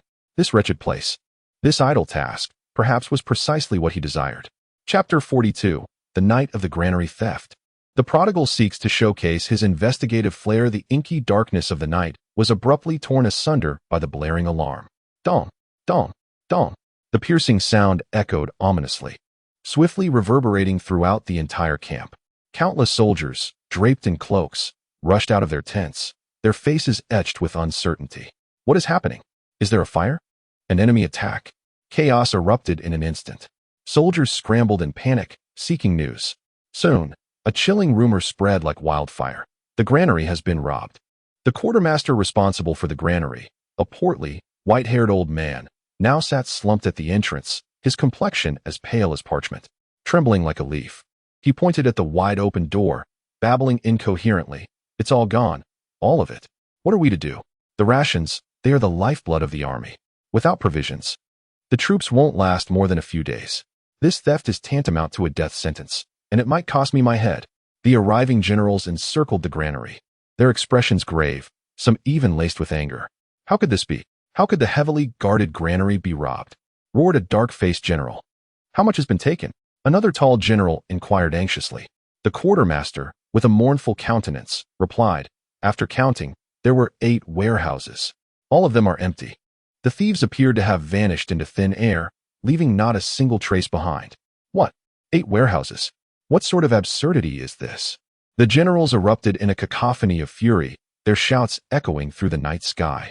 They paced around the granary, scrutinizing every inch, yet, just as the quartermaster had indicated, there were no signs of forced entry on the ground or the walls, nor any indications of a struggle. The locks on the storeroom doors remained intact, yet the doors were ajar, and the supplies within had mysteriously disappeared. An oppressive silence enveloped the scene, the atmosphere thick with tension that rendered breathing a challenge.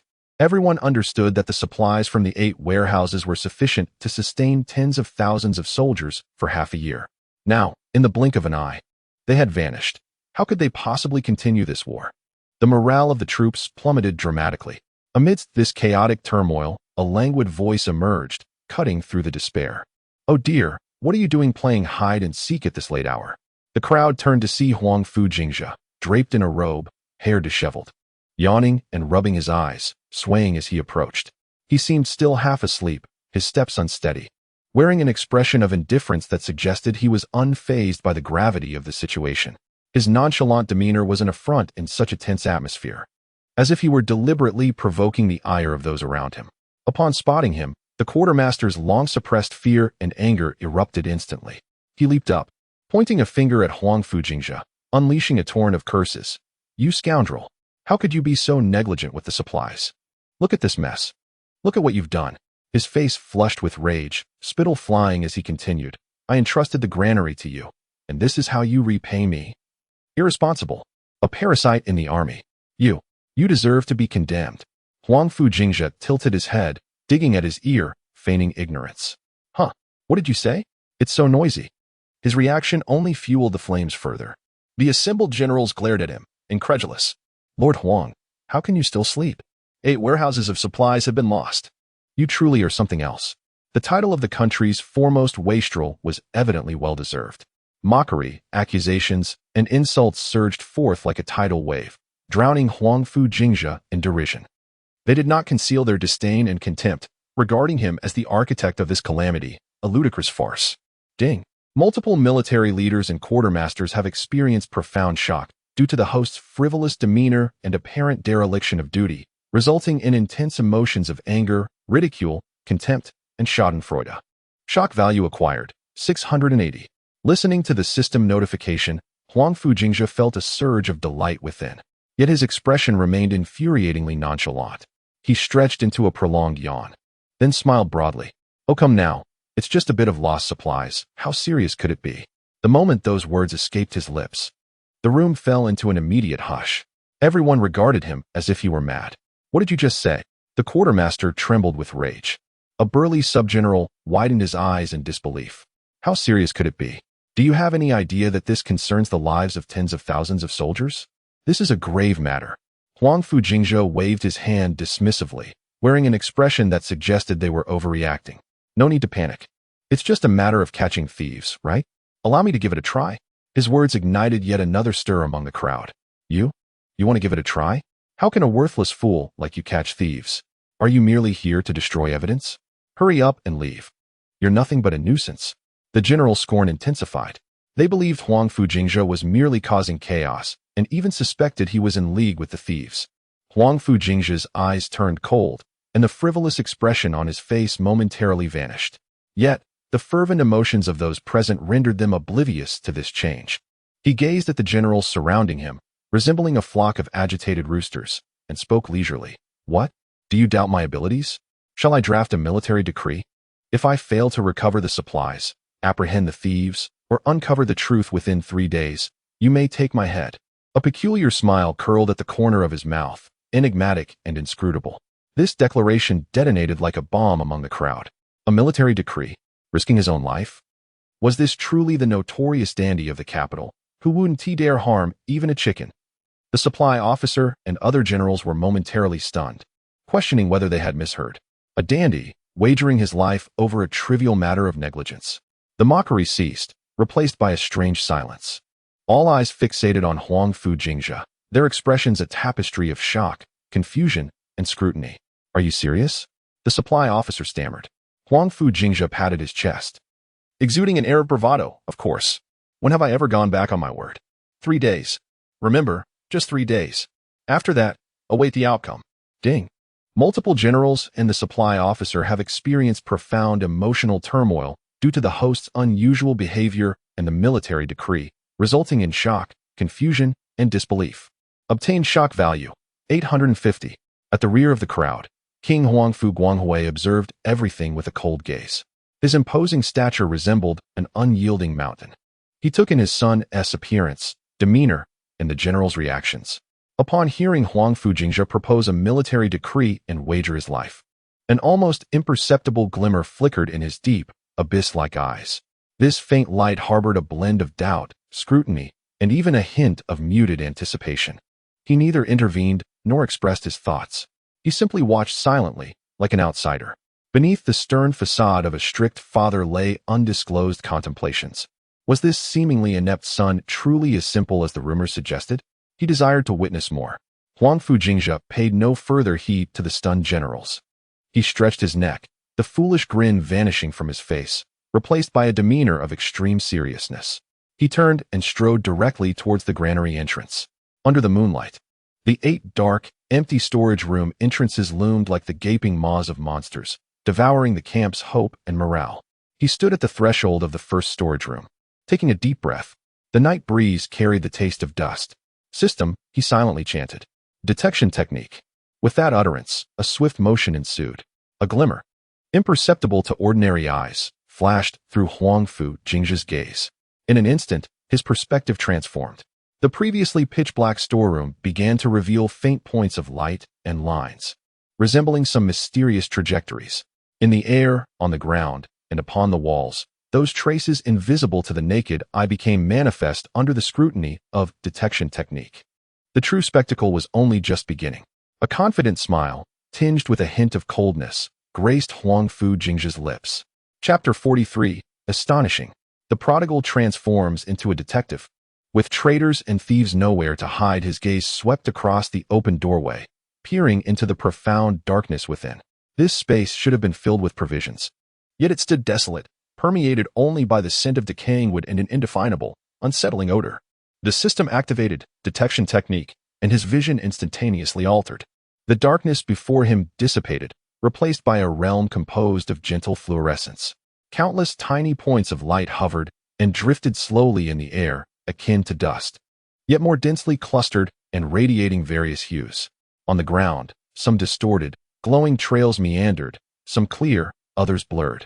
Upon the walls and columns, faint runes or markings flickered. Footprints, residual scents, and an unusual energy fluctuation. He stood up, inhaling the air laden with luminescent particles. A subtle, fishy odor intertwined with the scent of earth filled his nostrils. This was not the scent of a human. It was the essence of an orc. Moreover, this odor mingled with the aroma of provisions, imperceptible to an ordinary person.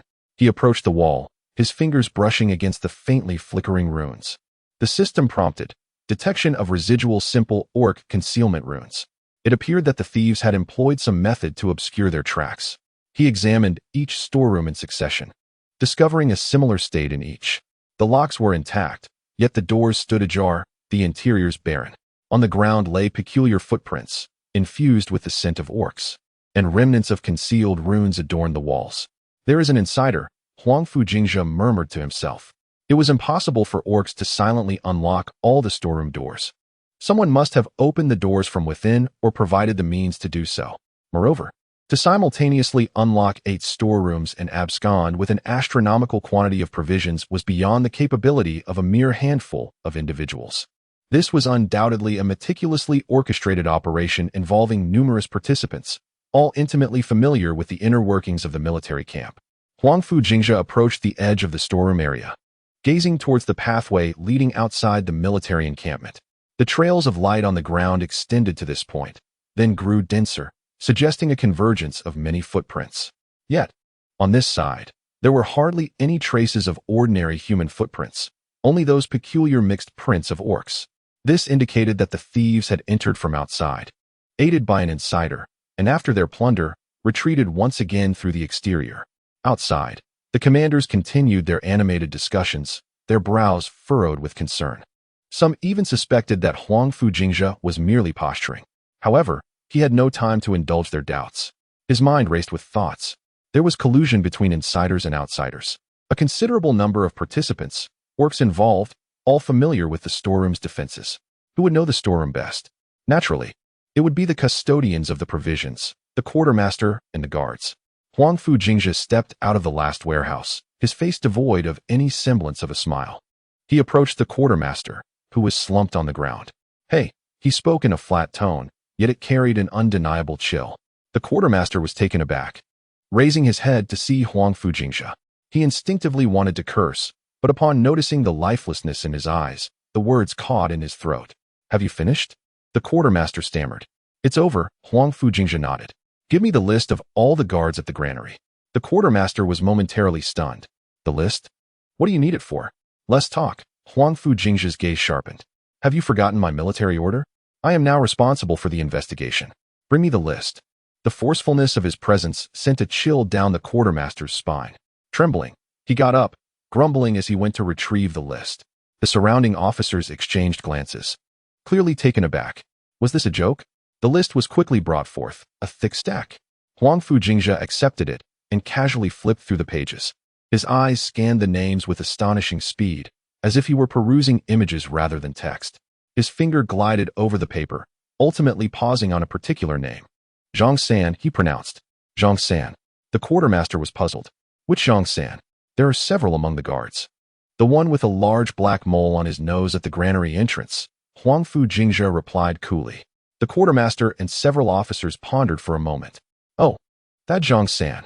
He's an old guard, been on duty for several years. The quartermaster exclaimed. That's him. Huangfu Jingzhe closed the list. Relay my orders, immediately. At once, apprehend Zhang San. And all guards on duty tonight must be isolated and monitored. At this pronouncement, chaos erupted. What? Apprehend Zhang San. Young master. You must be mistaken. Zhang San is honest and straightforward. How could he be a thief? The quartermaster shrieked. Indeed, young master, investigations cannot be based on mere speculation. Another officer challenged. Speculation? Huangfu Jingzhe fixed them with a gaze, a cold smile curling upon his lips. Do I need to speculate? What I have witnessed surpasses what you could observe in a lifetime. He refrained from explaining his investigative methods, instead adopting a tone that was both arrogant and confident. Follow my orders. Apprehend him immediately. Huangfu Jingzhe's voice rose sharply, imbued with a commanding pressure. Anyone who dares to hesitate will be treated as an accomplice. The intensity of his demeanor made the officers' hearts race. This was no longer the frivolous young master. It was as though he had transformed into another person entirely. His gaze was as sharp as a knife, making it difficult for anyone to meet his eyes. Military orders are absolute, coupled with Huangfu Jingzhe's prior military edicts. No one dared to defy him. A few officers responsible for the guards, steeling themselves, moved to apprehend Zhang San. Zhang San, in his tent, was pale and trembling, his hands shaking around a wine flask. Hearing the commotion outside, his heart sank. Before he could fully comprehend the situation, the tent flap was thrown open, and several armored soldiers stormed in. Zhang San, come with us. Upon hearing this, Zhang San's fear surged, and he instinctively leaped up, attempting to flee. Run. The leading officer let out a cold laugh and struck Zhang San to the ground with a single punch. The soldiers surged forward, binding him tightly. Before long, Zhang San was dragged to the granary entrance like a lifeless dog. Spare me, my lord. I have done nothing. He wailed in despair. Huangfu Jingzhe approached Zhang San, his gaze icy. Zhang San, confess honestly. Were you the one who opened the doors to the 8 storerooms? Zhang San's face paled, his eyes darting about, yet he feebly protested. What doors, my lord? I have been on duty all along. I went nowhere. Still defiant, Huangfu Jingzhe sneered. He circled Zhang San and then halted. Search him. The soldiers promptly moved in to search Zhang San. They retrieved a few pieces of silver and a bag of rations from his pockets. Nothing else. The supply officer sighed in relief. Your Highness, see? Zhang San is innocent. It is impossible. Before he could finish, Huangfu Jingzhe fiercely seized Zhang San's sleeve. Within his detective skill vision, he noticed several black spots flickering on the inside of Zhang San's sleeve. Huangfu Jingzhe ripped open the lining of Zhang San's sleeve, revealing a hard object concealed within. What is this? A soldier inquired as he took it out. It was a polished piece of bone, etched with a twisted symbol. The supply officer and the commanders gathered closer, their expressions bewildered. Yet Huangfu Jingzhe's eyes narrowed. He had seen remnants of this symbol on the granary wall. System prompt. Detected the insignia of the low-tier orc clan, the Earth Splitters. The Earth Splitters. Huangfu Jingzhe smirked inwardly. This was a notorious raider clan from the Orc Plains. So it was indeed the orcs behind this. He turned his gaze to Zhang San, whose heart sank under the weight of his stare. The insignia of an orc clan. Huangfu Jingzhe said slowly. Zhang San, were you not supposed to be an honest man? How did you find yourself entangled with orcs? Zhang San's psychological defenses crumbled completely. His face turned ashen, his body trembling like a leaf. If I confess, will I survive? He shouted, desperation in his voice. It depends on your performance. Huangfu Jingzhe replied coolly. Zhang San, now devoid of courage to conceal the truth, spilled everything like beans from a bamboo tube. They have several accomplices lurking around our camp. In a bid to save his own life, he divulged all he knew. The commanding officers present gasped in shock. Who could have anticipated that a mere theft at the granary could unravel a conspiracy involving orc spies and collusion from within and without? Ding. Detected multiple military leaders and supply officials in shock, due to the host solving the case, experiencing complex emotions of extreme astonishment, reverence, and disbelief. Earned 1,500 shock points. Hearing the system notification, Huangfu Jingzhe remained calm. This was merely the beginning. He surveyed all present. Listen, his voice was low yet resonated clearly in every ear. Immediately, the entire army is on lockdown. All guards on duty tonight are to be rigorously interrogated. Not a single one shall be spared. Dispatch elite cavalry at once to seal off all major and minor routes out of the camp. Conduct a thorough search around the camp. Hunt down the lurking orc spies. In the meantime, dispatch swift horses to urgently inform the prince and General Chun, requesting reinforcements and guidance. Moreover, bring Zhang San. I shall personally interrogate him to extract the rendezvous point of the orcs and their exact numbers. The commands issued were precise, resolute, devoid of any hesitation. He bore no semblance to a pampered young master. Rather, he resembled a seasoned general accustomed to the rigors of battle. The commanders present were struck dumb, gazing at Huangfu Jingzhe as if they were encountering him for the first time. The frivolous spendthrift, who was once known for his reckless extravagance, now radiated a chilling brilliance. What are you dawdling for? Get to it. Huangfu Jingzhe barked. The commanders, jolted back to reality, responded in unison. Yes, my lord. They turned and, as if awakening from a dream, rushed out to convey the orders. Chapter 44. The camp's renown. The prodigal's name gradually fades. Yes, my lord. Their voices rang out, imbued with a tremor akin to that of being struck by thunder. The commanders, now fully alert, dashed out to relay the commands. The entire camp erupted into a flurry of activity, akin to water boiling over. The entire army is under martial law. Those 4 words tightened the soldiers' nerves. The patrols were tripled, sandbags piled at the camp's entrance, and archers stationed atop the high walls. The night watchmen were urgently summoned, brought to a secluded tent, their faces ashen, bewildered by the unfolding events. The logistics officer collapsed onto the ground, the intensity of Huangfu Jingzhe's gaze sending chills down his spine. This was no mere prodigal. He was a harbinger of doom. He scrambled to his feet, stumbling towards the command tent to oversee the isolation and interrogation. He realized how narrowly he had escaped disaster. Had it not been for the young master's benevolence, he would have been treated as a conspirator. Several elite cavalry units surged out of the camp, armed with swords, bows, and an air of deadly intent, tasked with sealing off the routes indicated by the young master. Another contingent sped toward the prince's residence to deliver the urgent military report. Zhang San was escorted by 2 burly soldiers, still sobbing, his body trembling like a leaf in the wind. My lord, the common folk have said they are hiding about 10 miles to the north of the camp in a small valley. With approximately several dozen orcs and a few of our own, Zhang San blurted out, desperate for his life. Huangfu Jingzhe regarded him with an unfeeling gaze. Take him away. Hand him over to Shirpatian. Continue the interrogation without overlooking any detail. He waved his hand dismissively, as if Zhang San were mere refuse. Shirpatian bowed in acknowledgement. The respect in his eyes for Huangfu Jingzhe had transformed into fervent admiration. This young master was no mere mortal. He was a deity, solving cases with divine insight. His decisions were resolute. His aura was that of a tiger. Initially, he had followed the young master out of gratitude, but now he was wholeheartedly devoted, willing to traverse mountains of knives and seas of fire. My lord, you are truly a prodigy of heaven. Shirpatian could not restrain his admiration. Huangfu Jingzhe cast a fleeting glance his way, remaining silent as he made his way toward the granary area. The commanders, who had previously observed him with indifference, now regarded him with a transformed gaze, one of reverence, curiosity, inquiry, and even a hint of flattery. One of the previously most vocal subordinate generals approached cautiously.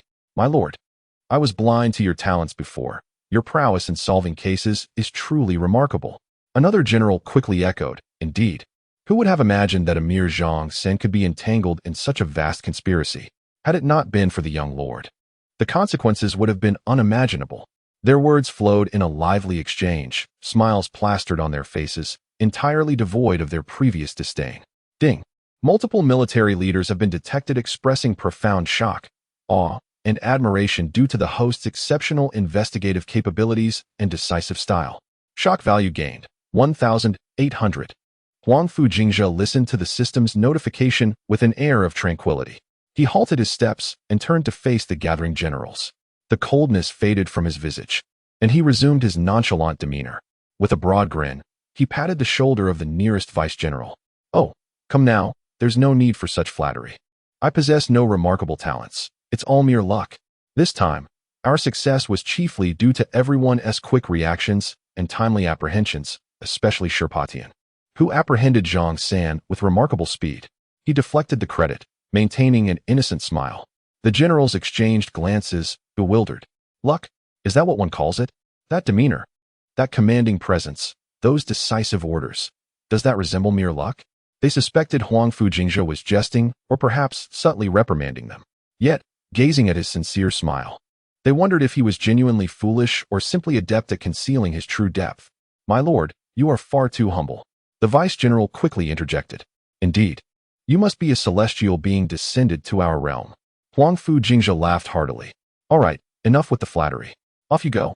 The hunt for the beastmen spies is of utmost importance and cannot be delayed. Go, go." He waved his hand, returning to his languid manner of dismissing them. The generals exchanged glances, their minds in turmoil. This young Lord Huangfu had become utterly inscrutable. Previously known as the most notorious playboy of the capital, he now displayed astonishing investigative acumen, a decisive approach, and even a humble demeanor. The stark contrast sent shivers down their spines.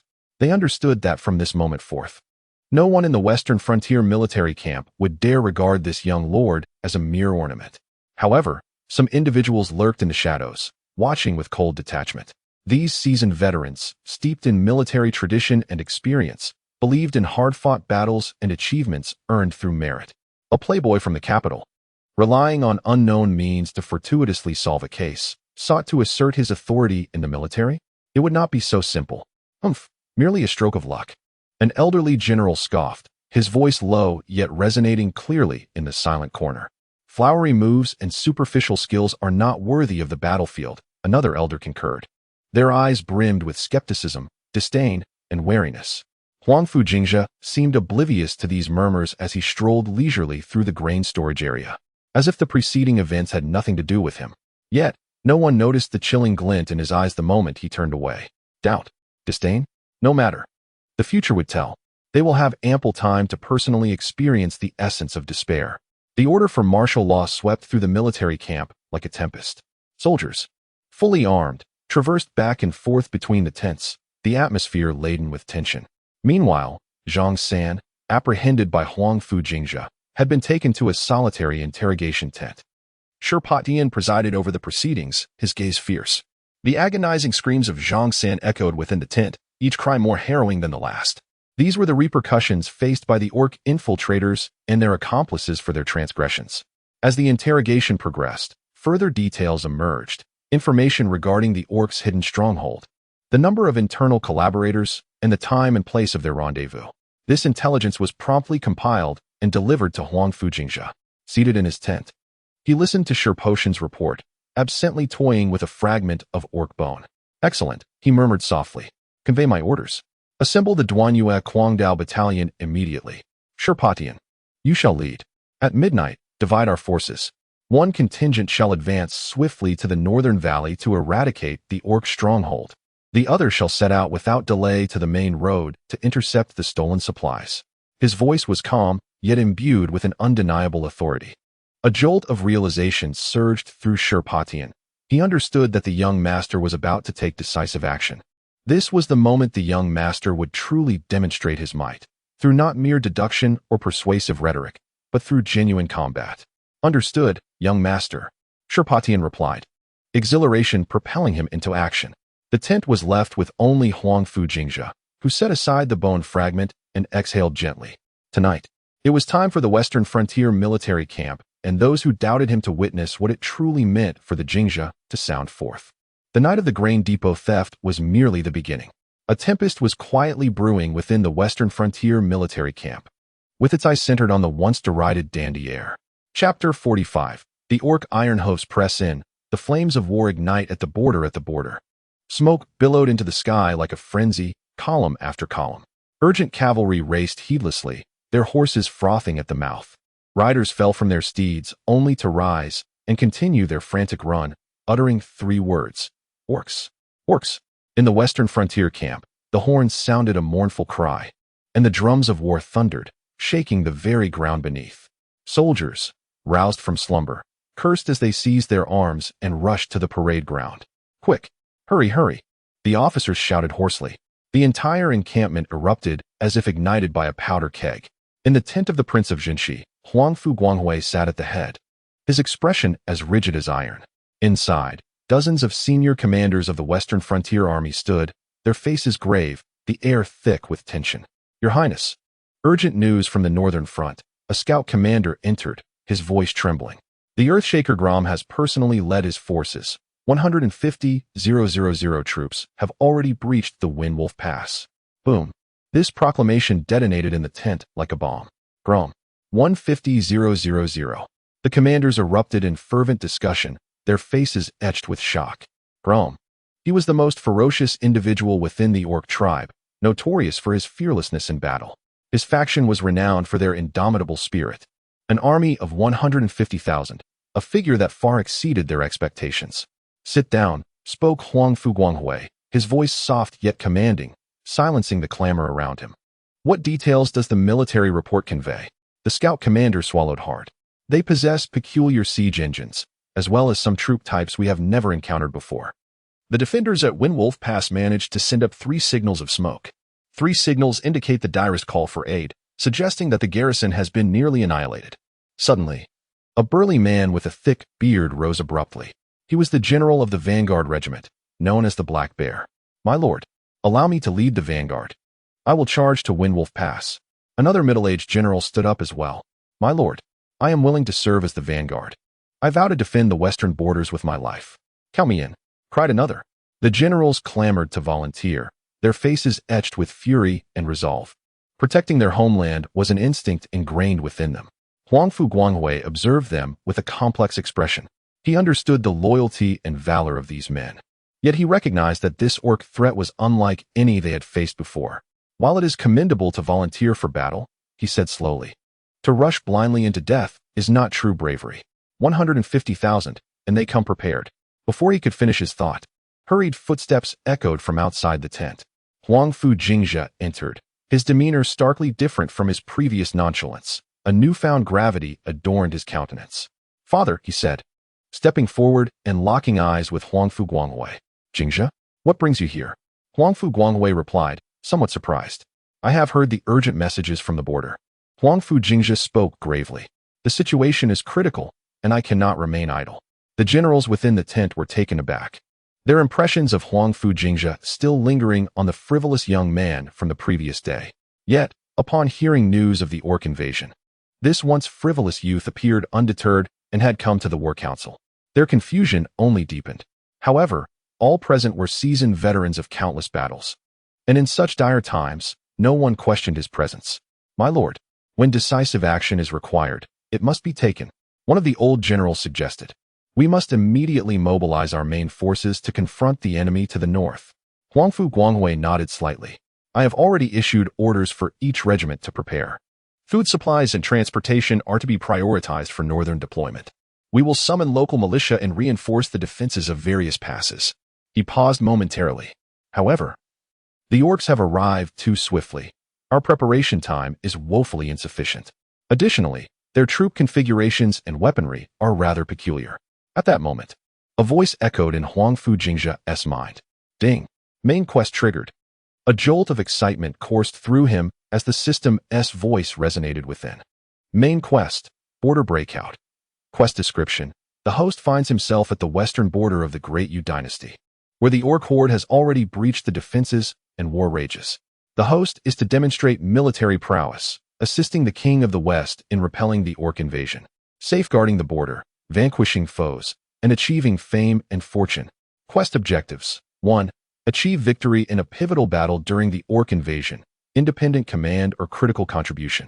2. Slay one high-ranking orc leader, chieftain level. 3. Accumulate military merit points totaling 10,000. The chilling voice of the system resonated with an unwavering severity, devoid of any jest. Erasure. The very utterance tightened the heart of Huangfu Jingzhe, for this was no mere game. It was stark reality. His gaze swept across the anxious commanders within the tent, landing upon his father, Huangfu, whose calm demeanor belied a lurking concern. Thoughts of his mother and sister, far away in the capital, and the elderly grandmother, alongside the seemingly indulgent yet caring uncle, flooded his mind. The invasion of the orcs was not solely a matter for the western frontier. It threatened the entirety of the Great Yu. Should the borders falter, his family, everything he held dear, would be imperiled. The labels of a wastrel, a fool, a spendthrift, such identities felt utterly laughable and insubstantial in this moment. The peaceful days of his past life had bestowed upon him strategic insight and knowledge, while his current role endowed him with the duty of safeguarding his family. The accursed system was compelling him to transform these thoughts into tangible reality. Taking a deep breath, Huangfu Jingzhe's countenance shifted entirely. The earlier solemnity was merely a facade. Now, his eyes ignited with fervor, an unwavering resolve, a commitment to protect, a duty and honor he must uphold as a royal heir and as Huangfu Jingzhe himself. The system's prompt echoed within his mind. Main quest, breakthrough at the border. Very well, a breakthrough it shall be. Who fears whom? He strode purposefully towards Huangfu, each step imbued with conviction. The commanders within the tent regarded him with curiosity, pondering the intentions of this young heir. Huangfu turned his gaze upon him, questioning. Huangfu Jingzhe halted before his father, refraining from bowing, instead locking eyes with him. Father, he began, his voice deep and resolute. I request permission to act. A murmur of astonishment rippled through the commanders. Request permission? This wastrel, who has scarcely perused a military tome. Huangfu Jingzhe remained silent, standing firm. Yet the aura he exuded seemed to lower the temperature within the tent, radiating a sharp, cold, and unyielding presence. Chapter 46. The Wastrel's Request for Battle Meets Resistance. Military orders as immutable as stone. Huangfu Jingzhe's declaration struck like a bolt of lightning within the assembly tent, leaving all commanders momentarily stunned. They exchanged incredulous glances, their eyes betraying disbelief. Request permission? Has this boy not woken from his slumber? Just days prior, he had been reveling in the capital. After merely a few days in the military camp, he dared to utter such bold proclamations? One could not suppress a laugh, though it was swiftly stifled. The air was thick with disdain. My lord, you jest, do you not? Questioned a corpulent middle-aged man clad in the garb of a quartermaster, his tone dripping with sarcasm. He was known as Zhao Pengzi, the quartermaster under the command of the King of the West, renowned for his sycophantic tendencies. He had only mocked Huangfu Jingzhe yesterday for his lack of understanding. Today, seizing the opportunity, his taunts were even more merciless. The battlefield is a place where blades and arrows do not discriminate. It is not akin to the extravagant indulgence in the flower houses of the capital or the poetic musings in the Spring Breeze Pavilion. Zhao Pengzi laughed heartily, the flesh on his face quivering with derision, his tone dripping with scorn. Should you venture forth, what if you were to stumble and fall? We soldiers cannot bear such a burden. His words were less a concern for Huangfu Jingzhe and more an implication that he was a delicate porcelain doll, an encumbrance on the battlefield. Zhao Jingzhe spoke with conviction, an experienced veteran of the camp. He had witnessed the brutal realities of war and held a particular disdain for the young noble from the capital. Fighting requires skill and experience, not just fervent passion.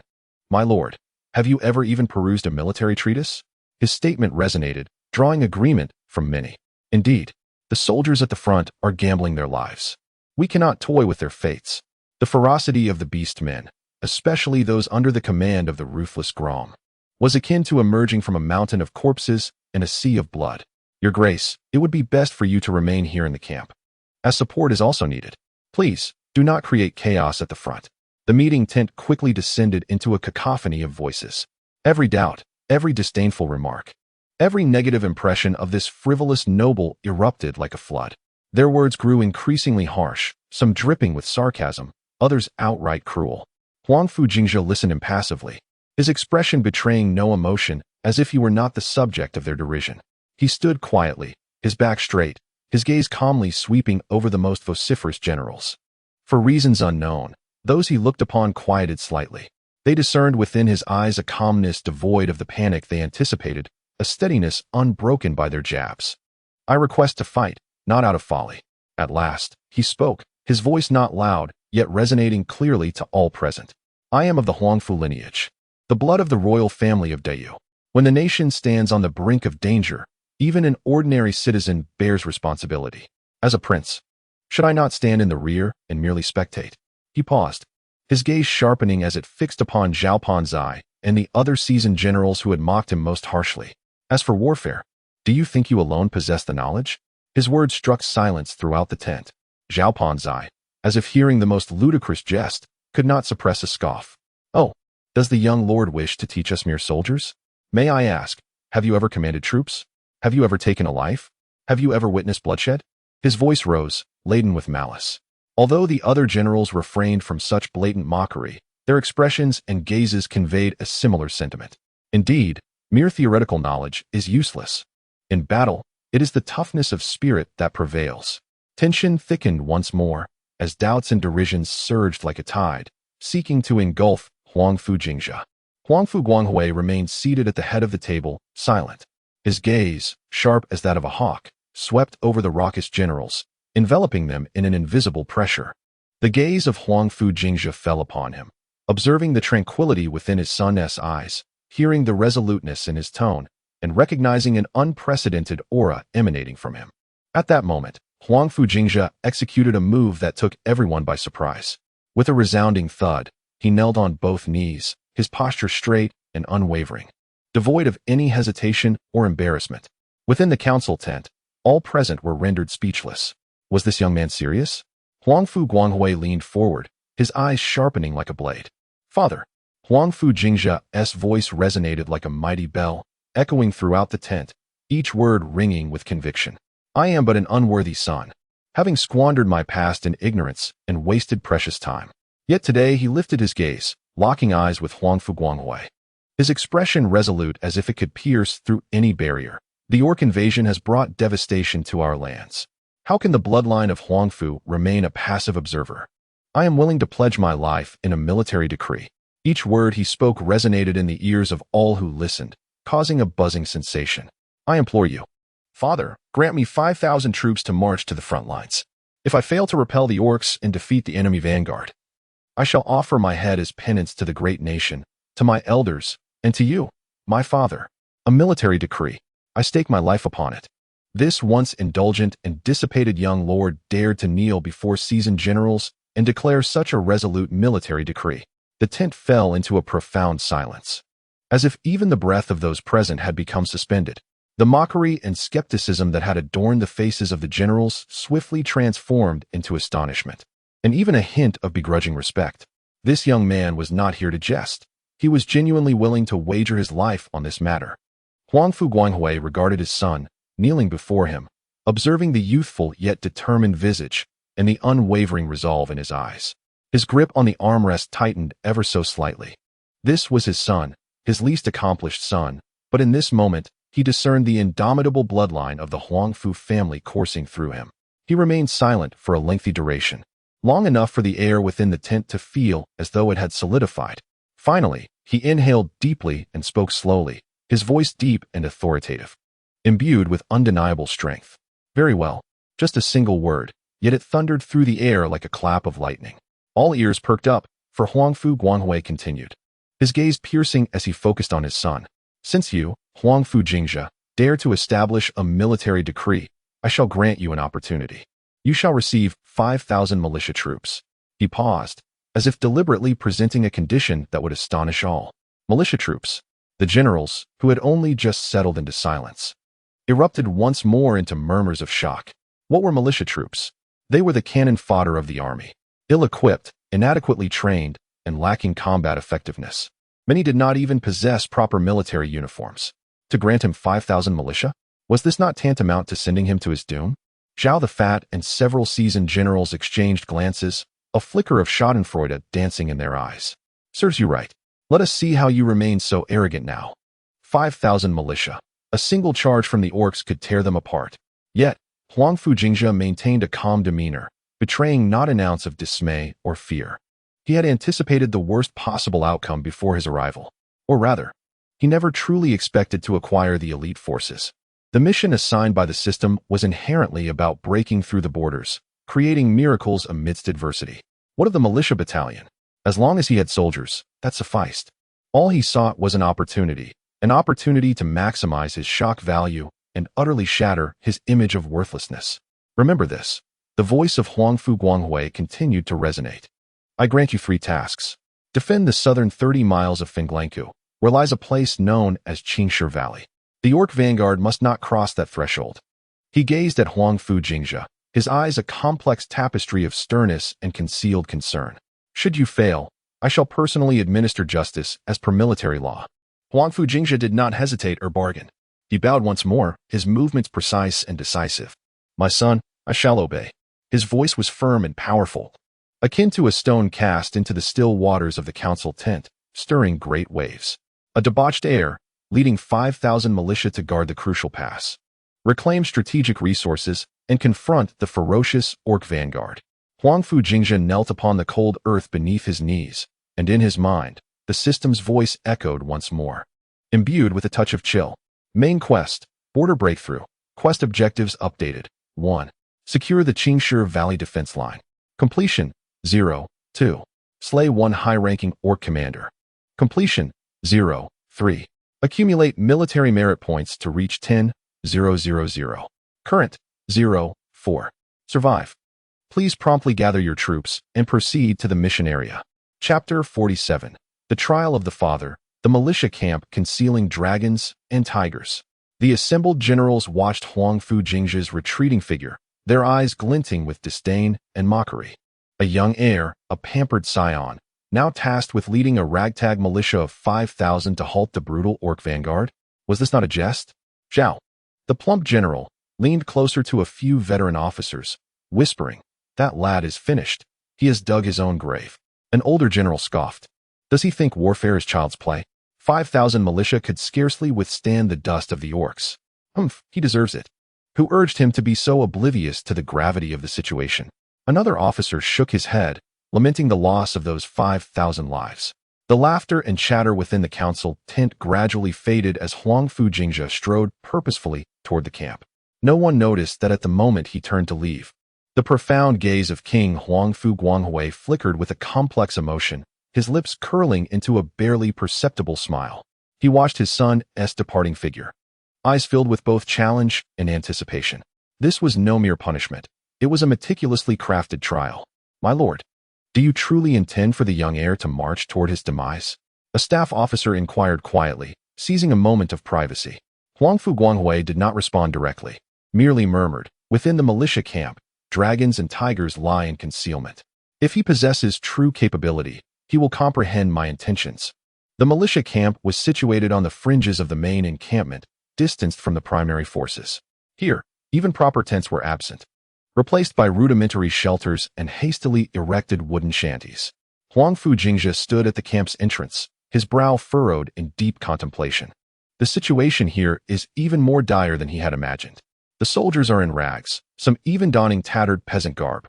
Their weaponry is a hodgepodge of rusted spears, makeshift clubs fashioned from wooden sticks wrapped in barbed wire, and even axes used for chopping firewood. Is this truly my army? Huangfu Jingzhe thought bitterly, as the system's notification chime echoed once more. Detected Army status, Militia Battalion, 5000 individuals. Combat power rating. Tip: the host may summon system troops or renowned generals to enhance army strength. Current shock value, 6,800. Capable of summoning basic troops or low-level generals. Huangfu Jingzhe scanned the encampment, contemplating his next move. With insufficient shock value, large-scale summoning of elite forces is temporarily out of reach. The immediate priority is to ascertain the true capabilities of his troops. Bring forth the commander responsible for the militia battalion. Huangfu Jingzhe commanded in a deep voice. Soon, a middle-aged officer with a bloated visage strode forward, his expression rife with disdain. I am Qiao Sandao, tasked with overseeing these 5000 militiamen. I hear it is the young lord who is to take command? He scrutinized Huangfu Jingzhe, his tone dripping with condescension. It was well known that the young lord, given his refined tastes, had likely never led troops before. You are quite arrogant. Huangfu Jingzhe narrowed his eyes, locking his gaze onto the officer. Qiao Sandao flashed a grin, revealing a set of yellowed teeth. It is not arrogance, merely an acknowledgement of the pitiful state of this battalion. If the young lord finds this too troublesome, it would be wiser to return to your residence for a few more days of rest. You may come to claim credit after the conflict has settled. Laughter erupted from the surrounding crowd. The militiamen looked up at the legendary dandy of the capital. Huangfu Jingzhe surveyed the area, noting the scorn and derision in the soldier's eyes. A dandy attempting to lead a battle? What a ludicrous jest. With a cold smirk, Huangfu Jingzhe suddenly acted with lightning speed, seizing Qiao Sandao by the throat and lifting him off the ground. I told you, you are quite arrogant. Silence fell over the crowd, all taken aback by this unexpected turn of events. How could a young lord, known for his aversion to physical exertion, possess such strength? Qiao Sandao's face flushed, his legs dangling helplessly, eyes wide with terror. I was wrong. Please spare me, young lord. He managed to stammer. Huangfu Jingzhe released his grip, allowing Qiao Sandao to crash heavily onto the ground, gasping for air. From this moment forth, I am the commander of this battalion, Huangfu Jingzhe declared, his voice firm yet resonant, surveying the crowd. Those who dare to defy me may leave at once. Those who comply, fall in line immediately. The militiamen exchanged glances, and to everyone's surprise, they began to assemble rapidly. Huangfu Jingzhe's decisive action had, at the very least, garnered a measure of respect. Gained shock value. 120. Huangfu Jingzhe proceeded to the center of the camp, whispering, "System, provide me with a detailed report on this battalion." Analyzing, discovered 7 special talents. Possessing remarkable abilities yet underutilized, discovered 36 retired veterans, experienced in actual combat, discovered 215 young adults with martial arts backgrounds. The remainder are ordinary militiamen. Possessing low combat effectiveness, Huangfu Jingzhe's eyes lit up. As he had suspected, there were hidden talents within the militia battalion, far from the superficial appearance. Qiao Sandao, take me to meet the captains in the camp, Huangfu Jingzhe commanded. Just moments ago, the audacious Qiao Sandao appeared domineering. But now he was as docile as a lamb. Yes, your highness. He guided Huangfu Jingzhe deeper into the camp. Along the way, Huangfu Jingzhe observed his surroundings. The militia exhibited low morale, their clothing tattered and their training disorganized. However, he noted that some individuals, despite their ragged attire, stood with an erect and formidable posture. Others wielded crude weapons with an effortless grace. Before long, 5 captains were summoned to the modest command tent. They included an elderly man with one arm, a burly figure with a face marred by scars, a young man with a pleasing countenance, a short but sharp-eyed middle-aged man, and a robust giant. State your names, former ranks, and specialties, commanded Huangfu Jingzhe. The one-armed elder stepped forward. I am Zhou Taidao, formerly a 1,000-man commander in the border troops, adept in formations. The scarred brute declared, I am Zhao Meng, former cavalry captain, skilled in charges. The youthful figure clasped his hands. I am Li Wan, a hunter by trade, with unparalleled archery skills. The short middle-aged man spoke. I am Huang San, former scout captain, proficient in reconnaissance and stealth. Lastly, the towering figure bowed. I am Tai Niu, a blacksmith by trade, possessing immense strength, capable of both combat and endurance. Huangfu Jingzhe's eyes sparkled with intrigue. What a remarkable ensemble this was. Far from a mere ragtag army, it was a comprehensive combat unit. Infantry, cavalry, archers, scouts, and logistics, all were present. He turned to Qiao Sandao. Why have you kept these talents hidden? What is your intention? Qiao Sandao lowered his head, unable to meet Huangfu Jingzhe's gaze. Your Highness, this is the directive from above. Above? Whose directive? Huangfu Jingzhe pressed. After a moment of hesitation, Qiao Sandao finally confessed. It is the prince's will. A jolt of realization surged through Huangfu Jingzhe. Was this militia camp prepared specifically for him? He recalled his father's gaze when assigning him this task, and the somewhat deliberate conditions attached. Everything began to crystallize. This was not a punishment, but rather an opportunity. Not a dead end, but a gift. A subtle smile graced Huangfu Jingzhe's lips as he turned to the 5 captains. Gentlemen, do you dare to fight alongside me in the Battle of Qingshi Valley?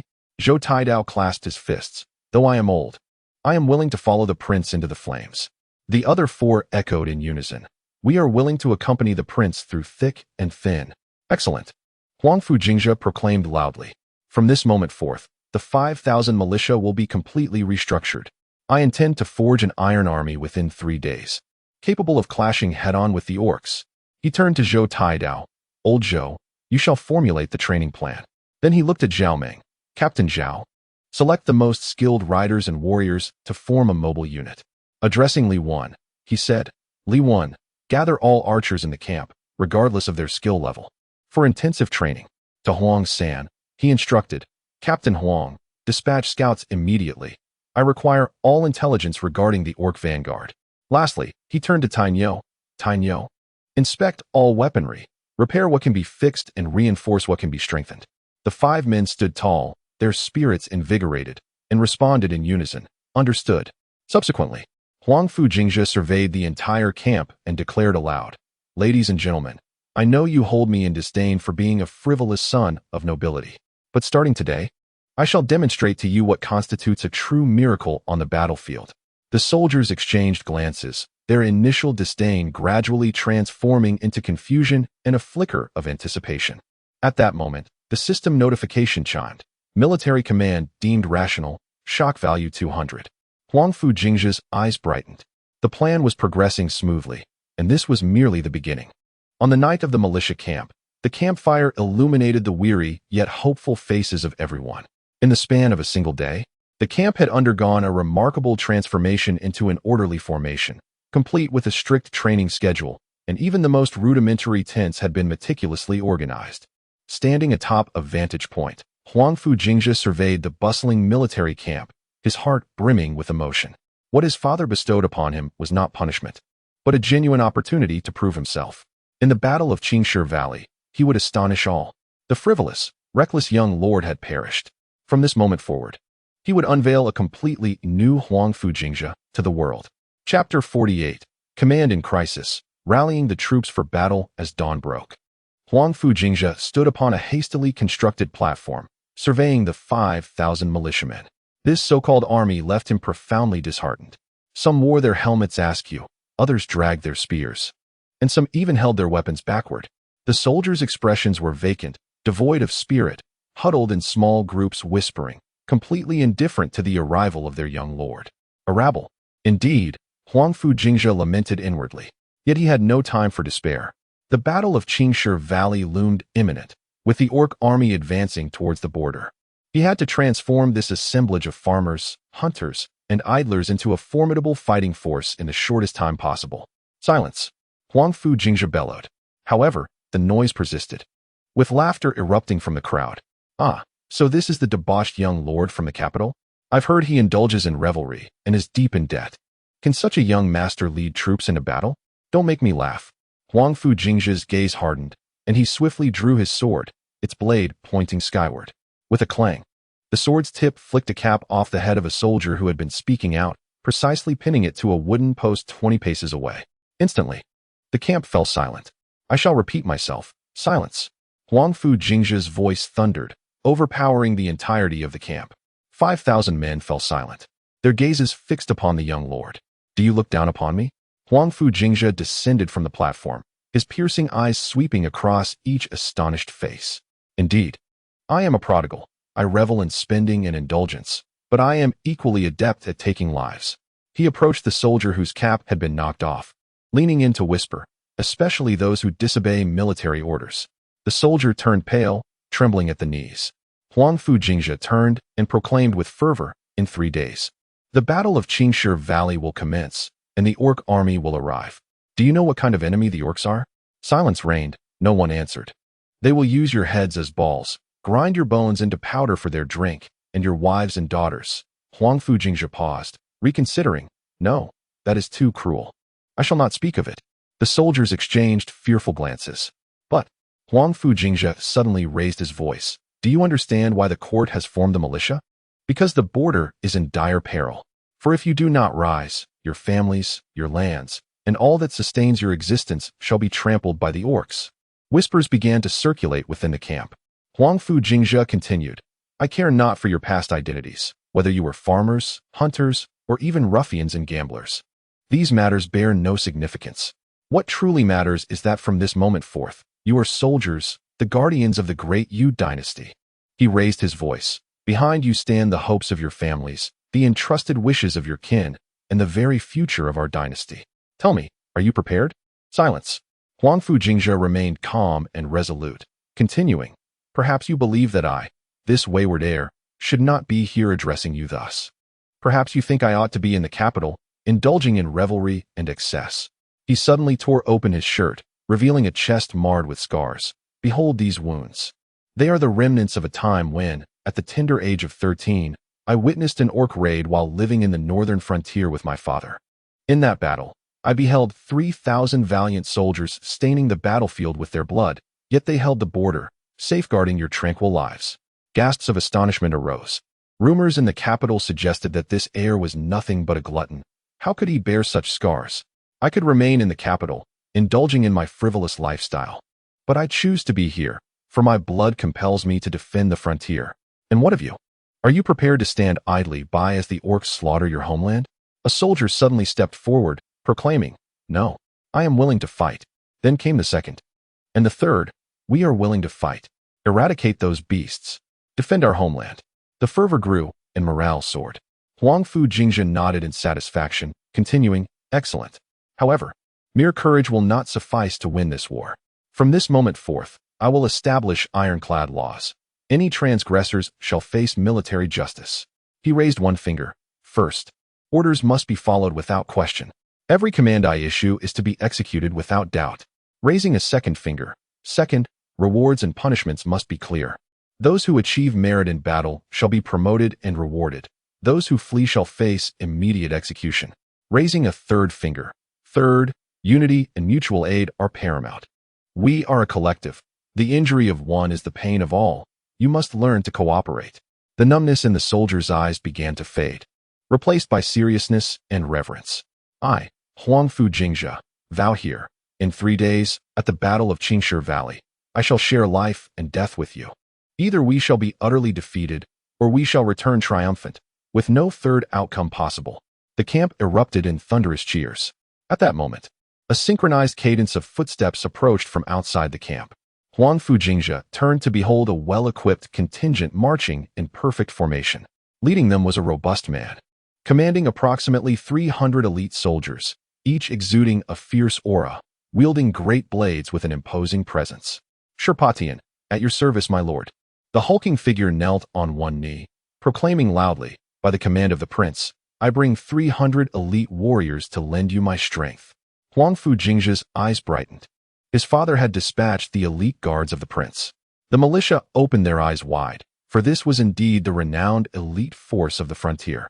Huangfu Jingzhe stepped forward decisively, assisting Sherpatian to his feet. "Excellent. With your presence, our chances in this battle have significantly improved." He then turned to the assembled soldiers and proclaimed loudly, "From this moment forth, the entire battalion shall be reorganized.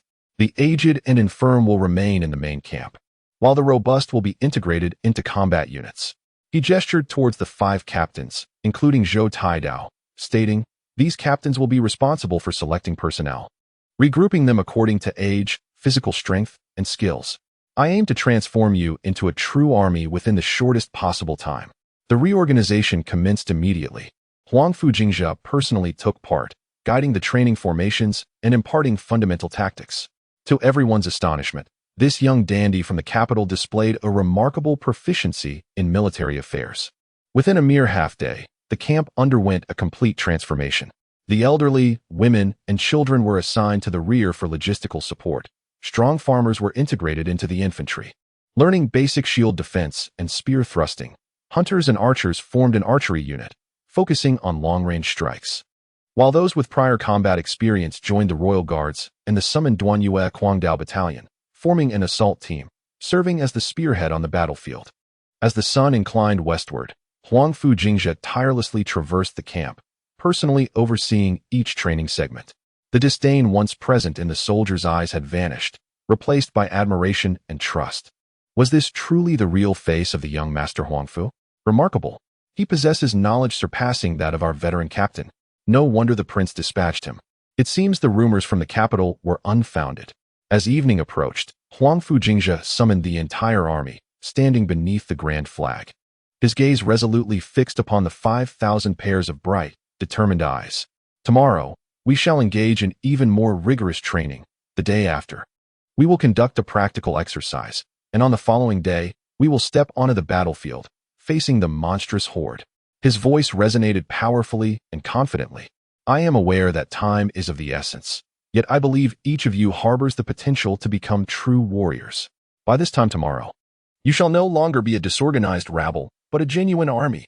The drums began to beat, and the horns sounded in unison. Huangfu Jingzhe led the once disjointed multitude into the realm of authentic military training. The sun dipped lower, and the banners above the camp fluttered vigorously. A dandy from the capital, a group of frontier laborers, and a life-and-death struggle loomed ahead. The wheels of fate had begun to turn. No one could foresee the ultimate outcome of the battle at Jingzhe Valley, but at this moment, they had already discovered the reasons and strength to fight. 3 days later, at Jingzhe Valley, a trial of blood and fire was imminent. Chapter 49. Overcoming the strong with the weak, a triumphant first battle that shakes the heavens. Jingzhe Valley, a desolate mountainous region. Huangfu Jingzhe stood high above, gazing into the distance. The dawn light began to emerge, and the morning breeze blew gently, carrying a hint of chill. At this moment, the 5,000 militia behind him were busily preparing for the impending battle. Your Highness, the monstrous army has entered the valley's mouth and is expected to reach our positions in less than an hour, Sherpatian reported, kneeling on one knee. Huangfu Jingzhe nodded, a grave expression flickering in his eyes. He turned around, surveying the entire camp, where everyone was engrossed in their tasks, some inspecting weapons, others reinforcing fortifications, and some distributing rations. Though 3 days of training had bolstered their combat readiness, whether these former farmers, hunters, and merchants could truly transform into warriors in the face of the impending bloodshed remained an enigma. Pass the order down. The entire army shall take positions as per the predetermined strategy, Huangfu Jingzhe spoke solemnly. Upon the issuance of the command, 5,000 militiamen swiftly moved to their designated spots. Huangfu Jingzhe, having analyzed the system map, had devised the most suitable defensive strategy for the terrain of Jingzhe Valley, establishing 3 lines of defense with the valley's mouth serving as an outpost, and positioning the Duanyue Guangdao Battalion at crucial points along each line, forming the backbone of the entire defense. Just as the deployment was completed, a swirling cloud of dust appeared in the distance, accompanied by the thunderous sound of war drums drawing nearer. The orcs are coming, someone screamed. All eyes turned towards the valley entrance, where a dark mass surged forth like a tidal wave. This was the vanguard of the orcs, arriving ahead of schedule. A low murmur of disbelief erupted among the 5,000 militiamen. Many faces turned pale, their weapons trembling involuntarily in their hands. Heavens, so many! We cannot possibly hold them back. We are doomed. We shall perish here. Fear spread through the ranks like a plague. Huangfu Jingzhe took a deep breath, leaping onto the makeshift command platform. Standing tall, his gaze sharp as lightning, he scanned the troops. Sons of Daiyu, heed my command. His voice, though not loud, possessed a unique, penetrating quality that instantly quelled the uproar. What you face today is merely a horde of beasts. They may possess brute strength, but we have wisdom and courage. His tone remained steady, displaying no hint of panic in the face of the imminent bloodbath. The surrounding soldiers exchanged glances, astonished at how this once frivolous scion from the capital had suddenly become so composed and resolute. Huangfu Jingzhe continued. First line, archers prepare. Once the enemy enters range, unleash 3 volleys and swiftly fall back to the second line. Second line, form the spear wall, shields in front, spearmen behind, creating an impenetrable barrier. Third line, reserves stand ready for support. His orders were succinct and clear, entirely unlike the debauched air known for squandering wealth in the capital. Duanyue Guangdao Battalion, you are the spearhead of this battle. Position yourselves at critical points along the lines, ready to support any weak spots. Your command is my duty, replied Sherpatian with a loud voice. As the orc vanguard drew closer, the tension on the battlefield reached its zenith. The faces of the militiamen were etched with fear, and many had begun to retreat. Huangfu Jingzhe observed this with concern and spoke gravely. Remember, behind you lies your homeland, your parents, and your wives and children. To take a step back is to face the butcher's knife of the orcs. Today, you must either die fighting or emerge victorious. There is no third path. No sooner had he finished speaking than the distant orc forces suddenly accelerated, charging forth. Archers, prepare, Huangfu Jingzhe shouted. Hundreds of archers tightened their grip on their bows, awaiting the command. Fire! A rain of arrows descended upon the orc horde like a swarm of locusts, raining destruction upon their ranks. However, the orc vanguard swiftly raised their shields, deflecting the majority of arrows, and continued their advance. After 3 successive volleys, although some orcs were felled, a greater number surged forward with relentless ferocity. Archers, retreat. Prepare the second line for battle. The archers hastily withdrew, while the phalanx of spearmen stepped forward. Assuming a defensive stance, the orc vanguard soon reached the front of the second line, towering and robust, wielding massive axes. They roared as they launched a fierce assault on the militia positions. Hold your ground. Shield bearers, defend. Spearmen, thrust. The voice of Huangfu Jingzhe echoed across the battlefield. Initially, the spearmen managed to hold their ground, but soon, under the orcs' ferocious charge, gaps began to appear in their formation. A few orc warriors broke through the lines. Swinging their battle axes toward the militia, Duan Yu's Mad Blade Camp, 3rd Squad, support the left flank. Huangfu Jingzhe commanded without hesitation. Shirpatian personally led a squad of elite troops toward the breach on the left. The warriors of Duan Yu's Mad Blade Camp penetrated the orc ranks like a sharp dagger, wreaking havoc. Despite the orcs' bravery, they appeared clumsy against the well-trained elite. Shirpatian single-handedly slew 3 orcs, while the other warriors showcased their prowess, temporarily stabilizing the breach. Witnessing the elite's valor, the surrounding militia found their morale bolstered and began to resist fiercely. However, the sheer number of orcs soon opened another gap on the right flank. More orcs surged in, threatening the stability of the second line. 2nd Squad, support the right flank. Prepare the third line for reinforcement. Huangfu Jingzhe issued commands in quick succession, but the orc assault intensified and the militia casualties mounted. Some militia members began to flee, and the entire line appeared on the verge of collapse. In this critical moment, Huangfu Jingzhe leaped down from the command platform, drawing the steel blade from his waist. "My lord, no?" Shirpatian exclaimed in shock. Yet, Huangfu Jingzhe charged into the fiercest area of combat. "Sons of Daiyu, follow me to slay the enemy," he shouted as he plunged into the throng of orcs. In that instant, all were taken aback. The most notorious dandy of the capital had dashed to the front lines. Even more astonishing was the extraordinary skill he displayed. His swordsmanship was swift and fierce, akin to a thunderbolt. When an orc swung an axe at him, he sidestepped, countering with a slice that severed the orc's throat. He followed up by dispatching 2 more orcs in seamless succession, his movements fluid and unbroken. Could this truly be the same dandy who only recited poetry? Incredible! How valiant the young lord is. Within Huangfu Jingzhe, the Thunder Dragon bloodline quietly awakened, a remarkable power coursing through his veins. A glint of lightning flickered in his eyes, and his steel blade seemed to possess a spirit of its own, each strike finding its mark with precision. A particularly towering orc chief charged at Huangfu Jingzhe, bellowing fiercely. The orc wielded dual axes, exhibiting immense strength, and with a single swing, cleaved a massive stone in 2. "My lord, be careful," the surrounding soldiers shouted. Yet, Huangfu Jingzhe pressed forward, charging toward the orc chief. The orc chief grinned menacingly, crossing his axes as he aimed for Huangfu Jingzhe's neck. As the executioner's blade loomed over Huangfu Jingzhe, he suddenly crouched low, slipping past the orc's axe. In a swift motion, he swept his steel blade, severing the orc's calf muscle. The orc chief let out a pained roar, collapsing onto one knee. Seizing the moment, Huangfu Jingzhe leapt upward, thrusting his blade straight into the orc's throat. With a sickening squelch, blood gushed forth, and the orc chief's eyes widened in disbelief, unable to fathom that he would perish at the hands of a mere human youth. Kill. Witnessing the prince's valiant act, the militia's morale surged, and they charged toward the enemy with renewed vigor. The Duan Yu Mad Blade Camp, under Huangfu Jingzhe's command, advanced like a razor-sharp dagger, piercing deep into the orc ranks. Shirpatian, consumed by the heat of battle, swung his great blade with devastating force, cutting through the enemy lines. Charge alongside the prince. Fight for Daiyu. Annihilate these beasts.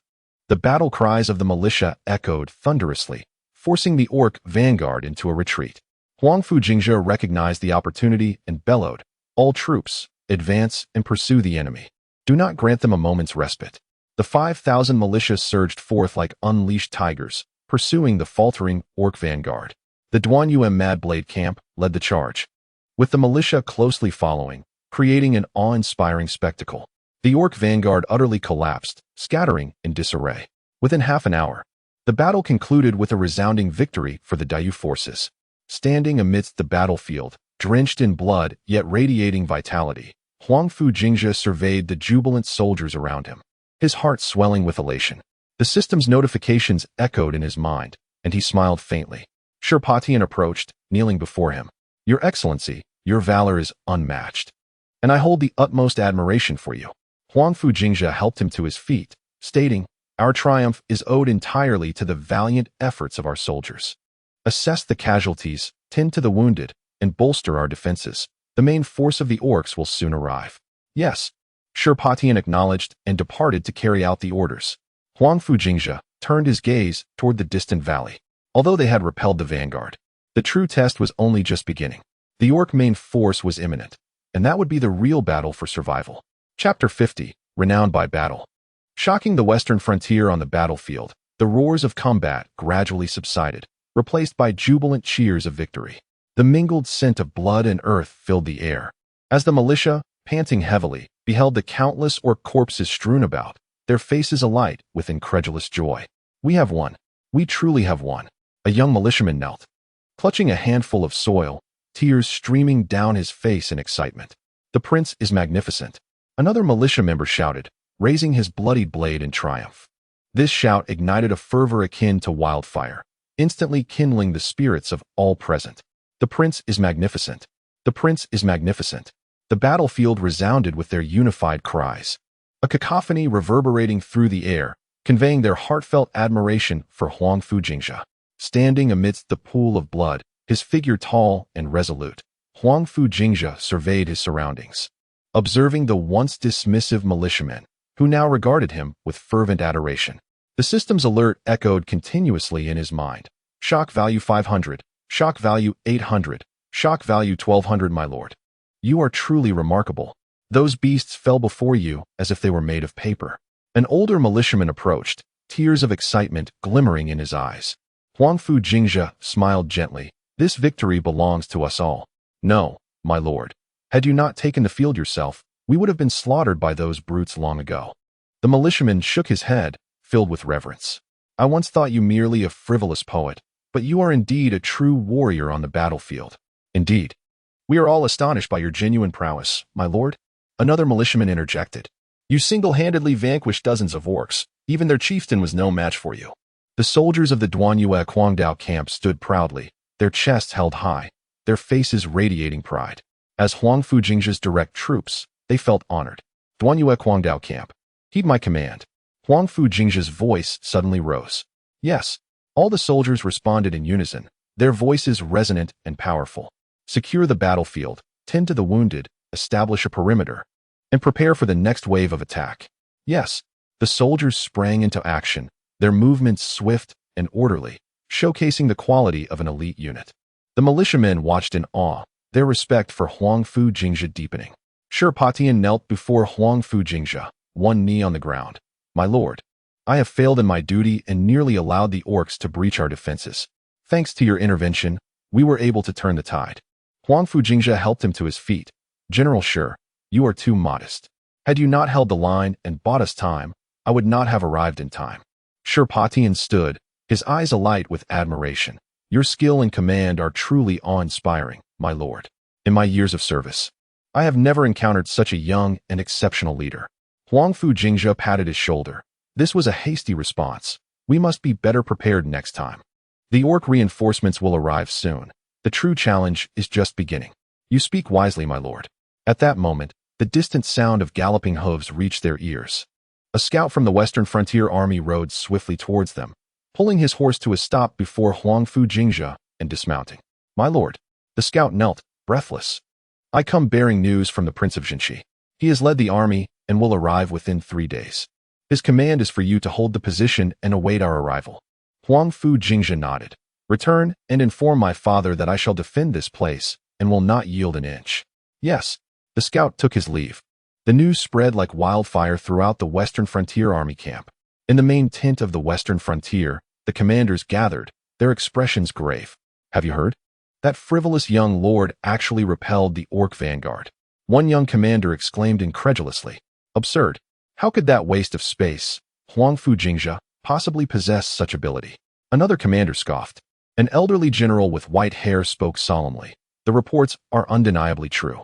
Moreover, it is said that he personally took to the battlefield, single-handedly slaying over 10 orcs, even defeating the orc leader himself. A wave of astonishment swept through the tent. Have we all misjudged him? This youth has been quite the actor, hasn't he? Who would have imagined that the carefree demeanor he usually displays conceals such formidable prowess? The logistics officer, Li Jin, stood to the side, his complexion ashen. Just days prior, he had treated Huangfu Jingzhe with considerable disdain over matters concerning military supplies, even resorting to mockery. The recollection now drenched his back in cold sweat. I am finished. I have offended the young master, Li Jin murmured to himself, filled with remorse.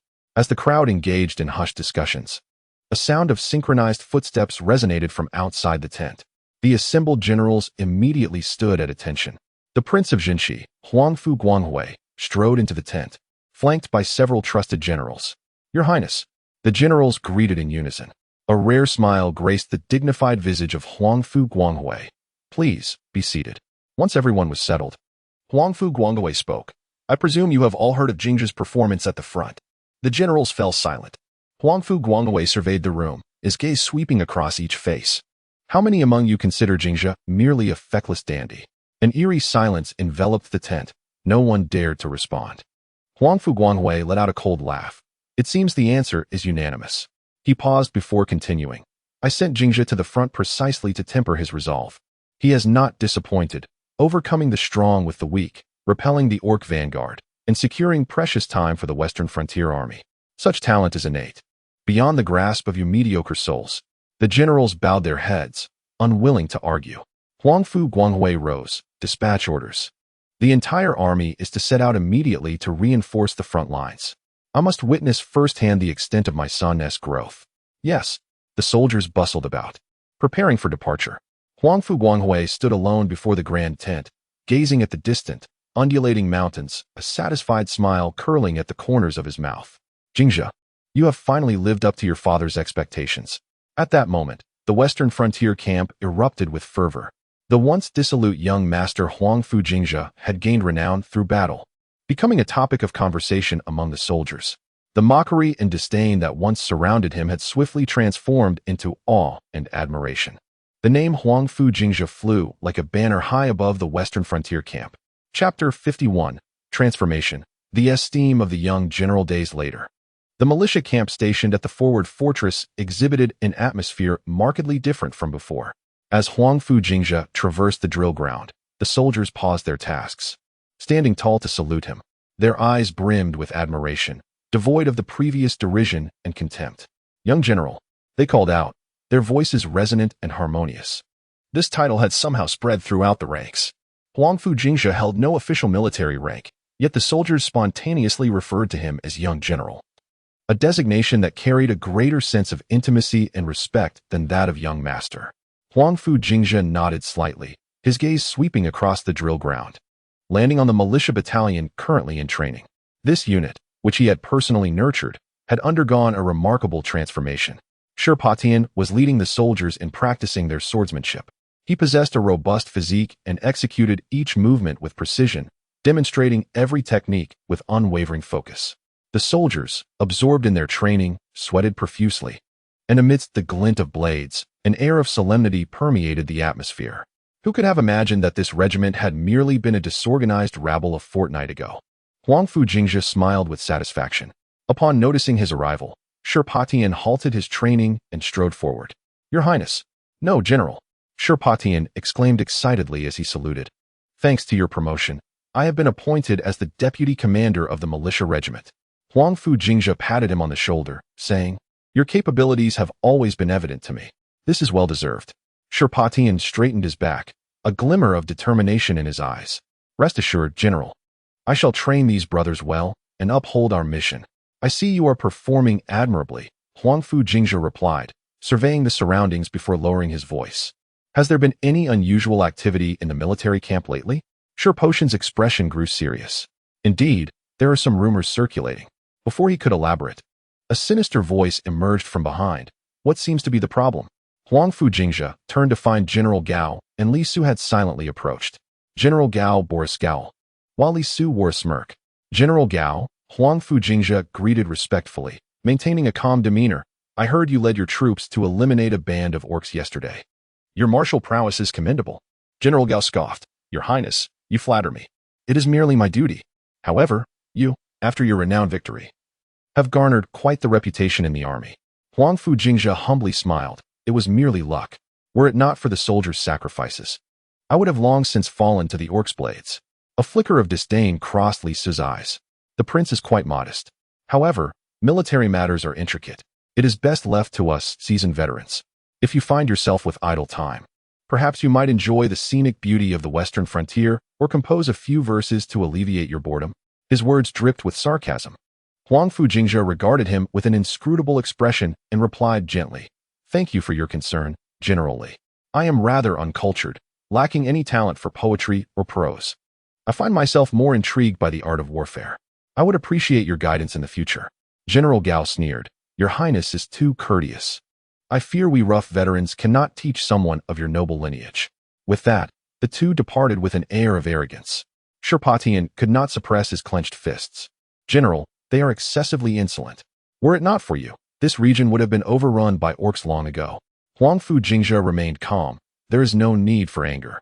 The Gao family has long been a lineage of generals, and Li Su hails from a prestigious background. They value military achievements above all and naturally resent a dandy who suddenly rises to prominence.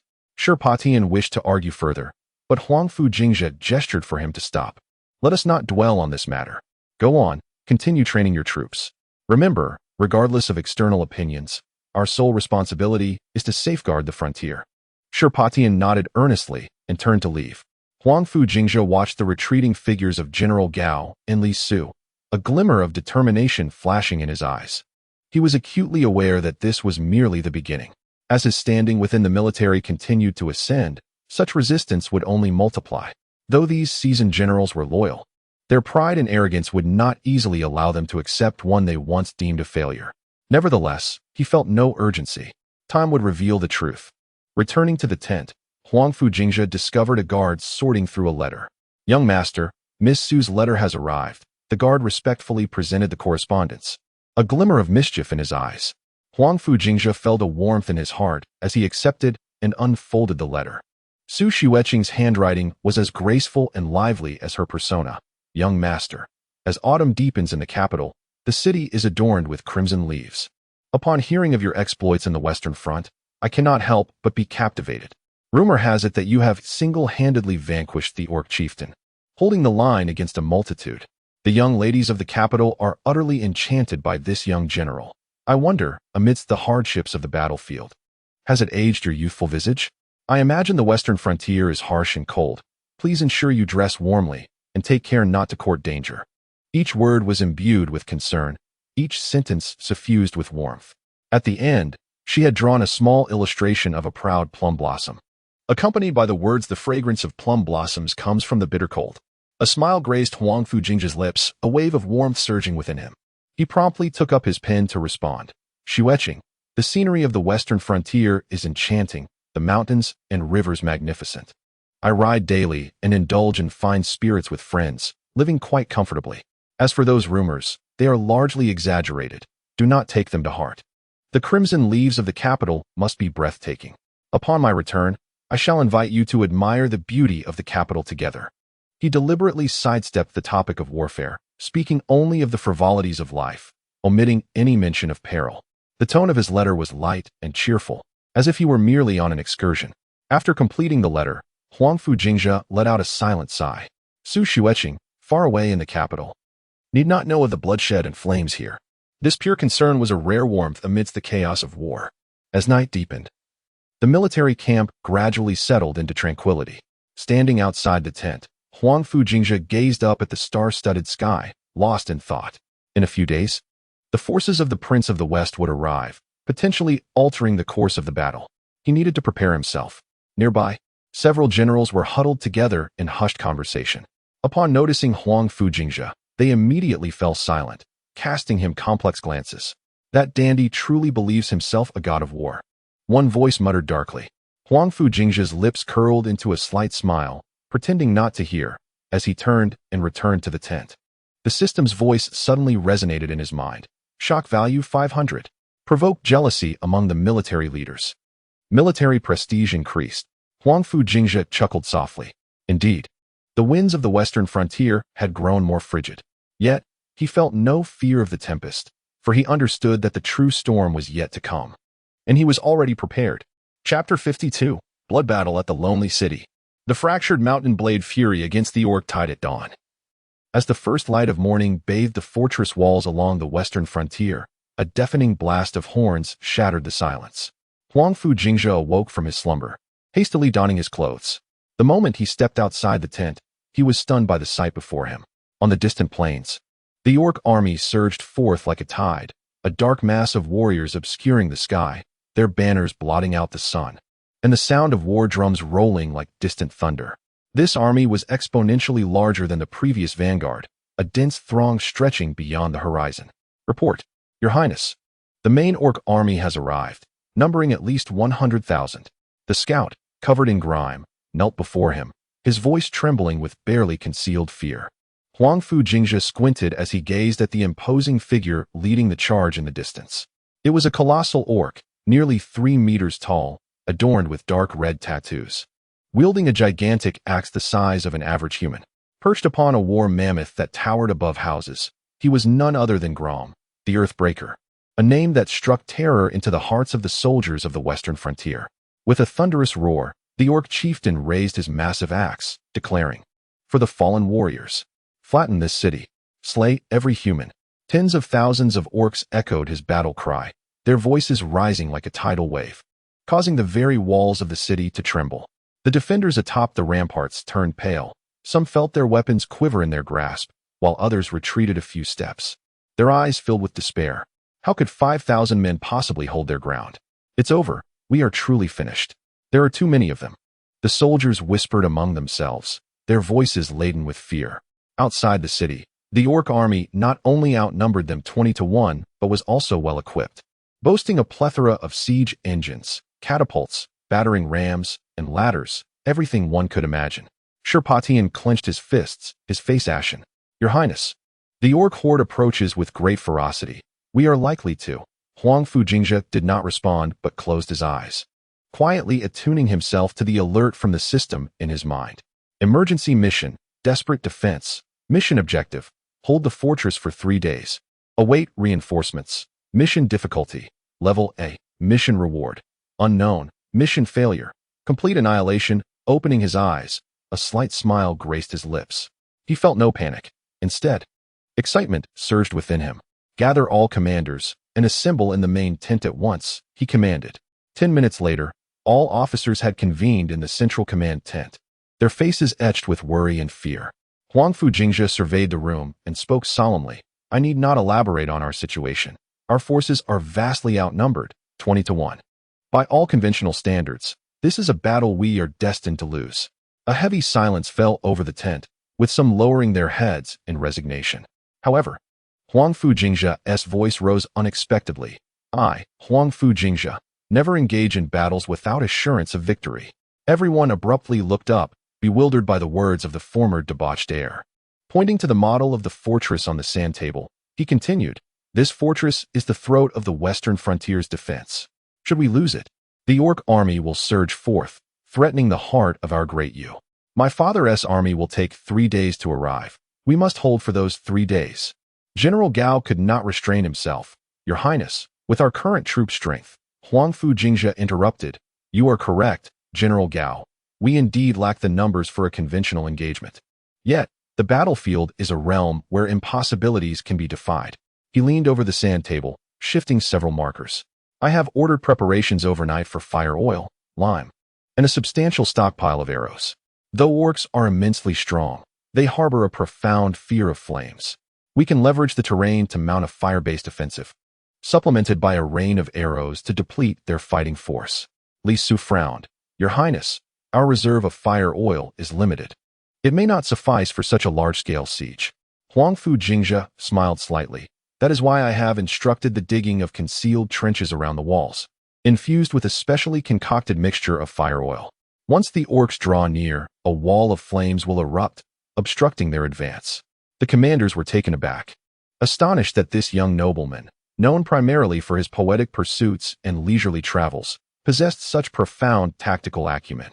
Huangfu Jingzhe continued, "Furthermore, we shall implement a rotating shift system, ensuring our soldiers have ample time to rest.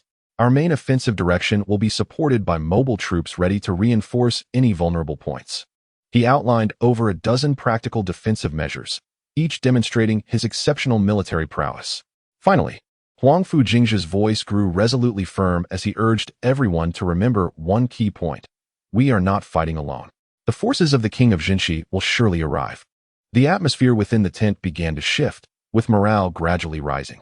Observing the expressions of those around him, Huangfu Jingzhe declared with conviction, "Ladies and gentlemen, the fate of the western frontier and the safety of our people lie in our hands. Today, we shall either be buried within this fortress or witness the corpses of the beastmen piled at our gates. I am willing to share our destiny with you, my lord." Shirpatian was the first to draw his sword, kneeling on one knee. "I am willing to share our fate with you," he echoed, with other commanders swiftly following suit.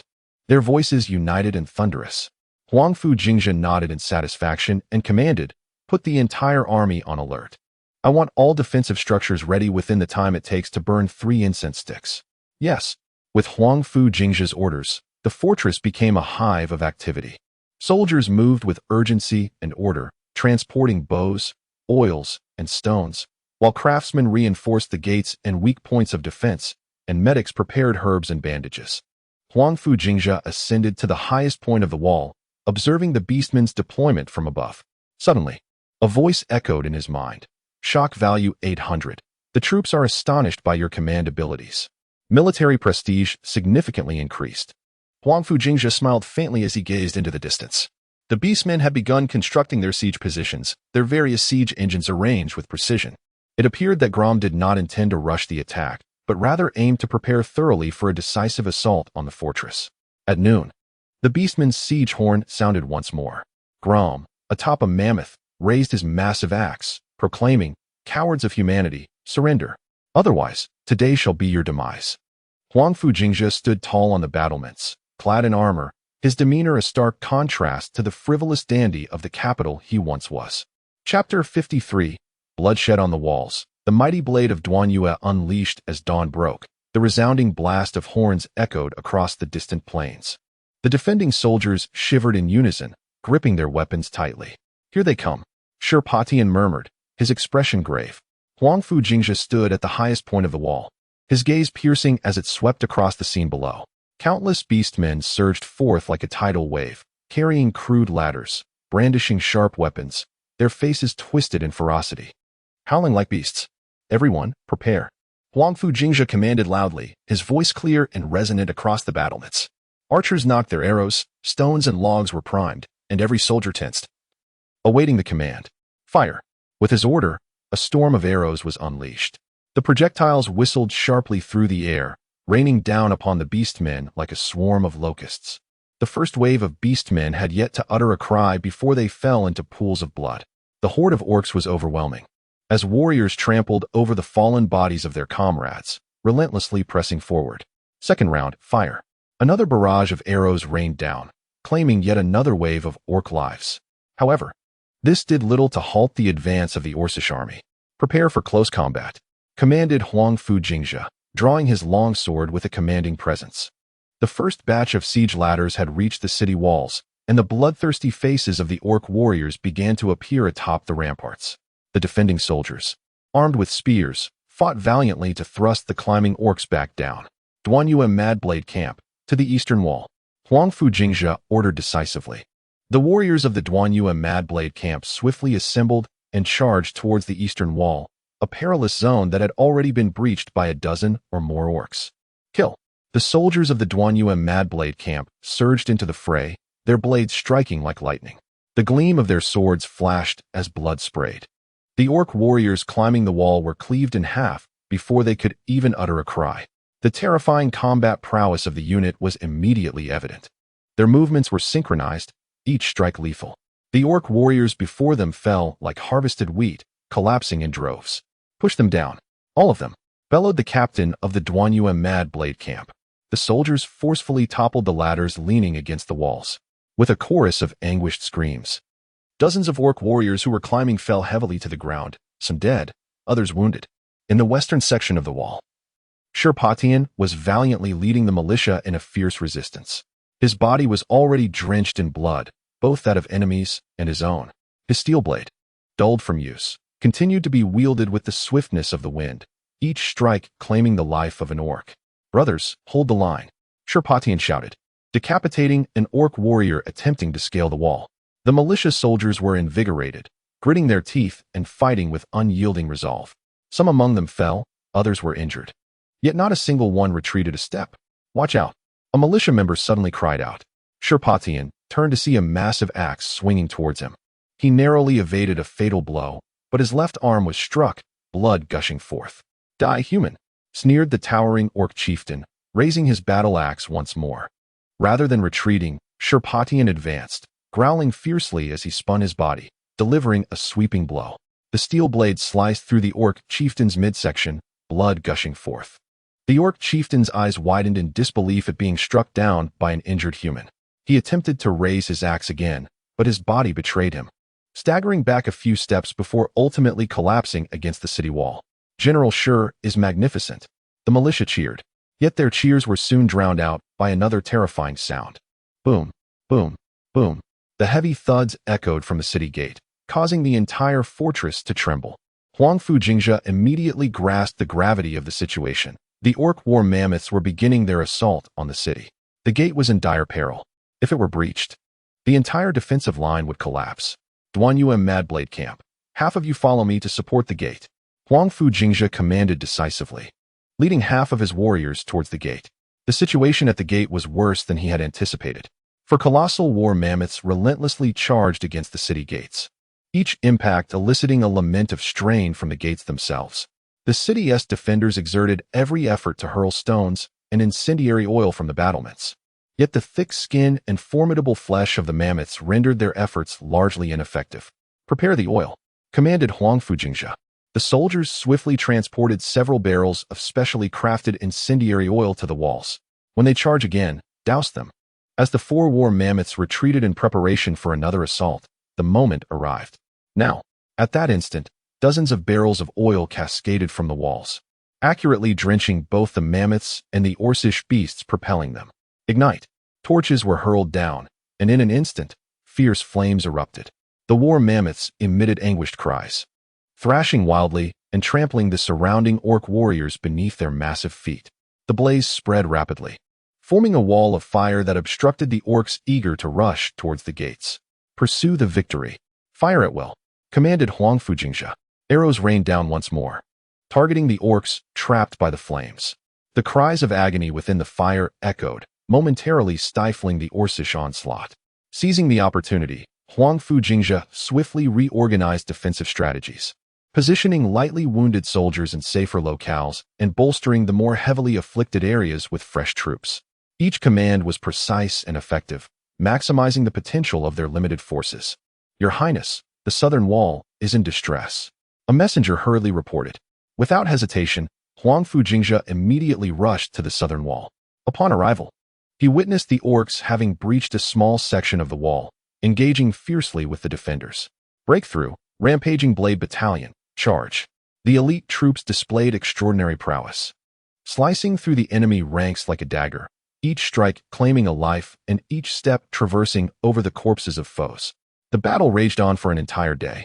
From dawn to dusk, waves of orcish assaults continued, and though the defenders suffered heavy losses, under Huangfu Jingzhe's command, each crisis was averted. As the sun dipped below the horizon, the sky, stained with blood, finally echoed with the orcish retreat signal. The ground below was littered with countless bodies, rivers of blood flowing between them. Exhausted, the defenders on the walls remained resolute, understanding that this was merely the beginning. Tomorrow, an even more brutal conflict awaited. Huangfu Jingzhe stood atop the battlements, gazing into the enemy camp where bonfires flickered. Although victorious on this first day, their losses were substantial. At this rate, whether they could endure until the arrival of the royal army remained uncertain. "I shall check on the wounded," Huangfu Jingzhe said to Sherpatian, turning towards the hastily erected medical tents. Entering the tent, he found it crowded with injured soldiers, some with minor wounds, while others lay on the brink of death. The healers busily attended to the injured, bandaging and applying salves. "The general has arrived." Someone recognized him, calling out weakly. The other wounded soldiers raised their heads, their eyes shimmering with excitement. Everyone stay still and focus on your recovery, Huangfu Jingzhe said gently. You have all performed admirably today. He approached several critically injured soldiers, inquiring about their wounds and offering words of comfort. Everywhere he went, he brought immense encouragement to the wounded soldiers. General, will I be able to fight again tomorrow? Asked a soldier who had lost an arm. Huangfu Jingzhe placed a reassuring hand on his shoulder. You have already accomplished great deeds. Now, take the time to rest. Stepping out of the medical tent, Huangfu Jingzhe let out a long sigh. He gazed up at the starry sky, contemplating the tactics for the battle ahead. Suddenly, a voice echoed in his mind.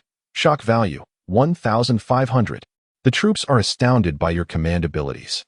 Military prestige has significantly increased. Triggered special reward. The combat strength of the Duanyue Guangdao Battalion has increased by 10. A slight smile crept across Huangfu Jingzhe's lips. The bloody conflict had only just begun, and he was already prepared to face the even more brutal battles that awaited him the following day. Chapter 54, Blood Battle at Dawn. Awakening of the Thunder Dragon Blood under the cloak of night, the fortress appeared eerily silent, broken only by the sound of patrolling soldiers' footsteps and the occasional cough. Huangfu Jingzhe stood atop the city wall, staring intently at the distant bonfires of the orc camp. His brow furrowed. After a day of fierce combat, the defending troops had suffered heavy losses. Would they be able to hold out until his father's army arrived? System. Check shock value balance, he silently commanded. Current shock value, 50,500. Consume 4,000 shock value to summon 500 elite soldiers from the Duanyue Guangdao Battalion. 4,000 shock value consumed. Successfully summoned 500 elite soldiers from the Duanyue Guangdao Battalion. Remaining shock value, 46,500. Huangfu Jingzhe nodded slightly and turned towards the central area of the camp.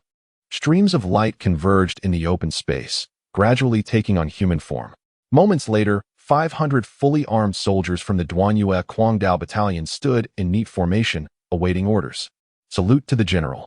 The newly summoned soldiers shouted in unison, their voices deep and powerful. Sherpatian rubbed his eyes, unable to believe what he was witnessing. Where did these reinforcements come from? Huangfu Jingzhe smiled faintly. They are a secret force from the Duke of Jinxi's manor, prepared for emergencies. Sherpotian's mouth fell agape, and it took him a moment to close it again. The general truly conceals his depth. Huangfu Jingzhe patted his shoulder. The battle tomorrow will likely be even more challenging. Go and rest, conserve your strength. Sherpatian nodded earnestly, saluted, and departed. Huangfu Jingzhe looked at this fresh fighting force, feeling somewhat reassured. Yet, he knew that despite having these elite soldiers, the situation remained dire in the face of tens of thousands of orc warriors. He looked up at the night sky, silently praying for his father's swift arrival. At dawn the next day, a chilling atmosphere enveloped the fortress. The war drums of the orc army resounded from afar, more urgent and frenzied than the previous day. Report. Your Highness, a strange group of orcs has appeared ahead, adorned with bizarre runes and wielding bone staffs. Huangfu Jingzhe furrowed his brow. Shamanic sorcerers. He quickly ascended the city wall and gazed into the enemy ranks. Indeed, dozens of shamanic sorcerers clad in beast bones, wielding bone staffs, were leaping and howling at the front lines, chanting incantations. Attention everyone, today the orcs have deployed shamanic sorcerers who will use sorcery to disrupt our troops' minds.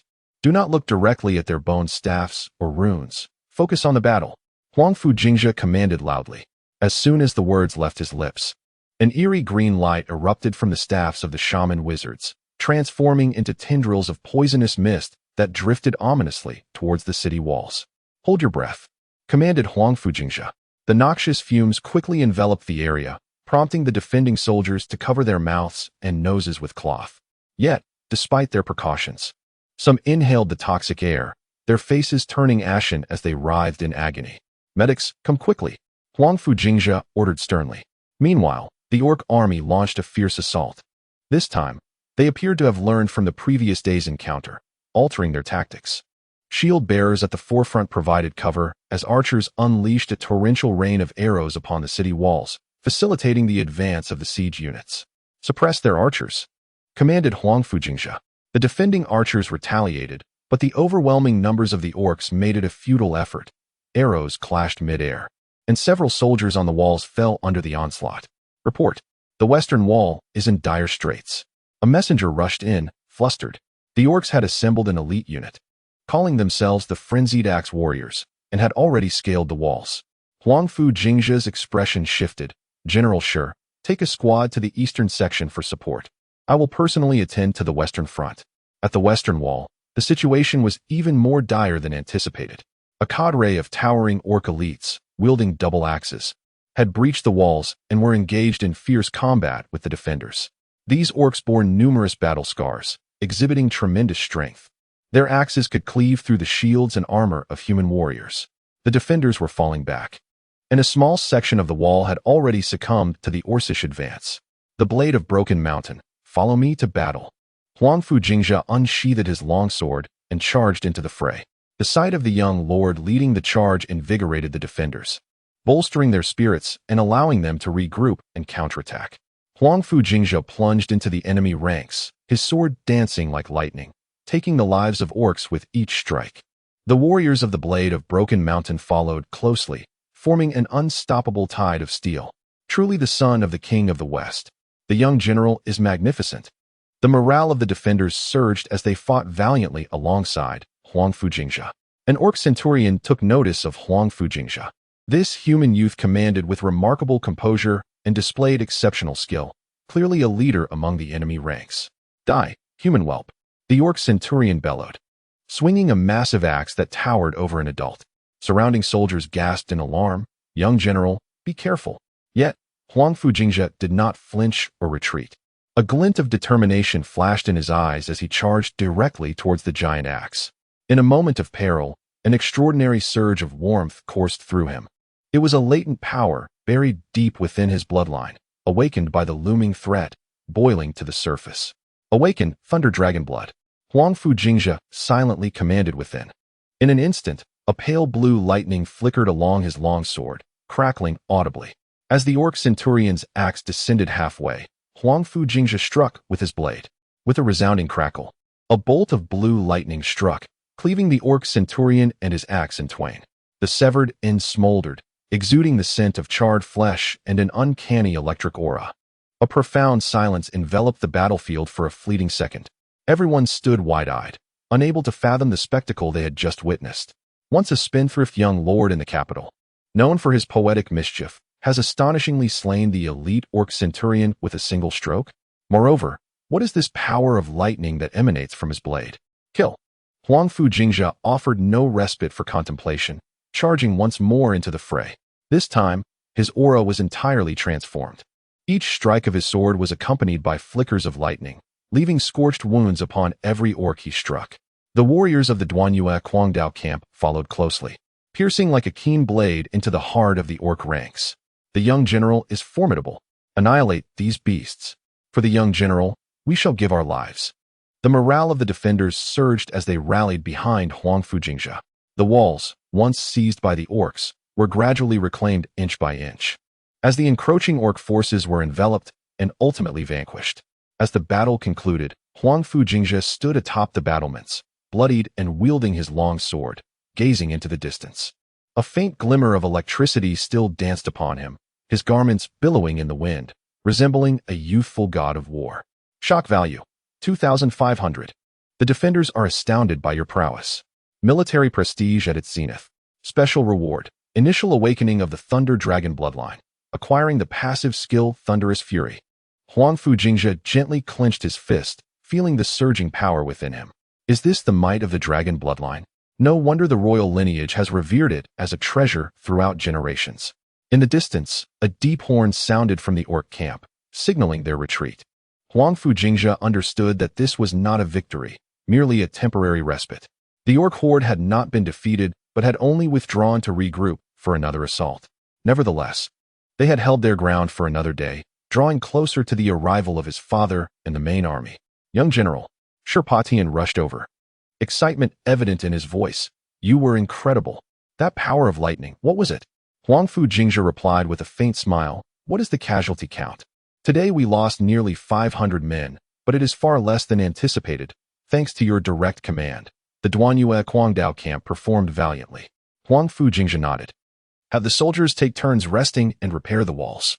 Tomorrow, the battle will continue. As the sun dipped below the horizon, Huangfu Jingzhe stood upon the city walls, gazing into the distance. The bloody struggle had only just begun, yet he had already discovered his own strength. The Thunder Dragon bloodline. This was his secret weapon and the source of his power to protect his family and the Great Yu. Chapter 55. Gunpowder Traps. Ingenious strategies to turn the tide. As night fell, the torches upon the city walls cast a flickering light across Huangfu Jingzhe's face. His gaze turned toward the bonfires within the orc camp, where frenzied roars erupted. Grom would undoubtedly launch a full-scale assault tonight, Huangfu Jingzhe murmured to himself, a glint of determination flashing in his eyes. We have endured for 2 days, and tomorrow my father's army shall arrive. They will not delay. Sherpatian nodded gravely. Young general, our forces are insufficient to withstand another wave of attack. Huangfu Jingzhe pressed his lips together, a mysterious smile gracing his features. Then we must abandon conventional tactics. He swiftly turned and walked towards his tent, gesturing for Sherpatian to follow. Inside the tent, Huangfu Jingzhe carefully unfolded a yellowed blueprint he had retrieved from his pocket. What is this? Sherpatian inquired, bewildered. This is our hope for a turnaround, Huangfu Jingzhe replied, his eyes gleaming with intensity, revealing the basic gunpowder formula and fuse blueprint. Sherpatian looked perplexed. Gunpowder? Fuse? What are those? They are capable of inflicting unprecedented pain upon the orcs, Huangfu Jingzhe stated, patting Sherpatian's shoulder before promptly summoning the 20 most reliable guards, urging them to hurry. Half an hour later, the 20 elite guards stood within the tent. Huangfu Jingzhe surveyed the group, his voice lowered to a near whisper. Tonight, we shall undertake an operation that could alter the course of the battle. However, it must remain strictly confidential. Not a word must be uttered. The soldiers stood at attention, their voices unison in a solemn reply. Understood. Huangfu Jingzhe retrieved several burlap sacks from his storage box. Here lie saltpeter, sulfur, and charcoal. Mix them according to my specified proportions. Throughout the night, the tent was aglow with light. Huangfu Jingzhe personally supervised every step, occasionally correcting minor details. The soldiers were drenched in sweat, yet dared not show any sign of fatigue. Major General, is this really effective? A guard quietly questioned, eyeing the dark powder in his hand with skepticism. Huangfu Jingzhe did not respond. Instead, he took a small pinch of the powder from the guard and stepped outside to ignite it. Boom! A muffled explosion erupted, accompanied by a blinding flash, and the black powder vanished in an instant. The guards gasped in astonishment, their perception of the dark powder shifting dramatically. As dawn approached, dozens of pouches were filled with the specially prepared black powder, each wrapped with specially treated fuses. We are ready. Now comes the most perilous part. Huangfu Jingzhe inhaled deeply. I require 5 individuals to accompany me outside the city to set traps along the orcs' path. Major General, you cannot go personally. It is too dangerous. Sherpatian urgently protested. Huangfu Jingzhe's gaze remained resolute. This is something I must do myself. Only I know how to set the traps most effectively. With no further debate, Huangfu Jingzhe, accompanied by 5 of the most elite guards, quietly descended from a concealed section of the city wall. Clad in black attire, their faces obscured by dark cloth, they carried the perilous pouches. Under the moonlight, 6 shadows glided through the wilderness like specters.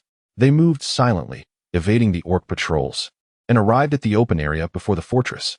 Dig the pits as I instructed, bury them, and connect the fuses, Huangfu Jingzhe whispered, personally placing the first explosive package underground. The 6 toiled in the darkness, every movement executed with utmost caution. Sweat soaked their garments, yet no one uttered a complaint.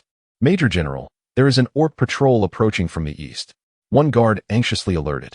Huangfu Jingzhe signaled for everyone to lie down and remain motionless. A few orcs, brandishing torches and reeking of alcohol, stumbled past, less than 10 steps away. Huangfu Jingzhe could distinctly hear his own heartbeat, yet his hands remained steady. Once the orcs had moved on, they resumed their task of laying traps. Each position has been meticulously calculated, forming an extensive encirclement that covers every path the orc army is destined to traverse. The last one done, whispered Huangfu Jingzhe, connecting all the fuses into a singular entity, extending down to the base of the city wall. The sky was beginning to lighten. They had to hasten their return to the city. Just as they prepared to retreat, a sudden, chilling cacophony of orc howls erupted from the distance. This is bad. The orcs are gathering. Huangfu Jingzhe's expression shifted alarmingly. Quickly, back to the city. The 6 of them sprinted with all their might towards the wall. Behind them, the horn from the orc camp blared, signaling the assembly of a formidable horde. "Drop the ropes," Huangfu Jingzhe shouted to the personnel on the wall. The ropes fell, and the six scrambled up swiftly. Huangfu Jingzhe was the last to grasp the rope. Just as he lifted off the ground, an arrow whizzed past his ear. Enemy attack. The orc sentinels had spotted them and shouted loudly. "Pull," Shipo Tian urged. Straining to hoist the rope, Huangfu Jingzhe felt himself rising rapidly, but dozens of arrows were in pursuit. One grazed his leg, leaving a crimson trail. He clenched his teeth, enduring the pain in silence. At last, he was hauled up onto the wall, landing heavily and gasping for breath. "General, are you all right?" Shipo Tian asked anxiously. Huangfu Jingzhe shook his head, struggling to rise. "Prepare for battle. It is about to commence." He moved towards the highest point of the wall, gazing out at the orc encampment. Dawn was just breaking, yet the orc army was already poised for action. Grom stood at the forefront, roaring thunderously beside his mammoth. Today, Grom was determined to seize the fortress. Huangfu Jingzhe's gaze hardened. "Send the order down. All archers prepare flaming arrows, and the rest maintain their positions on the wall without rash movements." "General, do you believe our plan will succeed?" Shipo Tian could not restrain his inquiry. Huangfu Jingzhe cast him a deep glance. Success or failure rests upon today. As the thunderous war drums sounded, the orc army launched its final assault.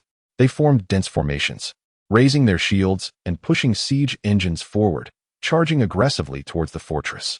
"Look, General Shi, this will be an unforgettable scene in your life," Huangfu Jingzhe said calmly. Though a dangerous glint flickered in his eyes, the orc horde drew ever closer, now within the trap set by Huangfu Jingzhe. The defending soldiers were drenched in cold sweat, perplexed as to why the general had yet to command a counterattack. Grom, brandishing his massive axe, stood atop the mammoth, bellowing, "Humans, today is your day of reckoning." Huangfu Jingzhe coldly observed the orc leader, awaiting the perfect moment. When the main force of the orcs had fully entered the trap area, densely congregated together, a glint of cold light flashed in his eyes. "Ignite!" Huangfu Jingzhe abruptly waved his hand, issuing the command. Dozens of archers simultaneously released arrows wrapped in oil-soaked cloth, their projectiles soaring through the sky and precisely landing on the underground fuses. Initially, there was no reaction. The orcs even erupted into mocking laughter. But in the next instant, sparks began to emerge from the ground, swiftly spreading along the fuses. Grom furrowed his brow, bewildered by the humans' trickery. Then, disaster struck. Boom. The first explosion erupted from the heart of the orc encampment, a blinding fireball soaring into the sky, obliterating dozens of orcs. Following closely were the second and third blasts, triggering an unprecedented wave of panic among the orc army. The ground trembled, dust filled the air, and anguished cries echoed continuously. The orc warriors, having never encountered such weaponry, were plunged into utter chaos. Grom's mammoth, frightened, trampled the surrounding orcs, exacerbating the turmoil. The vanguard of the orc army collapsed in an instant. Chapter 56, Flames of Destruction. A battle won, thousands fallen. The explosions resonated from the center of the orc camp, shaking the very earth. Blinding flames shot upwards, dismembering dozens of orc warriors in an instant, blood and flesh scattering. What sorcery is this? The heavens have unleashed their wrath. Panicked shouts erupted within the orc ranks. Before they could comprehend the situation, the second and third explosions followed in rapid succession. The gunpowder traps, meticulously designed by Huangfu Jingzhe, detonated in sequence. The guards atop the city walls stood transfixed, witnessing a scene unlike any they had ever beheld. My heavens, what has the Major General done? Shipo Tian stood dumbfounded atop the battlements, rendered speechless by the shock. Huangfu Jingzhe's gaze remained fixed on the battlefield below, a slight smile gracing his lips. This is the might of gunpowder, a weapon capable of transforming the very nature of warfare. Within the blast radius, the orc army was thrown into disarray. Countless warriors were toppled by the shockwaves of the explosions, with some unfortunate souls losing limbs in the chaos, their cries ringing out. The foremost orcs were entirely exposed to the series of explosions, their bodies torn asunder, dismembered limbs flung into the air. The power of gunpowder far surpassed any known weapon of this era, akin to divine retribution. Thud! A stone propelled by the blast pierced the chest of an orc warrior, who widened his eyes in disbelief at the ease of his demise. Retreat! Fall back! An orc commander screamed frantically. However, it was too late. The explosions triggered a horrific chain reaction. The corpses of the fallen piled high in the front ranks, while the rear, unable to halt their advance, surged forward, trampling their comrades' remains. Chaos spread through the orc army like wildfire. The orc warriors began to flee in all directions, trampling one another. The order of battle disintegrated. What had been a fierce assault transformed in an instant into a rout. The mammoth, terrified, let out a thunderous roar, thrashing its massive body and crushing several orc warriors beneath its feet. This is impossible. What kind of magic is this? He had never witnessed such a terrifying weapon. The explosive power far exceeded that of the orc shaman's fireball spell. The relentless flames seemed to open the gates of hell, devouring his warriors. A chill ran down Grom's spine. This was no ordinary human defense. It was a force he could not comprehend, surpassing his understanding. This is a human trap. Retreat. Everyone, fall back. Grom finally regained his senses and issued the command with hoarse urgency. Yet his orders were drowned out by the cacophony of explosions and screams. Huangfu Jingzhe stood atop the city walls, calmly observing the unfolding battle. The orc army has descended into complete chaos, presenting the opportune moment for a counterattack. Seizing the moment, Huangfu Jingzhe unsheathes his long blade and proclaims loudly, "Open the city gates. The Guan Yu Blade Battalion, follow me out." The gates creak open, and the elite warriors of the Guan Yu Blade Battalion form a disciplined line, trailing behind Huangfu Jingzhe. Kill. He leads the charge, his blade shimmering with a lightning glow as he surges into the disordered ranks of the orcs. The Guan Yu Blade Battalion follows closely, piercing through the orcs' retreating forces like a sharp dagger. Stop them. The orc commander attempts to rally a defense, only to be met by a warrior from the Guan Yu Blade Battalion, who cleaves his skull in a single stroke. Other defenders pour out of the city, pursuing the enemy. Huangfu Jingzhe's orders reverberate across the battlements. The entire garrison bursts forth like a tiger unleashed, streaming through the gates. After 2 days of relentless defense, they are charged with pent-up energy, finally seizing the chance to retaliate, each individual fiercely slaying their foes. "General, you are magnificent. Annihilate these beasts." The battle cries echo thunderously. The defenders, emboldened, strike down with precision, each blow claiming an orc life. The orcs, stricken with terror, are unable to mount an effective resistance. They can only flee in disarray, discarding their weapons as they scramble towards the rear. Huangfu Jingzhe presses forward, an unstoppable force. His long blade crackles with electricity, effortlessly cleaving through orc armor and flesh. An orc champion, witnessing this, swings a massive axe at Huangfu Jingzhe. "General, be careful," Shipo Tian shouts. Unfazed, Huangfu Jingzhe stands firm, his blade horizontally raised, the lightning intensifying. With a clash, the axe meets the blade, and the electrical surge courses through the orc's weapon, causing the champion to convulse and collapse, frothing at the mouth. "Chase. Leave no enemy unscathed," Huangfu Jingzhe commands, continuing to lead the charge. The defenders pursue, cutting down the disoriented orcs, who flee in panic. The battlefield is strewn with orc corpses, rivers of blood flowing across the ground. Grom, shielded by his guards, barely retreats to safety, witnessing his army utterly shattered by an unexpected explosion and subsequent charge, his expression dark as iron. "Chieftain, human forces approach from the west." A scout reports in a frenzy. Grom's eyes blaze with fury. What? He abruptly looks up to see, indeed, clouds of dust rising as a human army hastens towards them. Dark banners flutter in the morning breeze, prominently displaying the words "King of the West." It is the King of the West. He has arrived ahead of schedule. Grom comprehends the dire situation. This battle is lost. His troops have been ravaged by explosive traps, and now face the elite forces of the King of the West in a pincer movement, rendering any hope of recovery futile. "Retreat. Withdraw from the western frontier." Grom grits his teeth, issuing the order.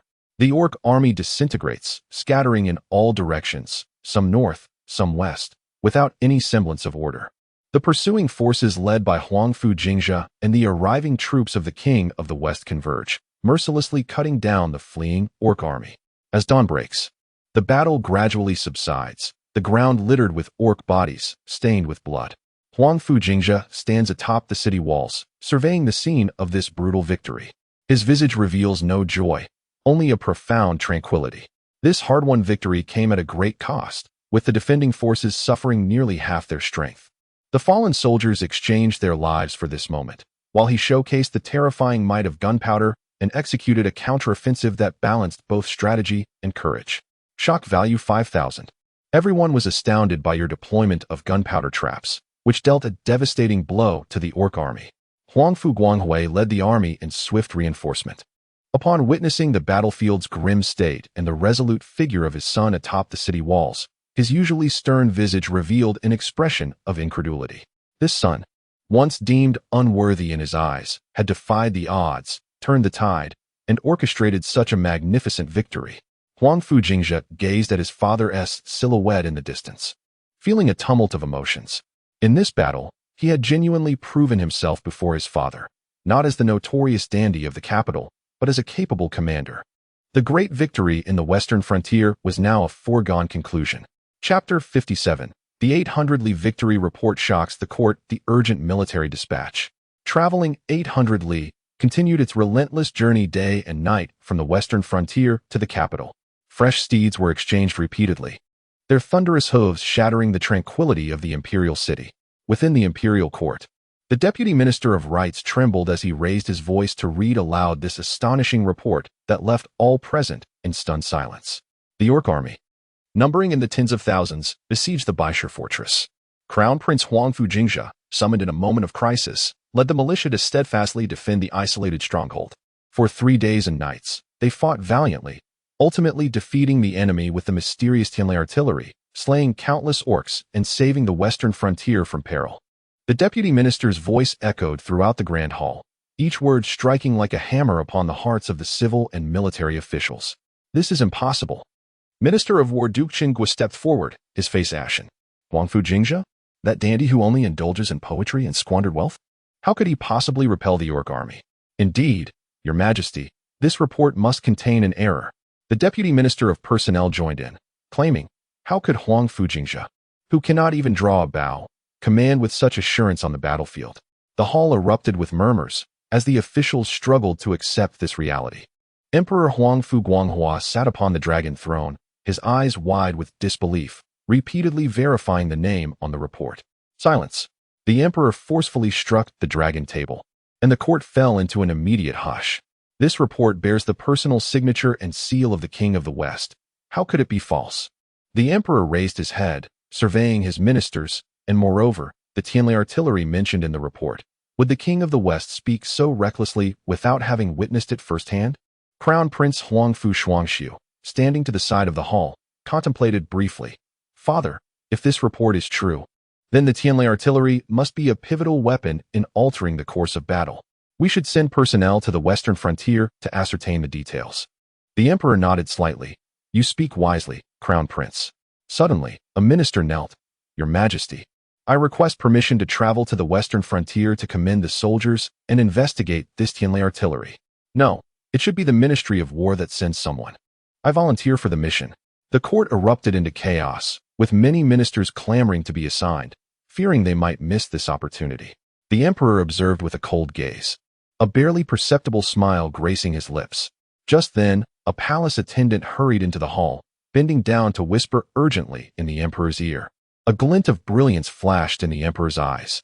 Ministers, upon hearing of Huangfu Jingzhe's remarkable achievements, the Empress Dowager was overwhelmed with joy and promptly ordered a banquet to be held in the palace to celebrate. The emperor, pausing momentarily, cast his gaze over the assembled ministers, probing for the truth behind the thunder artillery. After the court session concluded, the crown prince, Huangfu Shuangxiu, remained alone in the side hall, lost in thought. This cousin of mine is indeed extraordinary, he mused with a light chuckle. I always said that the bloodline of the Huangfu family could not possibly produce a fool. The captain of the crown prince's guard, Ouyangchen, spoke softly. Your Highness, do you truly believe that this dandy could single-handedly repel the army of beastmen? Dandy. The crown prince shot a meaningful glance at Ouyangchen. Do you not know that a dragon often conceals its claws in its youth? Ouyangchen was taken aback, falling silent at the implication. Meanwhile, in Xineng Palace, an old servant congratulated the Empress Dowager. Your Majesty, the heir has achieved such a great feat. It is indeed a blessing for the royal family. The Prime Minister, Yang Wenzhong, approached the Empress Dowager with a beaming smile. Wiping away her tears, the Empress Dowager exclaimed, Wenzhong, You have no idea. That child has been clever and astute since childhood, though his temperament has been somewhat wild. Having accomplished such a significant feat today, I feel I have done justice to our ancestors. Yang Wenzhong hesitated. Your Majesty, what of this thunder artillery? Are you curious as well? The Empress Dowager's gaze sharpened. If that child possesses any ingenious ideas, he will present them to the court himself. You all must not harbor any ulterior motives. Yang Wenzhong hastily bowed. I would not dare. The Empress Dowager softened her tone. Jingzhe has long been misunderstood.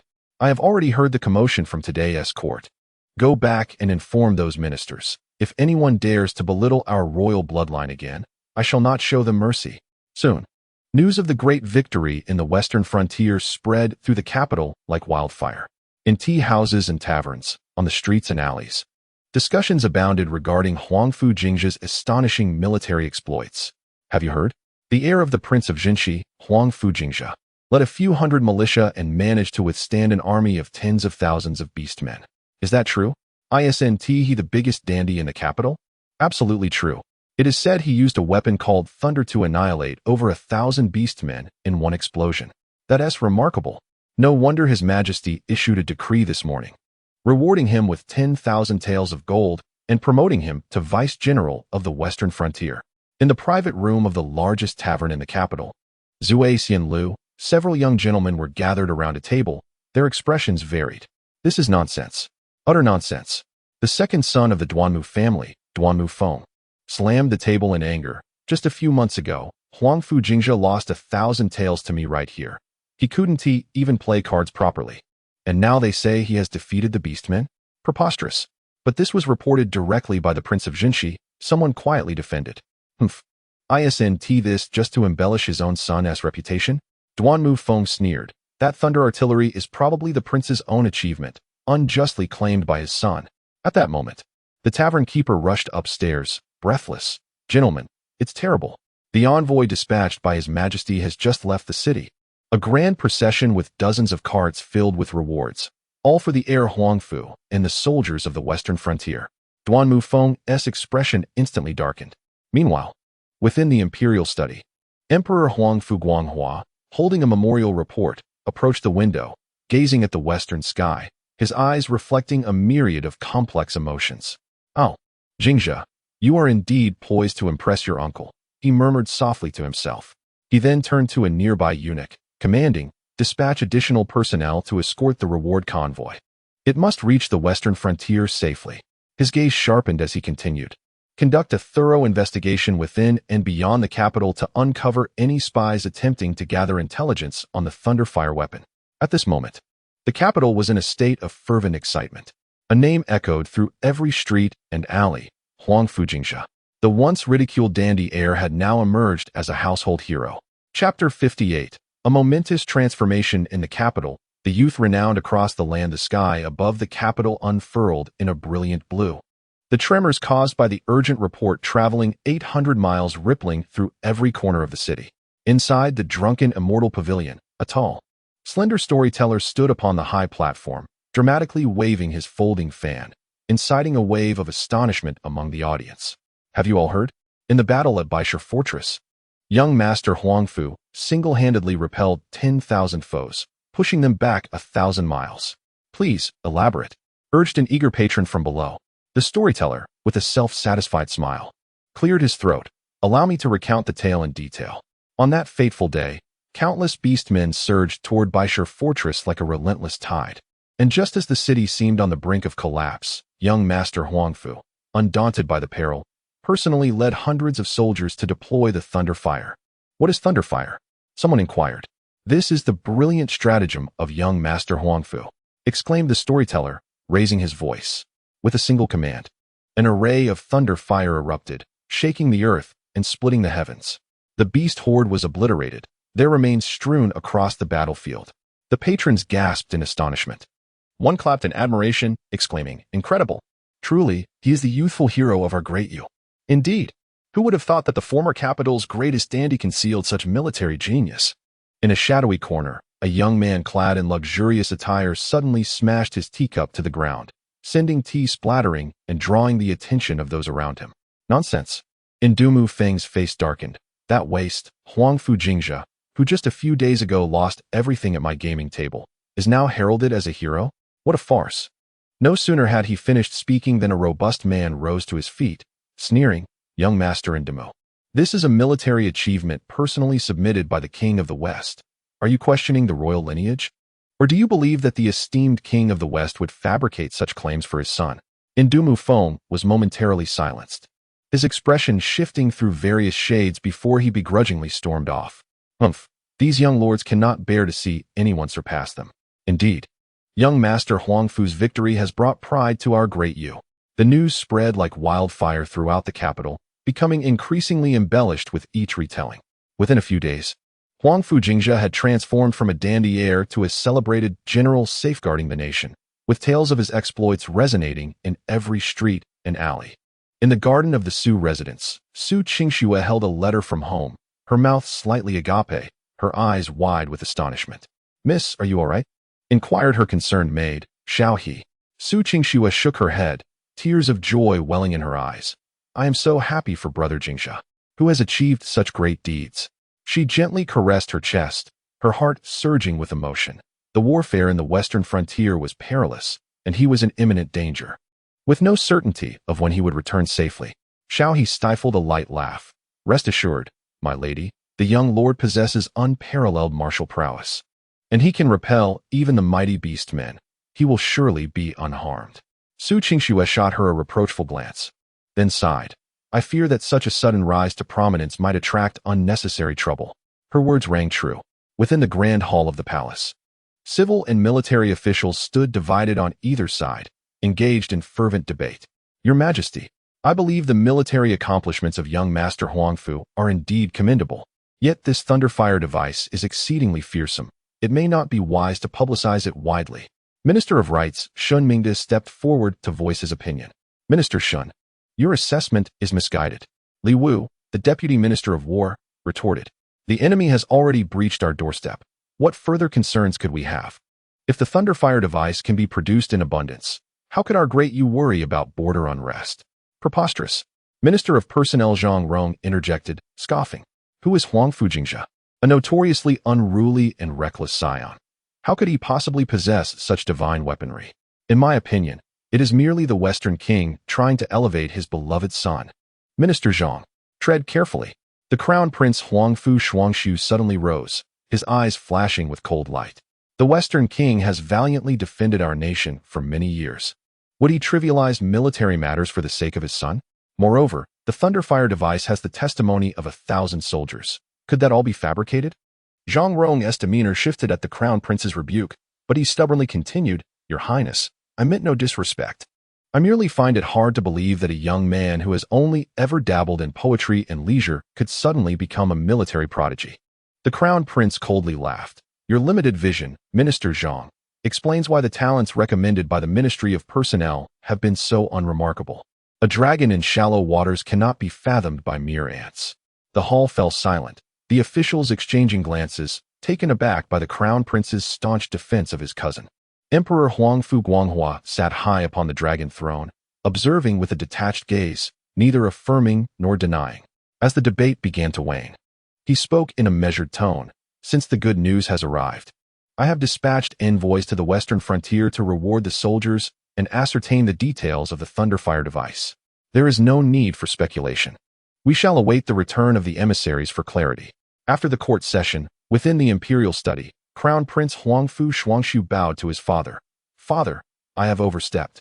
The emperor waved his hand dismissively. "It is natural for you to speak on behalf of Jingzhe, having grown up together and shared a deep bond." Yet, the emperor cast a meaningful glance at the Crown Prince. "Great achievements often carry great risks. Since you advocate for him, you must also counsel him wisely." The Crown Prince's expression turned serious. "I understand, father." The emperor rubbed his brow, genuinely surprised by Jingzhe. "I had always perceived him as a frivolous youth indifferent to state affairs, yet it appears." The Crown Prince smiled reassuringly. "Father need not worry. Although Jingzhe has achieved great merit, he is unwaveringly loyal to the royal family and harbors no ulterior motives." Furthermore, he mused, "If the thunderfire device is indeed as formidable as rumored, it would be an immense boon for our Great Yu." The emperor nodded. "I am well aware." I merely hope he returns safely, unburdened by the weight of fame.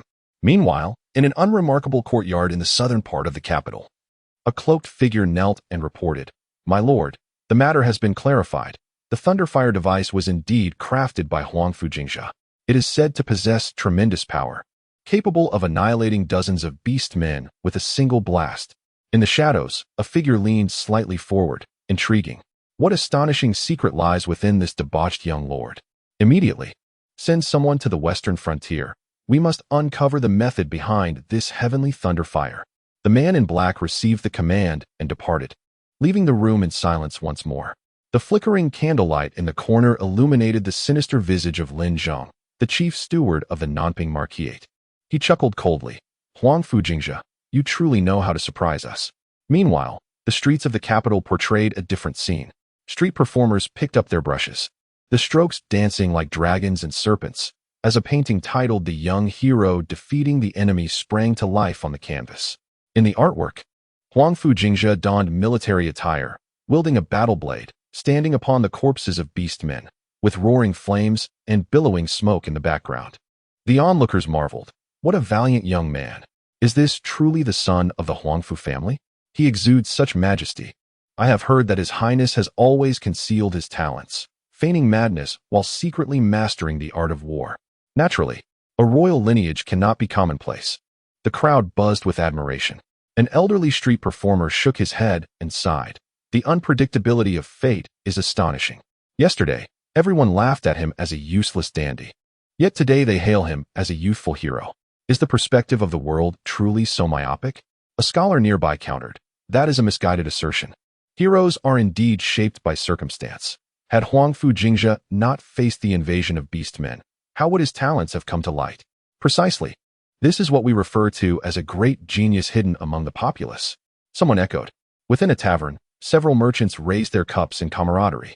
Have you ever considered that if Huangfu Jingzhe were to reveal the method of creating heavenly thunderfire, how could RDU not unify the realm?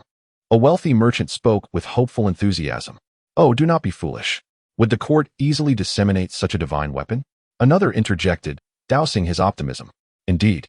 The merchant replied with a disappointed shake of his head, but soon his excitement rekindled. Nevertheless, as a young man achieving such remarkable feats, his future knows no bounds. Truly, I predict that within a decade, he shall become the cornerstone of DU.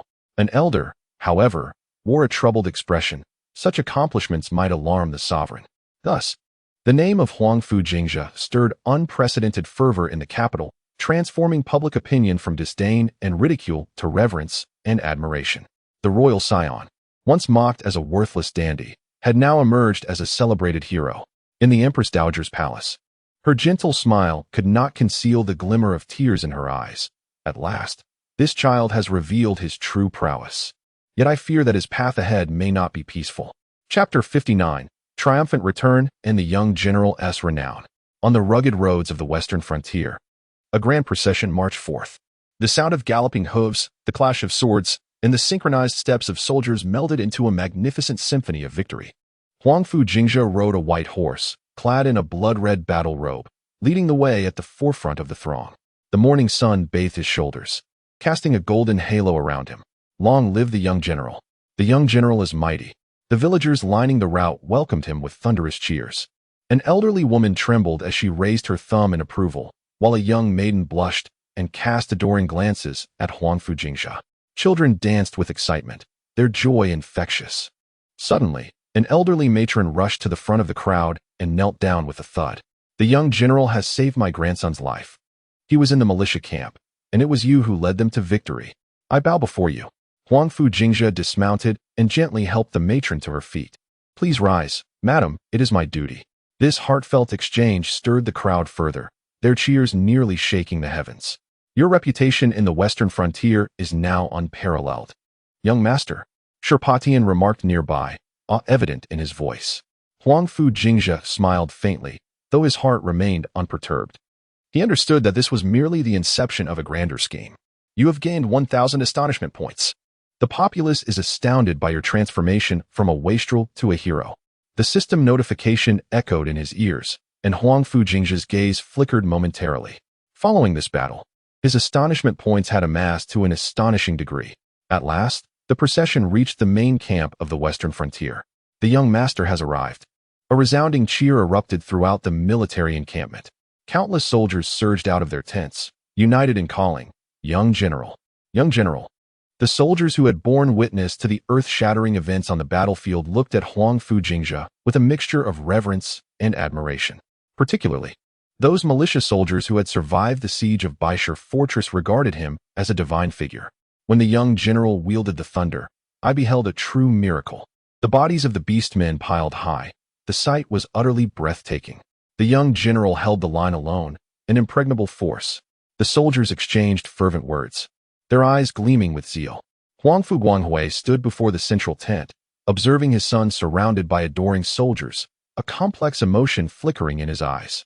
Just 3 days prior, when he had arrived at the battlefield with his army, he had been met with a scene of utter devastation, countless beastmen corpses strewn across the ground, the air thick with the stench of blood and gunpowder. Yet, his seemingly inept son had created a miracle against overwhelming odds. "Jingzhe," Huangfu Guanghui spoke solemnly, and the surroundings fell silent. Huangfu Jingzhe clasped his hands in respect. "Father, let us speak within." Huangfu Guanghui turned and entered the tent, with Huangfu Jingzhe following closely behind. Inside, Huangfu Guanghui's gaze swept over his son before settling on his resolute eyes. "You have earned my respect." His voice carried hints of surprise and pride. "What is this thunder you wield?" Huangfu Jingzhe had anticipated this inquiry. "Father, this is a secret technique I stumbled upon. During my travels, I encountered an extraordinary individual who imparted to me the method to harness the power of thunder." Huangfu Guanghui narrowed his eyes slightly. "How many are aware of the details?" "Aside from myself, no one knows the specific method of creation," Huangfu Jingzhe replied. "I have only informed a select few trusted individuals on its use, but not on its making." Huangfu Guanghui nodded in approval. "Well done. Such a divine artifact, if it were to spread, the consequences would be unimaginable." At that moment, a soldier hurried into the tent, reporting to the prince, "My lord, the emperor's envoy has arrived 10 miles from the camp and is expected to arrive shortly." A glimmer of sharpness flickered in Huangfu Guanghui's eyes. "Indeed, they come swiftly. Those within the court must be intent on this heavenly thunder." Huangfu Jingzhe understood the gravity of the situation and spoke solemnly. "Rest assured, father, I shall exercise discretion." Within the hour, a grand procession of imperial envoys reached the western frontier camp. The envoy, Li Cheng, a shrewd and capable middle-aged official from the Ministry of Rites, held a sacred edict as he announced the emperor's decree outside the central tent. "By the will of heaven, the emperor decrees." Huangfu Jingzhe, undaunted in the face of peril, possessing both wisdom and valor, has single-handedly repelled the horde of beastmen, ensuring the peace of our western frontier. He is hereby appointed as a commander of valor, with authority over 3,000 troops, and rewarded with a bounty of 10,000 taels of silver and 1,000 acres of arable land. The proclamation concluded. The assembly erupted in astonishment. Commander of valor? To command 3,000 troops? This reward was exceedingly generous. The soldiers whispered among themselves, taken aback by this unexpected honor. Although the rank of commander of valor was modest, it wielded substantial power, particularly the direct command over 3,000 troops, which was typically unheard of. Huangfu Jingzhe stepped forward and respectfully knelt to accept the decree. "I, Huangfu Jingzhe, humbly thank your majesty for your gracious favor." Li Cheng handed the edict to Huangfu Jingzhe, his face adorned with a broad smile. "Commander Huangfu, so young yet having achieved such great merit, is indeed a blessing for our Great Yu. Both the emperor and the empress dowager are deeply concerned for your well-being, and I have been specially dispatched to offer my condolences." Subsequently, during a formal banquet, Li Cheng began to probe for information. "Commander, I have heard that the heavenly thunder possesses extraordinary power. Might I inquire as to what manner of marvel it is?" Huangfu Jingzhe smiled and replied, "It is merely a stroke of fortune that granted me a unique formula for gunpowder. Could you elaborate further?" Li Cheng pressed.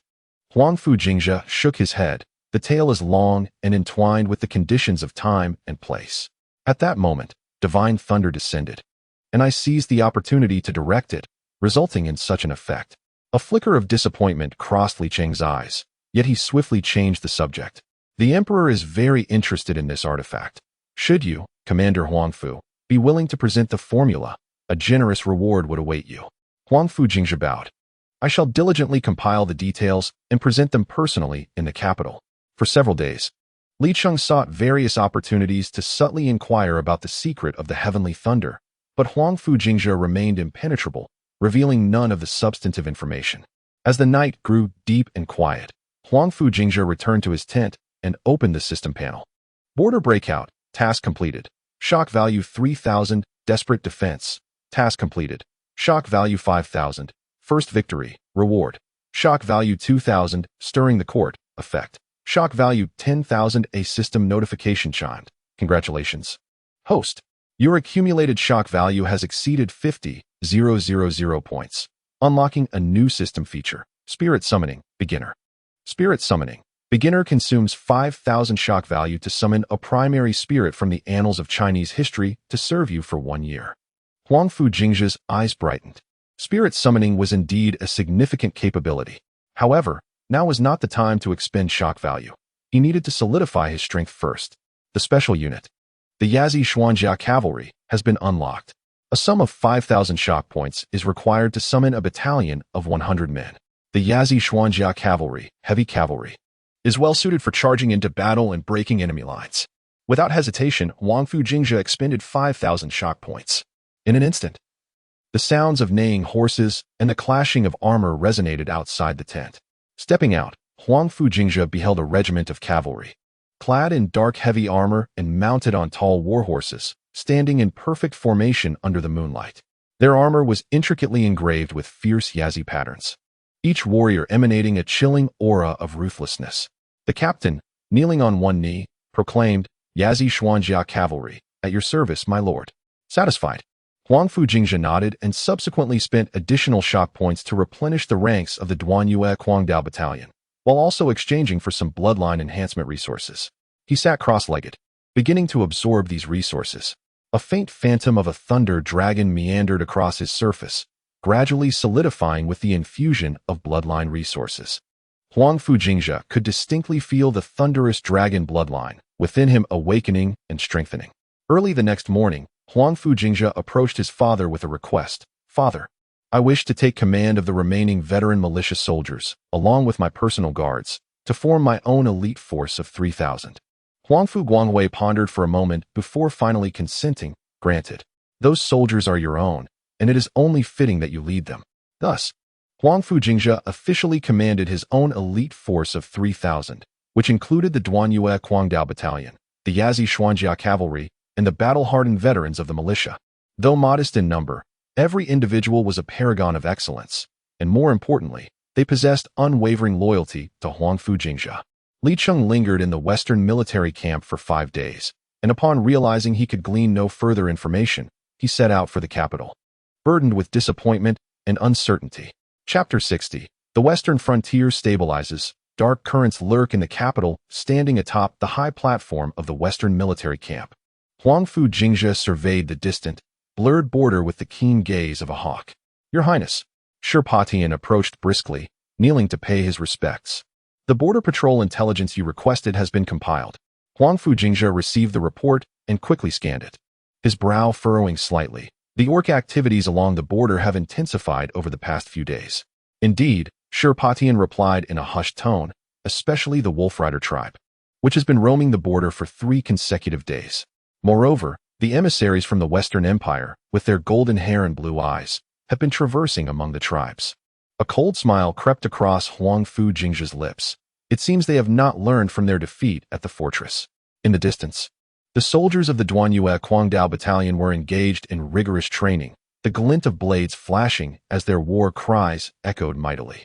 On the other side, the newly summoned Yazi Xuanjia Cavalry was also practicing their charges, their iron hooves pounding the ground with a fearsome presence. Dispatch orders to enhance border patrols and closely monitor the movements of the orc tribes, particularly those emissaries from the Western Empire. Report any unusual activities immediately. Understood. Huangfu Jingzhe then turned and strode towards the central command tent. Inside, several advisors huddled around a map, whispering amongst themselves. Upon his entrance, they promptly rose to pay their respects. Report on the situation, Huangfu Jingzhe commanded as he approached the map. Chief Advisor Zhao Jian of the Huangfu clasped his hands and spoke. Your Highness, according to our intelligence, the orc tribes indeed show signs of unification, particularly the Wolf Riders and the Tauren tribes, who are most active. As for the envoy from the Western Empire, it has been confirmed to be Duke Leon, a trusted confidant of Augustus III. He was once the leader of the Western Ironclad Knights, well-versed in military strategy, and possesses a cunning and treacherous nature. Huangfu Jingzhe's eyes narrowed. I suspected as much. The orc tribes have been embroiled in mutual slaughter for millennia. Their sudden alliance must surely be instigated by external forces. There is another matter. Another advisor hesitated momentarily. A southern informant has reported rumors of necromantic activities within the territory of the Marquis of Nanping. Necromancy? The countenance of the assembly shifted. To be precise, there are eyewitness accounts of corpses wandering in the Marquis's domain during the late hours of the night. Although unverified, Huangfu Jingzhe tapped his fingers lightly on the table. The Marquis of Nanping is an old adversary of my father. This man is ambitious. The mere thought of a potential alliance with the undead sends shivers down my spine. He contemplated briefly and decisively commanded. First, continue to strengthen intelligence gathering. I wish to know every move of the orcs and the Western Empire. Second, secretly train a specialized unit aimed at the Wolf Riders and Western Heavy Cavalry. Third, dispatch personnel to closely monitor the movements of the Marquis of Nanping. Additionally, instruct the military physicians to expedite the application of new medicinal herbs. I want my soldiers to be as resilient as iron. Understood. The advisors responded in unison, their eyes gleaming with admiration. Who could have imagined that the once notorious dandy of the capital had transformed into a resourceful military strategist? In the stillness of the night, Huangfu Jingzhe stood outside the tent, gazing at the starry sky in the direction of the capital. What thoughts occupied the young lord's mind? Shipo Tian approached his side. I am pondering the situation in the capital, Huangfu Jingzhe replied calmly. After this great battle, my reputation has soared here. Surely some in the court will feel unsettled. Shipo Tian scoffed. Who would dare move against you? You have achieved great merit. Exceeding one's lord in merit has always been a perilous endeavor. Huangfu Jingzhe shook his head.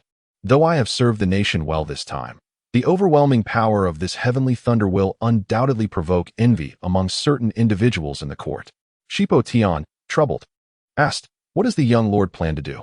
Huangfu Jingzhe did not respond, but continued to gaze at the stars, his mind already formulating plans. Your Highness. A soldier rushed over, breathlessly reporting, a decree has just arrived at the Huangfu. The King of the West has sent word that His Majesty summons you back to the capital for a report. Huangfu Jingzhe's eyes lit up, as I anticipated. Shipo Tian, anxious, queried, is this a good or bad omen for the young lord? To me, it matters not, Huangfu Jingzhe smiled. I had intended to return to the capital regardless. The following morning, Huangfu Guanghui met his son in the hall of the Huangfu. Father, Huangfu Jingzhe greeted with respect. You should already be aware of last night's decree. Huangfu Guanghui's expression grew somber. His Majesty summons you back to the capital ostensibly to commend your military achievements, but in truth, it is regarding the heavenly thunder. Huangfu Jingzhe interjected. Indeed. Huangfu Guanghui nodded. You have garnered great merit this time, but it has also attracted the attention of many in the court, especially concerning heavenly thunder. His Majesty is quite intrigued. You understand, my son. How do you plan to respond? Huangfu Guanghui's piercing gaze fixed upon his son. Will you offer your thunder formula to the court? Huangfu Jingzhe smiled faintly. What do you believe I should do, father? After a moment's silence, Huangfu Guanghui replied, this is your choice. However, bear in mind that every word and action in the court affects the future of our royal house. Do not offend others lightly, nor reveal your trump cards too readily. The son understood, nodding earnestly. Be especially cautious of Minister Zhang Rong of the Ministry of Personnel and Deputy Minister Li Wu of the Ministry of War. Their ties with Marquis Nanping warrant your utmost vigilance. A glint of determination flashed in Huangfu Jingzhe's eyes. Rest assured, father, I am well aware. Huangfu Guanghui regarded his son with a mix of emotions. You have changed greatly, Jingzhe. I have merely grown up, Huangfu Jingzhe replied with a smile. When do you plan to depart? At dawn tomorrow. I intend to take a portion of the Duanyue Guangdao Battalion and the Yazai Xuanjia Cavalry as my escort. Huangfu Guanghui nodded in agreement. Very well. It will allow the people of the capital to witness my son's prowess. Upon returning to his residence, Huangfu Jingzhe promptly gathered his trusted confidants to arrange for the journey back to the capital. Shipo Tian, you will accompany me to the capital, Zhang Jian. You remain to continue training the other soldiers. Zhao Jin, you are responsible for gathering intelligence and inform me immediately of any unusual developments. Understood. The group responded in unison. Shipo Tian expressed concern. Young master, you may face scrutiny from various factions upon your return to the capital. Huangfu Jingzhe scoffed coldly. What is there to fear? I, Huangfu Jingzhe, am no longer the naive fool I once was. They wish to uncover the secret of thunder. They are dreaming. Excellent. This is the spirit of our air. Shipo Tian cheered, clapping in excitement. As night deepened, Huangfu Jingzhe stood once more in the courtyard, gazing towards the capital. The stars shone exceptionally bright this evening. Yet he was acutely aware that the undercurrents in the capital were far more intricate than the celestial expanse above. Once thunder is unleashed, it will astonish the world, he murmured. This is merely the beginning. A gust of wind swept by, and Huangfu Jingzhe felt the latent power of the thunder dragon bloodline within him stir. As if in response to his resolve, the voice of the system resonated in his mind. Main quest detected. Return to the capital and assert dominance. Quest rewards, 10,000 astonishment points. Unlock a special blueprint. A spark of intrigue flickered in Huangfu Jingzhe's eyes. How fascinating. It seems my return to the capital serves not only to address court inquiries, but also presents an excellent opportunity to showcase my strength. He gazed into the distance, envisioning the astonished expressions of those who had once ridiculed and underestimated him. Just wait and see. Upon my return to the capital, I shall ensure that everyone knows Huangfu Jingzhe is no longer the easy prey he once was. At dawn the next day, a grand procession would depart from the western frontier, heading towards the capital, where an unprecedented storm was destined to unfold. Chapter 61. The journey back to the capital. Worries and resolve. The moment Huangfu Jingzhe stepped onto the official road, the winds of the western frontier swept against his battle robe, yet he did not look back. The capital, the place where he had once been derided as worthless, awaited his return. Young master, there is a relay station 20 miles ahead. We can rest there tonight. Shipo Tian reported, riding forward. Huangfu Jingzhe nodded, his gaze fixed upon the undulating mountains in the distance. We must quicken our pace. It is imperative that we reach the post station today.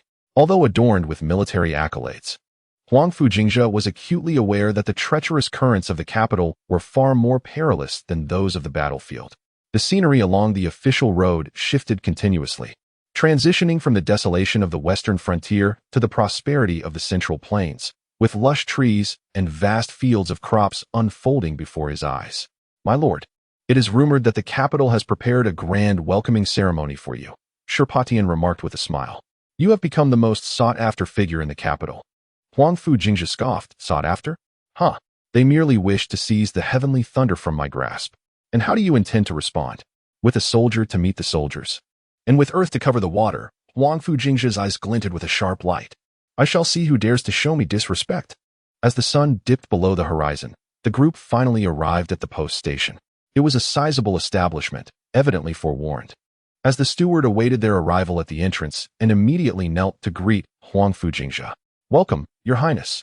Huangfu Jingzhe gestured for him to rise. Prepare hot water and meals, and I require a quiet room. Everything is ready. Please follow me, Your Highness. Once settled, Huangfu Jingzhe opened the family letter sent from the Huangfu of Jingzhe. The first was from his mother, Jiang Nanyue. My son Jingzhe, I am greatly comforted to hear of your remarkable achievements. However, know that the capital is not the battlefield of the western frontier. The glint of blades is ever apparent, and the hearts of men are difficult to guard against. As you return to the capital, tread carefully and speak with caution. His mother's letter was meticulously detailed, encompassing advice on attire, diet, conduct, and interpersonal relations, all imbued with her heartfelt concern. She particularly noted the shifting attitudes of several key ministers, urging him to proceed with caution. After finishing his mother's letter, Huangfu Jingzhe opened the note from his sister, Huangfu Liuli. The letter was brief, yet brimming with innocent affection. Dearest brother, I heard you defeated the beast men, which has filled me with joy. The ladies in the palace say my brother is a great hero, and I am so proud. Enclosed is my drawing of the tiger descending the mountain, wishing you victories ahead. I eagerly await our reunion. Huangfu Jingzhe unfolded the drawing, unable to suppress a chuckle. What was meant to be a tiger resembled more a rotund puppy, its body plump and its forelegs disproportionate. Beside it, awkwardly inscribed, were the words wishing him victories ahead. Little girl, Huangfu Jingzhe murmured softly, carefully folding the drawing and tucking it into his personal pouch. Sherpatian lightly tapped at the door. Your Highness, a messenger from Fu Bo has arrived, claiming urgent matters to report. Huangfu Jingzhe gestured for the visitor to enter. The messenger, an elderly servant of the Huangfu, immediately knelt in reverence upon seeing Huangfu Jingzhe. Young master, Fu Bo sent me to inform you that everything at the Huangfu is in order. The Empress Dowager and the Crown Prince have both dispatched gifts meant to welcome you. Both the Empress Dowager and the Crown Prince sent gifts? Huangfu Jingzhe raised an eyebrow. What exactly are they? The Empress Dowager has presented a set of dragon-patterned jade rui, while the Crown Prince has gifted a cold star sword. Both are extraordinary treasures. Huangfu Jingzhe nodded. I understand. Please return to Fu Bo and inform him that I shall arrive in the capital in 3 days. Ensure he is prepared.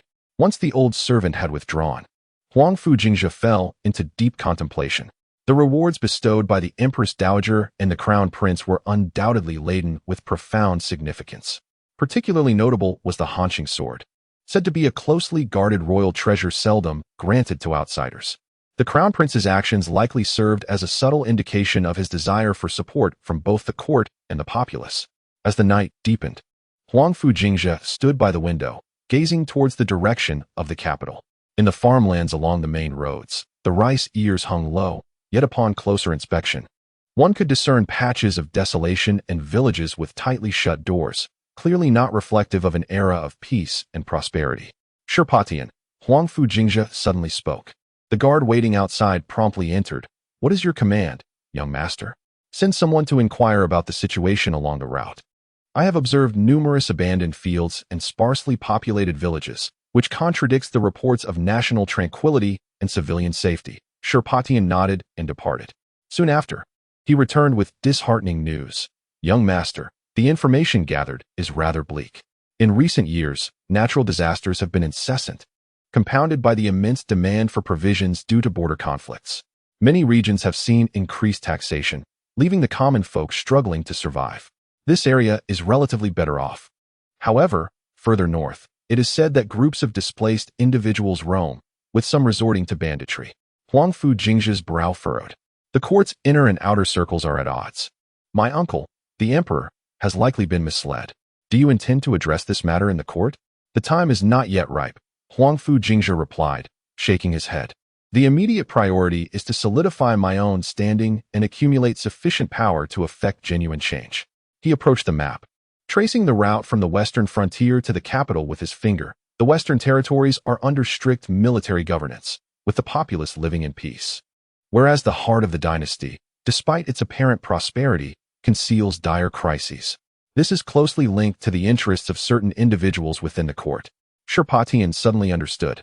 You mean to say that someone is deliberately exaggerating the threat from the western regions to divert the court's attention? Precisely, Huangfu Jingzhe replied with a cold smile. Those aligned with the Marquis of Nanping would prefer the court to overlook internal issues. Just then, the sound of hurried hoofbeats broke the conversation. A scout rushed in to report. Young master, an advanced scout has informed us that a merchant caravan is approaching the capital, reportedly belonging to Miss Su Xueqing of the Su family. Xueqing? Huangfu Jingzhe's eyes brightened. What brings her here? The scout explained that the caravan was heavily guarded and indeed bore the Su family's emblem, Xian Hall. If all goes as planned, we shall encounter them tomorrow. Excellent. Maintain our regular pace, Huangfu Jingzhe replied nonchalantly. If we come across Miss Su's caravan, we shall greet them according to propriety. As the night deepened, Huangfu Jingzhe lay awake on his couch, his mind racing with thoughts. The battle in the western frontier had astonished all, yet inevitably placed him in the eye of the storm. He pondered how the influential figures in the capital would perceive this sudden emergence of a military genius. He opened the ledger he carried, which recorded the various military units and technologies he had exchanged for through the system. The Duanyue Quangdao camp and the Yaji Xuanjia cavalry had begun to take shape, yet they were far from sufficient to weather the impending storm. It seems I must hasten the accumulation of shock value, Huangfu Jingzhe muttered to himself. The capital is truly a battlefield. The following morning, the caravan resumed its journey. After approximately 2 hours of travel, a sizable merchant caravan indeed appeared ahead. The crimson banner is embroidered with the golden characters Su Yuntang, a symbol of the Su family. Without a doubt, The air is the leader of the Su merchant convoy. The heavens tremble at his approach. Huangfu Jingzhe adjusted his attire, his gaze sharp as he fixed it upon the merchant convoy. From there, he beheld a figure clad in white, standing gracefully beside an exquisite carriage, her eyes seemingly searching for something. Xueqing, Huangfu Jingzhe whispered, a fleeting softness glimmering in his eyes. It appears that the journey to the capital will be more intriguing than I had anticipated, he murmured, spurring his horse forward to meet the figure he had long yearned for. Chapter 62. The anticipation and worry of Su Xueqing within the carriage of the Su merchant convoy. Su Xueqing held a scroll in her hands, yet her thoughts had already drifted far away. The pages had lingered in the same spot for half an hour, her gaze traversing the words, lost in endless contemplation. Miss, in just a few days, we shall return to the capital. Xiaohuan gently poured her a cup of tea, speaking softly. Su Xueqing responded lightly, setting down the scroll to accept the teacup. She took a small sip, her eyes turning towards the vibrant spring scenery passing by the window. Ever since she learned of Huangfu Jingzhe's impending return to the capital, her heart had raced like a little rabbit, pounding incessantly. The once ridiculed dandy was now a formidable young general, commanding respect in the western frontier. Reports of victories from the Western Front painted a picture of his unparalleled bravery. Those who once mocked him must now be contemplating their previous judgments. Su Xueqing tightened her grip on the jade pendant in her hand, a precious gift from Huangfu Jingzhe before his departure. It had remained close to her heart, never leaving her side. Miss, are you thinking of the heir? Xiaohuan teased, her eyes sparkling with mischief. Su Xueqing's cheeks flushed slightly. Yet she did not deny it. I am merely concerned for him. What is there to worry about? The heir has returned victorious. Who in the capital would dare to look down upon him now? Su Xueqing shook her head. Xiaohuan, you do not understand. The capital is far more intricate than the western frontier.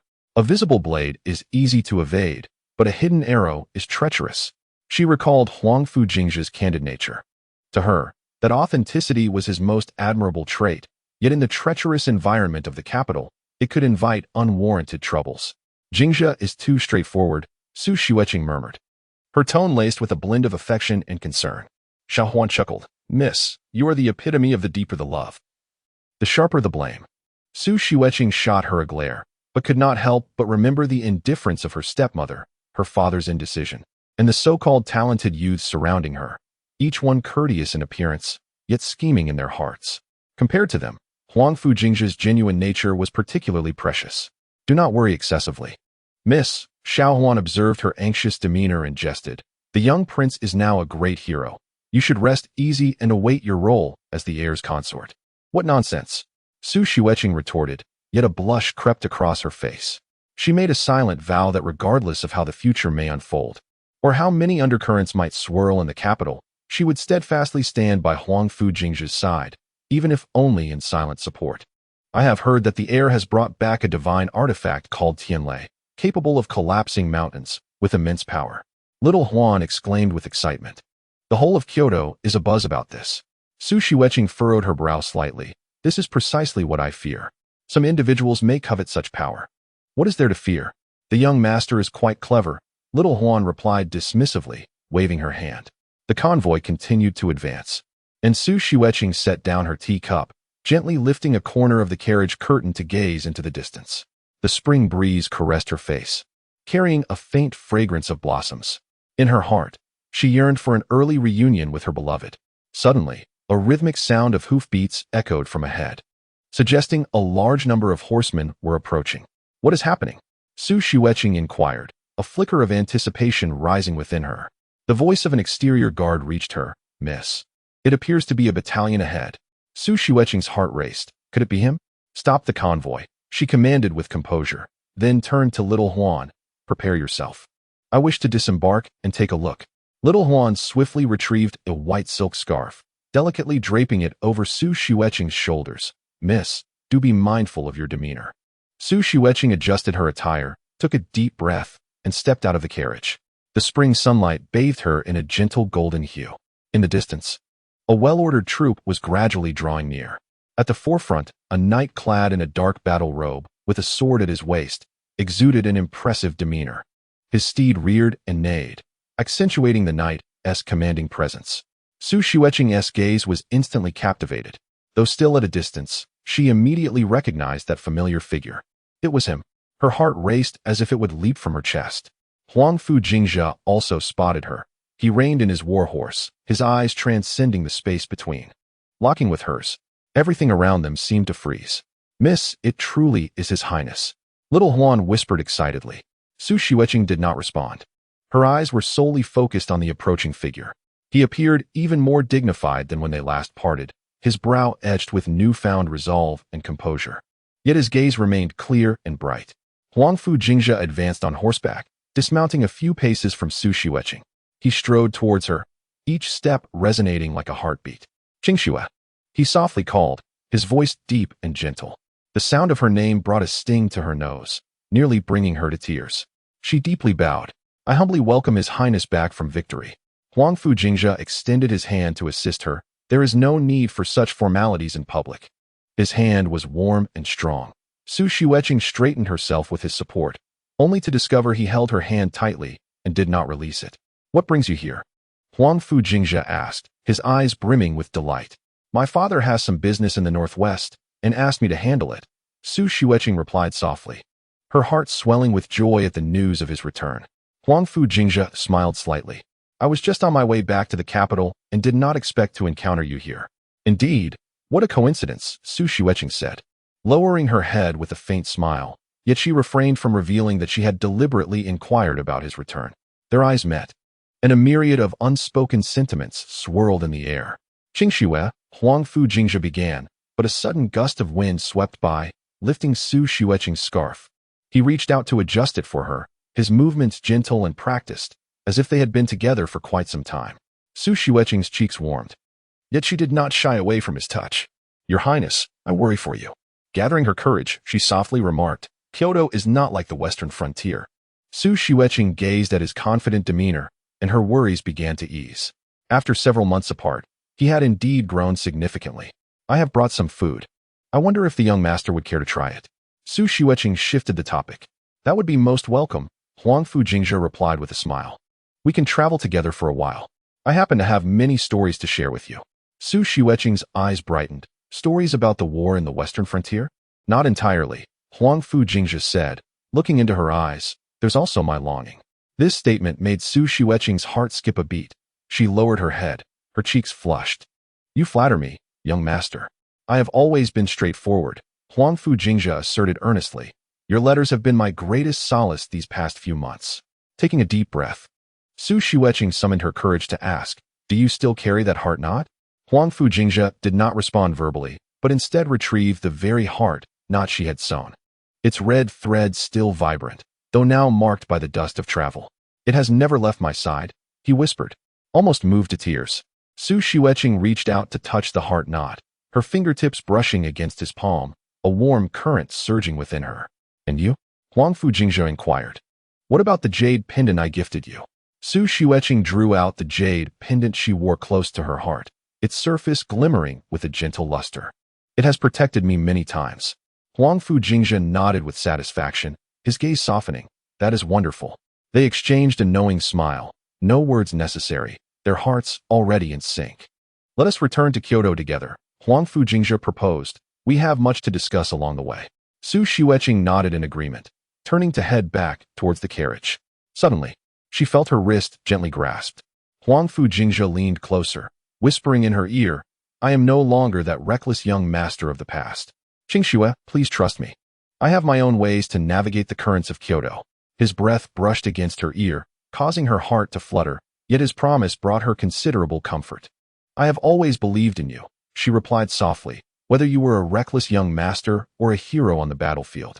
A flicker of emotion crossed Huangfu Jingzhe's eyes before he quickly resumed his confident demeanor. "Then, after we return to Kyoto, will we still have the opportunity to meet often? If the young master does not mind, you are always welcome at the Su residence," Su Xueqing boldly replied, surprising even herself with her assertiveness. "It is a promise." Huangfu Jingzhe affirmed with a serious nod, his gaze intense, as if he wished to etch this moment into eternity.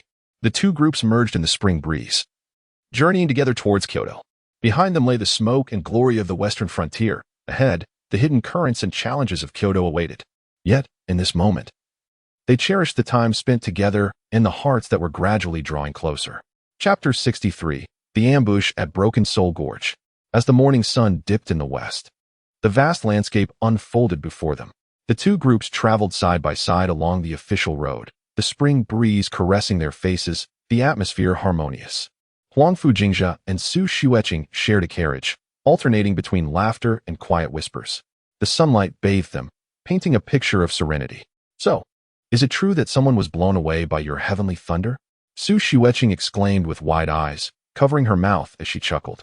Huangfu Jingzhe nodded, his brows slightly arched. The orc chieftain, mounted on a colossal beast, was blasted into the air, flipping thrice before crashing to the ground, suffering a broken leg. Were you not frightened at that moment? Su Xueqing inquired, tilting her head with a glint of mischief in her eyes. Impossible. Huangfu Jingzhe straightened his back. I remained composed and directed with calmness. You're lying, Su Xueqing retorted skeptically. I bet you were taken aback when you first saw its effects.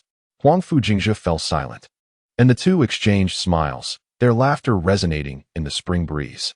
As they progressed, Su Xueqing's demeanor gradually turned serious. Jingzhe, there are some unfavorable rumors about you in the capital.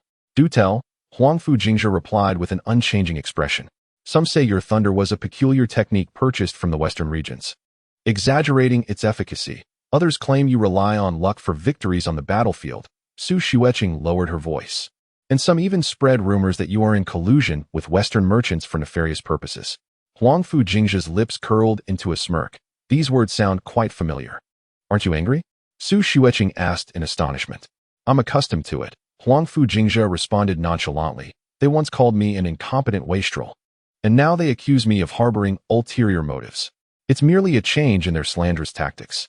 Su Xueqing expressed her concern, but this time is different. Some ministers have already mentioned it before the emperor. It matters not. Huangfu Jingzhe's gaze was resolute. Let them speak.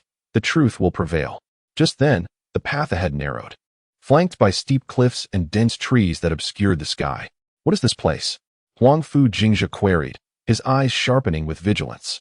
The attendant beside him responded, Young master, this is Soul Fragment Canyon. Due to its treacherous terrain, many merchants have met their demise here, hence the name. Huangfu Jingzhe frowned slightly, discreetly surveying his surroundings, then signaled to Shirpatian. Understanding the cue, Shirpatian quietly heightened the team's defenses. Qingxue, upon our return to the capital, I wish to invite you to sample the new Tianxiang Tower. Huangfu Jingzhe maintained a cheerful facade while deliberately raising his voice. Su Xueqing eagerly agreed. I've heard their osmanthus cake is indeed delightful. I look forward to it. At that moment, a system alert resonated in Huangfu Jingzhe's mind. Crisis warning. Malevolent intent detected in the vicinity. It is advised for the host to remain vigilant. Huangfu Jingzhe's pupils constricted, his right hand subtly resting on the hilt of his sword. What's wrong? Su Xueqing perceptively noticed his change in demeanor. Nothing. Huangfu Jingzhe smiled, lowering his voice to maintain caution. There may be danger. A pang of anxiety gripped Su Xueqing's heart, but she quickly controlled her expression, continuing the conversation. Did you know? I recently learned a new dessert. Before she could finish, a cold arrow sliced through the air, aiming straight for Huangfu Jingzhe's throat. Watch out, Shirpatian shouted, as arrows rained down from the cliffs on either side. Protect the young lady. The guards of the Su family swiftly surrounded them, raising their shields to fend off the barrage. Huangfu Jingzhe dodged a deadly arrow, swiftly grasping Su Xueqing's wrist and pulling her behind him. Do not fear, I am here.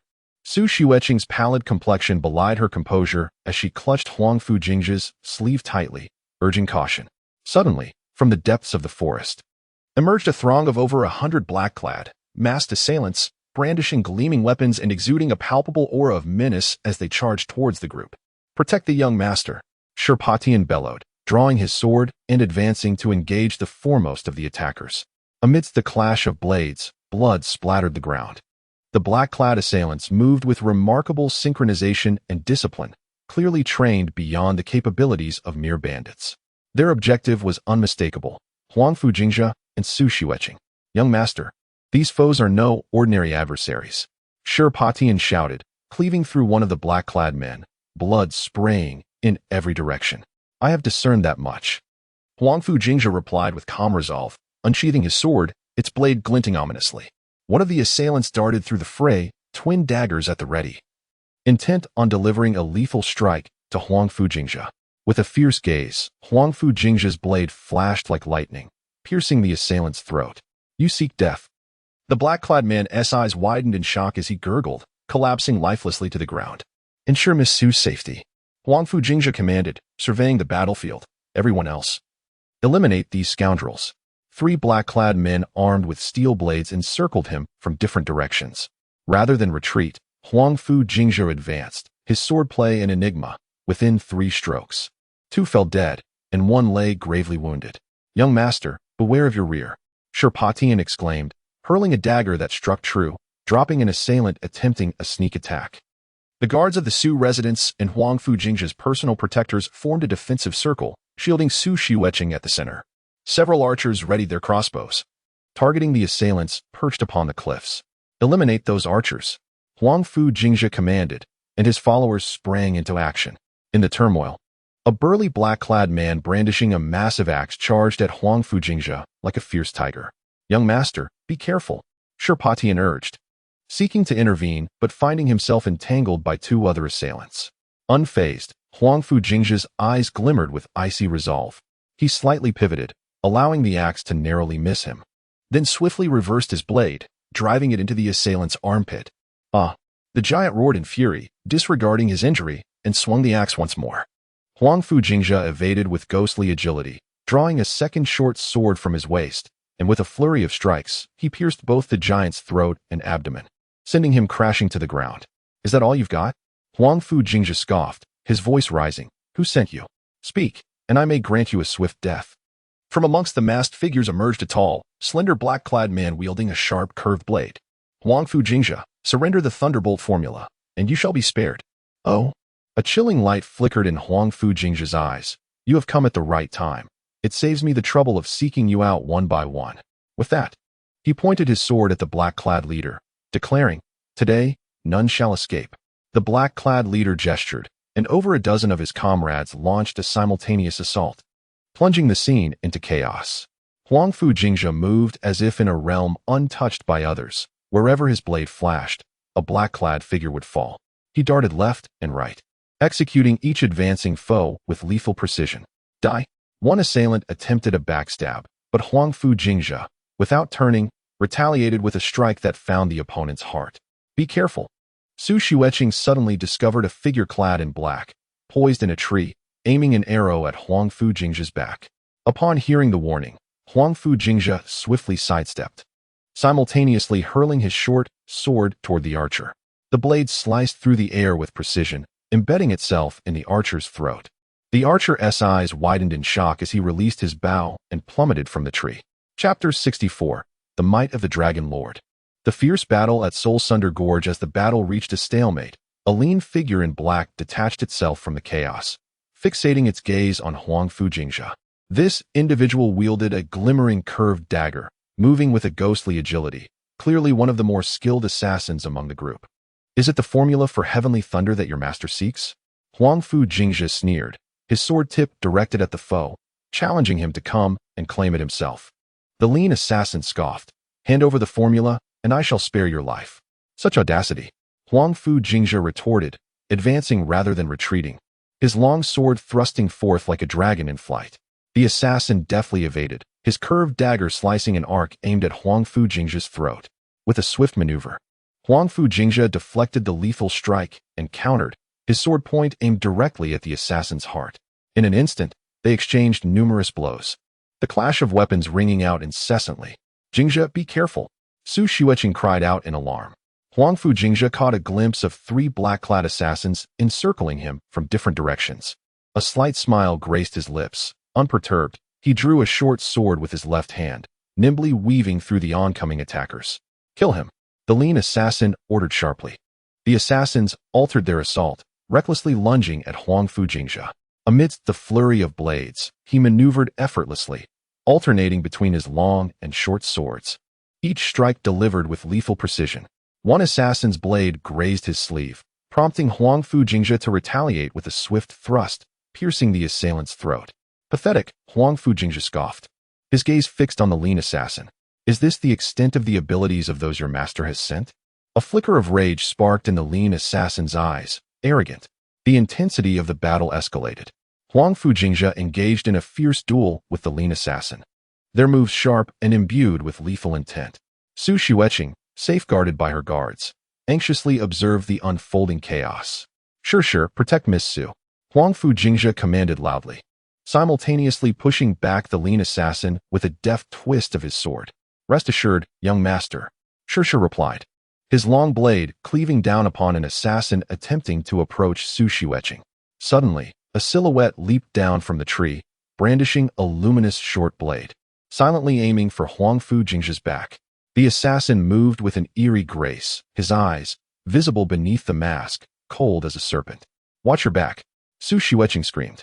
In that critical moment, the power of the dragon veins surged within Huangfu Jingzhe, coursing through his veins like thunder. A faint crackle of electricity resonated as a subtle shimmer of lightning danced across the surface of his long sword. He pivoted sharply, sweeping his blade to intercept the deadly strike with precision. As the two blades clashed, the ethereal glow of the short blade intertwined with the electric spark of the sword. The ambushing assassin, taken aback, felt a sudden numbing sensation in his arm, his movements faltering. Seeking death, Huangfu Jingzhe seized the opportunity, delivering a decisive thrust aimed at the assassin's heart.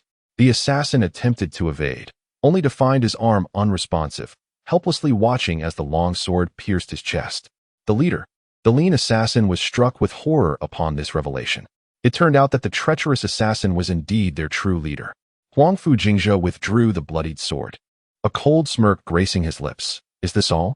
The assassin leader clutched his chest, collapsing to the ground, his eyes wide in disbelief as he stared at Huangfu Jingzhe.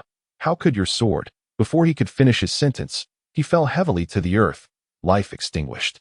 The lean assassin, witnessing the death of his leader, was consumed by madness. Kill him, at all costs. The remaining assassins surged forward at the command, recklessly lunging toward Huangfu Jingzhe. He let out a chilling laugh, the long sword in his hand crackling with faint electricity. He swung his sword at the nearest assassin.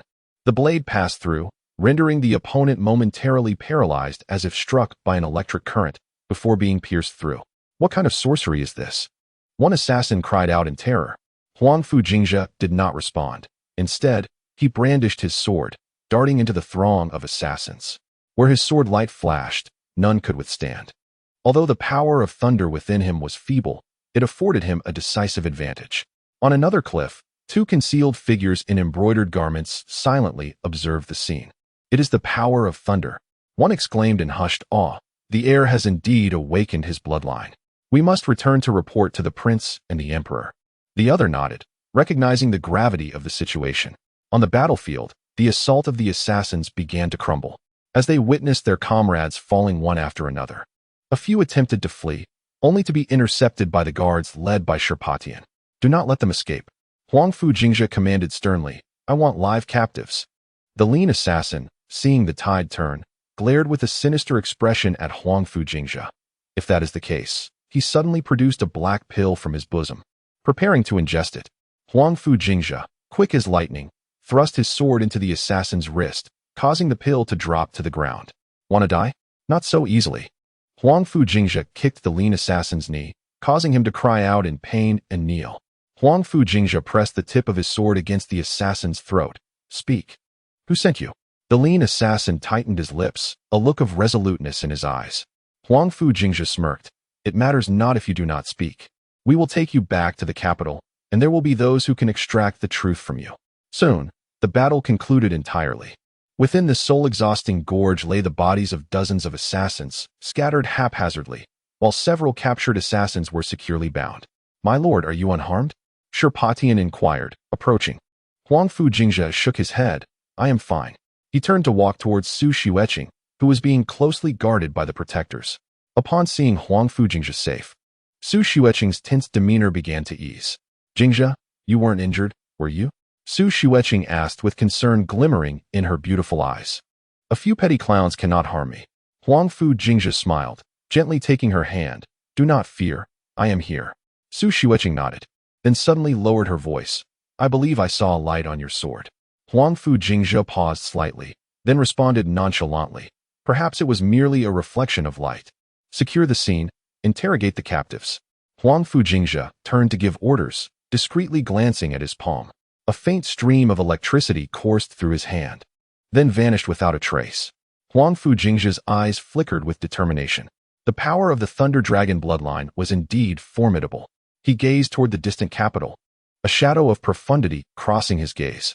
This ambush was no mere coincidence. Someone wished to prevent his return to the capital.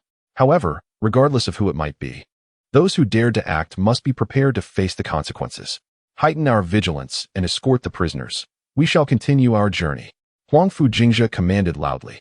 The team swiftly reorganized and resumed their march toward the capital. Su Xueqing sat in the carriage, peering through the gap in the curtain at Huangfu Jingzhe riding ahead. He sat tall and resolute, his demeanor strikingly different from that of the once ridiculed young scion of the capital. Particularly in the recent battle, his valiant figure, drenched in blood yet undeterred, was etched deeply in her memory. In that fleeting moment of faint lightning, she had witnessed an extraordinary power. Su Xueqing's beautiful eyes sparkled with mixed emotions, a blend of trepidation and pride. This was the man she had come to cherish, one who was both enigmatic and profoundly trustworthy. Chapter 65. Entering the capital.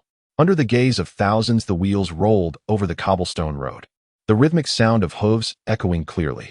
Leading his troop for several days, Huangfu Jingzhe finally caught sight of the majestic city under the clear skies of early summer. "Your Highness, ahead lies the capital," Sherpatian said, pointing into the distance. Huangfu Jingzhe halted his horse atop a small hill, gazing at the familiar skyline. The towering city walls and fluttering banners remained unchanged since his departure. Yet, everything was different. He had once been the object of scorn, a useless playboy. And now he returned laden with honor. "We are home," he softly remarked to Su Xueqing beside him. Su Xueqing observed his resolute profile and nodded. "You have changed so much." "Have I?" Huangfu Jingzhe smiled, yet his essence remained unaltered. He looked out over the capital, a whirlwind of emotions swirling within him. This city held countless memories, both from past lives and the present. Once, he had been the target of ridicule, a disgrace to the Huangfu family. Now, he returned as a celebrated young general of the western frontier, and everything would be different. System prompt. The host is about to enter the capital. The shock value is building. Please prepare. A glint of sharpness flashed in Huangfu Jingzhe's eyes. Into the city. With his command, the trooper formed and advanced toward the city gates. At the gates, the city guards, upon catching sight of the banners, hurried to greet them. "Is this the esteemed son of the king of Jingzhe, Huangfu Jingzhe, returning to report on the victories in the western frontier?" Sherpatian announced loudly. The guard was momentarily taken aback, then his face revealed astonishment. "The heir? Is it truly him?" he stammered, hastily bowing in respect. "I beg your pardon for my rudeness. I shall open the gates immediately to welcome you back." As the gates slowly opened, the guard stood at the entrance and announced loudly, "The heir of the king of Jingzhe, Huangfu Jingzhe, returns to report on his achievements in the western frontier." This proclamation stirred a wave of excitement. What? Huangfu Jingzhe has returned? Is he the infamous playboy known for the saying, "When the Jingzhe sounds, gold will abound"? I heard he achieved great feats in the western frontier, slaying countless enemies. Indeed, it was true. It is said that he has developed a weapon known as the Heavenly Thunder, which has left the orc tribe strewn across the battlefield in death. The news spread throughout the capital with remarkable swiftness, as if it had taken wing. Huangfu Jingzhe rode into the city at a leisurely pace, his entourage following the predetermined route towards Zhuke Street. The Town West King's mansion stood at the end of this most bustling avenue in the capital, symbolizing its esteemed status. To everyone's surprise, the sides of Zhuke Street were already crowded with onlookers, eagerly anticipating a glimpse of this legendary dandy. Some faces were etched with curiosity, others shone with skepticism, while a few gazes held a hint of admiration. "Look, that is young Master Huangfu. Is this the youthful hero from the western frontier battlefield? He looks so young. Will he truly wield that heavenly thunder? I've heard it can annihilate hundreds of enemies with a single blast." The murmurs rose and fell. Clad in silver armor and adorned with a long sword at his waist, Huangfu Jingzhe gazed ahead with an air of calm composure. The frivolous demeanor and reckless conduct of his past had vanished, replaced by the poise of an extraordinary young general. Shock value gradually on the rise. From the buildings lining the street, various eyes covertly scrutinized the returning heir. "Quickly report to the master.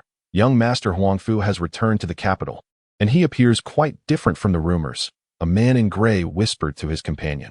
Immediately notify the Lord. This lad has changed significantly. His demeanor is composed, and it does not seem feigned. In another building, a scout hurried away. In a private room of a tavern, third-rank officer Li Tong was engaged in idle conversation over tea with several officials. Upon hearing the commotion outside, a servant rushed in to report, "My lord, the town west king's heir has returned to the capital and is passing below." "Oh, that dandy." Li Tong set down his teacup, rising to approach the window and part the curtains to look down. He saw Huangfu Jingzhe riding by, his expression calm and self-assured, a stark contrast to the arrogant figure he remembered. "Interesting," Li Tong mused, stroking his beard. "No wonder His Majesty regards him with such favor. This lad indeed possesses some merit." One of the officials present dismissed it with a wave. "He merely relies on his royal lineage. What military achievements does he truly have?" "Don't take it too seriously." Li Tong smiled knowingly. "Do not rush to conclusions. The recent campaign in the western frontier is no simple matter. If that heavenly thunder is indeed as formidable as the rumors suggest, the Ministry of War may undergo significant changes." As the procession passed a grand tavern, Huangfu Jingzhe suddenly looked up, locking eyes with someone at the second-floor window. Those were eyes radiating wisdom and scrutiny, the owner concealed behind the curtain, revealing only half of their face. Huangfu Jingzhe smiled slightly, offering a subtle nod in that direction. The person behind the window returned a barely perceptible nod. It was the Crown Prince, Huangfu Xuanxiu. "Indeed, he has changed considerably," the Crown Prince remarked, retracting his gaze and addressing the strategist beside him. "He is no longer the troublesome dandy." The strategist bowed respectfully. "Your Highness, in this great victory at the western frontier, the heir's contributions are undeniable. According to reports from scouts, he has indeed demonstrated extraordinary military prowess, particularly with that heavenly thunder." The Crown Prince nodded. "I am aware. His Majesty has high expectations of him. The summons to return to the capital this time is likely more than just a routine report." The strategist hesitated for a moment and spoke. "Your Highness, if this heir truly possesses talent, he might be persuaded to align with us, as blood ties are far more dependable than those of foreign nobility." The Crown Prince gazed out at the receding procession and pondered. "Let him settle in for now. When the time is right, I shall personally meet him." At the end of Zhuke Avenue, the gates of the Prince of Jinxi's residence stood wide open, the household in a state of readiness to welcome the heir's return. Huangfu Jingzhe dismounted, gazing at this longed-for abode, a torrent of emotions swirling within him. This was his home, and he had finally returned. Chapter 66, Master Fu's Report. The winds of the capital. "Your Highness." Master Fu hurried forward, his voice trembling with excitement, tears streaming down his face. "You have finally come back." Huangfu Jingzhe smiled and gently patted the loyal elder's shoulder. "Master Fu, do not be so emotional. Am I not here safe and sound?" The servants in the household, witnessing this, knelt in reverence. "We welcome the heir back." Huangfu Jingzhe raised his hand to signal them to rise. "Please, stand up. I appreciate your hard work during my absence." He then turned to Su Xueqing and said, "You should return to the residence first. I will change my attire and then proceed to the palace to meet the Empress Dowager and my uncle." Su Xueqing nodded in understanding. "Go ahead. Do not keep the Empress Dowager waiting." Huangfu Jingzhe watched as Su Xueqing's carriage gradually disappeared down the street outside the palace before he turned and entered the residence. Master Fu wiped away his tears and resumed his usual solemn demeanor. "You have traveled far, Your Highness. I have ordered hot water and meals to be prepared for you. Would you prefer to bathe first or dine?" "First, take me to the study," Huangfu Jingzhe replied softly, eager to acquire some information. Master Fu nodded in understanding and led him through the corridor to the study in the rear courtyard. The study was simply and elegantly furnished, with several bamboo scrolls and a complete set of writing implements laid out on the table. A landscape painting, crafted by Huangfu Jingzhe prior to his departure from the capital, adorned the wall. Everything remained unchanged. Huangfu Jingzhe surveyed his surroundings, a subtle smile gracing his lips. Master Fu personally poured a cup of tea for Huangfu Jingzhe and then stood to the side. "Your Highness, everything in the residence is as it was, in accordance with your instructions before your departure." Huangfu Jingzhe accepted the teacup and took a gentle sip. "Master Fu, please dismiss everyone. I have matters to inquire." "Understood." Master Fu turned and gestured to the attendants outside the door. "Leave at once." Without the heir's command, no one is to approach the study. Once the door was closed, Huangfu Jingzhe gestured for Master Fu to sit. "During my absence, Has there been any significant change in the capital? After sitting, Master Fu's expression grew grave. Your Highness, during your time away, the capital has experienced tumultuous shifts, with various factions stirring in the shadows. Huangfu Jingzhe's gaze sharpened. Pray, elaborate. In the court, the civil officials led by Prime Minister Yang Wenxiang have expressed their discontent regarding your extraordinary actions in the western frontier. Master Fu lowered his voice. They believe that your independent development of the Thunderbolt weapon borders on usurpation. The Deputy Minister of Justice, Li Tong, has even proposed a thorough investigation into the manufacturing process of the Thunderbolt in the court. Huangfu Jingzhe let out a cold laugh, as expected. Several members of the royal family who have had past grievances with the palace, such as Prince Anling and Duke Yongping, have also been secretly spreading rumors detrimental to your reputation. Fu Bo continued, stating that they attributed the Crown Prince's victory in battle to mere luck, a result of internal strife within the orc tribes, implying that he merely reaped the rewards of others' discord. Huangfu Jingzhe raised his teacup, his demeanor calm. Who else? However, the Crown Prince has repeatedly spoken highly of you in the Emperor's presence. Fu Bo's tone shifted to one of relief, noting that the Crown Prince regarded you as a rare talent deserving of significant responsibility. The Empress Dowager has expressed her concern for you, sending numerous gifts, stating her desire to meet you personally upon your return to the capital. The Empress herself has shown a gentle disposition, expressing hope for a closer relationship with the Crown Prince. Upon hearing this, Huangfu Jingzhe nodded. The Crown Prince, the Empress Dowager, and the Empress all support me. This is indeed a good sign. What of the military? The military situation is intricate. Fu Bo's brow furrowed slightly, revealing that older generals, such as General Yang Wei of the Left Army and General Huang Zhong of the Right Army, maintain a cautious stance towards you, withholding their judgment.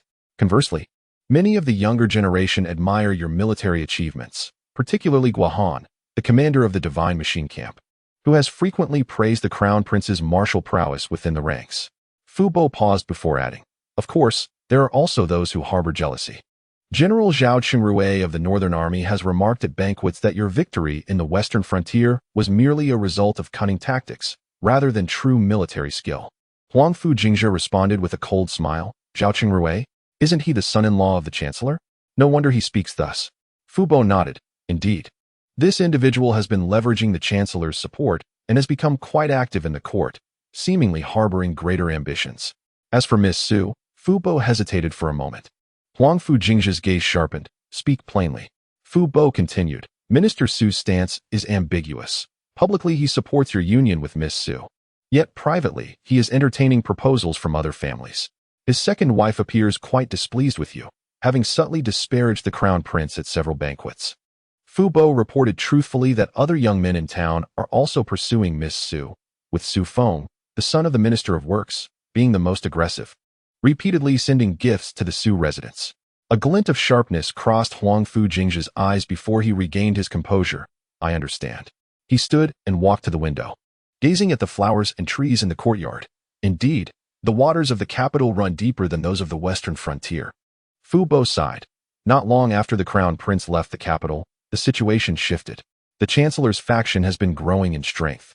Although the Crown Prince wishes to suppress it, he lacks capable aides and is thus constrained. Now that the Crown Prince has returned in triumph, perhaps he can alleviate some of the Crown Prince's burdens. Huangfu Jingzhe turned, his eyes sparkling with determination. Fu Bo, you have done excellently. This information is vital to me. Fu Bo bowed. It is my duty, my lord. Are our secret channels in the capital still secure? Huangfu Jingzhe inquired softly. Fu Bo nodded. They remain intact. And according to your instructions before your departure, we have added a few more informants, especially within the Chancellor's residence in the Ministry of Rights. Excellent. Huangfu Jingzhe nodded in satisfaction. The situation in the capital is likely to grow even more complex. What are your plans, my lord? Fu Bo asked cautiously. Huangfu Jingzhe smiled slightly. We shall take it one step at a time. Where are my mother and sister now?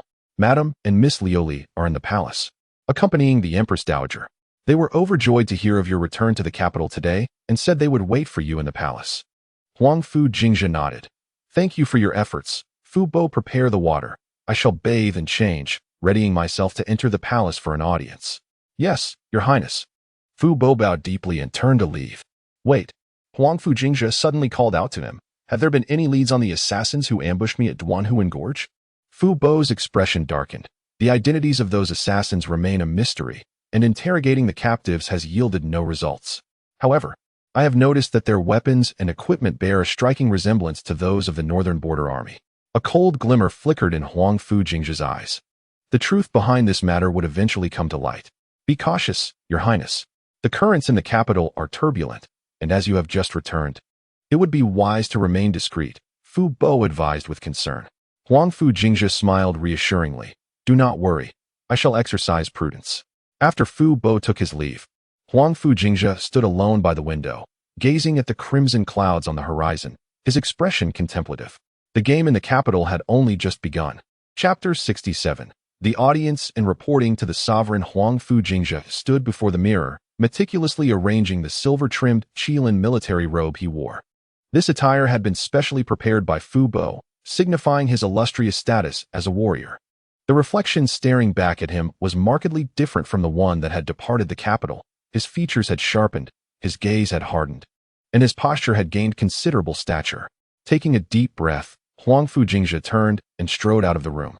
Your Highness, the carriage is ready, Fu Bo announced respectfully in the courtyard. Huangfu Jingzhe nodded. Thank you for your diligence, Fu Bo. As they traveled, he gazed out at the familiar yet foreign streets of the capital, a whirlwind of emotions swirling within him. His Majesty has heard of your return and has specifically summoned you to the imperial study this afternoon, the captain of the escort whispered. This is a great honor. Huangfu Jingzhe inclined his head slightly. Thank you for the information. The carriage halted before the palace's main entrance, and Huangfu Jingzhe alighted, transferring to the imperial sedan chair, which slowly made its way toward the imperial study. Crown Prince of the Jinshi King, Huangfu Jingzhe requests an audience. A eunuch announced loudly. Announce him, came the authoritative voice from within the study. Huangfu Jingzhe adjusted his attire, straightened his posture, and confidently entered the imperial study. The room was simply furnished yet exuded an air of authority. Behind the writing desk sat a distinguished middle-aged man engrossed in reviewing memorials. He lifted his gaze, his eyes piercing. It was none other than the reigning sovereign, Huangfu Guanghua. Nephew, I pay my respects to your majesty. Huangfu Jingzhe knelt on one knee, his salute respectful, yet not servile. Huangfu Guanghua set down his red brush, scrutinizing the young man before him. The wayward youth he once deemed a royal disgrace now possessed a resolute gaze and a composed demeanor, his every movement reflecting the rigors of military life. Jingzhe, you have darkened, and you have grown robust, resembling a general, Huangfu Guanghua remarked with a hint of satisfaction. Thank you for your kind words, your majesty. Huangfu Jingzhe replied respectfully. Rise and come to my side, Huangfu Guanghua gestured. Huangfu Jingzhe stood and approached the writing desk. Huangfu Guanghua set aside the document in his hand. Regarding the recent conflict in the western frontier, I have received reports from your father. However, I wish to hear the account from your own lips. Huangfu Jingzhe nodded slightly. As you command. He began to report in detail on the situation in the western frontier, clearly outlining the enemy and friendly forces, strategic deployments, key battles, and post-war reconstruction. His analysis thorough and insightful. As he spoke of critical matters, his fingers traced the dynamics of the battlefield in the air, his gaze piercing and his speech quickening, as if he were once again commanding legions in the throes of war. The most perilous moment occurred during the battle at the Blackstone Valley Fortress. Huangfu Jingzhe recounted how the elite cavalry of the Orc tribe launched a surprise attack from the flanks, plunging our forces into a dire predicament of being besieged from both sides. At that moment, I discerned that breaking the frontal pressure was imperative to avert total annihilation. Huangfu Guanghua's expression sharpened, and then, I ordered the Thunder Camp to lay explosives in the narrow gorge ahead, enticing the Orc main force into an ambush. Huangfu Jingzhe's tone remained calm, yet the intensity in his eyes was unmistakable. When over 10,000 Orc elites entered the valley, I commanded the simultaneous detonation of more than 200 explosives. He suddenly swung his right hand, his voice rising. Boom. The earth quaked, and the mountains trembled. The Orc leader was slain on the spot, and the remaining troops were scattered in disarray. Seizing the opportunity, I led our cavalry to charge from the side, decisively routing the Orc main force. Huangfu Guanghua's eyes sparkled with admiration, involuntarily straightening in his seat. Huangfu Jingzhe continued his report, emphasizing the signs of collusion between the Orcs and the Western Empire, based on the testimonies of captives and intercepted letters. It has been confirmed that the Western Empire is covertly supporting the orc tribes with weapons and military guidance. Moreover, I have observed an uptick in undead activities in the south, which may herald grave troubles. Upon finishing, he produced a delicate silk pouch from his bosom and respectfully presented it. This contains pertinent evidence, including the preliminary investigation into the assassination attempt at Soul-Breaking Gorge. Huangfu Guanghua accepted the pouch and meticulously perused the documents within. His brow gradually furrowed and then relaxed, a complex expression flickering in his eyes. What are your thoughts on these threats? Huangfu Guanghua inquired. Without hesitation, Huangfu Jingzhe replied. The Western Empire is ambitious. The orc tribes are merely their pawns. The true threat lies with the undead forces in the south. Should the two join forces, our Great Yu will face an unprecedented crisis. What is the solution? In the short term, we must bolster the defenses of the northwest border and dispatch spies deep into enemy territory to gather intelligence. In the long term, we must expand our military, particularly the firearms units, and strengthen alliances with the elves, dwarves, and other races. Huangfu Jingzhe paused, his tone steady. The more Huangfu Guanghua listened, the more astonished he became, transitioning to admiration. He had initially thought his nephew's victory was a matter of luck. He did not expect his understanding of the battlefield and strategic insight to surpass that of his peers, rivaling even seasoned veterans. Excellent, excellent, excellent. The emperor praised thrice, setting down the documents in his hands and pacing the room. The royal scion has indeed not disappointed me. Huangfu Jingzhe maintained a respectful demeanor, yet a flicker of satisfaction crossed his eyes. Huangfu Guanghua approached him, his gaze intense. Jingzhe, I recall you being a frivolous youth lacking scholarly pursuits before your departure from the capital. How have you matured so remarkably? Your strategic acumen surpasses even that of seasoned generals? Huangfu Jingzhe bowed and replied, Your Majesty, I was merely reluctant to seek the limelight in the past. My father often said that humility fosters progress, while arrogance leads to decline. I wholeheartedly agree. A glimmer of surprise crossed Huangfu Guanghua's eyes, and he chuckled. How intriguing. The king of the West has indeed raised a fine son. Huangfu Jingzhe humbly lowered his head. My father is strict with me, my mother instructs wisely. And with your Majesty's benevolent guidance, I dare not become complacent. Upon your return to the capital, do you have any plans? Huangfu Guanghua turned back to his desk. Huangfu Jingzhe pondered for a moment. My nephew aspires to learn more about governance and relieve the emperor's burdens. The recent conflict in the western frontier has made me realize that while personal valor is indeed significant, the overarching strategy is of paramount importance. Huangfu Guanghua nodded in satisfaction, then inquired further about the details of the western battle and Jingzhe's personal reflections. Huangfu Jingzhe responded thoroughly, occasionally referencing classical texts, showcasing a maturity and wisdom far beyond his years. After 2 hours, the discussion concluded. Huangfu Guanghua regarded his nephew before him, his gaze shifting from initial admiration to profound contemplation. Jingzhe, you have rendered great service in the recent Western campaign. I have commanded the Ministry of War to draft an edict promoting you to General of the West. Huangfu Jingzhe quickly bowed. Thank you, Your Majesty, for your gracious favor. Huangfu Guanghua gestured for him to rise. You are still young, and some may dispute your appointment. However, there is no need for concern, with my support. Who would dare oppose you? I shall not disappoint Your Majesty's high expectations. Huangfu Jingzhe vowed earnestly. Go now, and pay a visit to the Empress Dowager. She has been eagerly awaiting your return and is overjoyed to hear of your arrival in the capital. Huangfu Guanghua displayed a rare, gentle smile, reminding him, Remember, I value not only your military achievements, but also your intellect. Our Great Yu needs talents like you. Huangfu Jingzhe bowed respectfully. I shall keep this in mind. As he exited the imperial study, Huangfu Jingzhe let out a long breath. This audience was far more favorable than he had anticipated. His uncle had acknowledged his capabilities, laying a crucial foundation for future strategies. As dusk approached, the golden tiles of the palace shimmered brilliantly in the setting sun. Huangfu Jingzhe walked towards the Empress Dowager's palace, his eyes gleaming with wisdom and confidence. Chapter 68. The Empress Dowager's affection and royal kinship upon leaving the imperial study. Huangfu Jingzhe was adjusting his attire when a palace attendant hurried towards him, respectfully bowing. Your Highness, the Empress Dowager has been waiting for you in Xinang Palace for quite some time. Please follow this humble servant. Huangfu Jingzhe nodded and followed the attendant through several palace walls, traversing a long corridor. Xinang Palace was resplendent yet inviting, adorned with exquisite floral arrangements that exuded a delicate fragrance. As Huangfu Jingzhe approached the palace entrance, he heard familiar laughter emanating from within, warming his heart.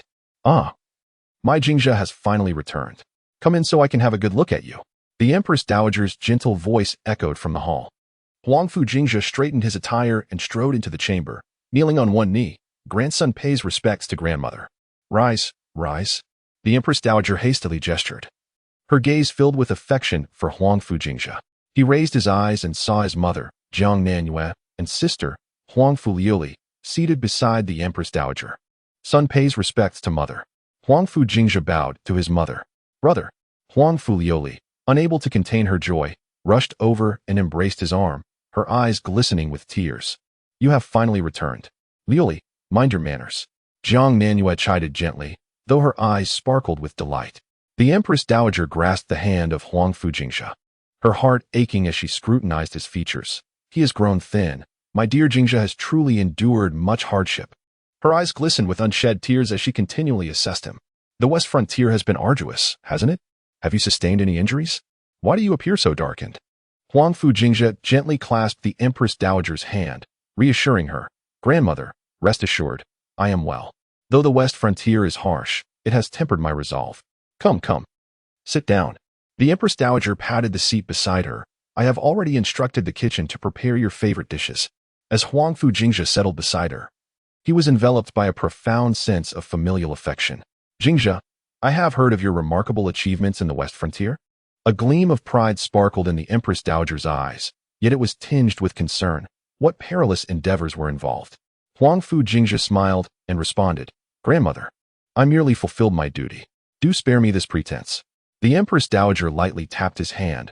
Why feign modesty before me? The battlefield in the West is fraught with danger. The rumors of the Beastman's army are truly daunting. Mother, Jingzhe has indeed excelled in the West Frontier. Jiang Nanyue interjected with a smile. The prince mentioned in a letter that without Jingzhe, victory would have been elusive. Is my brother truly that formidable? Huangfu Liuli's eyes sparkled with curiosity as she pressed on. How did you suddenly become so skilled?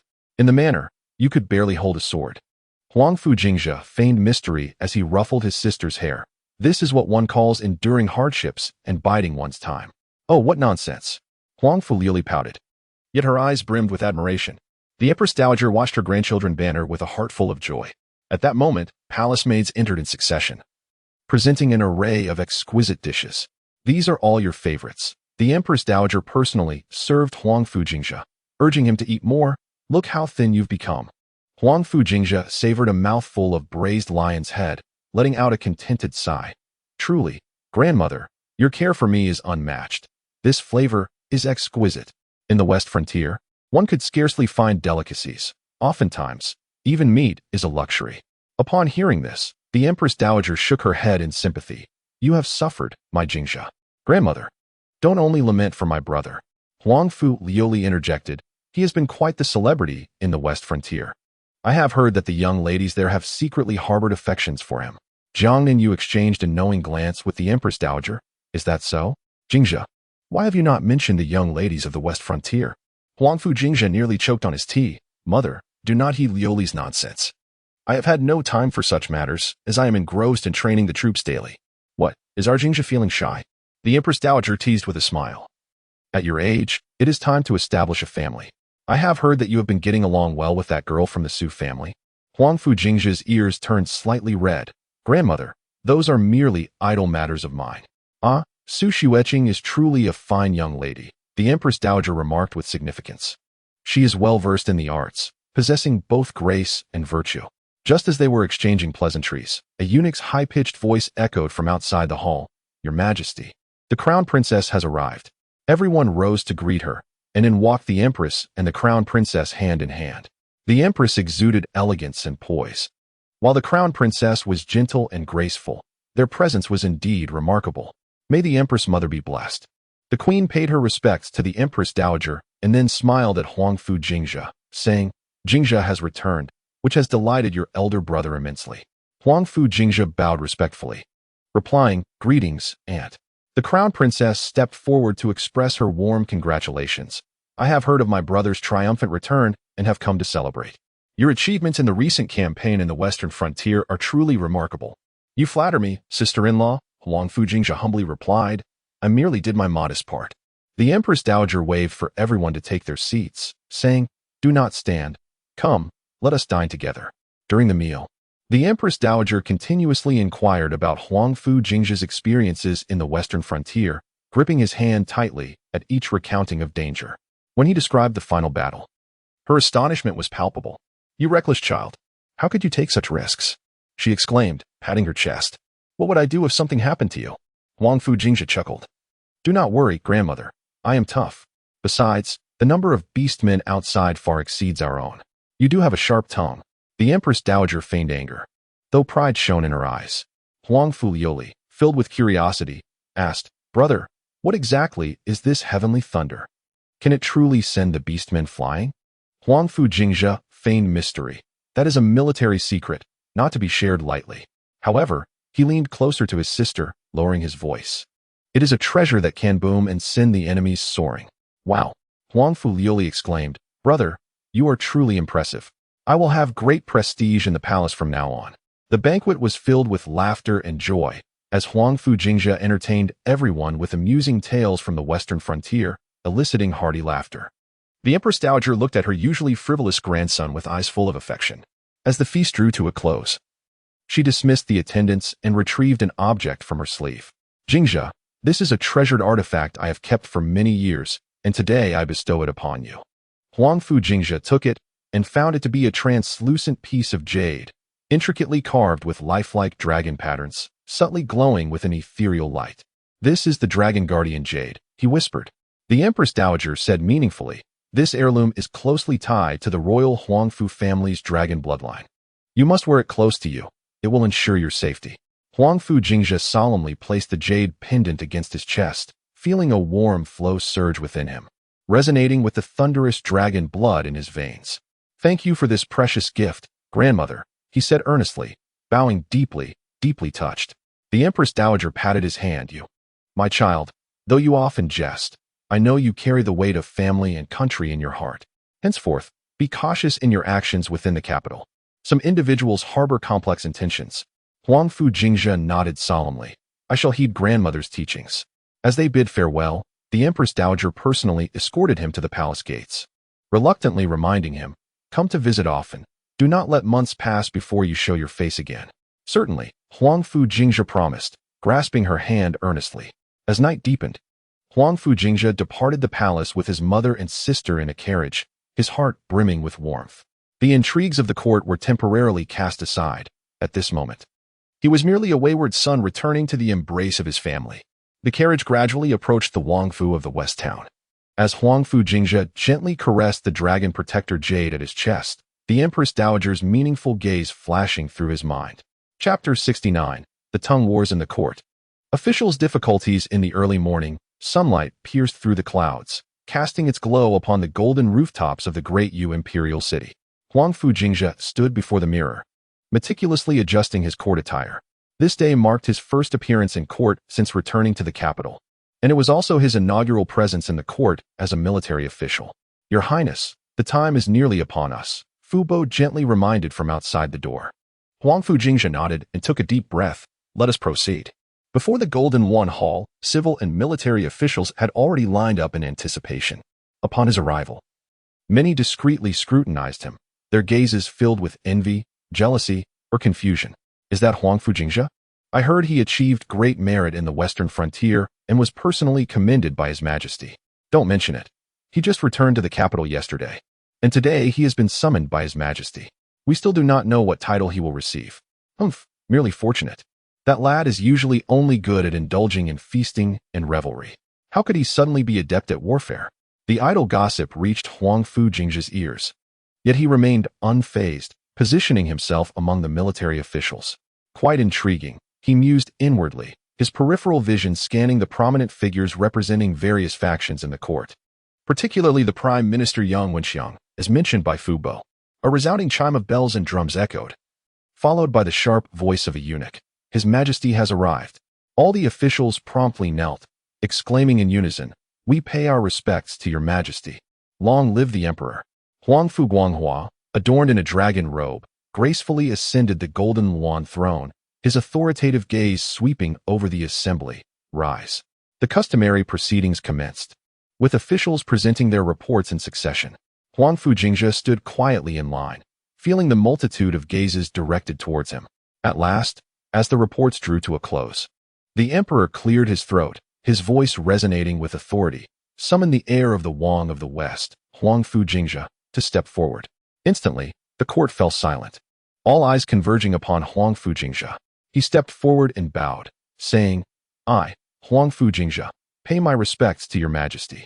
Huangfu Jingzhe, the emperor's voice boomed, reverberating throughout the grand hall. "With your triumphant victory in the west, having vanquished the beastmen and secured the tranquility of our Great Yu borders, your contributions are invaluable. I have thoroughly reviewed the reports from the king of the west and the accounts of the generals, and I hereby decree your promotion to general of the west, along with a grant of 1,000 taels of gold, 100 war horses, 1,000 acres of fertile land, and a brocade robe." An uproar ensued in the court. Huangfu Jingzhe prostrated himself in gratitude. "I humbly thank your majesty for your great favor." At that moment, a sharp voice pierced through the commotion. "Your majesty." This old minister has something to say? Huangfu Jingzhe slowly raised his head to see Prime Minister Yang Wenxiong stepping forward, his expression grave. The emperor nodded slightly. "What counsel do you offer, Prime Minister?" "Your majesty, although the heir Huangfu has military achievements, it is known to this old minister that his tactics in the western frontier are inconsistent with ancestral principles, particularly that so-called heavenly thunder is but a cunning trick, detrimental to the harmony of heaven and earth," the prime minister asserted solemnly. "If such methods become the norm, it may contradict our dynasty's martial traditions."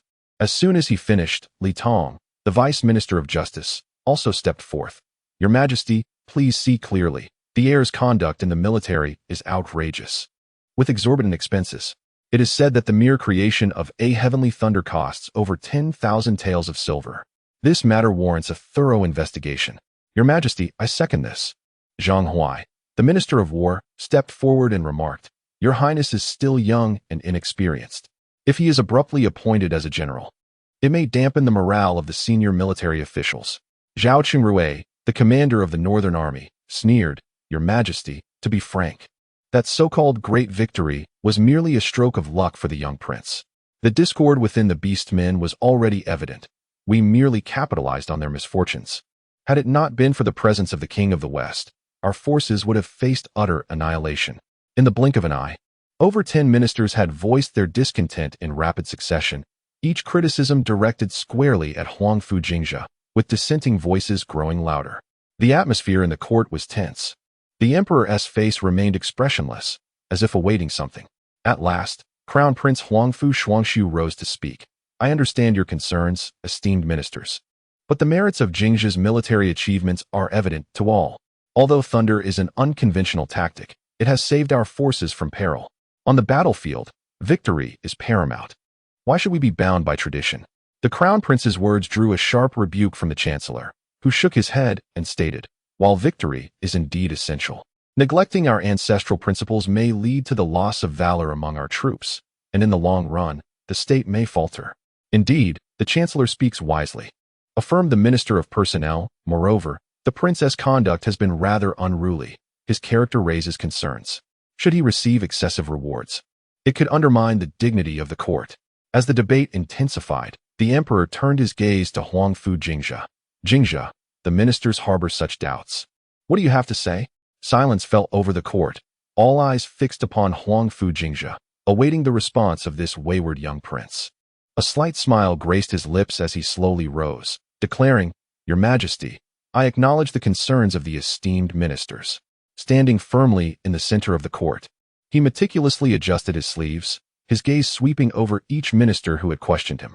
The Chancellor expressed concern that thunder was an unorthodox stratagem, a mere trick. Huangfu Jingzhe chuckled softly and replied, "May I inquire, Chancellor, does not the art of war state all warfare is based on deception? Does this not align with our ancestral principles?" The Chancellor faltered, caught off guard by the young prince's citation. "As for the words of the Vice Minister of the Dali Temple, I have invested significantly." Huangfu Jingzhe produced a bamboo scroll from his sleeve, revealing the military accounts of the western frontier, meticulously detailing every expenditure. The creation of thunder cost 3,000 taels of silver, rather than the exaggerated over 10,000 per unit. Every coin in the military is judiciously spent. Please examine it, Vice Minister. Li Tong accepted the account book, his expression darkening. The Minister of War, Zhang, remarked that his experience was lacking. Huangfu Jingzhe turned his gaze to Zhang Huai, inquiring, "Have you ever set foot on a battlefield, Minister?" "I fought valiantly in the western frontier for 3 months, personally slaying 7 beastmen commanders. How does that not constitute experience?" Zhang Huai was rendered speechless. Huangfu Jingzhe then addressed Zhao Qingrui. "You claim I have simply benefited from fortune.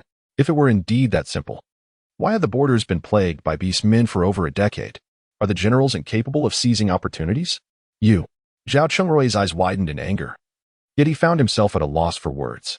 Huangfu Jingzhe surveyed the assembly, his tone turning serious. "Esteemed ministers, if you question my adherence to ancestral laws, I must ask, what is the purpose of these laws? Is it not to protect our homeland?" He stepped forward, raising his voice. "When I was at the western frontier, the beastmen amassed at our borders, and our forces were outnumbered. Had we adhered to the ancestral laws and engaged in a head-on confrontation, we would have surely faced total destruction. I merely employed strategy to achieve victory. Is that truly a fault?" As he spoke, Huangfu Jingzhe suddenly shifted his strategy, adopting a more flippant tone. "Moreover, if we were to strictly adhere to ancestral customs, our Great Yu would never have developed standardized weaponry. Do you gentlemen truly believe we should revert to an era of battle with mere sticks and stones?" The crown prince could not help but chuckle, and even the emperor's lips curled into a faint smile. However, the chancellor's countenance turned ashen. "Young master, do not speak so recklessly." "Oh, dear chancellor, do not be so irate." Huangfu Jingzhe feigned the demeanor of a frivolous youth, shaking his head. "It was merely a victory. Why such fervor? Is it possible that someone does not wish for our Great Yu to triumph?" The chancellor's expression shifted drastically. "What do you imply, young master? Are you insinuating that I am disloyal?" Huangfu Jingzhe suddenly ceased his jesting facade, his gaze sharp as a blade. "You have misunderstood, Chancellor. Yet I am curious as to why certain esteemed gentlemen seem so perturbed by my success. Is it a fear that my achievements may overshadow the sovereign? Or—" He paused deliberately, whispering, "Is there some secret that remains concealed?" An eerie silence enveloped the court. At last, the emperor spoke. "Jingzhe, what is the meaning of your words?" Huangfu Jingzhe bowed and replied, "Your Majesty, I have discovered in the western frontier that the weapons used by the beastmen tribes bear a striking resemblance to those of the imperial style. Moreover, captives have testified that someone is providing the beastmen with intelligence and weaponry." He fixed his gaze upon the chancellor. "I do not wish to speak recklessly, but I find it perplexing why certain officials in court are discontented with my efforts to eradicate the beastmen." The chancellor's forehead glistened with cold sweat. "Your words harbor treachery, aimed at framing this old minister." "Framing?" Huangfu Jingzhe raised his hands in mock innocence. "You are overthinking, Chancellor. I am merely stating the truth. However, since you are so concerned about ancestral customs, I would like to inquire whether there exists a clause in our traditions regarding collusion with the enemy." The court erupted in an uproar. The chancellor turned pale. "Young master, do you dare to slander this old minister?" "Oh, do not be so anxious, Chancellor. I did not mention you specifically." Huangfu Jingzhe resumed his flippant demeanor. "Your agitation suggests perhaps a guilty conscience?" Shock value rapidly increasing. 100,300,500. The emperor's voice resonated sternly. "Enough." The court fell silent at once. The emperor's piercing gaze swept over the gathered officials. "What Jingzhe has stated, I shall investigate thoroughly. As for his rewards, my mind is made up, and it is not open to debate." He turned his attention back to Huangfu Jingzhe. "Since there are doubts regarding your capabilities, I shall issue a decree. You are to train a new regiment of troops to demonstrate your talents. In 3 months, a public review shall be held." Huangfu Jingzhe knelt to receive the command. "I humbly obey." After the court was dismissed, Huangfu Jingzhe exited the Golden Luan Hall, encountering the crown prince, Huangfu Shuangxiu. The crown prince smiled, patting him on the shoulder. "You truly brought me honor today. Those old geezers never expected that not only are you skilled in battle, but your wit is equally formidable." Huangfu Jingzhe replied with a grin. "Thank you, Your Highness, for your support." The crown prince leaned closer, whispering, "Do you truly possess evidence against the chancellor?" Huangfu Jingzhe smiled mysteriously. "Indeed, I have evidence, though it requires some time to organize. Very well. I shall await your good news. The Crown Prince nodded, adding, remember, I am always on your side. As he watched the Crown Prince depart, Huangfu Jingzhe turned to find the Chancellor, Yang Wenxiong, glaring at him from a distance with an ominous expression. The gazes of the two individuals met in the air, igniting a spark. Huangfu Jingzhe advanced rather than retreating, stepping before the Chancellor with a beaming smile. Esteemed Chancellor, I apologize for any offense caused in the court. I hope for your magnanimity. The Chancellor snorted dismissively. The young lord possesses quite the cunning. However, it is wise for the youth to temper their pride. Ah, Chancellor. You jest, Huangfu Jingzhe replied nonchalantly, adopting an air of indifference. As a debauched heir, how could I dare to contend with you? Yet, his voice suddenly dropped, his gaze sharpening. If anyone truly dares to collude with external foes and betray our Great Yu, regardless of who it may be, I shall not spare them. The Chancellor's pupils constricted as he turned and strode away. Huangfu Jingzhe watched the Chancellor's retreating figure, a subtle smile gracing his lips. In today's court skirmish, he had merely revealed a fraction of his cards. The true contest was only just commencing. System notification. Congratulations, host. Shock value has surged by 10,000 points. The Crown Prince's trust in you has significantly increased. The Chancellor's faction has shown marked hostility towards you. Chapter 70. Encountering Su Qingxue again. Protecting the fair lady under the moon. A few days later, the capital, adorned in the vibrant hues of autumn, was enveloped in a festive atmosphere. The annual royal hunt was on the cusp of beginning, and as per tradition, a small banquet was to be held at the royal villa on the eve of the hunt. Royal relatives and the esteemed ladies of the nobility were all invited to partake, serving to strengthen bonds as well as to warm up for the hunting activities of the following day. The carriage of the Prince of Jingzhe slowly entered the royal villa. Brother, we've arrived, Huangfu Liuli exclaimed, her head popping out with excitement. This year's banquet is sure to be lively. I heard even the Western envoys are attending. Huangfu Jingzhe reclined languidly in the carriage. What is there to see? Just a bunch of old men drinking and boasting, and a gaggle of noblewomen comparing their jewels. Oh, you. Jiangnan Yu shook her head in exasperation. Even if you are not interested, you should at least show respect to your father and your uncle. Understood, dear mother. Huangfu Jingzhe replied with a cheeky grin, but his thoughts were elsewhere. He had received word that the Su family was also invited. Upon entering the villa, Huangfu Jingzhe seized the opportunity to slip out of the main hall. He was reluctant to continue playing the role of a debauched heir in front of those officials, and he had no desire to deal with those seeking to marry their daughters to him. As dusk deepened, lanterns in the garden illuminated the winding paths one by one. Huangfu Jingzhe strolled aimlessly when suddenly he heard a melodious voice ahead. I did not have the chance to properly thank the young lord during my hurried return to the capital. Huangfu Jingzhe's heart fluttered. He recognized that voice all too well. Turning around a rockery, he was greeted with a sudden expanse. In a pavilioned alcove adorned with intricate carvings, Su Qingxue stood in a simple yet elegant dress, resembling a solitary, pristine lotus, her demeanor distinct from the meticulously adorned noblewomen surrounding her. The moonlight cascaded upon her, enveloping her in a silvery glow. She stood quietly, her hands resting lightly on the railing, gazing into the distance as if lost in contemplation. Qingxue, Huangfu Jingzhe softly called. Striding towards her, hearing her name, Su Qingxue turned, surprise flashing in her eyes, quickly followed by a hint of shyness. Since their encounter on the journey back, they had not seen each other for half a month. At this moment of reunion, her gaze shimmered with a hint of moisture. Young lord. She bowed gracefully, her voice as soft as the night breeze caressing the surface of a lake. Huangfu Jingzhe stepped forward swiftly, taking his place beside her, and gently inquired, how have you been these past few days? I have been quite occupied and have not had the opportunity to visit the Su residence.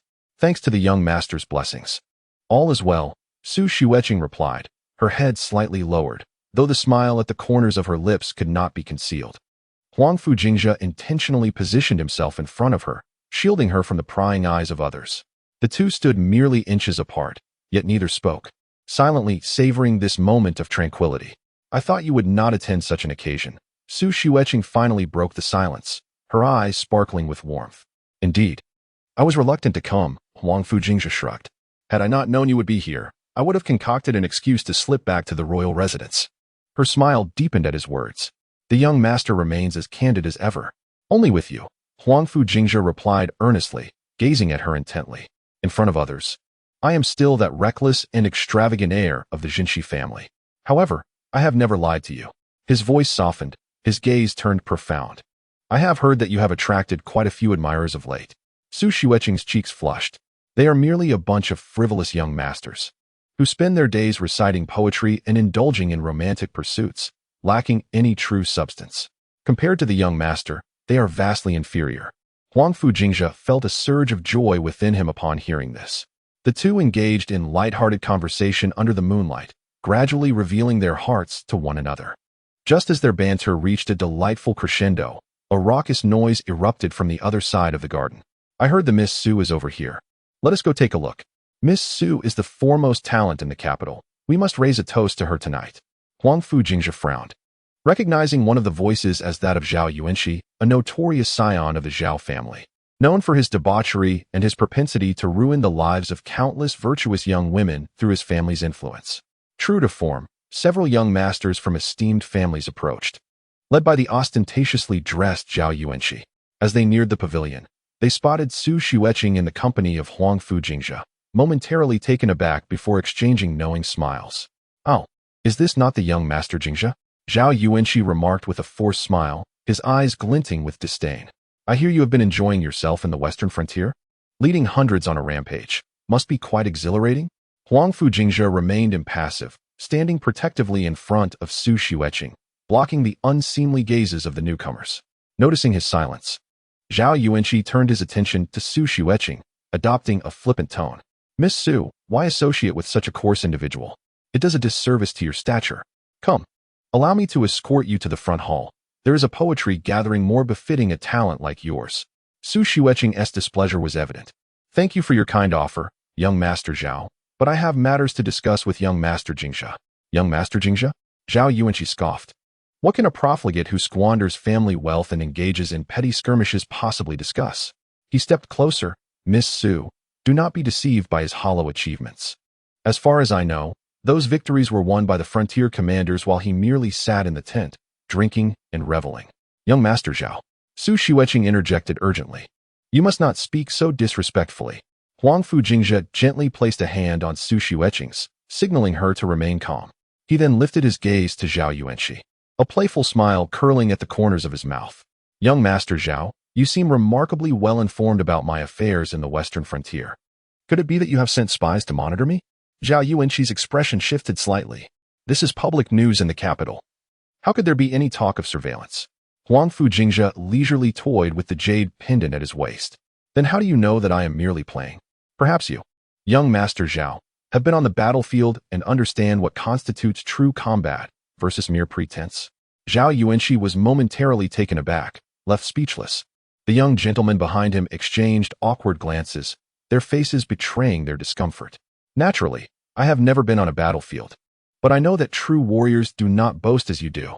Zhao Yuanxi retorted defiantly. Huangfu Jingzhe chuckled softly. Oh, then what do you think a true warrior should be like? A true warrior ought to be humble and reserved, not ostentatiously parading their achievements like you.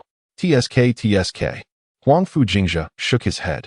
So, in your eyes, young Master Zhao, a warrior must hide away in a secluded chamber, embroidering flowers?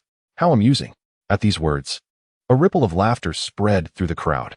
Zhao Yuanxi's face turned ashen, his teeth clenched. Huangfu Jingzhe, do not flaunt your verbal prowess here.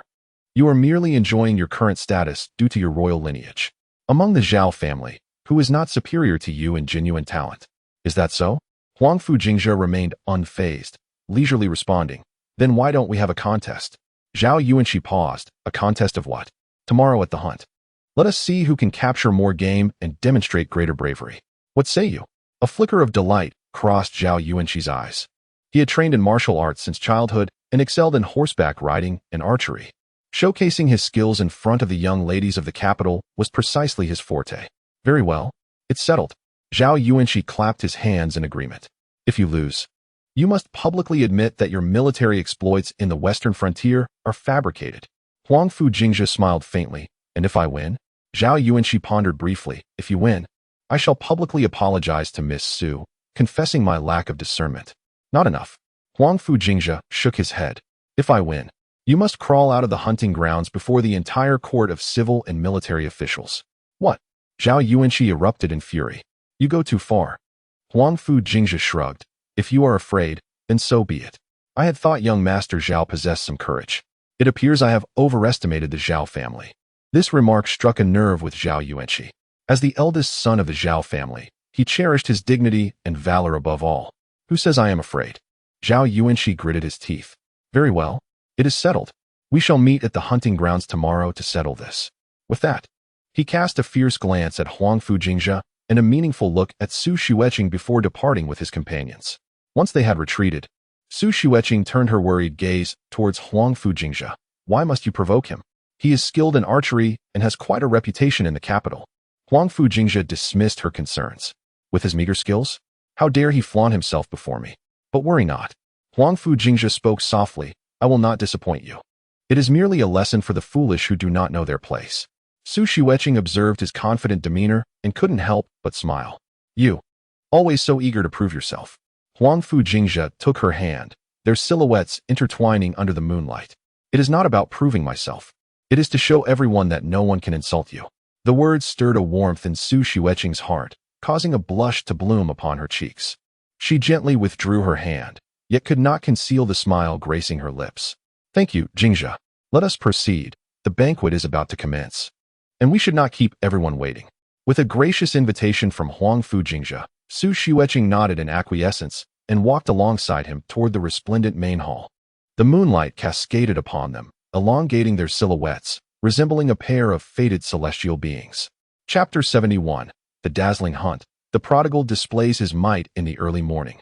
The royal hunting grounds on the outskirts of the capital were already bustling with activity, flags fluttering in the breeze. Officials and nobles had taken their places, eagerly awaiting the emperor's arrival. In the distance, mist wove through the mountains, lush greenery abounding, and the melodies of birds filled the air, a scene teeming with life. It was said that Huangfu Jingzhe had reveled the previous night, almost failing to rise this morning.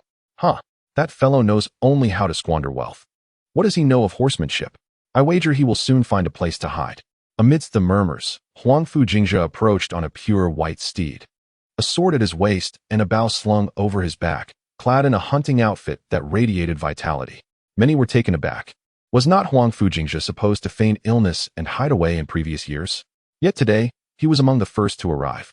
The crown prince, Huangfu Shuangxiu, could not help but smile knowingly upon witnessing this. His Majesty has arrived. With the eunuch's high-pitched voice, the crowd fell silent. Huangfu Guanghua, donned in plain attire and surrounded by guards, made his way forward. No need for formalities. The emperor surveyed the surroundings, his gaze lingering on Huangfu Jingzhe for a moment before nodding lightly. The weather is splendid today, perfect for a hunt. As per tradition, the princes shall enter first, followed by the ministers after 2 hours. With a wave of his hand, the horn sounded, and the hunt officially commenced. Crown Prince Huangfu Shuangxiu led the other princes into the arena, with Huangfu Jingzhe, as a prince and heir, naturally among them. Cousin.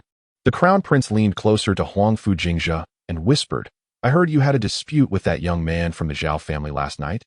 Huangfu Jingzhe raised an eyebrow, a smile playing on his lips. Merely a trifling matter, hardly worth mentioning. The crown prince regarded him with a knowing glance. Do not underestimate him. That young man from the Zhao family possesses exceptional riding and archery skills, having ranked highly in the martial examination. Thank you for your concern. Your Highness. Huangfu Jingzhe replied with a mysterious smile. Today, there shall be surprises in store. With the sound of a gong, Huangfu Jingzhe spurred his horse onward, galloping deep into the forest. What has gotten into Huangfu Jingzhe today? Inquired the second prince, Huangfu Qingyu, astonished. In previous years, he would have sought a place to drink and sleep. The crown prince watched Huangfu Jingzhe recede into the distance, a glimmer of admiration flashing in his profound gaze. Perhaps we have all underestimated him. Deep within the hunting grounds, shadows danced among the trees, sunlight filtering through in mottled patterns. Huangfu Jingzhe maneuvered his steed skillfully through the dense woods, his posture erect, his steps light. He was no longer the debauched youth swaying precariously atop a horse, but rather a commanding equestrian figure. System notification. Mastery of equestrian skills activated, stamina abundant, perception ability enhanced by 30. Suddenly, a deer sprang forth from the thicket. With swift reflexes, Huangfu Jingzhe drew his bow and nocked an arrow, executing the motion seamlessly. Whoosh! The arrow sliced through the air, striking the deer in a vital spot. The creature fell to the ground, blood staining the grass. A perfect shot. Huangfu Jingzhe nodded in satisfaction, dismounted, and retrieved a red cloth he carried, tying it to the antlers of a deer to signify it as his quarry. This was merely the beginning. Over the next hour, Huangfu Jingzhe traversed the hunting grounds with an air of invincibility, successfully capturing 3 hares, 5 pheasants, and 2 wild boars in rapid succession. Each arrow struck true, clean, and decisive. Such prowess would have been unimaginable in previous years. Gradually, other princes and nobles began to take note of Huangfu Jingzhe's remarkable performance. Was that really Huangfu Jingzhe? When did his archery skills become so refined? How peculiar. Just a few years prior, he could barely draw a bow. Yet today, every shot found its mark. Could the battle in the western frontier have truly transformed him? Amidst the whispers, Huangfu Jingzhe remained unfazed. Continuing deeper into the hunting grounds, at a bend in the mountain path, he suddenly reined in his horse, ears pricked in attentive silence. There was an unusual rustling in the underbrush, far more substantial than ordinary game. Something formidable was nearby. Huangfu Jingzhe narrowed his eyes, gripping his longbow tightly. Indeed, from the nearby thicket emerged a massive black bear, roaring ferociously. This bear stood over 2 meters tall, with razor-sharp fangs and claws like hooks, its dark fur concealing terrifying musculature. It reared up in fury, unleashing a deafening roar. In years past, such a beast would have been dealt with by elite guards or top military generals. Most princes and nobles would have instinctively fled at the sight. Yet Huangfu Jingzhe was different. Instead of retreating, he charged forward, drawing a specially crafted heavy arrow from his quiver. What an opportunity! Huangfu Jingzhe tightened his legs against the horse's belly, moving in perfect harmony with his steed. He stood firmly on the saddle, drawing the bowstring back to its full tautness, the bow resembling a full moon, the string crackling like thunder. The black bear lunged toward him. In that critical moment, the arrow was released. Whoosh! A flash of cold light cut through the air, the heavy arrow hurtling toward the bear. All onlookers held their breath. The arrow struck with astonishing precision, piercing the bear's left eye and embedding deeply into its brain, instantly felling the colossal creature. The bear crashed to the ground, raising a cloud of dust. A profound silence enveloped the surroundings, soon followed by an uproar. Good heavens! He killed the black bear with a single arrow? That was impossible. Even the sharpshooters of the elite guard could not achieve such accuracy. When did Huangfu Jingzhe become a master archer? The news spread swiftly, reaching the ears of other princes and nobles. The crown prince, Huangfu Shuangxiu, hurried over, astonished at the sight of the fallen bear and Huangfu Jingzhe standing nearby, speechless with amazement. Cousin, did you truly shoot this? Huangfu Jingzhe smiled calmly. It was merely luck. Yet everyone understood that it was not mere chance, but a testament to his undeniable skill. The second prince, Huangfu Qingyu, gazed incredulously at Huangfu Jingzhe. How on earth did you accomplish this? Did someone extraordinary guide you during your time in the western frontier? A secret, Huangfu Jingzhe replied with a mysterious smile, then mounted his horse once more, declaring that the hunt had only just begun. Brothers, let us see who can capture the most. With that, he spurred his horse and vanished into the depths of the dense forest, leaving the other princes and nobles exchanging astonished glances. As the sun climbed higher, civil and military officials began to enter the hunting grounds in succession. Su Xueqing stood with other noble ladies on the viewing platform designated for female guests. Upon hearing of Huangfu Jingzhe's remarkable feat of shooting down a black bear with a single arrow, a gleam of surprise and pride flickered in her eyes. How extraordinary is the young Master Jingzhe! Who could have imagined that the most notorious dandy in the capital is, in fact, a master archer? The noble ladies around her chattered animatedly, their previous disdain transformed into awe. The hunt continued until noon. As the horn sounded, everyone returned to the assembly point, laden with their spoils. The emperor sat majestically on a high platform, awaiting reports of the day's achievements. When Huangfu Jingzhe appeared with his bounty, a wave of astonishment swept through the crowd. 3 elk, 5 wild boars, 9 mountain chickens, 12 hares, and that rare giant black bear. His haul surpassed all the participants in both quantity and quality. The emperor's eyes widened with surprise, quickly replaced by satisfaction. Jingzhe, you have performed splendidly this time. Huangfu Jingzhe knelt on one knee, Nephew merely had a stroke of good fortune. Ha ha. The emperor laughed heartily. Such fortune is itself a skill. He surveyed the crowd. Today's hunt. Huangfu Jingzhe has the most game and shall receive the highest honor. A reward of 100 taels of gold. The applause erupted like thunder. Crown Prince Huangfu Shuangshu stepped forward, patting Huangfu Jingzhe on the shoulder. Cousin, you have hidden your talents well. Huangfu Jingzhe flashed his signature mischievous grin. Your Highness, you flatter me. It was merely luck. Meanwhile, on the viewing platform, Su Xueqing's beautiful eyes sparkled with laughter as she gazed at the spirited Huangfu Jingzhe below, her heart swelling with pride. When Huangfu Jingzhe looked up at her, their eyes met, and no words were needed. Their silent exchange spoke volumes. Nearby, Zhao Yuanqi's face turned ashen. He had only managed to catch 2 hares and 1 mountain chicken, a stark contrast to Huangfu Jingzhe's impressive tally. Impossible. How could he, who could barely draw a bow before, suddenly become so formidable? Zhao Yuanqi gritted his teeth, struggling to believe the reality before him. Huangfu Jingzhe slowly approached Zhao Yuanqi, a victorious smile gracing his lips. Brother Zhao, one must accept the outcome of a wager. Zhao Yuanqi's face drained of color, his fists clenched tightly. How dare you? Huangfu Jingzhe raised an eyebrow. Under the watchful eyes of the crowd, Zhao Yuanqi bit his lip and slowly knelt, hands pressed to the ground, humiliatingly crawling toward the exit before the entire assembly of officials. Laughter erupted all around. Huangfu Jingzhe took his time, standing still to relish the scene. A system prompt echoed in his mind. Congratulations, host. Shock value, 5,000. Reputation increased. A trending figure in the capital. Special reward, title of Master Archer acquired. Huangfu Jingzhe's lips curled into a smile. Chapter 72. Rage Unleashed. Who does the dandy rage for? After the hunt concluded, although Huangfu Jingzhe was surrounded by ministers praising him, his peripheral vision continued to search for Su Xueqing's figure. Huangfu Liuli appeared by her brother's side at some point, gently tugging at his sleeve. Brother, who are you looking for? You seem to be searching everywhere. No one, Huangfu Jingzhe replied casually, though his eyes remained intent on the search. Huangfu Liuli blinked her bright eyes and leaned closer to her elder brother, grinning mischievously as she whispered. Sister Su just went to the plum grove in the west. Huangfu Jingzhe abruptly turned his head to look at his sister, questioning, How do you know? Oh, I know nothing at all. Huangfu Liuli made a gesture to seal her lips, her eyes sparkling with laughter. I only know that I suddenly wish to find Brother Taizi to converse. I shall return in about a quarter of an hour.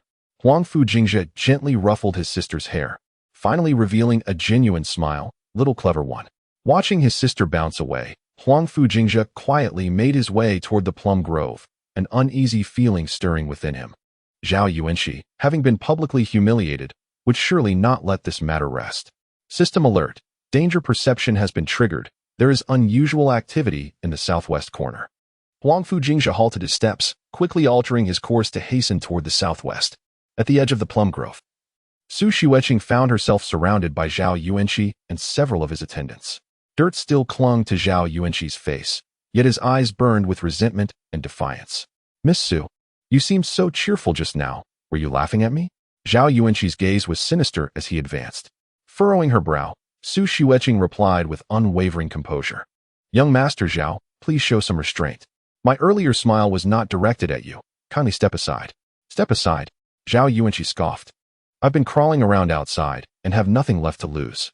But you, so close to that wastrel, shouldn't you pay a price? Xiao Huan stepped protectively in front of her mistress, rebuking, If you dare to lay a finger on my lady, my master will not let you off easily. Zhao Yuanqi laughed uproariously. Huh? Don't think that just because you're a neglected daughter of the Ministry of Rights, your master would show me any respect. He reached out to grab Su Xueqing's wrist, but she recoiled in fear, realizing she was backed against a tree with no escape. Young Master Zhao, if you take one more step, you will be opposing the entire Su family. Su Xueqing's voice trembled, yet she stood tall. What is there to fear? It's merely a few drinks and some conversation. Zhao Yuanqi licked his lips, his gaze shamelessly roving over Su Xueqing. Or perhaps you prefer that useless one who only plays in the mud. Su Xueqing bit her lip, a glimmer of determination flashing in her eyes. I would rather die than acquiesce to your insolent demands. Die? Not at all. Zhao Yuanqi's laughter grew even more audacious. Soon, you shall find it quite enjoyable. Before his words could fade, A chilling voice echoed from a distance. Get away. How dare you touch my woman? A white horse surged from the woods like an arrow, Huangfu Jingzhe wielding a long whip, his face as cold as frost, exuding an aura of bone-chilling intensity.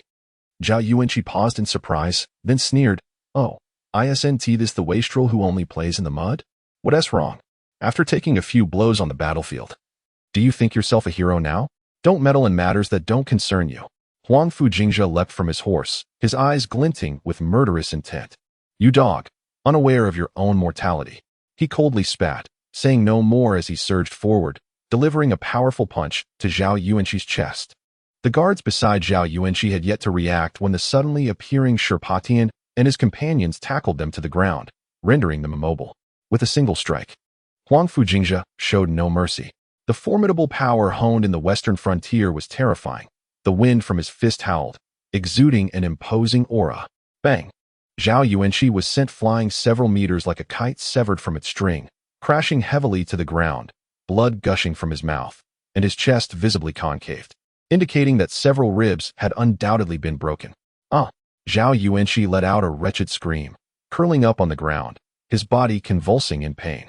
Huangfu Jingzhe, unsatisfied, strode forward, grasped Zhao Yuanqi by the collar, and lifted him. What did you just say? Repeat it. Zhao Yuanqi, too pained to speak, could only emit agonized groans. Afraid to speak now?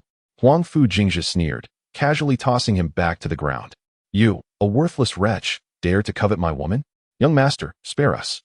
Zhao Yuanqi's few attendants knelt in supplication. We were merely following orders, unaware that we had offended you. Huangfu Jingzhe glanced back at them, coldly saying, Scram. Take your master with you. Tell that old dog Zhao, if he dares to touch someone I care about again, it won't merely be a few broken ribs next time. The attendants, as if granted a reprieve, hurriedly helped Zhao Yuanqi up and stumbled away. Once certain that the group had retreated, Huangfu Jingzhe turned and quickly approached Su Xueqing. Xueqing, are you all right? At that moment, the coldness in Huangfu Jingzhe's eyes had dissipated, replaced by deep concern. Su Xueqing's eyes were slightly reddened as she shook her head. I'm fine. Thank you for arriving in time. Huangfu Jingzhe stepped closer, gently grasping her hand. I apologize. It was my oversight to not anticipate his actions towards you. It's not your fault, Su Xueqing said, lowering her gaze slightly. It was just that phrase you uttered. What phrase? Huangfu Jingzhe blinked. The one where you said my woman. Su Xueqing's voice grew softer, her cheeks flushing deeper. Huangfu Jingzhe paused for a moment before chuckling lightly. What? Did I say something wrong? Su Xueqing lightly punched him. You are far too domineering. For you, I can be domineering, Huangfu Jingzhe unabashedly declared his feelings. Whoever dares to lay a finger on a woman I cherish will find themselves with broken legs. Su Xueqing felt a mix of embarrassment and urgency. Who is your woman? Don't say such nonsense. Huangfu Jingzhe ceased his teasing, looking earnestly into her eyes. Xueqing, you have always held a special place in my heart. The distance of the western frontier often leads me to reminisce about your smile. Witnessing that dog Zhao treat you disrespectfully today ignited a desire for vengeance within me. Su Xueqing's heart raced at his candid confession, leaving her momentarily at a loss for words. Miss, young master, someone is coming. Xiaohuan hurriedly alerted. Huangfu Jingzhe swiftly released Su Xueqing's hand, stepping back to resume his nonchalant, roguish demeanor. Not far away, Crown Prince Huangfu Shuangshu approached with several guards. Cousin, there were reports of a fight here. Have you been causing trouble again? Huangfu Jingzhe approached with a playful grin. Brother Crown Prince, there was no fight. Just a few bored individuals attempting to trouble Miss Su, whom I scared off.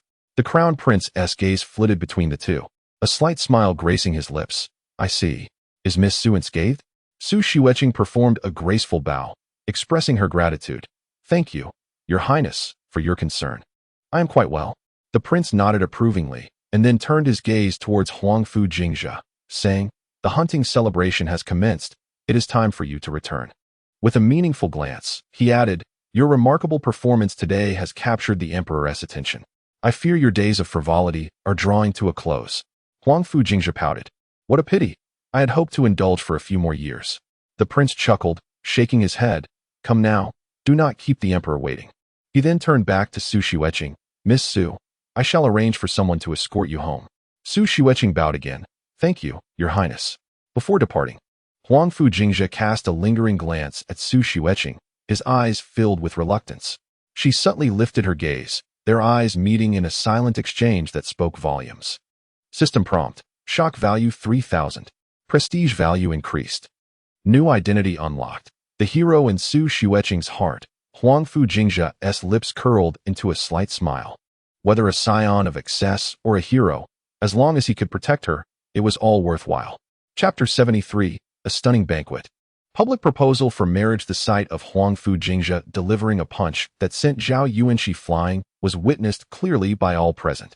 The onlooking noble youths collectively gasped in astonishment. That punch must have broken at least 3 ribs, murmured Lu Wenlong, the son of the Duke of Yongping. Has Huangfu Jingzhe lost his mind? That is the son of the Prince of Anling. Another young gentleman exclaimed in horror. What shocked them most was not the brutality of Huangfu Jingzhe's strike, but rather his thunderous declaration. My woman, is she someone you dare to touch?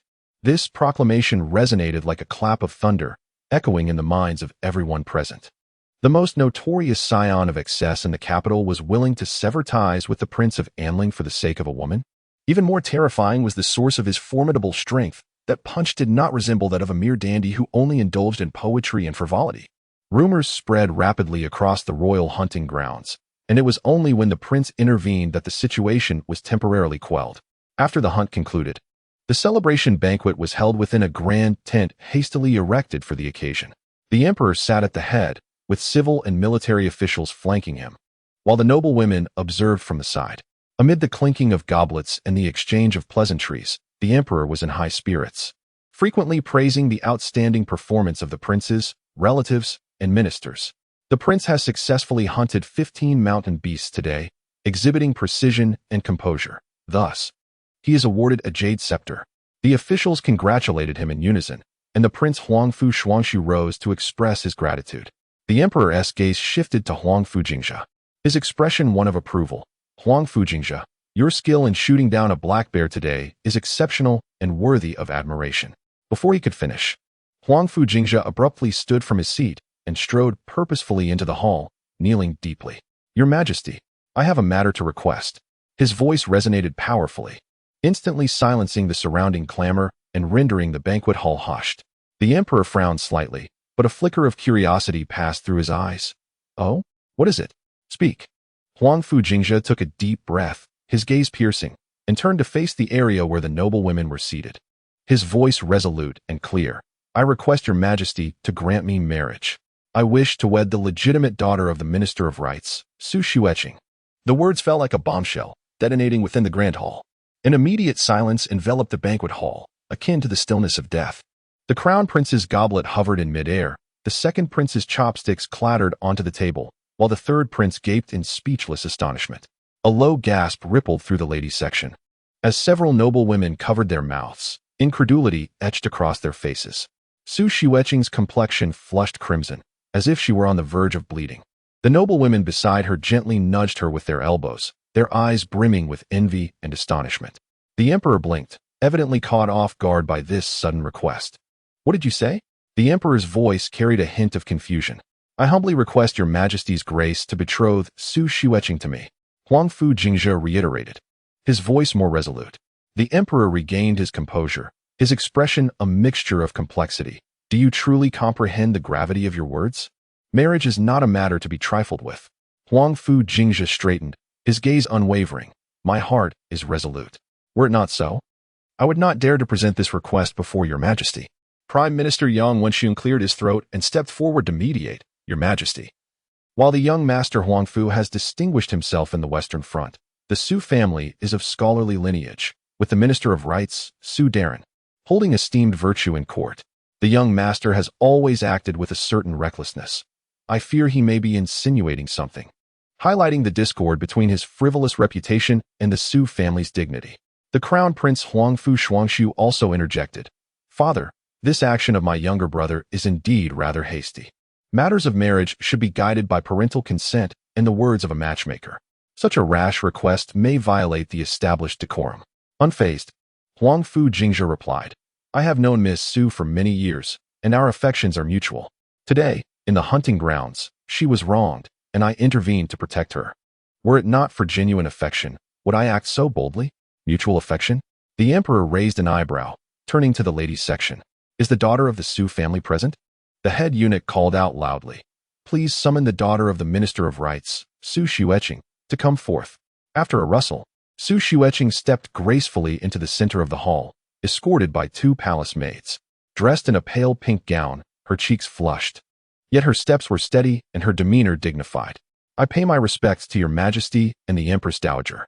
Su Xueqing knelt, her voice soft yet clear. The emperor scrutinized the young lady, nodding in approval. Su Xueqing was indeed striking in appearance and comportment, a rare match. Su Xueqing, I shall ask you, are you aware of what Huangfu Jingzhe just stated?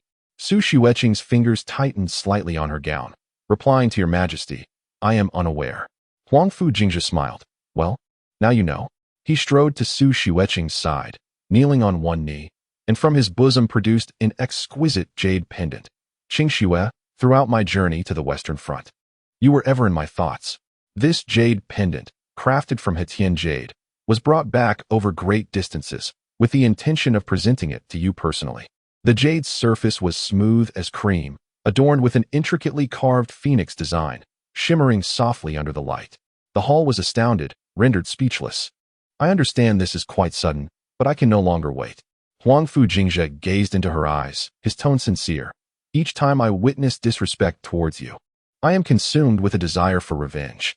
Only by formally marrying you can I protect you openly and honorably. Tears shimmered in Su Xueqing's eyes as she asked, Jingzhe, do you truly wish for this? In Huangfu Jingzhe's gaze, there was only her. Just as this tender moment unfolded, an untimely voice shattered the tranquility. Your Majesty, this is against protocol. The crowd turned to see Zhao Mingde, the Vice Minister of Rights, stepping forward, his face ashen. Today, there was a conflict between the heir of the Huangfu family and the heir of the Anling Wang family at the hunting grounds, resulting in injuries to young Master Zhao.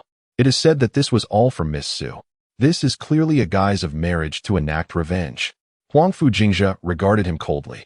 Vice Minister Zhao, your nephew was disrespectful to Miss Su first. My reprimanding him was entirely warranted. How does this relate to my desire to wed her? Zhao Mingde was momentarily speechless, hastily altering his argument. The heir of Huangfu has always acted recklessly. How can one ensure his fidelity after marriage? Furthermore, there was an engagement under discussion between the Su family and my Zhao family. Silence. Huangfu Jingzhe stood abruptly, a fierce glint in his eyes. Vice Minister Zhao, do you dare to lie before His Majesty? When has Minister Su ever discussed marriage with your Zhao family? Zhao Mingde, intimidated by his imposing presence, involuntarily took a step back. This. The Empress Dowager spoke softly. I have witnessed Huangfu Jingzhe's conduct today. His unparalleled horsemanship and remarkable courage, combined with his status as the legitimate son of the Prince of Jingzhe, make him a fitting match for the daughter of the Su family. The Emperor pondered for a moment before turning to Su Xueqing. Miss Su, is your father aware of this marriage proposal? Su Xueqing replied softly, Your Majesty, my father is unaware. The Emperor shook his head. This is not appropriate. Matters of marriage should involve the consent of parents and the words of a matchmaker. It would be unwise for me to decide without your father present. Huangfu Jingzhe, unwilling to concede, interjected, Your Majesty, Minister Su is currently at the banquet. Why not summon him to inquire? The Emperor nodded in agreement. Very well. Someone, summon the Minister of Rights, Su Mingzhe, to attend. Chapter 74, Family Secrets Exposed. The dandy goes mad for love before long. Su Mingzhe arrived in haste. Upon hearing that Huangfu Jingzhe had publicly requested a marriage decree, his expression darkened instantaneously. Minister Su. The Emperor smiled. Look at my nephew. He is quite the character. To request a marriage decree for your daughter in front of the entire court today. What is your perspective? A profound silence enveloped the room, all eyes fixated on Su Mingzhe. Taking a deep breath, he suppressed his anger, his face pale. Your Majesty, my daughter is still quite young, and the heir of the Prince of Jingzhe has a capricious nature. He may not be a suitable match. Capricious nature? Huangfu Jingzhe chuckled lightly, turning to meet Su Mingzhe's gaze with piercing intensity. Is this your assessment of me? Or has someone whispered in your ear? Su Mingzhe scoffed. What you have done today is a clear testament to your capriciousness. How can matters of marriage be trifled with? Huangfu Jingzhe's gaze was steadfast, challenging Su Mingzhe.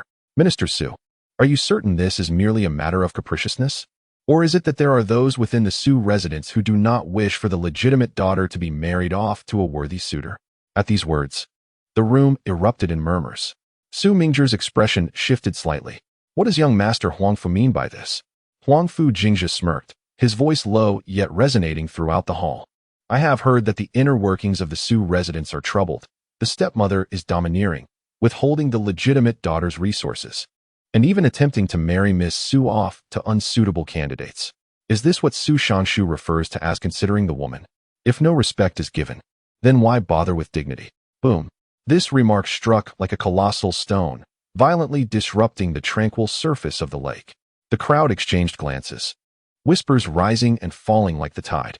Everyone was aware that Su Mingzhe's first wife had passed away, and after remarrying, he had taken his current wife, Sunday. Su Mingzhe's complexion turned ashen, his lips quivering. You speak nonsense. Nonsense. Huangfu Jingzhe chuckled coldly. Then why were the dowries prepared for Miss Su misappropriated for the benefit of Sun's daughter? Why was most of the dowry left by her mother devoured? Why has she been confined in the inner courtyard, unable to freely associate with outsiders? Each statement pierced Su Mingzhe's heart like a dagger. Among the female guests, Su Xueqing's stepmother, Sun, turned pale, trembling all over, wishing she could vanish into the ground. Su Xueqing's delicate form shuddered slightly, tears welling in her eyes, reflecting both unexpected joy and a hint of worry as she glanced at her father. She had not anticipated that Huangfu Jingzhe would stand up for her so boldly, daring to expose the Su family's scandals in public. Crown Prince Huangfu Shuangshu furrowed his brow slightly, inquiring softly, "Younger brother, how did you come to know of these matters?" Huangfu Jingzhe replied with confidence, "Elder brother, I possess evidence. The old servant of the Su residence, Changbo, and Miss Su's personal maid, Xiao Huan, can testify. Furthermore, the ledgers from the Su residence can corroborate my words." At that moment, Emperor Huangfu Guanghua cleared his throat, interrupting the discussions. He observed the scene with keen interest, a glimmer of shrewdness in his eyes. "Su Aiqing," the emperor said slowly, "I had always thought you managed your household well. Yet I am astonished to discover such matters within your estate. If this is indeed true, your role as a father is gravely lacking." Su Mingzhe's face turned ashen, and he fell to his knees. "Your Majesty, please discern, I am indeed at fault for my negligence. However what?" The emperor's voice turned suddenly stern. "It is merely that I believe matters of marriage pertain to the reputations of two families. Although the son of the Jingzhe king, Huangfu Jingzhe's conduct." Huangfu Jingzhe interjected, "Is Su Shangshu concerned that my wayward behavior might tarnish your esteemed daughter? Then I must inquire, which among the younger generation possesses more military merit than I?" He turned to the emperor.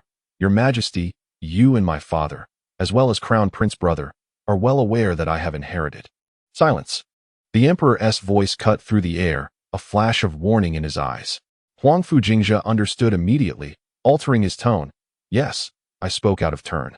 However, I must convey to Su Shangshu that my intentions toward Miss Su are genuine. The distinguished achievements I have secured in the western frontier, are they merely the actions of a wastrel? Is today's performance during the hunt merely a stroke of luck?" The emperor regarded his nephew with a complex gaze, softly remarking, "Su Aiqing, Huangfu Jingzhe speaks the truth. He has indeed earned military accolades in the western frontier, as I have received reports from the Jingzhe king. If he were not genuinely fond of your daughter, how could he dare to publicly seek permission?" Su Mingzhe's countenance reflected hesitance. "Your Majesty, it is not that I distrust the son of Huangfu, it is merely..." "Merely what?" The Empress Dowager suddenly interjected, her voice kind yet unyielding. "I find these two children quite well matched. Jingzhe is the legitimate son of the Jingzhe king, and your daughter is the legitimate daughter of the Minister of Rights, an appropriate match indeed. If someone in the residence is causing hindrance, and you are unable to make a decision, it would greatly disappoint me." Upon the Empress Dowager's pronouncement, Su Mingzhe found himself devoid of any room for refusal. He could only bow his head and reply, "I obey the command. However, as marriage is a significant matter, it requires careful deliberation." Huangfu Jingzhe stepped forward with resolute strides, fixing his gaze upon Su Mingzhe. "Uncle Su, my bold request for imperial approval today is rooted in the awareness of your household circumstances. If not for this, I fear that Miss Su may be wed to those unworthy individuals by Lady Sunday." These words struck a chord in Su Mingzhe's heart.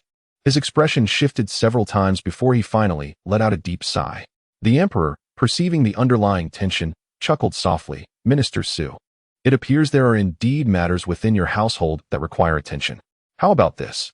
Huangfu Jingzhe has proven himself worthy, and I see that he and your daughter share mutual affection. Let us grant them an engagement now, and they may marry on an auspicious day. Realizing there was no retreat, Su Mingzhe could only clasp his hands in submission. I shall faithfully adhere to the emperor's will. A flicker of joy illuminated Huangfu Jingzhe's eyes as he bowed deeply to the emperor. Thank you, your majesty, and thank you, Empress Dowager. The emperor turned towards the ladies' section.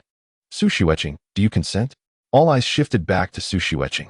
Her cheeks still bore a blush, yet her gaze was firmer than before. She bowed deeply, your majesty. I am willing. A simple declaration of consent ignited a fervent spark in Huangfu Jingzhe's eyes. He strode confidently to Su Xueqing, gently taking her hand. Qingxue, I shall not let you down. In the ladies' section, Lady Sun trembled with rage, glaring at Su Xueqing, her eyes filled with resentment and bitterness. Her daughter, Su Yuyan, wore a grim expression, her nails digging into her palm. Observing the scene, the emperor smiled. Very well, since there is mutual affection, I shall bestow this marriage. We shall select a day for the wedding, to be officiated by the Prince of Jingzhe upon his return to the capital. The Empress Dowager regarded the young couple with warmth. Jingzhe, your actions today are of great significance. Since you have chosen the daughter of the Su family, you must treat her well, do you understand? Huangfu Jingzhe respectfully bowed. Your grandson will remember the teachings of his esteemed grandmother. The crown prince, Huangfu Shuangxiu, approached and lightly patted Huangfu Jingzhe on the shoulder. You surprise me, little brother. I am even moved myself. Huangfu Jingzhe smiled lightly. Crown prince, you do not understand. Some individuals are worth every effort to pursue. That evening's banquet, transformed by Huangfu Jingzhe's unexpected request for marriage, became especially lively. Even more astonishing was the fact that the once notorious dandy of the capital had unveiled the Su family's hidden grievances for the sake of his beloved, leaving Minister Su speechless. As night deepened and the festivities drew to a close, Huangfu Jingzhe gazed at Su Xueqing's departing figure, his heart brimming with sweetness and anticipation. System notification. Congratulations, host. Shock value, 12,000. Reputation significantly increased. Chapter 75. The proposal turmoil and Lady Sun's obstacles today. Huangfu Jingzhe bathed and dressed, shedding his former dandy persona. He donned a pristine silver robe, adorned with a fine jade belt, and crowned his head with a purple gold tiara, exuding the elegance of a noble gentleman. Fu Bo, how are the preparations coming along? Huangfu Jingzhe inquired, standing before the mirror, adjusting his attire.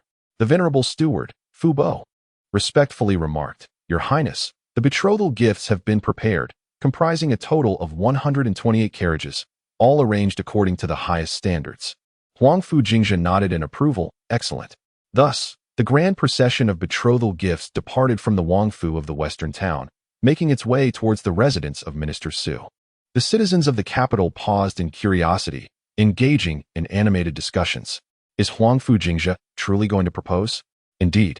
I have heard that the emperor has already granted his blessing. That wayward scion is genuinely about to wed. Whispers circulated about his remarkable feat of slaying a black bear at the royal hunting grounds and his defense of Miss Su against the son of Prince Amling. As the opulent entourage approached the Su residence, a crowd had gathered outside the gates, eager to witness the spectacle. Su Mingzhe stood at the entrance, his expression a tapestry of emotions. My lord, the young master's procession has reached the crossroads, the steward interjected. Su Mingzhe nodded slightly, anxiety gripping his heart. He was acutely aware that the proposal ceremony was unlikely to unfold smoothly. Where's Madam? He inquired softly. The steward's face expressed concern. Madam and Miss are awaiting inside. Su Mingzhe sighed, for he knew that his stepmother, Sun, would not relent easily. Since the emperor's decree, she had caused quite an uproar, nearly turning the entire Su household upside down. At last, Huangfu Jingzhe's entourage arrived at the gates of the Su residence. Fu Bo stepped forward, proclaiming loudly, His Highness, the young master Huangfu Jingzhe, has come to propose marriage, seeking to wed Miss Su. Su Mingzhe forced a smile and stepped forward to greet him. Your Highness has traveled a long way.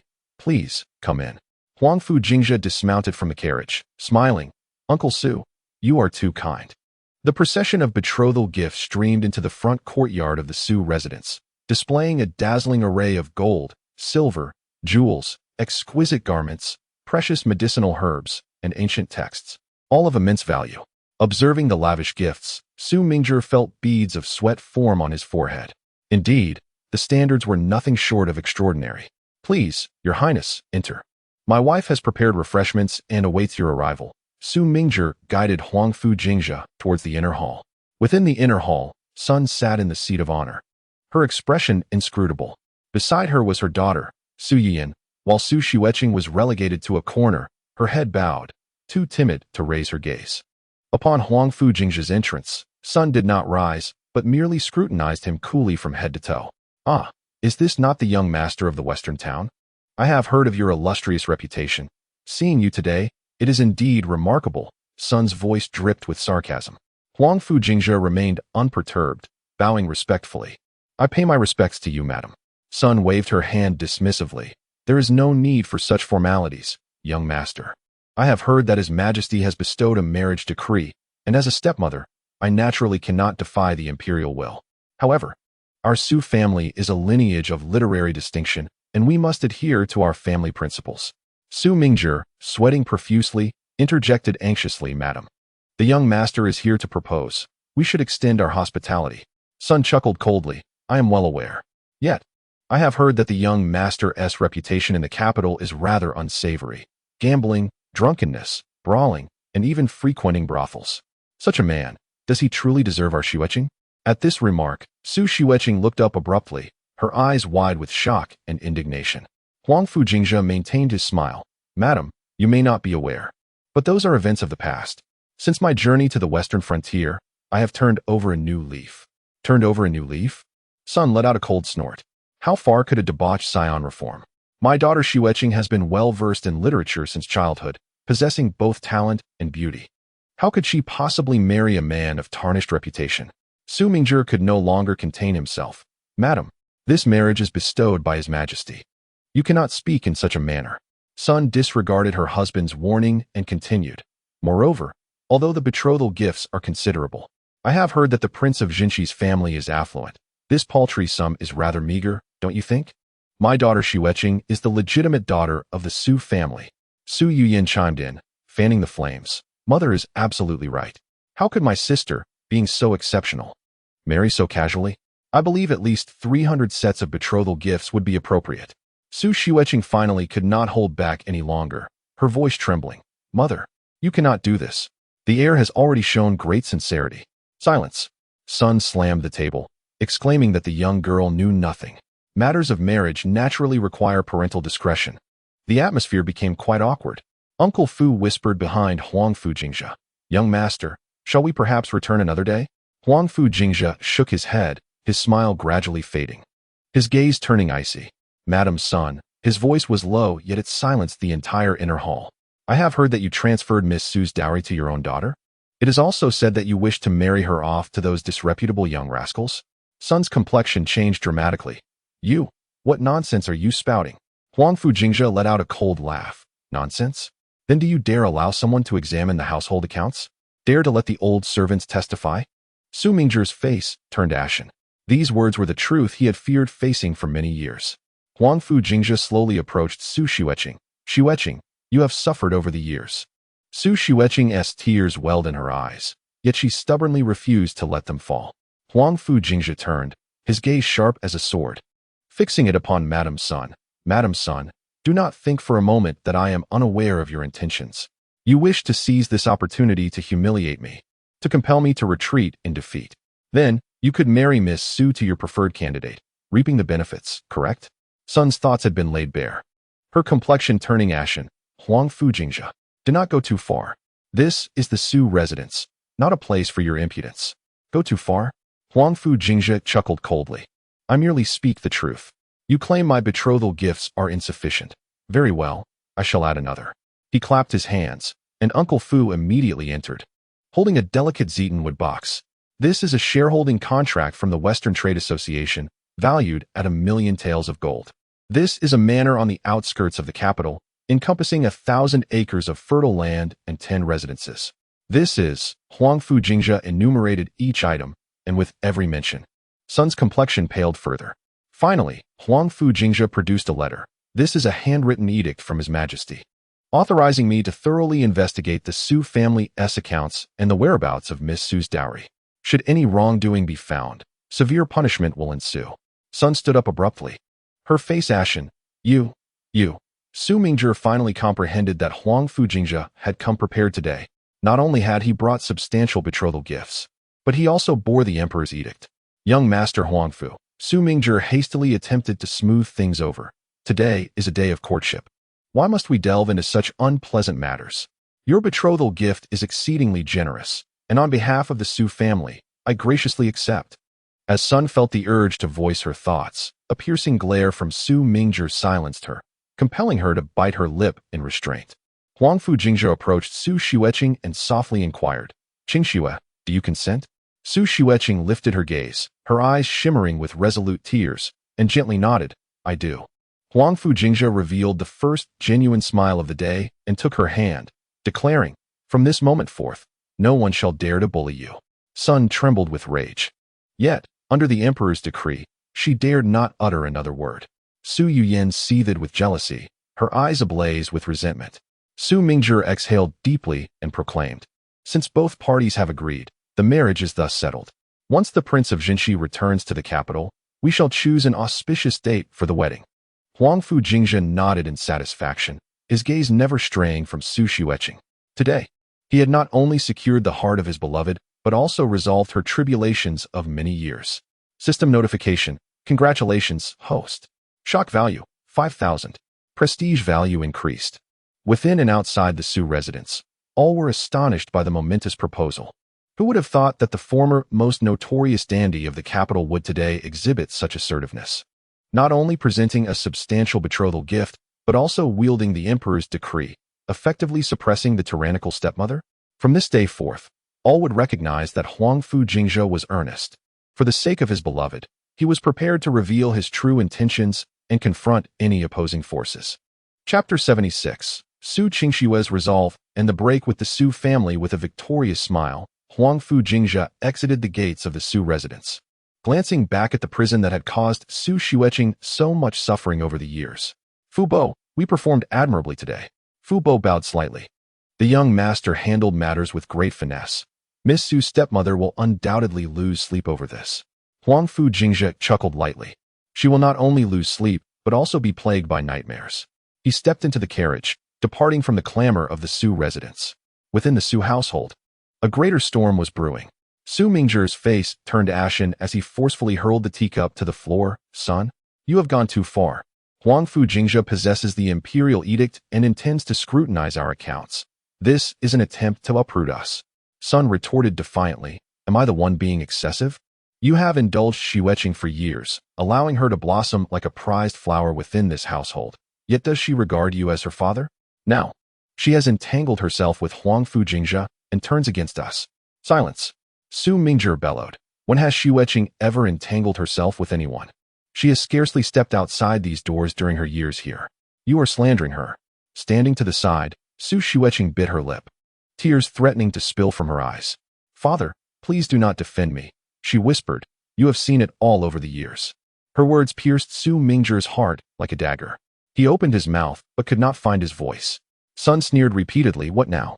Have you grown wings and dare to challenge your elders? Huangfu Jingzhe is merely a dandy. What significance does the emperor's decree hold? As long as I, your stepmother, do not consent, this marriage shall not come to fruition." Su Yuyan fanned the flames from the side. "Exactly, sister. Do not think that associating with Huangfu Jingzhe makes you extraordinary. His reputation in the capital is so tarnished that he may grow weary of you in a matter of days, leaving you with no place to weep." "Enough!" Su Xueqing suddenly shouted, her voice reverberating through the hall. In that moment, she was no longer the quiet and yielding legitimate daughter of the Su family, but a woman resolutely standing against adversity. Everyone was taken aback, having never witnessed her in such a light. "Stepmother, I have endured you for far too long." Su Xueqing fixed her gaze on Sun Shi, her eyes resolute. "From the day you entered this household, you have never regarded me as a member of this family. The dowry left by my mother upon her passing has all been given to Yu Yan. You have withheld my monthly allowance, my garments, and my books. Were it not for my father occasionally slipping me some money, I would not even possess decent clothing to step outside." Su Mingzhe's face flushed with shame as he lowered his head. You are speaking nonsense. Sun Shi's expression changed dramatically. When have I ever withheld anything from you? What do the account books clearly state? Su Shiweching scoffed. They clearly reveal fraudulent accounts. The old servants of the household are well aware that you instructed the steward to maintain 2 sets of books, one for my father to see, and the other reflecting the true accounts. Su Mingzhe's head snapped up. What? Such a thing exists? Sun Shi became flustered. She is uttering lies. Su Mingzhe, do you truly believe her over me? Su Shiweching did not grant her the opportunity to defend herself. If father doubts my words, he may easily inquire with Uncle Chong. He has served by my mother's side for 20 years and knows these matters all too well.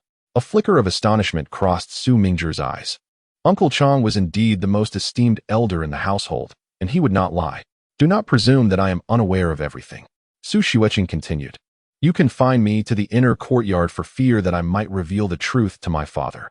You have arranged for people to monitor my every move, terrified that I might escape your control. Your repeated attempts to marry me off to those debauched young masters are merely a ploy to seize my dowry.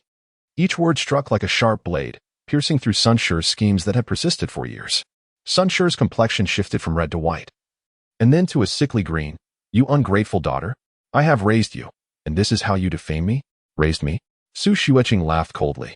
The silver left by my mother is sufficient to sustain me for 10 lifetimes. I have no need for your care. Do not forget, my mother was the legitimate daughter of the Gu family, wealthy beyond measure. Upon her demise, all her dowry should have been inherited by me. Yet where has it all gone? Sun Shi was struck at her vulnerable spot, her anger boiling over. You wretched girl. I took you in with good intentions, and you repay me with such ingratitude. Today, I shall inform you that your so-called dowry has long been safeguarded by me. Not a single coin shall you take. This admission was tantamount to confessing to the embezzlement of the dowry. Su Mingzhe's expression darkened. Sun Shi, you truly. Su Shiweching laughed coldly. Stepmother, you underestimate Huangfu Jingzhe. He possesses the imperial edict, granting him the authority to thoroughly investigate the accounts of the Su family. The matter of your misappropriation of my mother's dowry will inevitably come to light. When that time comes, it will not only jeopardize my marriage, but may well ruin my father's future at your hands. Sun Shi, struck at the heart of her concerns, turned pale. Are you threatening me? This is not a threat, it is a fact. Su Shiweching's voice was eerily calm. I have endured for so many years, biding my time for an opportunity. With Huangfu Jingzhe now seeking my hand in marriage, I shall no longer allow you to disrupt my life. Su Yuyan, filled with rage, stomped her foot. Sister, how could you speak to your mother in such a manner? She has treated you with such kindness. Su Shiweching did not even spare her a glance and retorted, In, the garments you wear, the jewels you adorn, and the cosmetics you use, how many of these were not purchased with my mother's dowry? What right do you have to speak? Su Yuyan was rendered speechless, her complexion fluctuating between crimson and pale. Standing to the side, Su Mingzhe wore a complex expression. For years, he had been acutely aware of his wife's harsh treatment of their daughter, yet due to his busy official duties and fear of his wife's outbursts, he chose to evade the issue. Now that the truth had been revealed, he felt utterly ashamed. With great difficulty, he spoke. Shiweching, I have wronged you these years. Su Shiweching turned her gaze toward her father, her eyes filled with complexity. Father, your daughter does not blame you. However, I must marry. Not merely because Huangfu Jingzhe is worthy of trust, but because I can no longer endure another moment in this home. Upon seeing the situation turning against her, Sun's demeanor abruptly shifted. Very well. If you wish to marry, then marry. But do not think for a moment that you will take any dowry with you. I will not part with a single item belonging to your mother. Su Shiweching scoffed. Do you truly believe I care for such possessions? You have witnessed Huangfu Jingzhe's betrothal gifts, which far surpass my mother's dowry. What concerns me is the scheming and oppression I have endured at your hands over the years.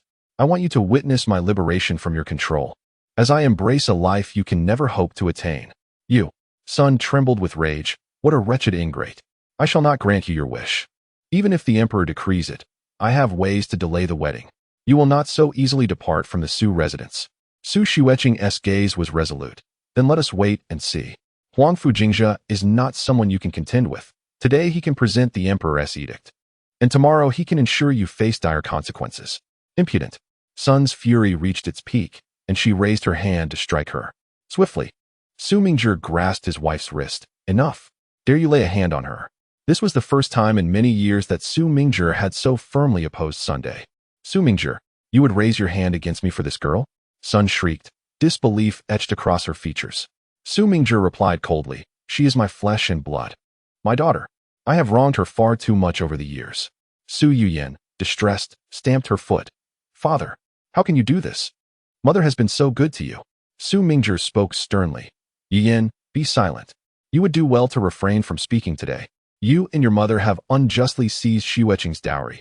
This grievance shall be addressed in due time. Su Xueqing gazed at her father's rare display of strength. Her heart a tumult of emotions. The years of forbearance and fear were finally released in that moment.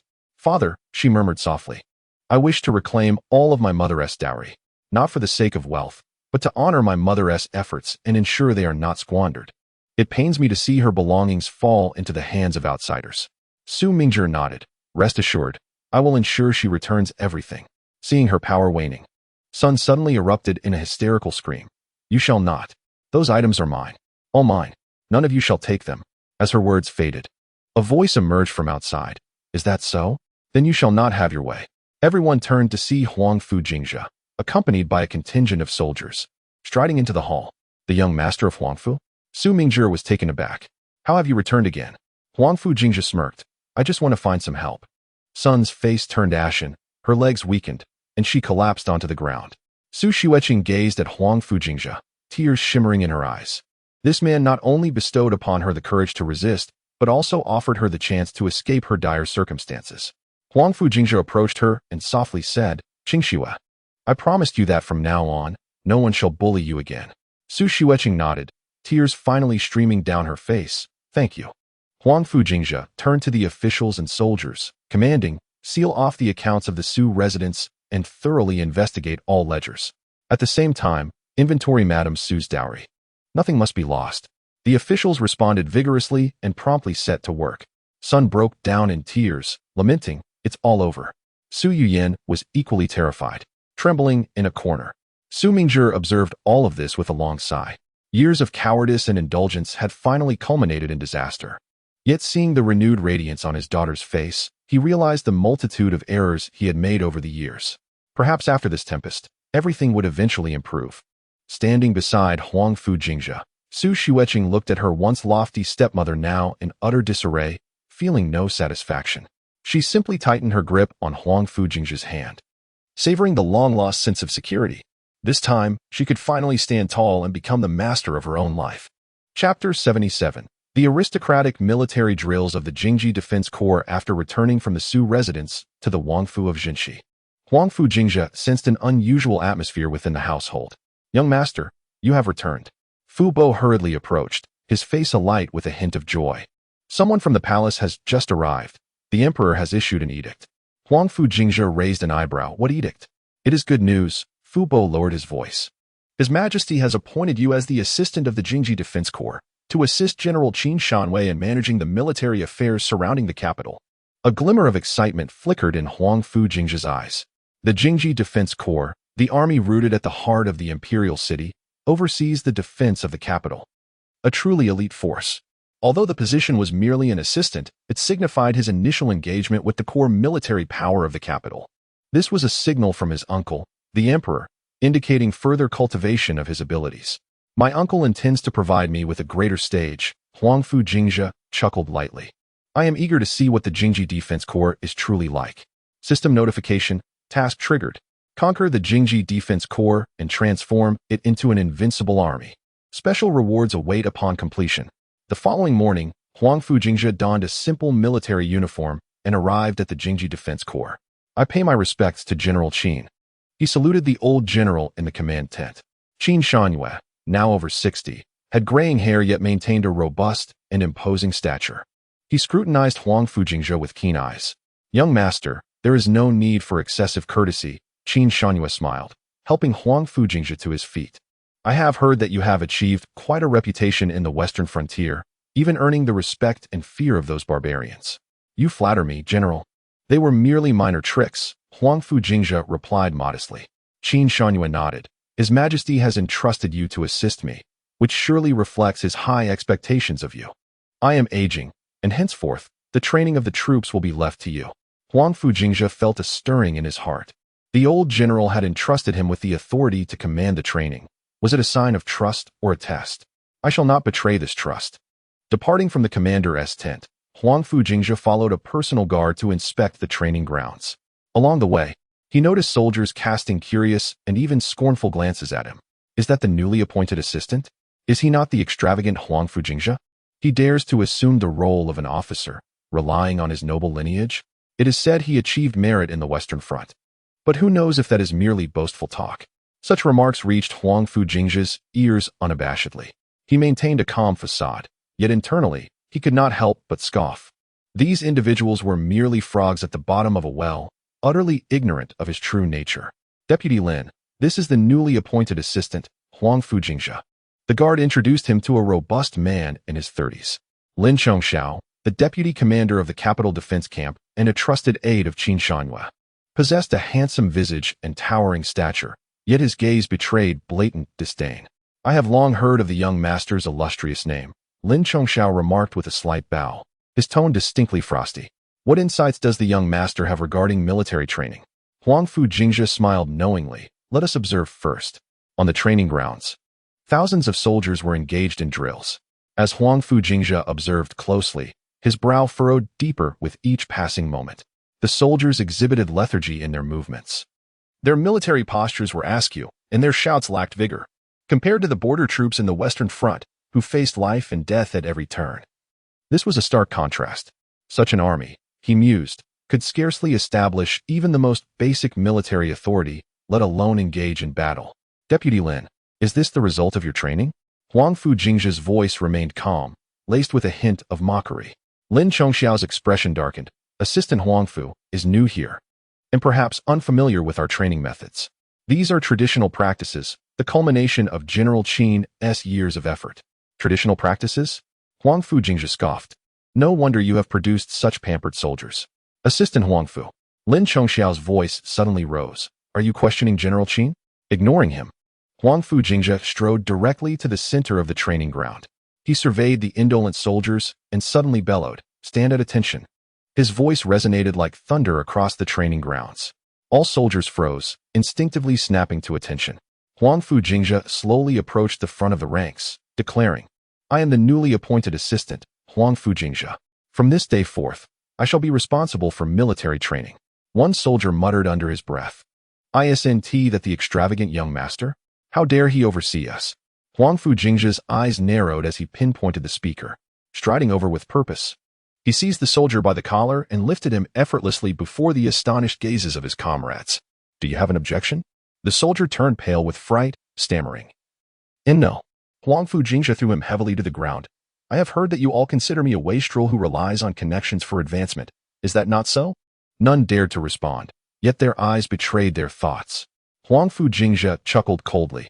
"Very well, since that is the case, I shall show you what true training entails. Starting tomorrow, I expect everyone to be spirited. We shall introduce some new tactics." His words stirred a wave of commotion and murmurs on the training ground.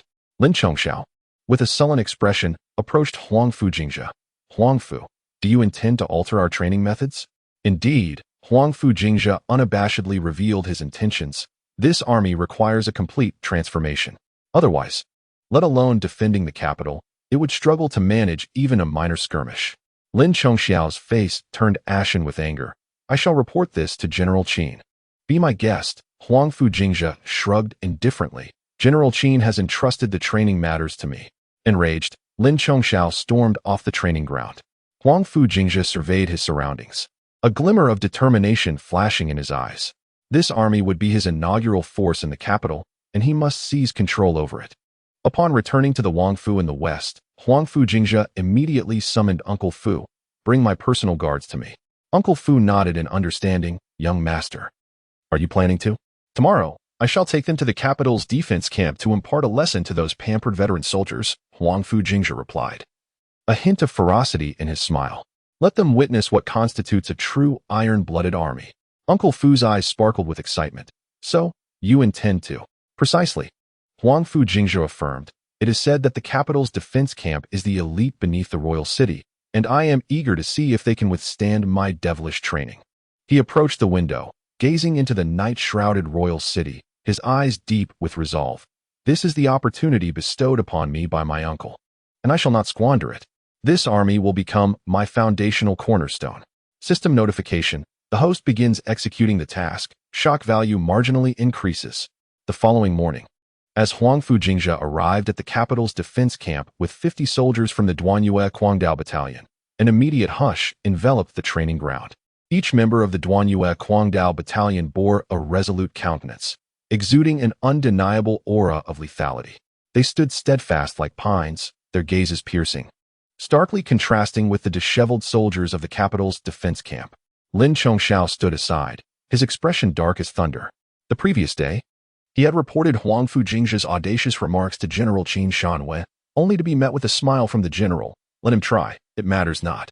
Huangfu Jingzhe stepped to the center of the training ground, surveying the crowd, a profound smile playing at the corners of his mouth. Gentlemen, from today forth, I shall train you in the ways of the western frontier.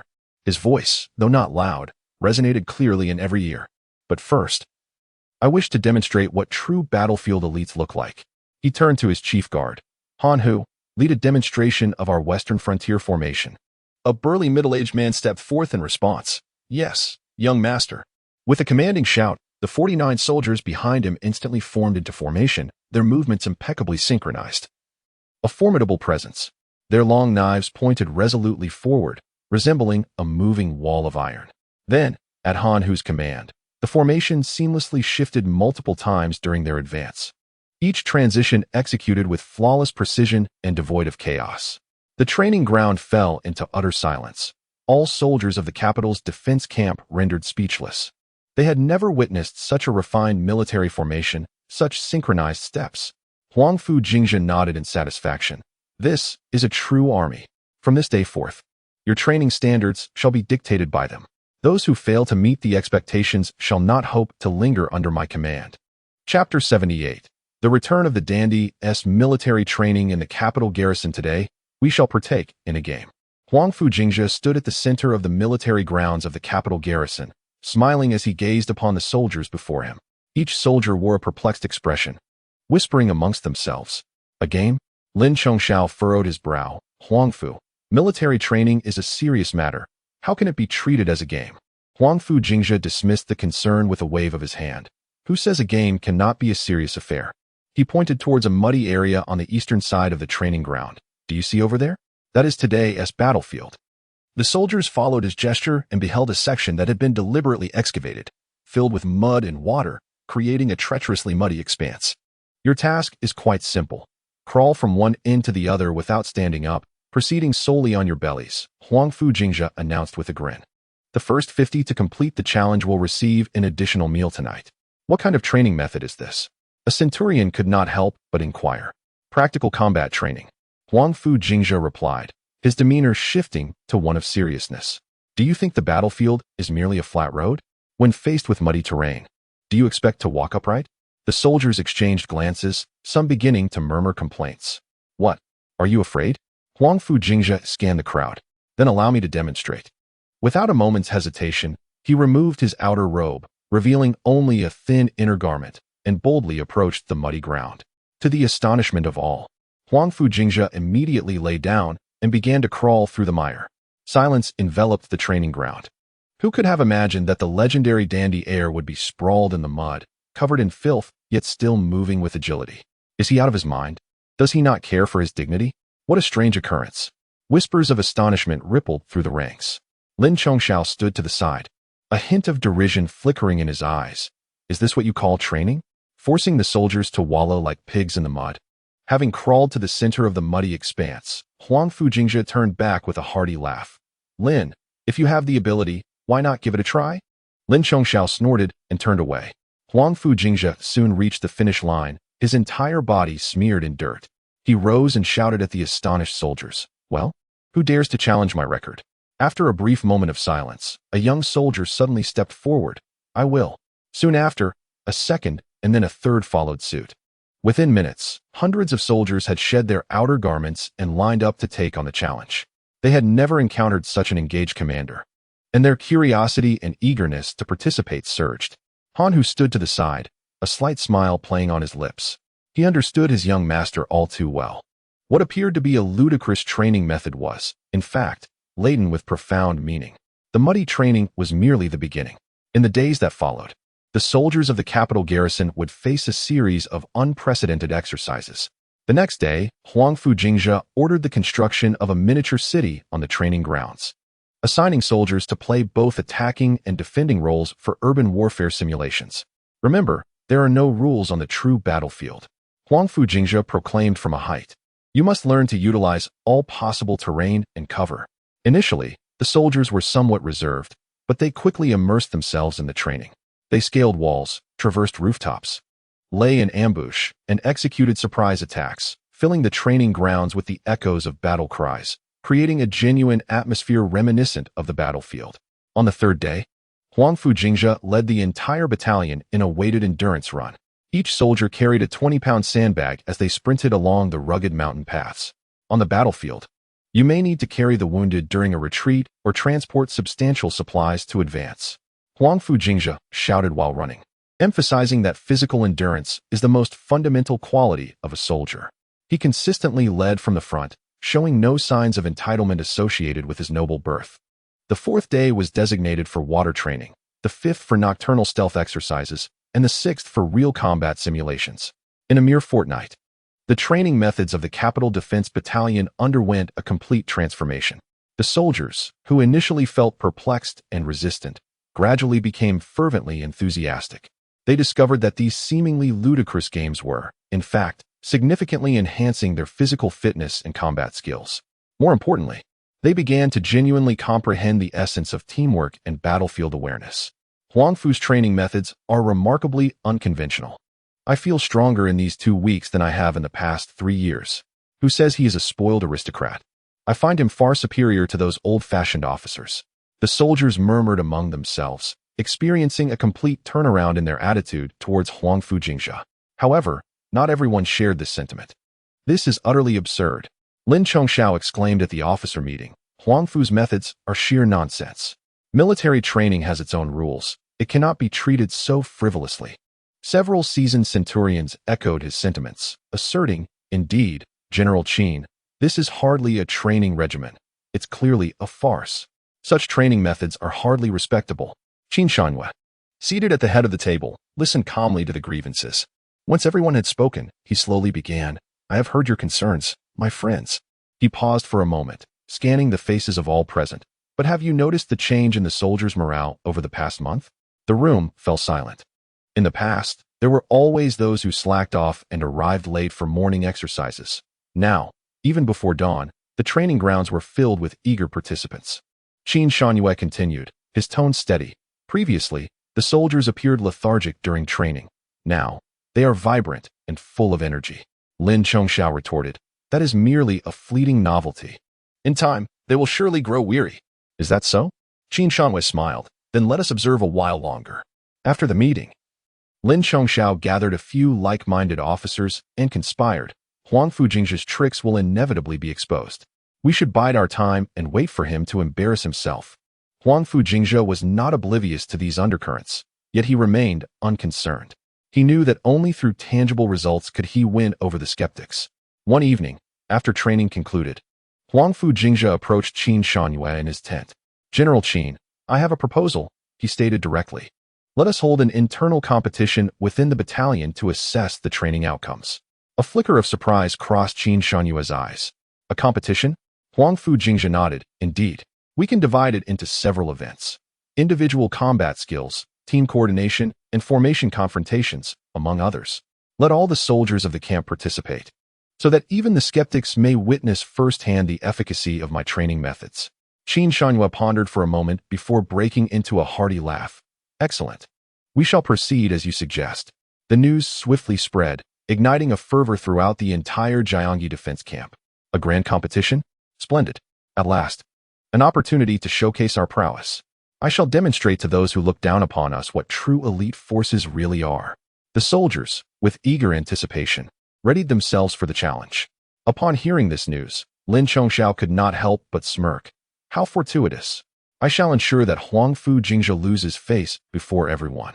He immediately gathered his loyal subordinates and intensified their training.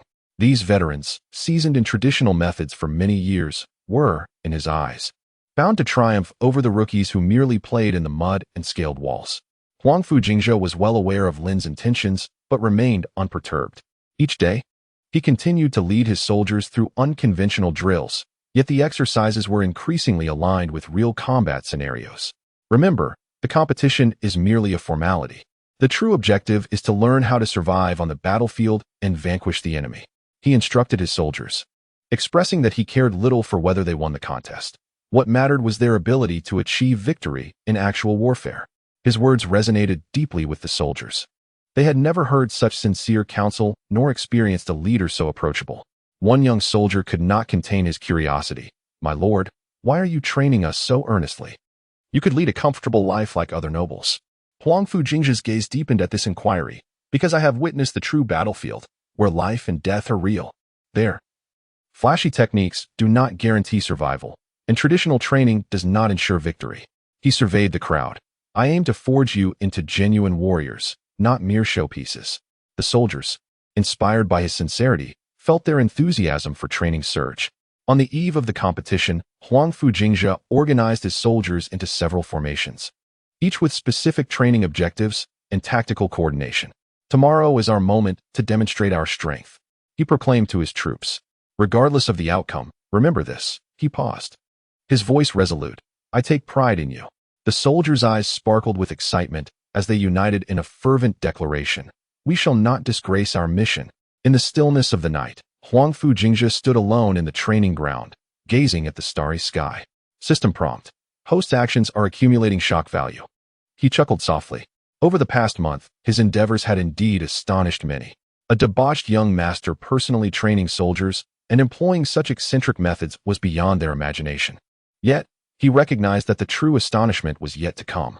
The grand competition tomorrow would mark the moment he revealed his accomplishments to all. Those who once mocked and doubted him would be left agape as they witnessed his trained soldiers overpower their opponents. Huangfu Jingzhe lifted his gaze toward the palace, a subtle smile gracing his lips. His uncle had granted him this opportunity, and he would not squander it. Chapter 79. The Grand Competition of the Jiangyi Camp. The young master astonishes all. The grand competition of the Jiangyi defense camp commenced as scheduled. In the early morning, the training ground was bustling with activity, flags fluttering in the breeze. Besides the competing soldiers, numerous martial generals from the capital had gathered to witness the event. After all, the royal nephew and the dandy heir were personally commanding their troops, and everyone was eager to observe their level of skill. Qin Shanhue sat at the main position, with Lin Chongxiao standing beside him, a faint smirk gracing his face.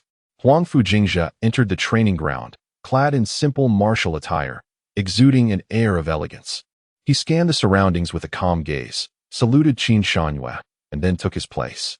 It was said that the young heir had introduced numerous novelties in the past fortnight. An older general whispered to a companion, mentioning things like crawling through mud and mysterious night drills, which were utterly unheard of. "Humph, mere showmanship," another person sneered. "The rules of our capital's army have remained unchanged for a century. How could a mere novice alter them?" Upon hearing these remarks, Huangfu Jingzhe's lips curled into a slight smile. Today was the day he had been waiting for, to demonstrate to these old-fashioned stalwarts what true military training entailed. Commence the competition. With a command from Qin Shanhue, the central area of the training ground was immediately cleared. The first event was a weighted sprint. 30 soldiers, each carrying a bag of sand, dashed along a predetermined route. Among these soldiers were Lin Chongxiao's elite and Huangfu Jingzhe's newly trained recruits. "Ready, begin." At the signal, the soldiers surged forward. Initially, both sides appeared evenly matched. However, the situation soon shifted. The soldiers trained by Huangfu Jingzhe maintained steady breathing and agile strides, while Lin Chongxiao's men began to gasp for air, their movements growing increasingly labored. By the time they reached the finish line, all 15 of Huangfu Jingzhe's soldiers had completed the task, while only 6 from Lin Chongxiao's side managed to stagger across. How could this be? Lin Chongxiao frowned. "My men are seasoned veterans." Huangfu Jingzhe smiled faintly. "Old general, this is the result of practical training. My soldiers engage in weighted sprints over 10 miles daily. This distance is merely a warm-up for them." Qin Shanhue nodded, a hint of approval in his gaze. The second event was an obstacle course. Various barriers were set up in the central area, requiring soldiers to climb, jump, and crawl to reach the endpoint. Once again, the results astonished the onlookers. The soldiers trained by Huangfu Jingzhe navigated the obstacles with ease, displaying agility and dexterity far superior to their opponents. They move like monkeys. An observing general exclaimed in disbelief. As discussions erupted in the crowd, many began to regard Huangfu Jingzhe with newfound respect. The third event involved team combat, simulating real battle conditions. Groups of 5 engaged in offense and defense amidst complex terrain. This was the most crucial segment of the day, one that would best reflect the training outcomes. Lin Chongxiao brimmed with confidence. This time, I'll deploy the most elite squad from the capital's army. They are seasoned warriors. Huangfu Jingzhe nodded, as you wish. He selected 5 ordinary soldiers, seemingly unremarkable. As the contest began, Lin Chongxiao's elite squad launched an immediate and fierce assault, showcasing a myriad of flashy martial techniques. However, Huangfu Jingzhe's soldiers maintained their formation, moving in unison with simplicity and efficiency. They utilized the terrain for cover, coordinating seamlessly to dismantle their opponents one by one. How is this possible? Lin Chongxiao's eyes widened in disbelief. They were merely new recruits. Huangfu Jingzhe responded calmly, stating that in actual combat, flamboyant maneuvers only hasten one's demise. Simplicity, efficiency, and teamwork are the true keys to victory. After 3 consecutive battles, Huangfu Jingzhe's team emerged victorious each time, often against overwhelming odds. This spectacle left all present utterly astonished. This young man possesses remarkable skills. Despite his unconventional training methods, the results were undeniably impressive. Who dares to label him a mere dandy? Clearly, he is a prodigy in martial training. Qin Shanyu stroked his beard, a glimmer of brilliance in his eyes. The final event was personal combat. According to the rules, soldiers from each battalion could freely challenge one another. I challenge Huangfu Xieli. A brawny soldier stepped forward. He was none other than Lin Chongxiao's trusted subordinate, a renowned warrior of the capital battalion. The training ground fell silent. While Huangfu Jingzhe's ability to train soldiers was one matter, stepping into the arena himself was another. Everyone understood that a dandy could hardly possess genuine skill. However, Huangfu Jingzhe remained unperturbed as he approached the center of the arena. What do you wish to impart? He inquired. The warrior scoffed. I have long heard of the young lord's extraordinary prowess. Today, I seek to learn a thing or two. As he spoke, he assumed a combat stance. Huangfu Jingzhe waved his hand. Come forth. With a thunderous roar, the warrior launched a powerful punch aimed directly at Huangfu Jingzhe's face. The blow was ferocious, cutting through the air with a fierce wind. Yet, at the moment of impact, Huangfu Jingzhe deftly evaded, shifting his body with ease. Then, with a swift sidestep, he seized the warrior's wrist with lightning speed, gently pulling, causing the warrior to lose his balance and stumble forward. Before the warrior could regain his footing, Huangfu Jingzhe closed the distance and delivered a knee strike to his abdomen. The warrior let out a muffled groan, bending at the waist. Seizing the opportunity, Huangfu Jingzhe struck the back of his neck with a palm, and the warrior immediately collapsed to the ground, unable to rise again. The entire sequence transpired in less than 10 breaths, clean and efficient. The training ground was engulfed in silence, soon erupting into exclamations of astonishment. So swift. What kind of footwork is this? What techniques are these? I have never witnessed such skill. This is hardly the work of a dandy. It is that of a seasoned veteran. Lin Chongxiao's expression darkened. Li Tai, Zhang Hu, you two joined forces. 2 more warriors stepped into the arena, one wielding a long staff and the other brandishing dual daggers, both clearly formidable opponents. Huangfu Jingzhe, undeterred, replied, Thank you for the instruction. The 2 warriors launched a simultaneous assault, one from the left and the other from the right. Amidst the swirling shadows of the staff and the glinting blades, Huangfu Jingzhe moved with the grace of a fish, always evading lethal strikes at the most precarious moments. His movements appeared casual, yet were imbued with exceptional technique. It was not about flamboyant gestures, but rather instinctual reactions and muscle memory honed through real combat experience. Suddenly, Huangfu Jingzhe leaped into the air, executing a backflip to land behind the warrior with the staff. Before the warrior could turn, Huangfu Jingzhe delivered a kick to the back of his knee. The staff wielder crumpled in pain, and Huangfu Jingzhe seized the staff, sweeping it horizontally to strike the other warrior squarely in the chest. Both warriors fell simultaneously. Yet Huangfu Jingzhe maintained his composure, his breath steady. This time, the training ground erupted in thunderous applause. Even the seasoned generals could not help but rise to their feet, offering a salute of respect to Huangfu Jingzhe. Lin Chengxiao's countenance was so grim that it seemed one could wring water from it. He had never anticipated that Huangfu Jingzhe could not only train a formidable army, but also possess such remarkable martial prowess. This completely upended his perception of the frivolous scion. Qin Shunyue strode to the center of the arena and clapped Huangfu Jingzhe on the shoulder, exclaiming, "Excellent! Truly worthy of being the son of the king of Jingzhe. After witnessing your skills today, I am thoroughly convinced." Huangfu Jingzhe humbly replied, "It is merely rudimentary skills, a stroke of luck and victory." Qin Shunyue laughed heartily. "Huangfu, you are too modest. Having fought all my life, I can discern true martial skill. Your abilities are not the fruit of fleeting effort, but rather the result of relentless honing." Following the competition, Huangfu Jingzhe became the focal point of the Jingzhe defense camp. Those soldiers who had previously regarded him with disdain now looked at him with admiration. Meanwhile, the officers who had once belittled him flocked to apologize and rectify their past judgments. Lin Chouxiao stood nearby, his expression a tapestry of complex emotions. He understood that henceforth, the Jingzhe defense camp would no longer be his dominion. A genuine military hero had risen, Huangfu Jingzhe. That evening, Huangfu Jingzhe was summoned to the commander's tent by Qin Shunyue. "Young man," Qin Shunyue began with a smile, "today you have given me a tremendous surprise.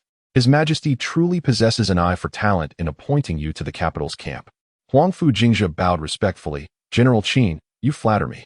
"No, not at all," Qin Shunyue replied with gravity. "I have fought my entire life and have never encountered a young man with such military aptitude as yourself. Your understanding of practical combat far surpasses that of many seasoned generals." He gazed intently into Huangfu Jingzhe's eyes. "Tell me honestly, are you truly just a frivolous youth?" Huangfu Jingzhe offered a faint smile. "General Qin, everyone wears their own mask. Sometimes, donning a mask allows one to perceive the world's truths more clearly." Qin Shunyue laughed heartily. "What a profound philosophy. I understand now." He patted Huangfu Jingzhe on the shoulder. "From this day forth, the authority to train the Jingzhe defense camp shall be entirely entrusted to you. I am confident that under your guidance, this army will become His Majesty's most reliable force." Huangfu Jingzhe bowed deeply. "I shall not fail this great trust." As he exited the tent, Huangfu Jingzhe looked up at the starlit sky. Today's victory was merely the beginning. His journey ahead was long, yet the first step had been taken. The capital would serve as the launching point for his ascent. System notification: the host has successfully conquered the Jingzhe defense camp, significantly increasing shock value. Reward: special skill military cohesion unlocked. Chapter 80: the emergence of the divine crossbow. Astonishing the veteran general in the training grounds of the Jingzhe defense camp, a row of soldiers practiced shooting with crossbows. Huangfu Jingzhe stood atop a platform. His eyes narrowed as he observed their performance. He noted that even the well-trained soldiers could only achieve a shooting range of about 100 paces, with very limited penetration power. Such weaponry would be nearly useless against heavily armored cavalry. Huangfu Jingzhe shook his head and turned to Qin Shunyue beside him. "General Qin, what is your opinion on our current crossbows?"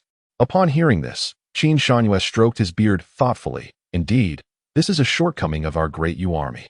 In the face of the Western Empire's heavily armored cavalry, our current crossbows lack sufficient penetration power, and against the northern beasts, the range is inadequate." Huangfu Jingzhe let out a light chuckle, saying, "It just so happens that I have been contemplating some ideas lately. I wonder if General Qin would be inclined to hear them?" Qin Shunyue's eyes brightened. "Oh, the heir apparent is knowledgeable about weapon manufacturing? I possess a modicum of understanding." Huangfu Jingzhe humbly replied, "Shall we discuss this in detail at my residence tonight?" That evening, the study of Huangfu Jingzhe was aglow with light. Qin Shunyue sat before the desk, holding several blueprints, his brow furrowed, nodding and shaking his head intermittently, his expression increasingly astonished. "What manner of weapon is this?" Qin Shunyue inquired, pointing at one of the blueprints. Huangfu Jingzhe smiled and approached him. "I call it the Divine Arm Crossbow. It boasts a range twice that of an ordinary crossbow and threefold penetrating power." "How can that be?" Qin Shunyue exclaimed incredulously. "If that were true, could it not pierce heavy armor from 300 paces?" Huangfu Jingzhe remained silent, retrieving a wooden box from beneath the desk. Upon opening it, a finely crafted small mechanism was revealed. This is a miniature prototype created according to the blueprint. We can conduct a test shot tomorrow, Huangfu Jingzhe stated. Additionally, this blueprint is an improved formula for the Thunderbolt, which possesses greater power and stability.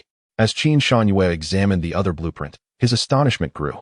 He had witnessed the Thunderbolt's might on the battlefield. If it could truly be improved, it would be a weapon of unimaginable terror. Where did you acquire these inventions, young master?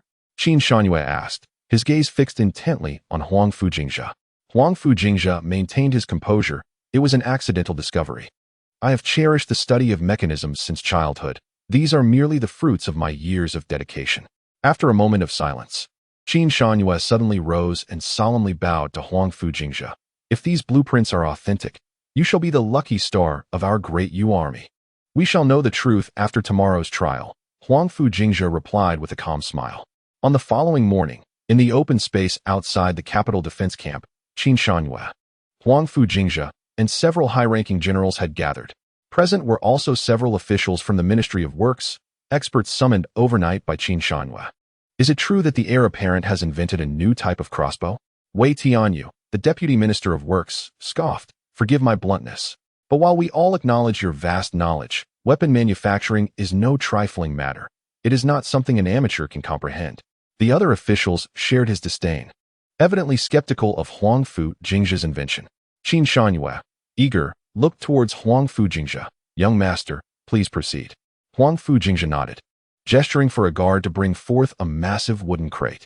Upon opening the crate, an oddly designed crossbow, larger than a conventional one and with a more intricate structure, was unveiled. This is the divine arm crossbow that I have designed, Huangfu Jingzhe announced, stepping forward to make adjustments. To demonstrate its power, I have prepared a threefold test. He pointed ahead. The first target is a bullseye 300 paces away, which cannot be reached with an ordinary crossbow. The second target is heavy armor 200 paces out, and the third target is a stone wall 100 paces away. Wei Tianyu laughed derisively. Young master, let alone 300 paces, even 200 paces would be difficult for an ordinary crossbow to penetrate heavy armor. As for the stone wall, that is sheer fantasy. Huangfu Jingzhe disregarded his mockery, operating the divine arm crossbow himself, aiming at the first target. Please observe closely. He gently pulled the trigger, and with a swift whoosh, the crossbow bolt shot forth like a meteor, striking the target 300 paces away squarely in the bullseye. The onlookers were left in awe, their eyes wide with astonishment, while Wei Tianyu stood speechless, his mouth agape. Before anyone could react, Huangfu Jingzhe had already loaded a second arrow, aiming at a heavily armored target 200 paces away. Whoosh! The bolt flew again, piercing through the armor with ease and embedding itself deep into the wooden stake behind it. This is impossible, Wei Tianyu exclaimed. Young master, what material is this crossbow made of? What is the mechanism behind it? Huangfu Jingzhe smiled slightly. It is composed of ordinary iron, but the structural design is entirely novel, complemented by specially crafted bowstrings and arrows. He gestured towards another blueprint beside him. This is the method for producing high-strength bowstrings, which are 3 times stronger than standard ones. Before Wei Tianyu could inquire further, Huangfu Jingzhe had already knocked a third arrow, aiming at a stone wall 100 paces away. Whoosh! The arrow flew forth, embedding itself deep within the sturdy stone, with only the fletching remaining visible. The crowd fell into a stunned silence, utterly astonished by the formidable power displayed. Qin Shunyue was flushed with excitement, exclaiming, "Excellent! This divine arm crossbow, if equipped in large numbers to our army, would significantly enhance our combat capabilities." Huangfu Jingzhe shook his head. This is still not sufficient. He turned to the side, signaling a guard to open a second wooden box. Inside were several fist-sized black spheres, appearing remarkably ordinary. This is an improved version of the Thunderbolt, Huangfu Jingzhe explained. It is half the size of the current Thunderbolt, yet possesses double the power, with enhanced stability that reduces the risk of spontaneous ignition. He picked one up and carefully placed it on a patch of open ground, igniting the fuse before swiftly stepping back. Boom! A thunderous explosion erupted, creating a crater several feet deep, with debris scattering in all directions. The shockwave from the blast left those standing dozens of paces away gasping for breath. Heavens! Wei Tianyu staggered back a few steps, his complexion pale. What incredible power! Huangfu Jingzhe calmly elaborated. The formula has been refined, the purity of the gunpowder increased, and the shell design optimized. resulting in a more concentrated explosive force. Qin Shanhua, overwhelmed with excitement, could hardly articulate his thoughts, repeatedly patting Huangfu Jingzhe on the shoulder, his eyes brimming with admiration and astonishment. Finally regaining his composure, Wei Tianyu eagerly asked, "Young master, could these blueprints be handed over to the Ministry of Works for research? If they can be mass-produced, it would be a tremendous boon for our Great Yu army." Huangfu Jingzhe nodded. "That is precisely my intention. However, such matters of national importance require His Majesty's decree." Qin Shanhua promptly declared, "I shall write a memorial forthwith, presenting these blueprints to His Majesty." Chapter 81. The Precision Dilemma. The Ministry of Works at a standstill. Huangfu Jingzhe formally submitted the blueprints for the Divine Arm Crossbow and the improved Thunderbolt to the Emperor. Upon reviewing them, Emperor Huangfu Guanghua was greatly astonished and immediately ordered the Minister of Works to personally oversee the trial production. If such weapons can be equipped in large numbers to our army, how can we fear instability in the Western territories or defiance from northern foes? Emperor Huangfu Guanghua's eyes widened. The Ministry of Works must exert every effort. I wish to see the finished product within a month. Minister of Works Sun Yingtian respectfully accepted the command. "I shall spare no effort to fulfill Your Majesty's important trust." Upon returning to the Ministry of Works, Sun Yingtian promptly convened the most skilled artisans within the department. The assembly gathered around, poring over several blueprints for the Divine Crossbow and the improved Thunderbolt. Merely the fanciful whims of a frivolous youth, scoffed Chief Mechanic Lu Deming. "Having seen countless ingenious designs, most are but empty theories. Indeed, I hear these blueprints are the handiwork of Huangfu Jingzhe, the debauched heir of the Prince of West Town." Another artisan sneered. What genuine talent could he possibly possess? Sun Yingtian replied solemnly, "Do not underestimate them. These designs have undergone field testing, and the results are astonishing. His Majesty has personally commanded their trial production. Do not take this lightly." Only then did the artisans focus intently on their studies. As time elapsed, laughter gradually faded, supplanted by gasps of astonishment and furrowed brows. "This mechanism's spring design is unlike anything I have ever encountered," one remarked. "The angle calculations for the bow arms are precise to the millimeter. This formula for the Thunderbolt includes a mineral I am not even familiar with." Lu Deming scrutinized the blueprints, his expression grave. "Minister, these designs are anything but ordinary. The concepts embedded within them surpass our current technological capabilities." Sun Yingtian frowned. "What are the specific challenges?" "Too numerous to count." Lu Deming gestured to the blueprints. "The firing mechanism of this divine crossbow requires components that must be crafted with extreme precision, which our current casting techniques cannot achieve. The purity of gunpowder required for the improved Thunderbolt is beyond our refining capabilities. Moreover, the methods for handling these special materials are unprecedented." The other artisans shook their heads in agreement. "This does not resemble the technology of our Great Yu nation. It does not even seem conceivable in this era." Sun Yingtian felt a surge of alarm at their words. "Are you implying that these blueprints cannot be realized?" Lu Deming replied cautiously.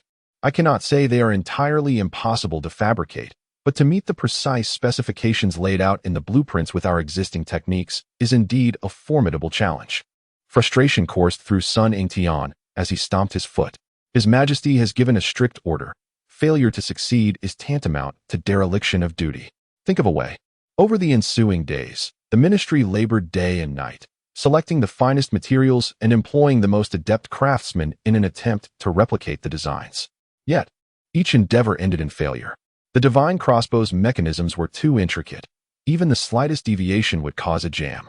The formula for the improved Thunderbolt necessitated an extraordinarily high purity of materials, and any impurity could result in a significant reduction in explosive power or instability. A week later, Sun Yingtian was compelled to report the truth to the Emperor. "Your Majesty, those blueprints are indeed exquisite, but with our current technology in the ministry, it is exceedingly difficult to fully realize them." Sun Yingtian knelt, his robes soaked with sweat. Emperor Huangfu Guanghua's countenance darkened. "I have witnessed the power of that divine crossbow and the improved Thunderbolt with my own eyes. They are indeed formidable. If Jingzhe can create them, why can the ministry not?" "This minister is equally perplexed," Sun Yingtian stammered. "Certain techniques and material handling methods in the blueprints are unprecedented in our ministry." After a moment of contemplation, Emperor Huangfu Guanghua stated, "This batch of weaponry is of paramount importance to our Great Yu nation.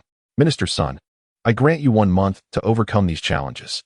Should you encounter insurmountable obstacles, do not hesitate to seek counsel from Huangfu Jingzhe.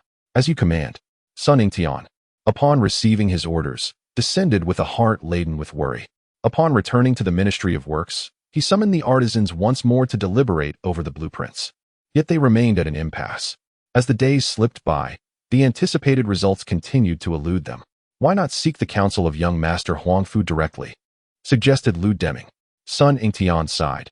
It seems we have no other recourse. Just as he prepared to dispatch someone to find Huangfu Jingzhe, a voice announced from outside, "Young Master Huangfu requests an audience." The assembly exchanged glances, astonished that the very person they intended to seek had come to them unbidden. Huangfu Jingzhe entered the grand hall of the ministry with a relaxed gait, greeting Sun Yingtian with a smile. "Minister Sun, I hope I am not intruding." Sun Yingtian promptly rose to return the gesture. "Your presence is an honor. Forgive my inadequate welcome. I have heard that the ministry is encountering difficulties in the trial production of my blueprints." Huangfu Jingzhe cut straight to the heart of the matter. Sun Yingtian was taken aback, then managed a wry smile. "Your knowledge is indeed impressive. It is true, your designs are exceedingly intricate, and we, being rather dull, find many aspects difficult to comprehend." Huangfu Jingzhe replied with a smile, "Minister Sun, you are too modest. To be candid, I also came across these blueprints by mere chance." "Chance encounter?" Sun Yingtian and the artisans perked up their ears. "Indeed," Huangfu Jingzhe continued nonchalantly, "I have always had a penchant for collecting rare artifacts and texts. A few years ago, I uncovered several tattered ancient tomes within an ancient tomb, among which were these weapon designs." Sun Yingtian's eyes brightened. "Now it makes sense.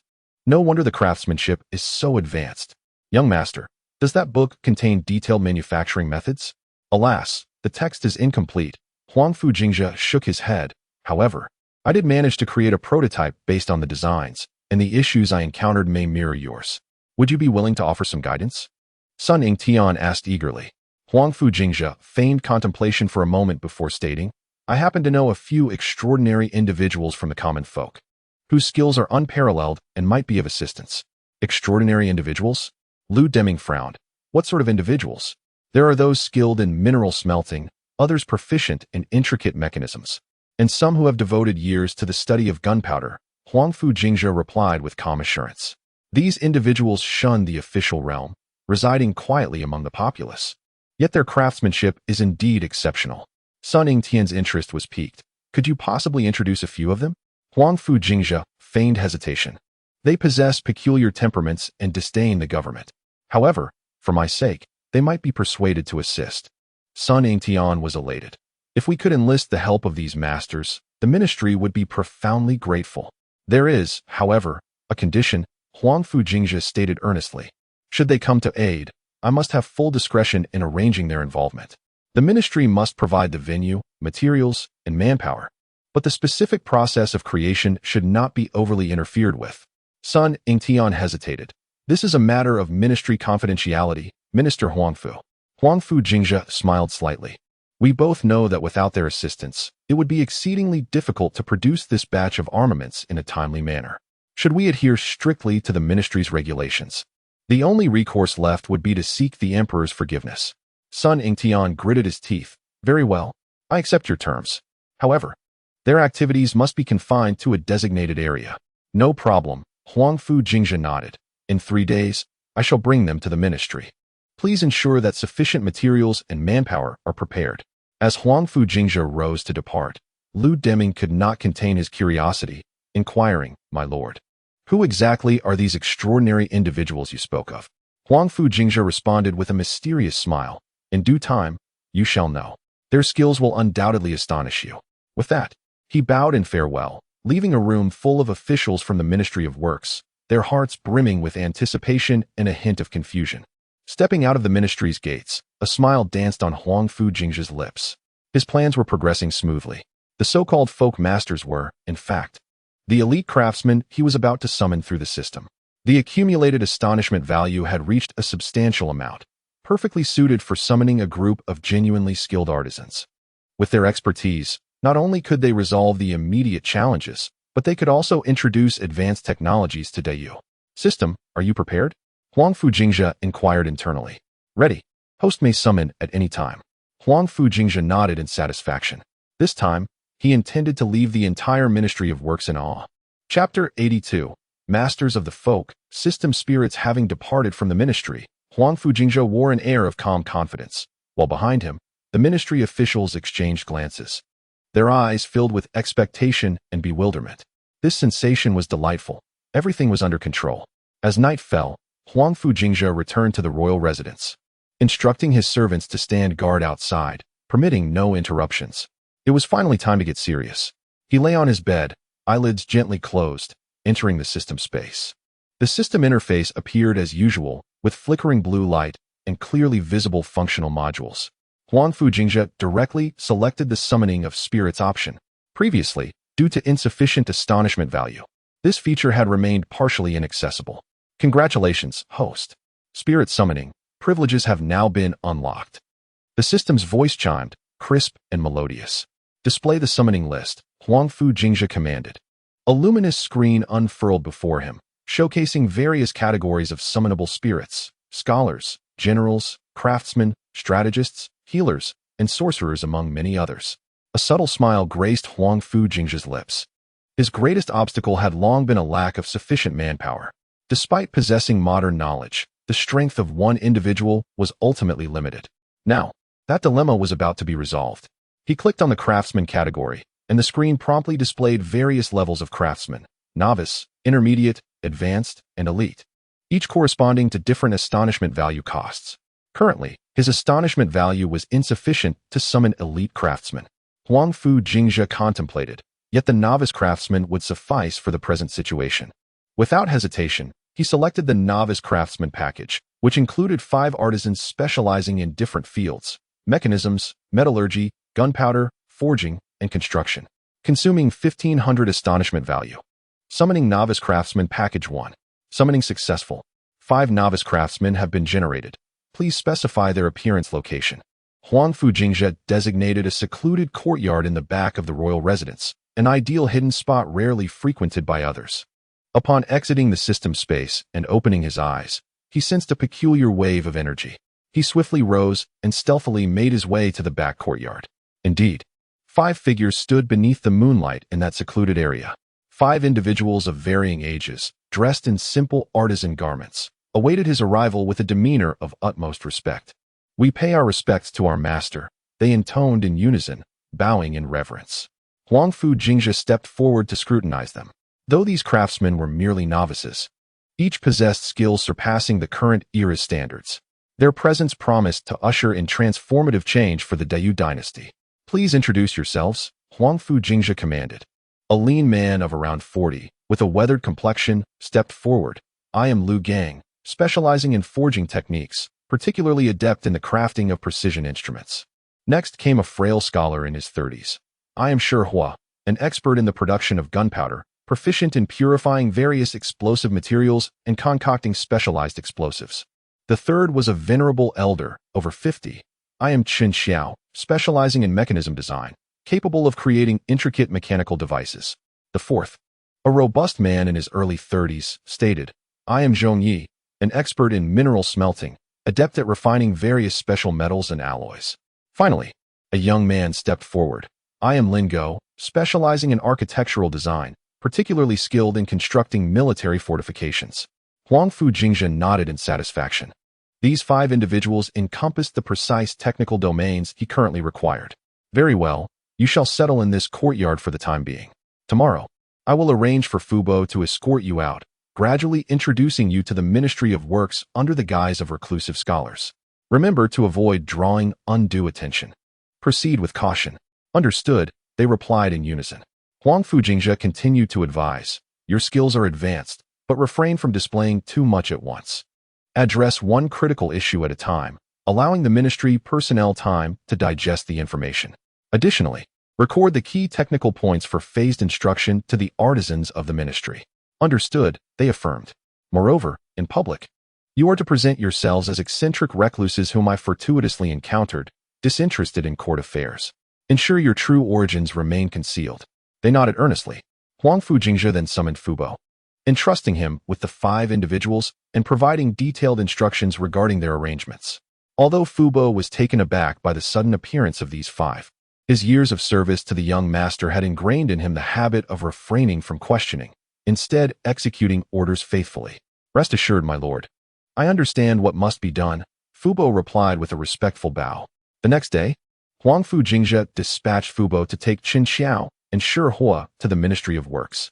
These two, with their expertise in mechanism design and gunpowder production, were ideally suited to address the two significant technical challenges of the divine crossbow and the improved thunderbolt. Within the ministry's artisan office, Sun Yingtian paced anxiously. The 3-day deadline had arrived. If Huangfu Jingzhe's reclusive prodigies could indeed resolve the issues, it would be a tremendous boon. "Sir, the young master Huangfu has sent someone," came the announcement from outside. Sun Yingtian's spirits lifted as he hurried to the door. He beheld an elder accompanied by two unfamiliar figures entering the courtyard.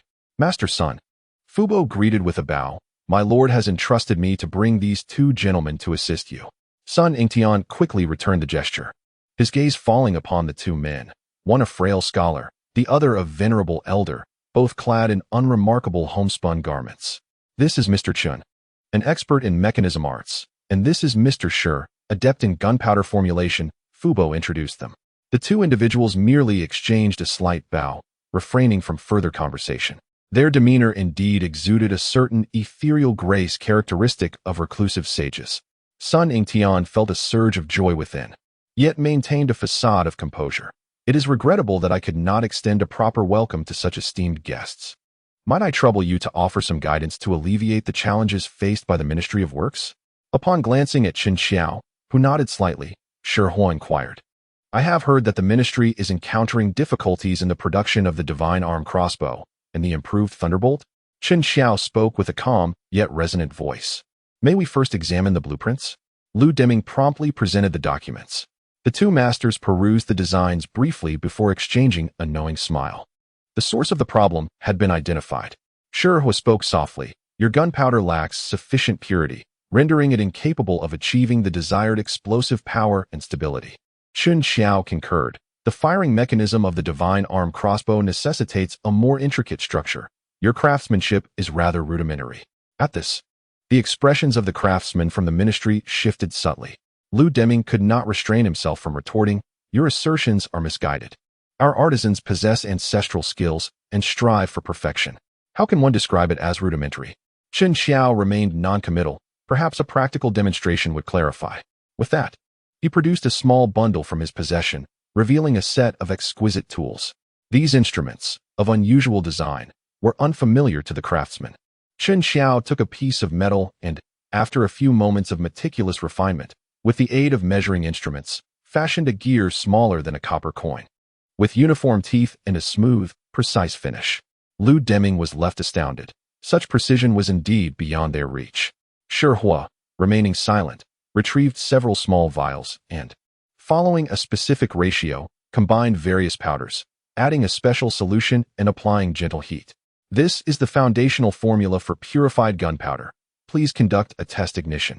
The craftsman complied, and upon igniting a small amount of gunpowder, it emitted a dazzling light, followed by a resounding boom, leaving a small crater in its wake. The power displayed was several times that of ordinary gunpowder. Sun Yingtian was finally convinced that Huangfu Jingzhe had not deceived him. These two individuals were indeed extraordinary talents. "Esteemed sirs, your brilliance is commendable." Sun Yingtian bowed deeply. "I humbly request your guidance to help our ministry overcome these obstacles." Qin Xiao and Shi Hua exchanged glances and nodded slightly. "We are willing to assist. However, we require our own workshop and materials, along with a few apprentices to follow our instructions." "Not a problem." Sun Yingtian eagerly agreed, promptly arranging everything as per their requirements. Thus, Qin Xiao and Shi Hua officially took residence in the Ministry of Works, embarking on the task of resolving the production challenges of the divine arm crossbow and the improved thunderbolt. Meanwhile, Huangfu Jingzhe remained industrious, instructing Fu Bo to assist the remaining 3 craftsmen in locating suitable premises within the city, establishing a blacksmith shop, a smelting workshop, and an architectural design studio. On the surface, these appeared to be 3 ordinary workshops. However, they were destined to become pivotal points in advancing the technological landscape of Daiyu. Huangfu Jingzhe's plan was straightforward: Through these gifted individuals, he aimed to gradually infuse modern technology into Daiyu's society without causing undue disturbance, while simultaneously concealing the true nature of his underlying system. A week later, news emerged from the Ministry of Works. The first batch of samples for the Divine Arm crossbow had been successfully produced, and the formula for the improved Thunderbolt had stabilized. The Emperor, filled with joy, commanded an acceleration of production to equip the border troops post-haste. The fame of Qin Xiao and Shi Hua thus spread throughout the court, prompting many to inquire into the backgrounds of these two remarkable folk figures. All clues pointed towards Huangfu Jingzhe. The perception of this debauched heir underwent a subtle transformation among the officials and commoners alike. Yet, Huangfu Jingzhe merely smiled serenely. This was merely the first step of his grand design. As the astonishment continued to accumulate, he intended to summon more heroic spirits to lay the foundation for the resurgence of Daiyu. Chapter 83. All eyes on the grand wedding of the Huangfu at the Huangfu of Jinshi. Vibrant red lanterns hung high, and the grand vermilion doors were adorned with freshly affixed double happiness characters. A 10-zhang-long red carpet stretched before the entrance. Within and without the Huangfu, red silk fluttered, and lanterns illuminated the scene in a jubilant display. The citizens of the capital paused to observe, engaging in lively discussion. The heir of Jinshi Wang was to marry Miss Su. The spectacle was indeed unprecedented. Indeed, it is said that the procession alone stretched a mile long, with bridal palanquins crafted from rare golden silk Namu wood. When the Jingzhe sounds, gold shall flow. Inside the estate, Huangfu Jingzhe, clad in plain attire and holding a scroll of blueprints, directed the servants in the courtyard to arrange colorful lanterns and flower baskets. This is misaligned. Move it 3 feet to the left. He frowned, insisting, remember, the distance between each lantern must be uniform, with no room for deviation. The servants hurriedly complied, perplexed by their master's unusual attention to detail on this occasion. Fu Bo stood nearby, observing his young master's actions with a knowing glint in his eye. He understood that the heir was utilizing the wedding preparations as a means to assess the defensive arrangements of the Huangfu. Those seemingly haphazardly placed flower baskets concealed mechanisms, while the evenly spaced lanterns covertly marked the positions of the guards. Jiang Nanyu emerged from the inner courtyard, smiling as she watched her son busily at work. Jingzhe, are you personally arranging the wedding? She teased. Are you concerned that others won't execute it lavishly enough? Huangfu Jingzhe turned to his mother, bowing respectfully, and replied with a grin. Mother, I merely wish to surprise my future bride. This wedding must be grand, so that all of the capital remembers this day. Jiang Nanyu shook her head, chuckling. You and your love for the spotlight. She turned to Fu Bo, saying, Old Fu, assist the heir, but ensure he doesn't go too far. Yes, madam, Fu Bo acknowledged, his gaze meeting Jiang Nanyu's, sharing a silent understanding. Before leaving, she quietly cautioned. Whatever you are preparing, proceed with caution. Huangfu Jingzhe nodded slightly, continuing to direct the arrangements. At that moment, outside the Huangfu, another batch of congratulatory gifts was being delivered. The list prominently displayed the characters for Anling Huangfu. Fu Bo took the list, astonished. Young master, the gifts from Anling Huangfu amount to 3 pages. Huangfu Jingzhe glanced at the list and a cold smile crept across his lips. That old fox Zhao Yuankai sends so many gifts. He must have ulterior motives. Fu Bo lowered his voice. Young master, over 30 noble families have sent gifts today, and the thickness of the list is unprecedented. The more extravagant it gets, the more vigilance we must maintain. A glimmer of insight flickered in Huangfu Jingzhe's eyes. Those who had often regarded him with disdain now vied to present him with gifts, likely having sensed a shift in the winds of fortune. Within the palace, in the Empress Dowager's chamber, Huangfu Jingzhe knelt before her, offering a respectful salute. My dear Jingzhe has grown, and tomorrow he shall wed, the Empress Dowager said with a benevolent smile. Bring forth the gifts I have prepared.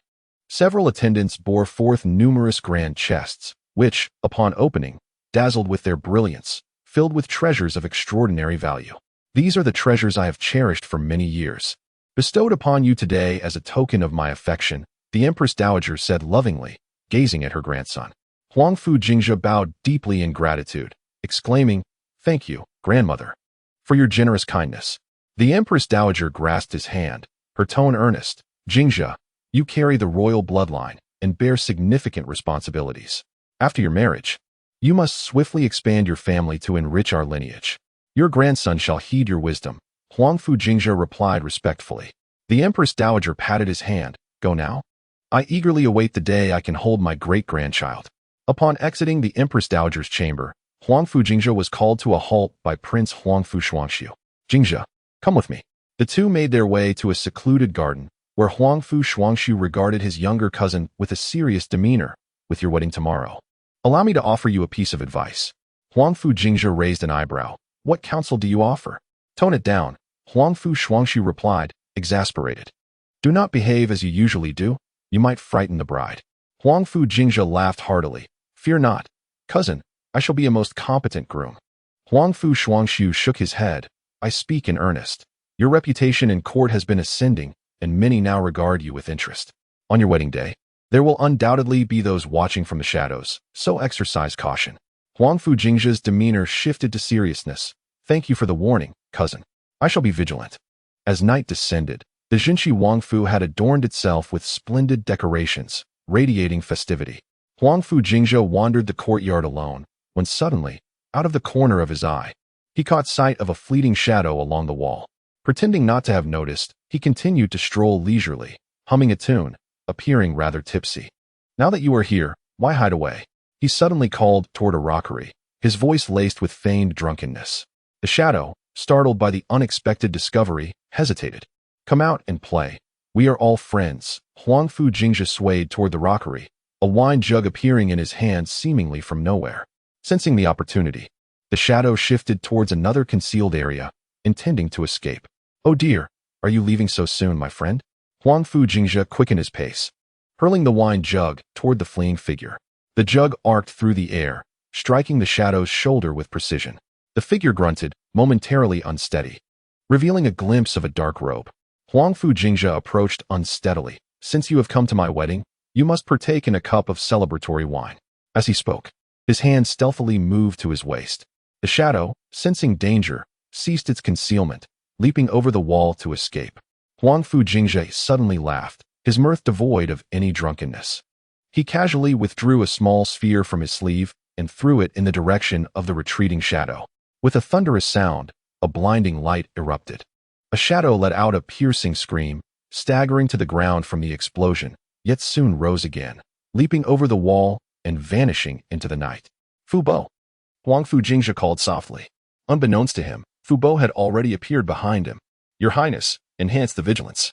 Tomorrow, everyone must don their wedding garments, yet discreetly carry weapons. Huangfu Jingzhe's voice was chilling, starkly contrasting with his former frivolous demeanor. Understood, Fu Bo replied.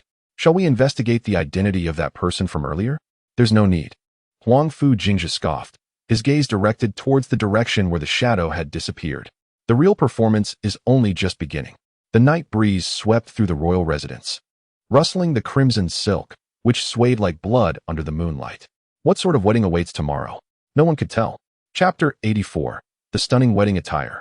An unparalleled beauty captivates the city as dawn broke. The Su residence was filled with an air of festivity. The maids had been bustling about since before daybreak. Red candles flickering brightly, and joyous characters adorned every wall. Su Xueqing sat before her vanity, as several experienced matchmakers and matrons styled her hair. My lady is to wed into the Prince of Jingzhe's household today. We must ensure your hair is exquisitely arranged. One matron skillfully tended to Su Xueqing's lustrous black locks. Su Xueqing sat quietly, her eyes reflecting a blend of anticipation and slight anxiety. At that moment, Chanwan entered, cradling a wooden box.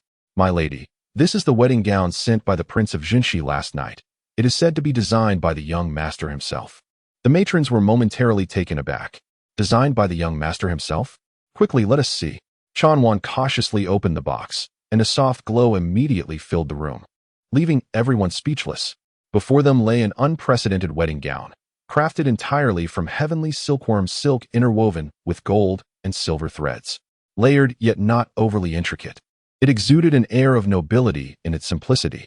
Most astonishingly, the gown was adorned with countless tiny luminous pearls, which shimmered dreamily under the sunlight. Is this the attire of a celestial being? One elderly matron reached out instinctively, hesitating in fear of tarnishing the unparalleled gown. Su Xueqing was equally astonished. She had never encountered such exquisite attire. Is this truly designed by the young master? She inquired softly. Chanwan nodded. The messenger said it was specially commissioned by the young master, involving over 30 skilled artisans who labored for an entire month. With the assistance of everyone, Su Xueqing donned the extraordinary wedding gown. As she turned, a collective intake of breath echoed throughout the room. The gown perfectly accentuated Su Xueqing's graceful figure, embodying both the opulence of traditional bridal attire and an unprecedented lightness and agility. As she moved, the luminous pearls on her gown sparkled like countless stars, as if she were adorned with the night sky. My lady is truly like a celestial fairy descended from the heavens. Chanwan marveled. At that moment, the lively sounds of drums and music resonated from outside the Su residence. The bridal procession had arrived. Su Mingzhe stood at the entrance, eagerly awaiting. When he beheld Huangfu Jingzhe leading an impressive entourage onto the street, he was taken aback by the sight. The procession stretched a full mile, with 24 stately attendants at the forefront, clad in Huangfu Jingzhe's specially designed red ceremonial attire, each adorned with silver belts, exuding both majesty and festivity. Following closely were 12 pairs of musicians, heralding a joyful wedding tune. Behind them, a magnificent golden silk Nanmu bridal sedan chair shimmered under the sunlight. Huangfu Jingzhe rode atop a grand white steed, adorned in a resplendent red wedding robe, with a jade belt embedded with luminous pearls at his waist. Exuding an air of gallantry, the citizens of the capital thronged the streets to witness this grand wedding procession. Look, that is the heir of the king of Jingzhe. Heavens, what a spectacular display! When Jingzhe arrives, gold will abound. Truly a masterpiece of the Jingzhe royal household. As Huangfu Jingzhe reached the gates of the Su residence, he dismounted gracefully and, with a respectful gesture, greeted Su Mingzhe. Esteemed father-in-law, your son-in-law has come to claim his bride. Su Mingzhe returned the gesture, stating, the heir has traveled from afar. Please, come inside for a discussion. Huangfu Jingzhe strode into the Su residence, donning his trademark debonair smile, yet his gaze remained astutely observant, scanning the surroundings discreetly. In accordance with tradition, he had to pass through 3 thresholds to meet the bride. The first was the main gate of the Su residence. The second was the courtyard door, and the third was the door to the bride's chamber. Upon overcoming these obstacles, Huangfu Jingzhe finally arrived at the entrance of the bride's chamber, where Su's stepmother, son, stood with an air of barely concealed arrogance. Young master, according to custom, you must answer a few questions before you may enter and see the bride, son stated. Oh, please enlighten me, esteemed mother-in-law, Huangfu Jingzhe responded with a smile. Sun presented 3 intricate questions of etiquette, evidently intending to challenge him. The onlookers held their breath, anticipating that this dandy heir would falter. However, to their astonishment, Huangfu Jingzhe remained unperturbed, skillfully navigating each inquiry with ease. Finally, fanning himself with a folding fan, he cheerfully remarked, esteemed mother-in-law, I have heard it said that in matters of marriage, the essence lies in harmony, not in elaborate formalities. Since I have answered earnestly, I implore you to spare me further trials. His clever reasoning elicited both laughter and exasperation from the crowd, yet no one could find grounds to counter him. Son, her face turning a shade of green with anger, could only concede and step aside. Let the bride come forth, announced Uncle Fu in a loud voice. The door to the chamber slowly opened, revealing Su Xueqing, gracefully supported by 2 matrons, adorned with a radiant phoenix crown and attired in a unique wedding gown. She appeared as though she had stepped out from a painting. A hush fell over the assembly, all captivated by the bride's stunning beauty and extraordinary attire. Even the usually unflappable Huangfu Jingzhe stood frozen, awe illuminating his eyes. This gown, Sun murmured, her expression one of disbelief. It was personally designed by our family's heir, Uncle Fu proudly declared. Crafted from celestial silk interwoven with gold and silver threads. Embellished with pearls from the South China Sea, it symbolizes the moon reflecting in the Milky Way, signifying that the newlyweds' life together shall be as splendid as the stars. The entire Su household was left in astonishment. Even the typically stoic Su Mingzhe regarded his son-in-law with newfound respect. Huangfu Jingzhe soon regained his flamboyant demeanor, stepping forward dramatically and bowing. My future wife is indeed the most beautiful in the world. Today's encounter is worth all our years. He took Su Xueqing's hand, his voice suddenly softening. My lady, please come home with me. Su Xueqing, peering through her red veil, nodded in agreement. Huangfu Jingzhe cautiously assisted her out of the boudoir. traversing the courtyard until they reached the golden silk Nanmu bridal sedan at the entrance of the mansion. At this moment, the grounds outside the Su residence were teeming with curious onlookers. Upon catching sight of the bride adorned in an exquisite and enigmatic wedding gown, gasps of astonishment filled the air. Goodness, that gown could only be worn by a celestial being. The heir of the Prince of Jingzhe truly spares no expense. Huangfu Jingzhe helped Su Xueqing into the sedan before mounting his horse and proclaiming loudly, "To the residence." The drums and music resounded once more, heralding the grand procession towards the Prince of Jingzhe's estate. The gathered populace eagerly witnessed this splendid spectacle, marveling at the sight. Amidst the jubilant laughter, Huangfu Jingzhe's gaze sharpened with keen intensity. He noticed several shadowy figures lurking around a street corner, a subtle smirk gracing his lips. "Today is my wedding day. Who dares to disrupt this occasion shall face dire consequences," he silently vowed. He then reverted to a carefree demeanor, waving cheerfully to the spectators along the road, his laughter echoing as they returned to the royal mansion. As the gates of the Prince of Jingzhe's residence swung open, a crimson carpet was laid out, and the sounds of jubilant music filled the air. Huangfu Jingzhe dismounted and personally lifted Su Xueqing, striding confidently onto the red carpet.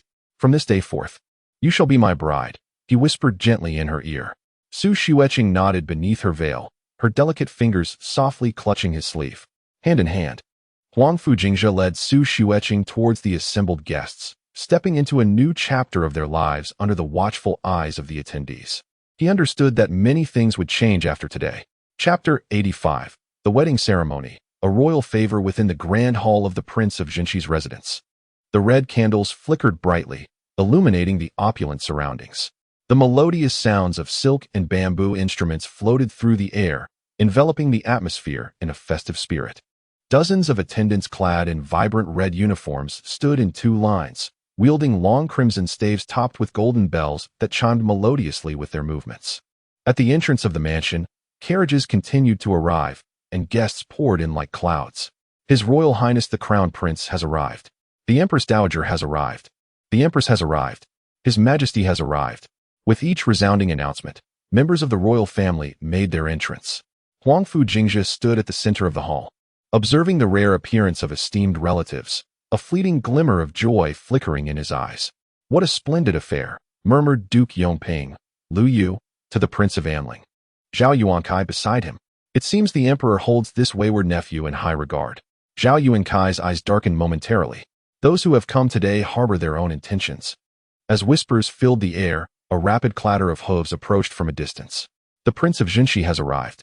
The crowd erupted in surprise. Huangfu Guanghui, the stalwart prince who had long defended the western borders, had returned.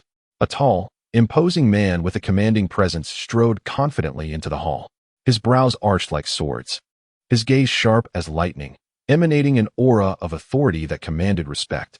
"Father." Huangfu Jingzhe quickly approached, bowing in reverence. Huangfu Guanghui assessed his son from head to toe, nodding approvingly. "Not bad. You have developed quite well." A simple remark, yet it warmed Huangfu Jingzhe's heart.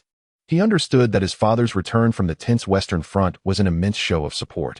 After everyone took their seats, the host began to announce in a loud voice, "Today is an auspicious day, as Prince Huangfu Jingzhe of the West Town marries Su Xueqing, the daughter of the Minister of Rights." Under the gaze of the attendees, Huangfu Jingzhe took Su Xueqing's hand and walked to the front of the hall. Su Xueqing, with a red veil atop her head and adorned in a stunning bridal gown, moved gracefully and with poise. First, they bowed to heaven and earth. The couple simultaneously bent down to pay their respects. Next, they bowed to their parents. Huangfu Jingzhe and Su Xueqing turned to salute Huangfu Guanghui and Jiang Nanyue, seated at the head of the hall. Finally, they bowed to each other as husband and wife. The ceremony was complete, with the host's final proclamation. The atmosphere swelled with joy, and the guests erupted in heartfelt congratulations. At that moment, Huangfu Guanghua suddenly rose, and the hall fell into an immediate hush. "I am exceedingly pleased today," the emperor declared with a smile, his voice both solemn and resonant. "Seeing Jingzhe grow into a fine young man and marry a virtuous wife brings me great comfort as his uncle." Huangfu Jingzhe quickly led Su Xueqing forward to express their gratitude. "Thank you, uncle, for your great kindness." Huangfu Guanghua waved his hand. "Rise, please," proclaimed the edict. he instructed the attendant. The attendant raised his voice slightly. I hereby declare that Su Xueqing, the daughter of the West Town Prince, is gentle, virtuous, and possesses both grace and propriety. She shall assist the prince and fulfill her responsibilities as a supportive partner. Therefore, she is hereby promoted to the rank of a first-class princess consort, enjoying the honors befitting a prince's wife. May you uphold this esteemed standard, bringing glory to your family and everlasting blessings. Thus it is decreed. At these words, the hall erupted in astonishment. A first-class princess consort of the state. This title was nearly equivalent to that of a county princess, far surpassing that of an ordinary consort. The emperor was clearly signaling to all that Huangfu Jingzhe's standing within the royal family was not to be underestimated. Su Xueqing humbly thanked the emperor. Thank you, your majesty, for your great kindness. Huangfu Guanghua continued. Additionally, I bestow upon you a gift of 100,000 taels of gold, 1,000 acres of fertile land, 10 shops, 100 pearls, and 50 attendants, as a congratulatory present. The room buzzed once again with gasps of awe. Such lavish gifts were enough to make many of the nobility present envious. Huangfu Jingzhe bowed deeply. Thank you, uncle, for your generous love. I shall not disappoint your expectations. The emperor nodded in satisfaction, his gaze sweeping over the gathered guests, seemingly laden with significance. Those who had anticipated witnessing Huangfu Jingzhe's embarrassment now averted their eyes. Crown Prince Huangfu Shuangshu also rose, holding a Zetan wooden box. Cousin, on your wedding day, I present you with a token of my regard. He opened the box and revealed a piece of jade, dark green in color, known as Xianming Frost Jade, which is said to protect you both from harm. Huangfu Jingzhe understood that this jade not only held great value but also embodied the prince's goodwill and support. He solemnly accepted the jade. Thank you for your generous gift, cousin. As the banquet commenced, Huangfu Jingzhe and Su Xueqing went table to toast their guests. When they reached the table of Prince Anling, Zhao Yuankai deliberately provoked. The prince seems to be in good spirits, unlike someone who stayed up all night preparing. The insinuation was clear, mocking Huangfu Jingzhe's lack of etiquette. The atmosphere in the room instantly became tense. Everyone knew that Prince Anling and Prince of West Town had always been at odds, and today he was clearly seeking a reason to quarrel. However, Huangfu Jingzhe remained unflustered, raising his glass. Your Highness speaks wisely. I indeed did not